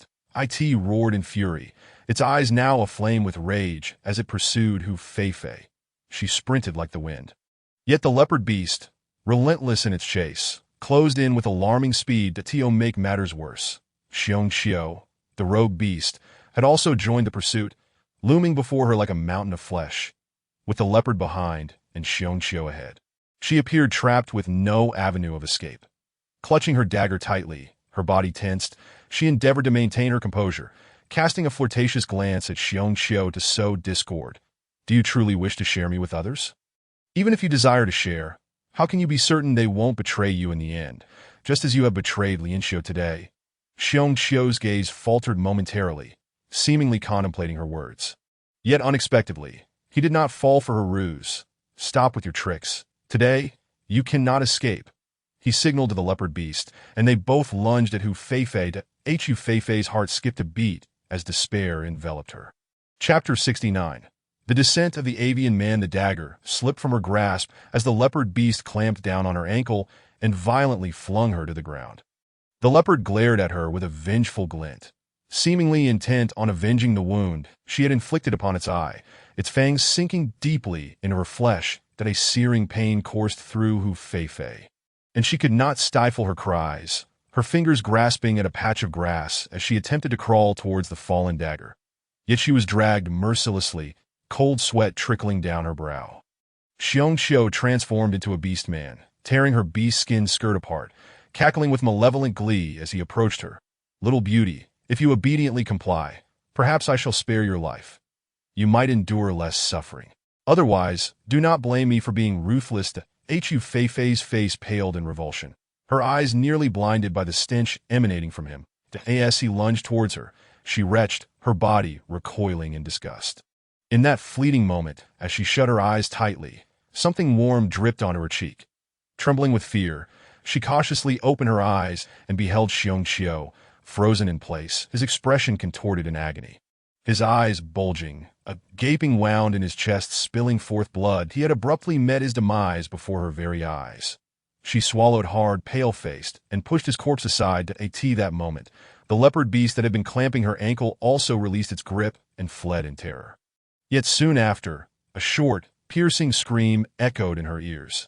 It appeared that the sudden arrival of a group had resulted in its death, that a pair of black wings flapped above her, stirring a refreshing breeze.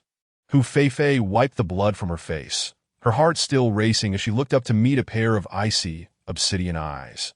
His gaze was frigid and hollow, and his strikingly handsome face, sharply contoured, resembled an ancient Greek sculpture. He descended from the heavens like a dark angel come to her rescue. That stern and rugged visage was all too familiar. It was none other than the suddenly vanished Mo Xiao. Could he be the leader of the owls that Boar had mentioned? She blinked in disbelief, momentarily stunned. Yet Mo Xiao turned away, disregarding her, and proceeded to dispatch the fleeing traitors with ruthless efficiency. Amidst the blood and chaos, he appeared as a merciless reaper. Meanwhile, Boar and the others, who had ventured out in search of the seven-leaf flower, rushed in upon hearing the commotion. They cursed the traitorous Xiongqiu and the other beastmen, then joined forces with Mo Xiao to lay the bodies of the betrayers at the cave's entrance, awaiting Mo Xiao's command. Upon noticing Hu Feifei's injuries, Boar hurried over to support her. Are you all right? Lady Fei. The leader regarded her as a precious gem, destined to become his mate, and thus he had already begun to perceive her as his own future partner. Lady Fei. What in the world is that title? Hu Fei's lips quivered slightly as she leveraged his strength to rise on one leg. Then why foot is injured, Bull. Please carry me back to the cave.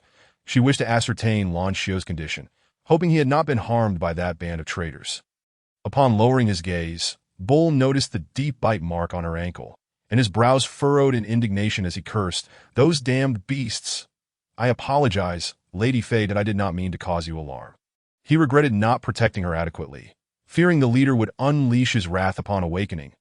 He promptly carried Hu Fei into the cave, mimicking her actions to crush the summer grass and apply it as a poultice. However, Hu Fei declined, insisting, "Do not worry about me, that I have my own medicinal supplies. Those two are gravely injured. Please tend to them." She gestured towards the two eagle beasts who had fiercely protected Lan Xiu. Thus far, Bull's most loyal companions, aside from himself, were those two eagle beasts. It was no wonder Lan Xiu had entrusted Hu Fei to Bull's care. Seeing her insistence, Bull had no choice but to comply and check on the two injured eagle beasts. Hu Fei retrieved the remaining hemostatic powder from her pocket and sprinkled it on her ankle before consuming a vial of healing elixir. She began to assess Lan Xiu's condition and noticed his complexion was no longer as deathly pale as before, and his breathing had returned to a steady rhythm, indicating he was not in grave danger. Only then did she feel a sense of relief. She instructed Bull to brew the seven-leaf flower into a medicinal broth for Lan Xiu to drink. Meanwhile, Mo Xiao stood vigilantly at the cave's entrance. Although his eyes had yet to regain full sight, they had improved significantly, no longer merely a monochromatic shade, allowing him to perceive the colorful shadows dancing before him, albeit in a blurred manner. Yet, the cool, clear voice of the female was strikingly familiar, reminding him of the mysterious woman who had promised to restore his sight. But how had she ended up here? Alongside Lan Xiao? Bull's tone indicated he treated her with great respect, suggesting that Lan Xiao's attitude towards her was indeed exceptional. Consequently, he subtly drew closer to her, closing his eyes to better discern her scent. Hoping to ascertain whether she was indeed the one who had saved him and brazenly negotiated with him. Having settled Lan Xiao's matters, Hu Fei picked up a wooden stick and bit down on it, enduring the excruciating pain as she attempted to realign her fractured left wrist. After spitting out the stick, she nearly collided with Mo Xiao, who had approached. Her gaze flickered with curiosity. Could it be that this avian man recognized her? Mo Xiao detected the sweet scent of blood in the air, his brows knitting together in concern. "Are you injured?" Hu Fei replied softly, "Yes, my wrist was broken by that bear beast, and I was bitten on my ankle." Though her tone remained calm, Mo Xiao could vividly imagine the perilous situation she had faced. She had sustained such severe injuries. This thought unsettled him deeply, though he could not articulate why he wished to inquire if she was indeed who he suspected. But the presence of others kept him from voicing his thoughts. Hu Fei gazed at him earnestly, expressing her gratitude. "I am fortunate you arrived in time. Otherwise, my fate would have been dire." Noticing her familiarity with him, her demeanor mirroring that of the mysterious female, Mo Xiao felt nearly certain it was her. He pressed his lips together and abruptly exited the cave, his voice icy as he ordered, "Dispose of them to feed the beasts." At that moment, he felt an overwhelming sense of relief for having arrived just in time to save her. Within the cave, Bull had prepared the medicinal broth, as per Hu Fei's instructions, and administered it to the unconscious Lan Xiao. Mo Xiao began to interrogate the two eagle beasts, seeking the reason behind Lan Xiao's sudden stupor. The eagle beasts dutifully recounted their encounter with the serpent fiends, explaining that the leader had been poisoned during a battle with them. They had not anticipated that the bear beast would seize the opportunity to betray him. That Mo Xiao's eyes darkened. The serpent fiends had repeatedly sought trouble with him, and now they had turned their sights on Lan Xiao. It was the venom from the serpent fiends that had robbed him of his sight, that he had narrowly escaped a deadly situation, and it was evident that the serpent fiends had colluded with the Feather Tribe, becoming their lackeys, intent on eliminating him. Ultimately, he felt responsible for Lan Xiao's predicament. Chapter 70. Wolves and birds are good friends. Burdened by guilt, he strode back into the cave, his tone laced with concern. "How is he?" This he naturally referred to the poisoned and unconscious Lan Xiao. Bull responded respectfully, "There is no need for concern, Chief. The leader has consumed the detoxifying broth and will awaken shortly." Having witnessed Hu Fei's skill in treating the mysterious female, Bull held great faith in her medical abilities. However, during their conversation, he noticed something peculiar about Mo Xiao's eyes. Hesitantly, he inquired, "Chief, is something wrong with your eyes?" Mo Xiao replied calmly, "No, it's nothing." Yet Bull insisted earnestly, "Chief, Lady Fei is highly skilled in medicine. Perhaps you should allow her to examine you." Hu Fei, having tended her swollen wrist and applied some anti-inflammatory ointment, perked up at the mention of her name and readily agreed. "Come over and let me take a look." She had previously promised to heal Mo Xiao's eyes, but an unexpected incident had forced her to interrupt. Now that they had crossed paths again, she was determined to fulfill her promise. Coughing lightly, she attempted to gain his attention. Upon hearing her gentle voice, Mo Xiao's eyelashes fluttered. His tall and imposing figure hesitated for a moment before he approached. Squatting beside Hu Fei, his colorless eyes fixed on her. Observing this, Bull and the other wandering beasts discreetly exited the cave. Hu Fei's delicate fingers gently brushed against his eyes, and she waved her hand before him, asking, "Can you see shadows now, or is it still pitch black?" At her touch, Mo Xiao's body instinctively tensed, and he responded in a deep voice, "I can see shadows." This indicated progress in his recovery. Hu Fei proceeded to retrieve an anti-venom serum and injected it into him, followed by a vial of restorative elixir. "As before, he would need to apply it daily. Do you require my assistance now?" she inquired, reaching to lift his eyelid, but he evaded her touch. Mo Xiao accepted the cool vial, hesitating before uttering an unnecessary question. How did you end up with Lan Xiao? Hu Fei smiled, her demeanor unfazed by the prospect of captivity. I was naturally captured by them. Are you considering letting me go? She probed, and Mo Xiao tightened his grip on the vial, appearing to contemplate the matter seriously. After a protracted silence, he replied solemnly, I'm afraid I cannot let you leave. Hu Fei was not surprised by his answer. She chose to disregard him and moved to Lan Xiao's side, waiting for him to awaken. She now deeply understood the harsh reality of survival of the fittest. Had Lan Xiao perished today and Mo Xiao failed to arrive in time, her fate would have mirrored that of Hu Mengmeng. Thus, she fervently hoped for Lan Xiao's swift recovery. Hearing her footsteps retreating, Mo Xiao assumed she was upset with him, that a complex, inscrutable expression flickered in his dark eyes. Surely, she wished for his assistance. Little did she know she was saving a cold-hearted man. Yet what sympathy could he afford her, burdened as he was by a sea of blood and vengeance? While he admired her courage and intellect and felt a pang of sympathy for her resilience, he believed such feelings were not his to possess. With this thought, he restrained himself from monitoring her every move and turned away from the cave. As night descended, the temperature plummeted. Bull and several beasts tidied the cave, laying down clean soft grass and tree bark. While also starting a fire to dispel the lingering stench of blood, he presented Hu Fei with a beast skin bag containing freshly picked sweet pomelos, some corn, and yams. That Hu Fei's eyes brightened at the sight of corn and yams. And she immediately instructed him to set up a stone pot to cook the corn while roasting the yams over the fire. Today, her meals would improve once more, perhaps due to the exhaustion from the day or her injuries requiring nourishment. She consumed 3 ears of corn and 2 yams. Her appetite had nearly doubled. Since the beast preferred not to eat vegetables, she stored the leftovers in the beast skin bag for the next day. Having filled her belly, she settled beside the campfire, gradually succumbing to drowsiness. When Lan Xiao reopened his eyes, the first sight that greeted him was Hu Fei, whose complexion was unlike her usual rosy and radiant self. Her wrist was swollen, and her ankle was wrapped in cloth, curled up like a wounded little creature, evoking a surge of tenderness within him, while an overwhelming rage flashed in his icy blue eyes. Although he had been in a stupor, unable to move, he had sensed everything happening around him, that he was acutely aware that those beneath him had betrayed him during his moment of peril, and even attempted to exploit her beauty. Yet he had not anticipated her injuries to be so severe. Those beasts deserved nothing less than death. It was far too lenient for them. He clenched his fists, the sound of cracking knuckles echoing in the air, and approached the sleeping Hu Fei with utmost gentleness, carefully placing her on the beast skin mat, covering her with a rabbit fur blanket to keep her warm.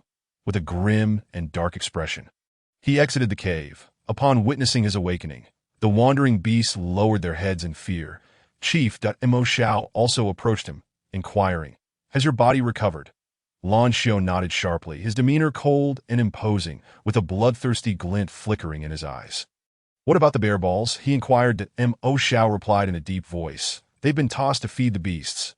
Any thoughts of reducing them to ashes were summarily dismissed as Lan Xiao ground his teeth in displeasure. Casting a warning glance around at the surrounding orcs, that he then turned to Bu'er, commending him. You performed admirably this time. But remember, no matter what transpires, you must never stray from her side. Always prioritize her safety. Bu'er nodded, yes, Chief. The following morning upon awakening, Hu Fei was astonished to find herself resting on a soft, thick animal hide, her delicate hand clasped tightly in a pair of dry, warm hands. Confused, she lifted her gaze, only to meet Lan Xiao's silver hair cascading down as he looked at her with a face marred by concern, his fingers gently caressing the swollen area on her wrist. His touch sent a tingling sensation through her, prompting her to flinch and withdraw her hand. The Tio break the intimate atmosphere. She remarked, It seems your poison has been completely cured. However, Lan Xiao once again grasped her hand, intertwining their fingers, his blue eyes deepening with intensity. Are you worried that I might die? Hu Fei nodded without hesitation. Of course, if I were truly concerned for your safety, would I have gone to such lengths to save you? I even neglected my own injuries to neutralize the snake venom that afflicted you. Having endured so much suffering, she was reluctant to forfeit this opportunity to earn his favor. Lan Xiao's previously serene gaze transformed into a fervent heat, his joy evident that Bu'er had relayed everything that had transpired. So he was aware that her words held truth. The anger and dissatisfaction stemming from her escape dissipated, and for the first time, his once desolate heart was stirred by the warmth of being cared for, igniting a desire within him to draw closer, to embrace more of this newfound warmth. That he held her pale hand tightly to his lips, gazing at her with tender affection. That it is I who failed to protect you. But I, Lan Xiao, vow that there shall be no next time. Chapter 71. Tension in the air. Just as Nuo Gigi returned from foraging for wild vegetables at the farm, he noticed a fluctuation in the villain's darkening value and shouted in excitement. Oh wow! The Snow Wolf villain's darkening value -1. Favorability 5. Total points gained 510. What on earth happened to the host? Why did the Snow Wolf villain's favorability rise so dramatically? He hadn't seen points in a long time and felt an overwhelming urge to celebrate. After the initial shock, Hu Fei was overcome with elation as she succinctly described the recent events to Nuo Gigi. Although Lan Xiao still bore 5 dark hearts above his head with no visible changes. Her spirits soared. This harrowing experience was worth it, especially with the Birdman villain present. She was determined to charm both sides, aiming to accumulate 10,000 points swiftly, which would enable her to teleport this way. She could escape her current predicament and seek out Mu Yi. With points now in her possession, her mood lifted tremendously, and she smiled at Lan Xiao, saying, "Just a minor injury. I'll be fine in a few days. You needn't worry about me too much. However, your brother Jiao needs urgent treatment for his eyes, which were affected by the snake venom. The longer we wait, the worse it will be." Although Mo Xiao was a brother with whom he had fought life and death, Lan Xiao felt a twinge of annoyance at her attention toward other males and her willingness to offer assistance. Yet he maintained a facade of composure, smiling slightly, since Fei is willing to help. "I appreciate your efforts." Mo Xiao was summoned by Lan Xiao, and Hu Fei administered another dose of serum, advising him to brew the remaining 7-leaf flower for faster recovery. With this dual approach, he would heal more rapidly. However, once the treatment was complete, Mo Xiao's piercing gaze turned toward Lan Xiao, filled with inquiry. "What do you intend to do with her?" He could not bear the thought of her ending up like the other captured females, ultimately subjected to a fate worse than death. Moreover, he was acutely aware of Lan Xiao's cold-blooded nature, which only heightened his concern for her well-being. Perhaps, considering she had once saved him, he should attempt to persuade Lan Xiao to release her. Females deserve to live in stable tribes, not wander aimlessly with them. "What do you mean?" Lan Xiao's eyes glinted with icy disdain as he regarded Mo Xiao, sensing a boundary had been crossed. Mo Xiao pursed his lips but resolutely pressed on. "She saved my life, and I owe her a debt of gratitude. Therefore, so you wish to repay her kindness?"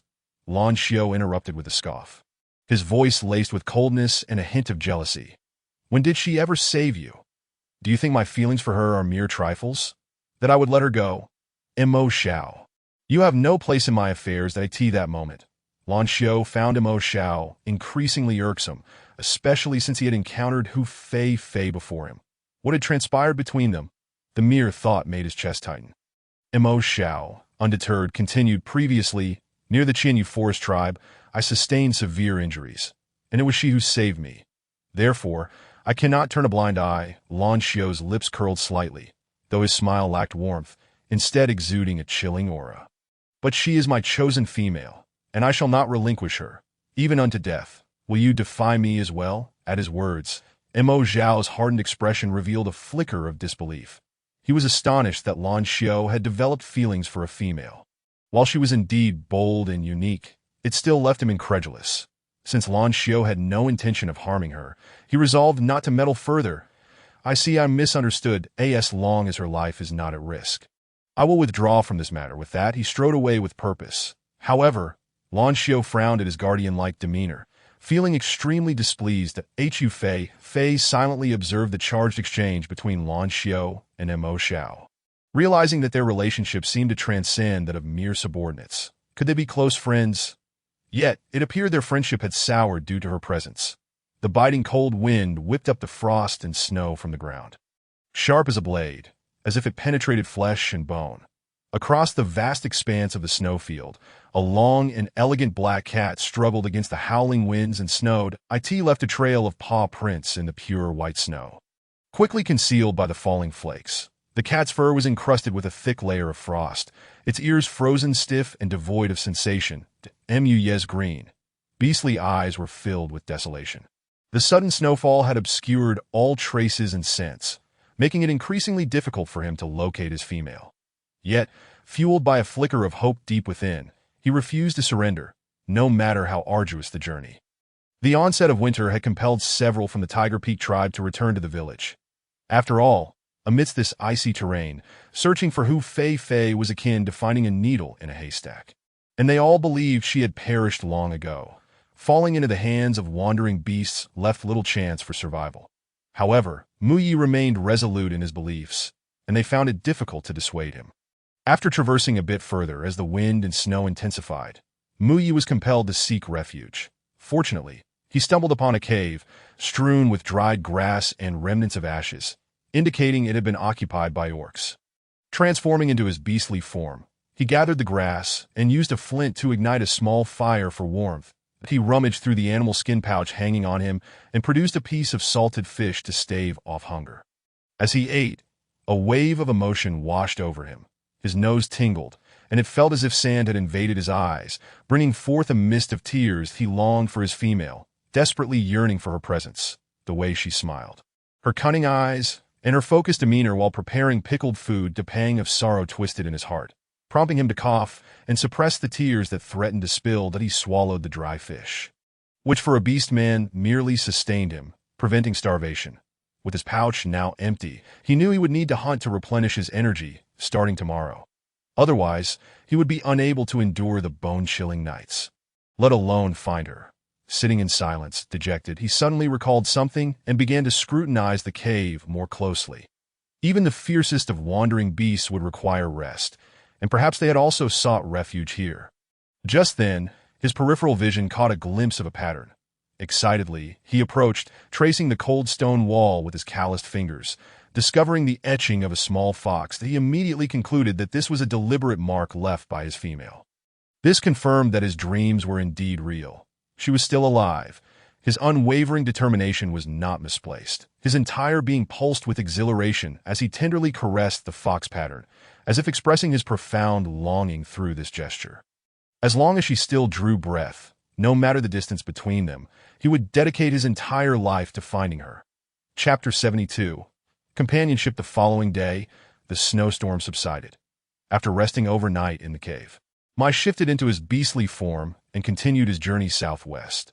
The ground was blanketed in pristine white snow, and along the way, he stumbled upon a foolish roe deer that had not yet found shelter for the winter. Wandering helplessly through the snowstorm, his emerald eyes sparkled with a sudden intensity. Like a flash of lightning, he pounced upon the unsuspecting creature and swiftly severed its neck. The fresh blood invigorated his ravenous stomach, sending waves of excitement coursing through him. In mere minutes, all that remained of the plump deer was a mere skeleton. Having replenished his energy, Mai shook his fur and continued onward, invigorated by the chill of the snow beneath him. As he encountered a frozen river, he cautiously stepped forward to cross, only to notice something unusual at the riverbed. It appeared to be a delicate green bee-skin skirt. The familiar design made his pupils constrict in shock, and his heart raced as he began to claw away at the ice with fervor. Tremors coursed through his body, not from the cold, but from an overwhelming fear, the fear of confronting a reality that might be too cruel to bear. Yet, the truth compelled him to delve deeper. His claws, nearly devoid of sensation from the cold, sent shards of ice flying as he finally broke through to create an opening. Taking a deep breath, he began to clear away the stones, retrieving the bee-skin skirt. Although it had likely been submerged for some time, the garment remained intact, confirming beyond a shadow of a doubt that it belonged to the female master. The skirt bore no signs of damage or bloodstains, and its presence, wedged beneath the stones in the river, clearly indicated it had been intentionally left behind, indirectly proving that the female master was still alive. With a heart unburdened, he felt his entire body relax. He nuzzled the frozen bee-skin skirt, his plush face displaying a blend of affection and faint sorrow. Then, transforming into his humanoid form, he carefully folded the skirt and cherished it as he tucked it into his beast-skin pouch. Suddenly, a thought struck him, and he began to rummage around the surrounding rocks, snow cascading down as he uncovered an identical fox pattern etched into the stone. He traced the cold, sharp contours of the fox design with his paw.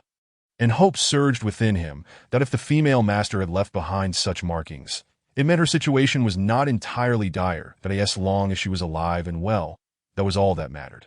Clenching his fists, he resumed his journey in beast form.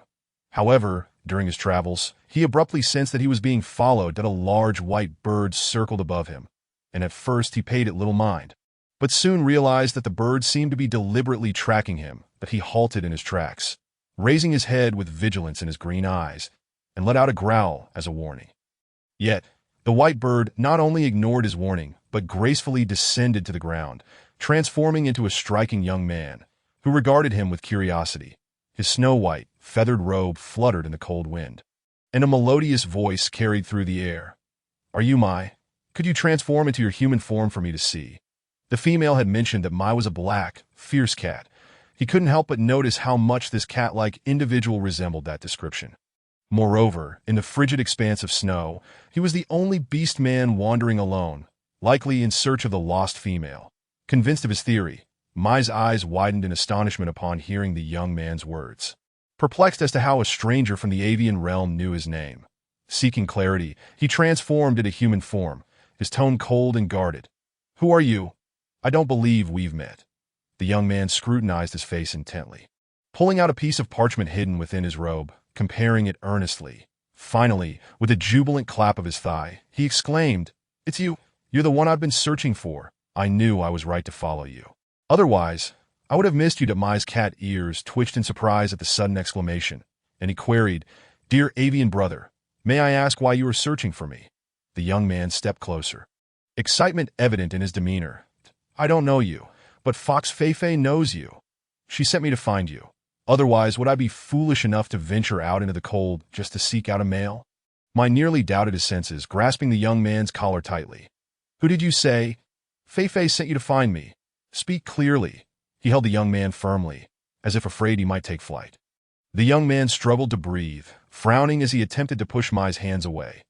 Hey, personal space. Let go, and I'll tell you." Seeing no alternative, Mai suppressed his excitement and released his grip, his keen gaze still fixed on the young man. The young man straightened his robe, explaining, "Fox Feifei entrusted me to find you. She asked me to go to the Jiue tribe and inform you and her grandfather that she is still alive. So you need not mourn." Once more confirming this, Mai's heart raced fiercely, his voice trembling as he inquired, "Where is she?" "Take me to her." The young man scratched his head, looking somewhat troubled. "That I don't know where she is at the moment. As we got separated, I had intended to rescue her, but those rogue beast men were too numerous, and they were watching her closely, that I couldn't overpower them, so I had no choice but to flee. It's not that I'm cowardly, but if I had been captured, there would be no one to inform you." The young man sought to justify his failure to rescue her. Mai felt that this avian was rather verbose, and he spoke in a low tone. "Then take me to the place where you last saw her." As a feline beast, his sense of smell was acute. If they were not too far apart in time, he might still catch a whiff of the female master sent to track her down. The young man nodded. "All right, I can take you to where we got separated, but I must clarify that I am not a free courier. You will need to compensate me." He scrutinized Mai with his striking eyes, assessing him as a penniless, two-striped beast man, likely devoid of any valuable possessions. However, any gain, however small, was better than none. After a moment's contemplation, Mai produced a fist-sized yellow barbarian crystal, asking, "Now can you take me to find her?" This crystal had been obtained when he accompanied his tribe to the coastal area and hunted a third-tier barbarian beast. As he had been the first to discover and slay the beast, the crystal rightfully belonged to him, that he had yet to consume it, and now it served a purpose. The young man's eyes widened in surprise. He hadn't expected this seemingly unremarkable beast man to casually produce a yellow barbarian crystal. "All right, I admit I underestimated you." That he took the crystal without hesitation, stashing it away as his tone became noticeably more cheerful. "Let us go. Follow me, that I'll lead you to Fox Feifei." That as soon as the words left his lips, he transformed into an ethereal white bird, soaring into the sky. Mai also morphed into a beastly form, closely following behind. Thus began the journey of companionship between a bird and a cat. Chapter 73. The injured firebird the cold wind howled, causing Xiaoyin to tremble uncontrollably. Her snow-white face flushed crimson as she sat beside the bonfire, incessantly poking her hands to keep warm. The breath she exhaled instantly turned into a mist, with shimmering crystals visible within. Her pair of jet-black almond-shaped eyes occasionally darted towards the cave entrance, silently praying for Tyson's swift return and success in his hunt. It had been over 10 days since they were expelled from the tribe, and she estimated that the temperature outside had plummeted to at least 40 degrees below zero. Had she known that the winter in the beast world would be this frigid, she would have advised Tyson to wait until they had comfortably weathered the winter before departing from the Jiue tribe. Being delicate and frail, she was particularly averse to the cold, yet it was too late for regrets. All she could do was hope for the snow and wind to cease, allowing them to safely reach the so-called Beast King City. From Tyson's descriptions, Beast King City was incredibly prosperous, home to millions of beast men, where the strong gathered, and the threat of wandering beasts invading the city was minimal, making it exceedingly safe as a prominent city in the Central Plains. Living there would provide ample security for females, that as long as they were young and healthy, they would be allocated housing and land, receiving protection and benefits from Beast King City. Consequently, the number of females there was the highest, naturally leading to a thriving and prosperous community. That moment, her heart fluttered with excitement, for she was not originally one of the Jiue tribe's females, and thus had no lingering attachment to that backward tribe. Through her time spent understanding the rules and geography of this beastman continent, she learned that it was divided into several races: the cold-blooded beastmen, the herbivorous beastmen, the hot-blooded beastmen, the feathered race, the insect race, the sea tribe beastmen, and various smaller groups. Among them, the herbivorous and hot-blooded beastmen predominantly inhabited the Central Plains, encircling Beast King City. The cold-blooded beastmen preferred the rainforest regions of the southern continent. Bordering the Central Plains, there, it rained incessantly, with scarce sunlight, making it an ideal habitat for the cold-blooded beastmen. The perilous, cliff-laden eastern continent was occupied by the feathered race, known for its breathtaking scenery, aptly named Cloud's Pinnacle.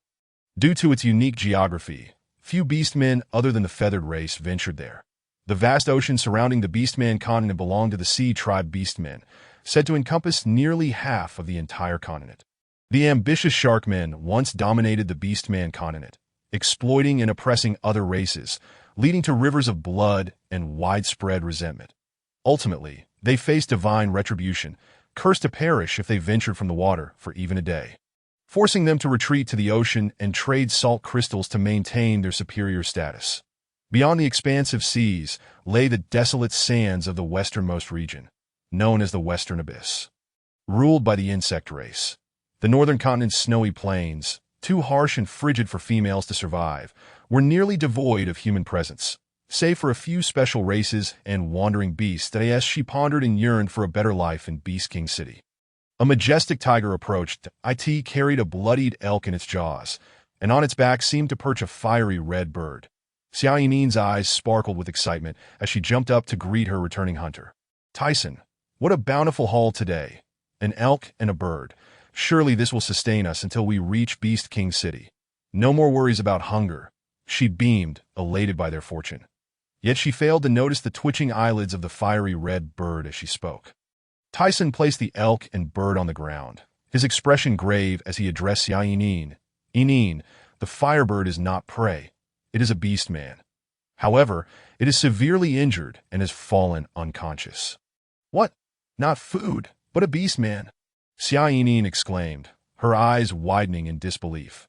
Lowering her gaze to examine the fiery red bird, she noticed 3 deep gashes on its abdomen and bite marks on its neck, evidence of a ferocious attack by a wild beast. Due to the low temperature, the blood around the wounds had already congealed, leaving a gruesome sight that made her pale with nausea. Quickly averting her gaze, she feared she might faint if she looked any longer. But why had Tyson brought back an unfamiliar, severely injured feathered beast man when he had gone hunting? With their food supply dwindling, now they would have to share their meager resources with this stranger. It was hard for her not to be cold-hearted. The scarcity of food made her prioritize her own survival. Frustrated, she began to voice her complaints. Tyson, we can barely take care of ourselves. What do you plan to do with him now that you've brought him back? Tyson furrowed his brow, explaining, I didn't intend to save him, but but his will to survive was strong. He clung to me and wouldn't let go, so, thus, I had no choice but to bring him back. Besides, he is a four-pattern beast man. Saving his life is not a loss for us. He could guide us to Beast King City. The feathered race is swift. Flying for 3 days should bring us to Beast King City. If he were on his own, plus needing to care for you, it would take at least 10 days. During that time, we would have to guard against wandering beast men and worry about food. As the temperature drops, hunting will become increasingly difficult. I fear for your well-being in this biting cold at that moment. He couldn't help but regret his impulsive decision to leave the tribe with Enin, spurred by the unbearable gossip and disdain from his kin. Hearing his words, Xiao Yinin's anger dissipated, her brows relaxing as she fought against her inner resistance, casting a hurried glance at the gravely injured fiery bird. She was astonished to learn that he was indeed a powerful four-pattern beast man. Upon closer inspection, she noticed the bird's feathers were extraordinarily beautiful, reminiscent of the legendary phoenix. That a phoenix, it was her first encounter with one. Should he awaken and take to the skies, the sight would undoubtedly be magnificent and splendid. Her tone softened. Very well. Saving him is not out of the question. That I hope he will be grateful and take us to Beast King City.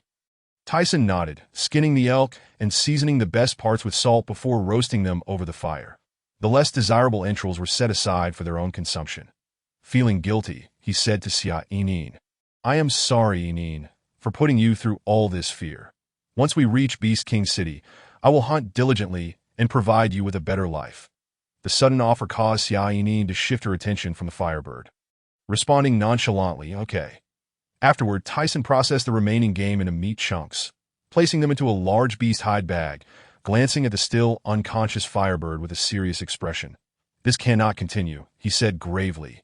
Yinin, stay here and don't wander off.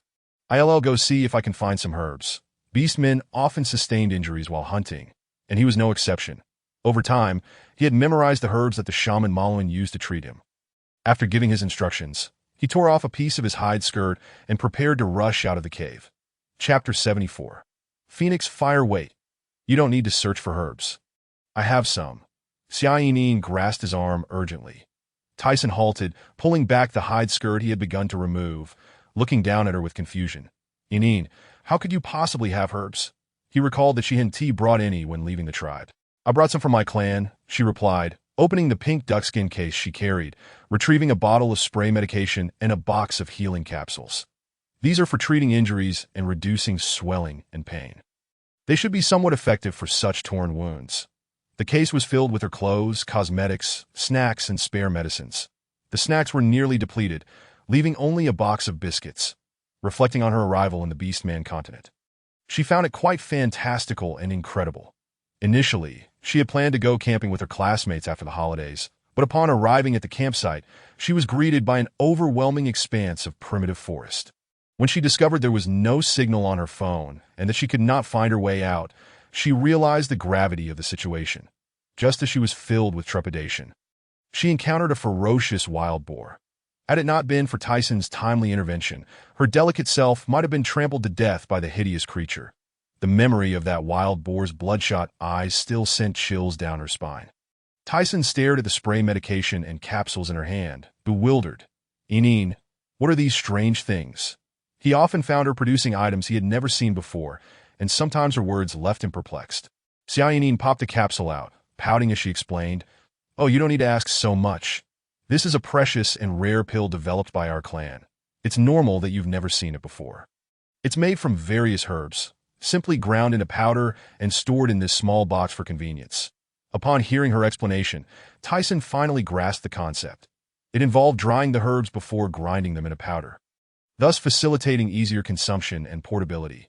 Indeed, the ape tribe proved to be the most astute of the beastmen. Embarrassed, he chuckled and remarked, It appears I have been rather sheltered. However, with this medicine, I believe he will recover swiftly. Xiao Yinin nodded and handed him the medicine. That I cannot bear the sight of blood. You must administer this pill to him and spray a bit of this topical solution. She was uncertain whether the spray would be effective against such severe lacerations, but thought to herself, desperate times call for desperate measures. Tyson complied with her instructions, administering the medicine to the unconscious firebird beastman, then haphazardly spraying the solution onto the wound. It seemed the spray stung the injury. causing the firebird to flutter its wings suddenly, which startled Xia Yinin, prompting her to retreat several steps. Tyson, however, was elated. "Yinin, your medicine is indeed remarkable. The moment I sprayed it, this feathered brother regained some sensation. He is likely to awaken soon." Xia Yinin's lips twitched, offering an awkward yet polite smile. She suspected the spray had been overly stimulating, causing the firebird discomfort, and she hoped for his swift recovery so she could reach Beast City sooner. The following day, the cave was filled only with the faint crackling of a match. The magnificent firebird lay languidly on the ground, its wounds now scabbed over and healing that a stunning maiden with ebony hair and porcelain skin sat by the fire, consuming a vibrant red persimmon. Beside her lay a basket containing several more persimmons, which Tyson had gathered for her that morning that he had gone out again to search for water, specifically ice. Suddenly, the unconscious firebird slowly cracked open an eye. After a brief moment of confusion, its gaze fixed upon the beautiful female who was eating. She munched with cheeks puffed adorably, her eyes sparkling like black grapes, exuding an irresistible charm that he stared at her for quite some time before transforming into a beast man. His voice husky and languid. "Little female, did you save me? What is your name?" Xia Yinin was taken aback by his sudden address, her eyelashes fluttering as she timidly looked at the awakening firebird, only to be struck dumb. The man before me is outrageously handsome. All male celebrities and idols pale in comparison. The man possessed skin as fair as jade, waist-length hair of vibrant red silk, golden eyes as deep as the sun, and lips as exquisite as rose petals. His visage nearly ethereal that moment. His enchanting peach blossom eyes gazed at her with deep affection, exuding an allure that made one willingly succumb to temptation. Noticing her dazed expression, the captivating man smiled, a low, lazy chuckle escaping his lips, nearly overwhelming her senses. His laughter startled Xia Yinin back to reality, and she hastily averted her gaze, mumbling, "I am Xia Yinin." How maddening! This stunning man was not only handsome, but also possessed a voice that was utterly captivating. For someone like her, who was enchanted by voices, the temptation was overwhelming. "I am Feng Yi." He introduced himself, unable to resist revealing his name to this adorably bashful female, despite the necessity of keeping his identity concealed. "Feng Yi," Xia Yinin repeated softly. With the surname Feng, could he truly be a phoenix? For a person from Huaxia, the phoenix is imbued with magical significance, compelling her to steal glances at him. "You have sustained serious injuries, which is why we brought you to this cave for treatment. By the way, how did you come to be so gravely wounded?" Upon hearing her inquiry, Feng Yi's gaze darkened. "That I encountered a level 5 savage beast and was inadvertently scratched during the fight. But it is of no consequence. I appreciate your assistance." Though he felt a strong affinity for this female before him, he could not disclose the truth. However, he keenly noted her use of we. It was reasonable to think that a delicate female would not venture alone into the frigid wilderness. Tentatively, he inquired, "Where is your partner?" Xia Yinin gestured outside the cave. "He went to hunt and you must be hungry. Here, have some deer meat." Feng Yi did not hesitate to accept her offer, devouring several pieces of the meat. Xia Yinin could only watch in astonishment. She had merely been polite, and surely he could leave her some, considering it was her rations for several days. Noticing her small face fall, Feng Yi found it amusing. "Fear not, I shan't take your food without due cause. That it appears you are headed somewhere. Perhaps I could escort you." Xia Yinin instantly nodded eagerly. "Yes, we are going to Beast King City. That would be wonderful if you could take me there." Feng Yi chuckled deeply, a dimple appearing at the corner of his mouth. "Very well, but we must wait until I have healed." He found this female incredibly endearing and pondered how he might whisk her away to the Phoenix tribe. Chapter 75. A new wave of trouble. The towering peaks, veiled in swirling mists, appeared ethereal as Hu Feifei lay languidly upon Mo Zhao's broad back, idly counting the clouds above. Due to her injured ankle, running on the ground would aggravate her wound. So Lan Xiao had opted to have Mo Zhao carry her through the AI, that Mo Zhao's back was wide and expansive, his wings stretching nearly 10 meters in span. Not only could he comfortably bear her, but he could also accommodate 20 or 30 others. Moreover, Mo Zhao flew with remarkable speed and stability, far more reliable than a high-speed train, allowing her to feel no turbulence whatsoever as they approached the coastal region. The temperature became pleasantly mild, neither too hot nor too cold. Setting aside other thoughts, she felt a sense of freedom akin to soaring through the skies. Suddenly, she sensed that the sun was obscured by dark clouds.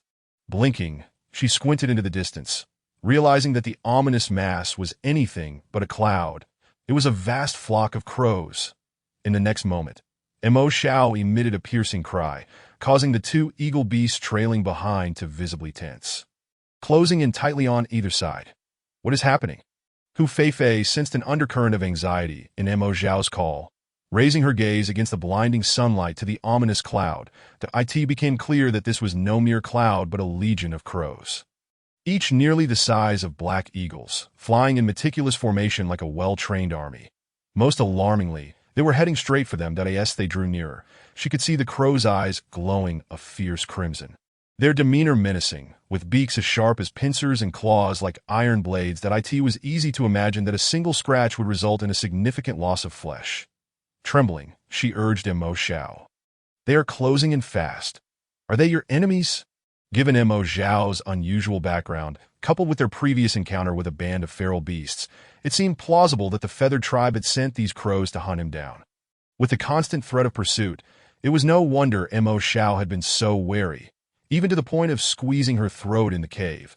Sighing in sympathy for the poor villain, she lamented, such a pitiful creature, having lost his parents and now facing daily peril. And you, my dear host, are the salvation that descends from the heavens, the light that pierces through his darkness, bearing an immense mission. Silence. Hu Feifei impatiently interrupted Nuo Jiji's incessant prattle. What time is it? Why are you still lamenting? She thought it more fitting for it to be named Mo Jiji instead of Nuo Jiji. In Mo Xiaoling's obsidian eyes, hatred intertwined as he accelerated, striving to shake off the pursuit of the crow army. His dear uncle was truly relentless in his desire to see him dead. The crows surged with ferocity, and Hu Feifei noticed a massive dark cloud drifting towards them, causing her to break into a cold sweat.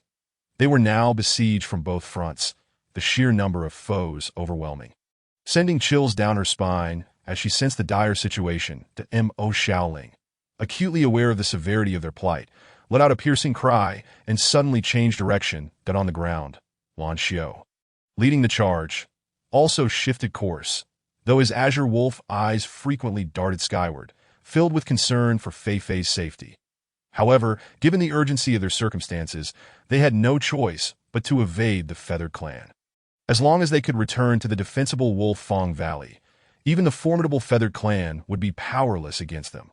Yet the enemy pressed on fiercely, and soon the crow army caught up. Their blood-red eyes fixated on Mo Xiaoling, diving down with a whoosh. Their sharp claws aimed for them. Mo Xiaoling swayed his body to evade their attacks, but for Hu Feifei, perched on his back. The situation was dire. She clung desperately to his dark feathers, fearing she might be thrown off, her heart racing as if it would leap from her chest. Who could understand her plight, as a creature of the land? The helplessness of soaring at such heights was akin to a landlocked duck thrown into the sea. No matter how strong one may be, one would be rendered utterly helpless. Battling dizziness, she exchanged for a motion sickness pill and swallowed it down with the cold wind, only to find herself unable to suppress a chilly release. Hu Feifei remarked, "Please call me the master of social death." Two black eagles shielded Hu Feifei on Mo Xiaoling's back, protecting her from harm. Yet the enemy's aggressive assault inflicted significant injuries on both. Their backs were marred with grievous scratches. At this rate, they could not hold out much longer, sensing the metallic scent of blood from his companions. Mo Xiaoling was engulfed in a fierce aura of murder, seizing a blood crow that charged at him and tearing it to shreds. With his vision impaired and burdened by a female companion, his combat ability was greatly diminished. Otherwise, he would have shown no fear before this horde of blood crows. Stimulated by the scent of blood, the blood crows surged forth, pecking at Mo Xiaoling. Hu Feifei clutched his thick feathers tightly, her fingertips turning white from the strain, though the motion sickness pill alleviated her discomfort somewhat.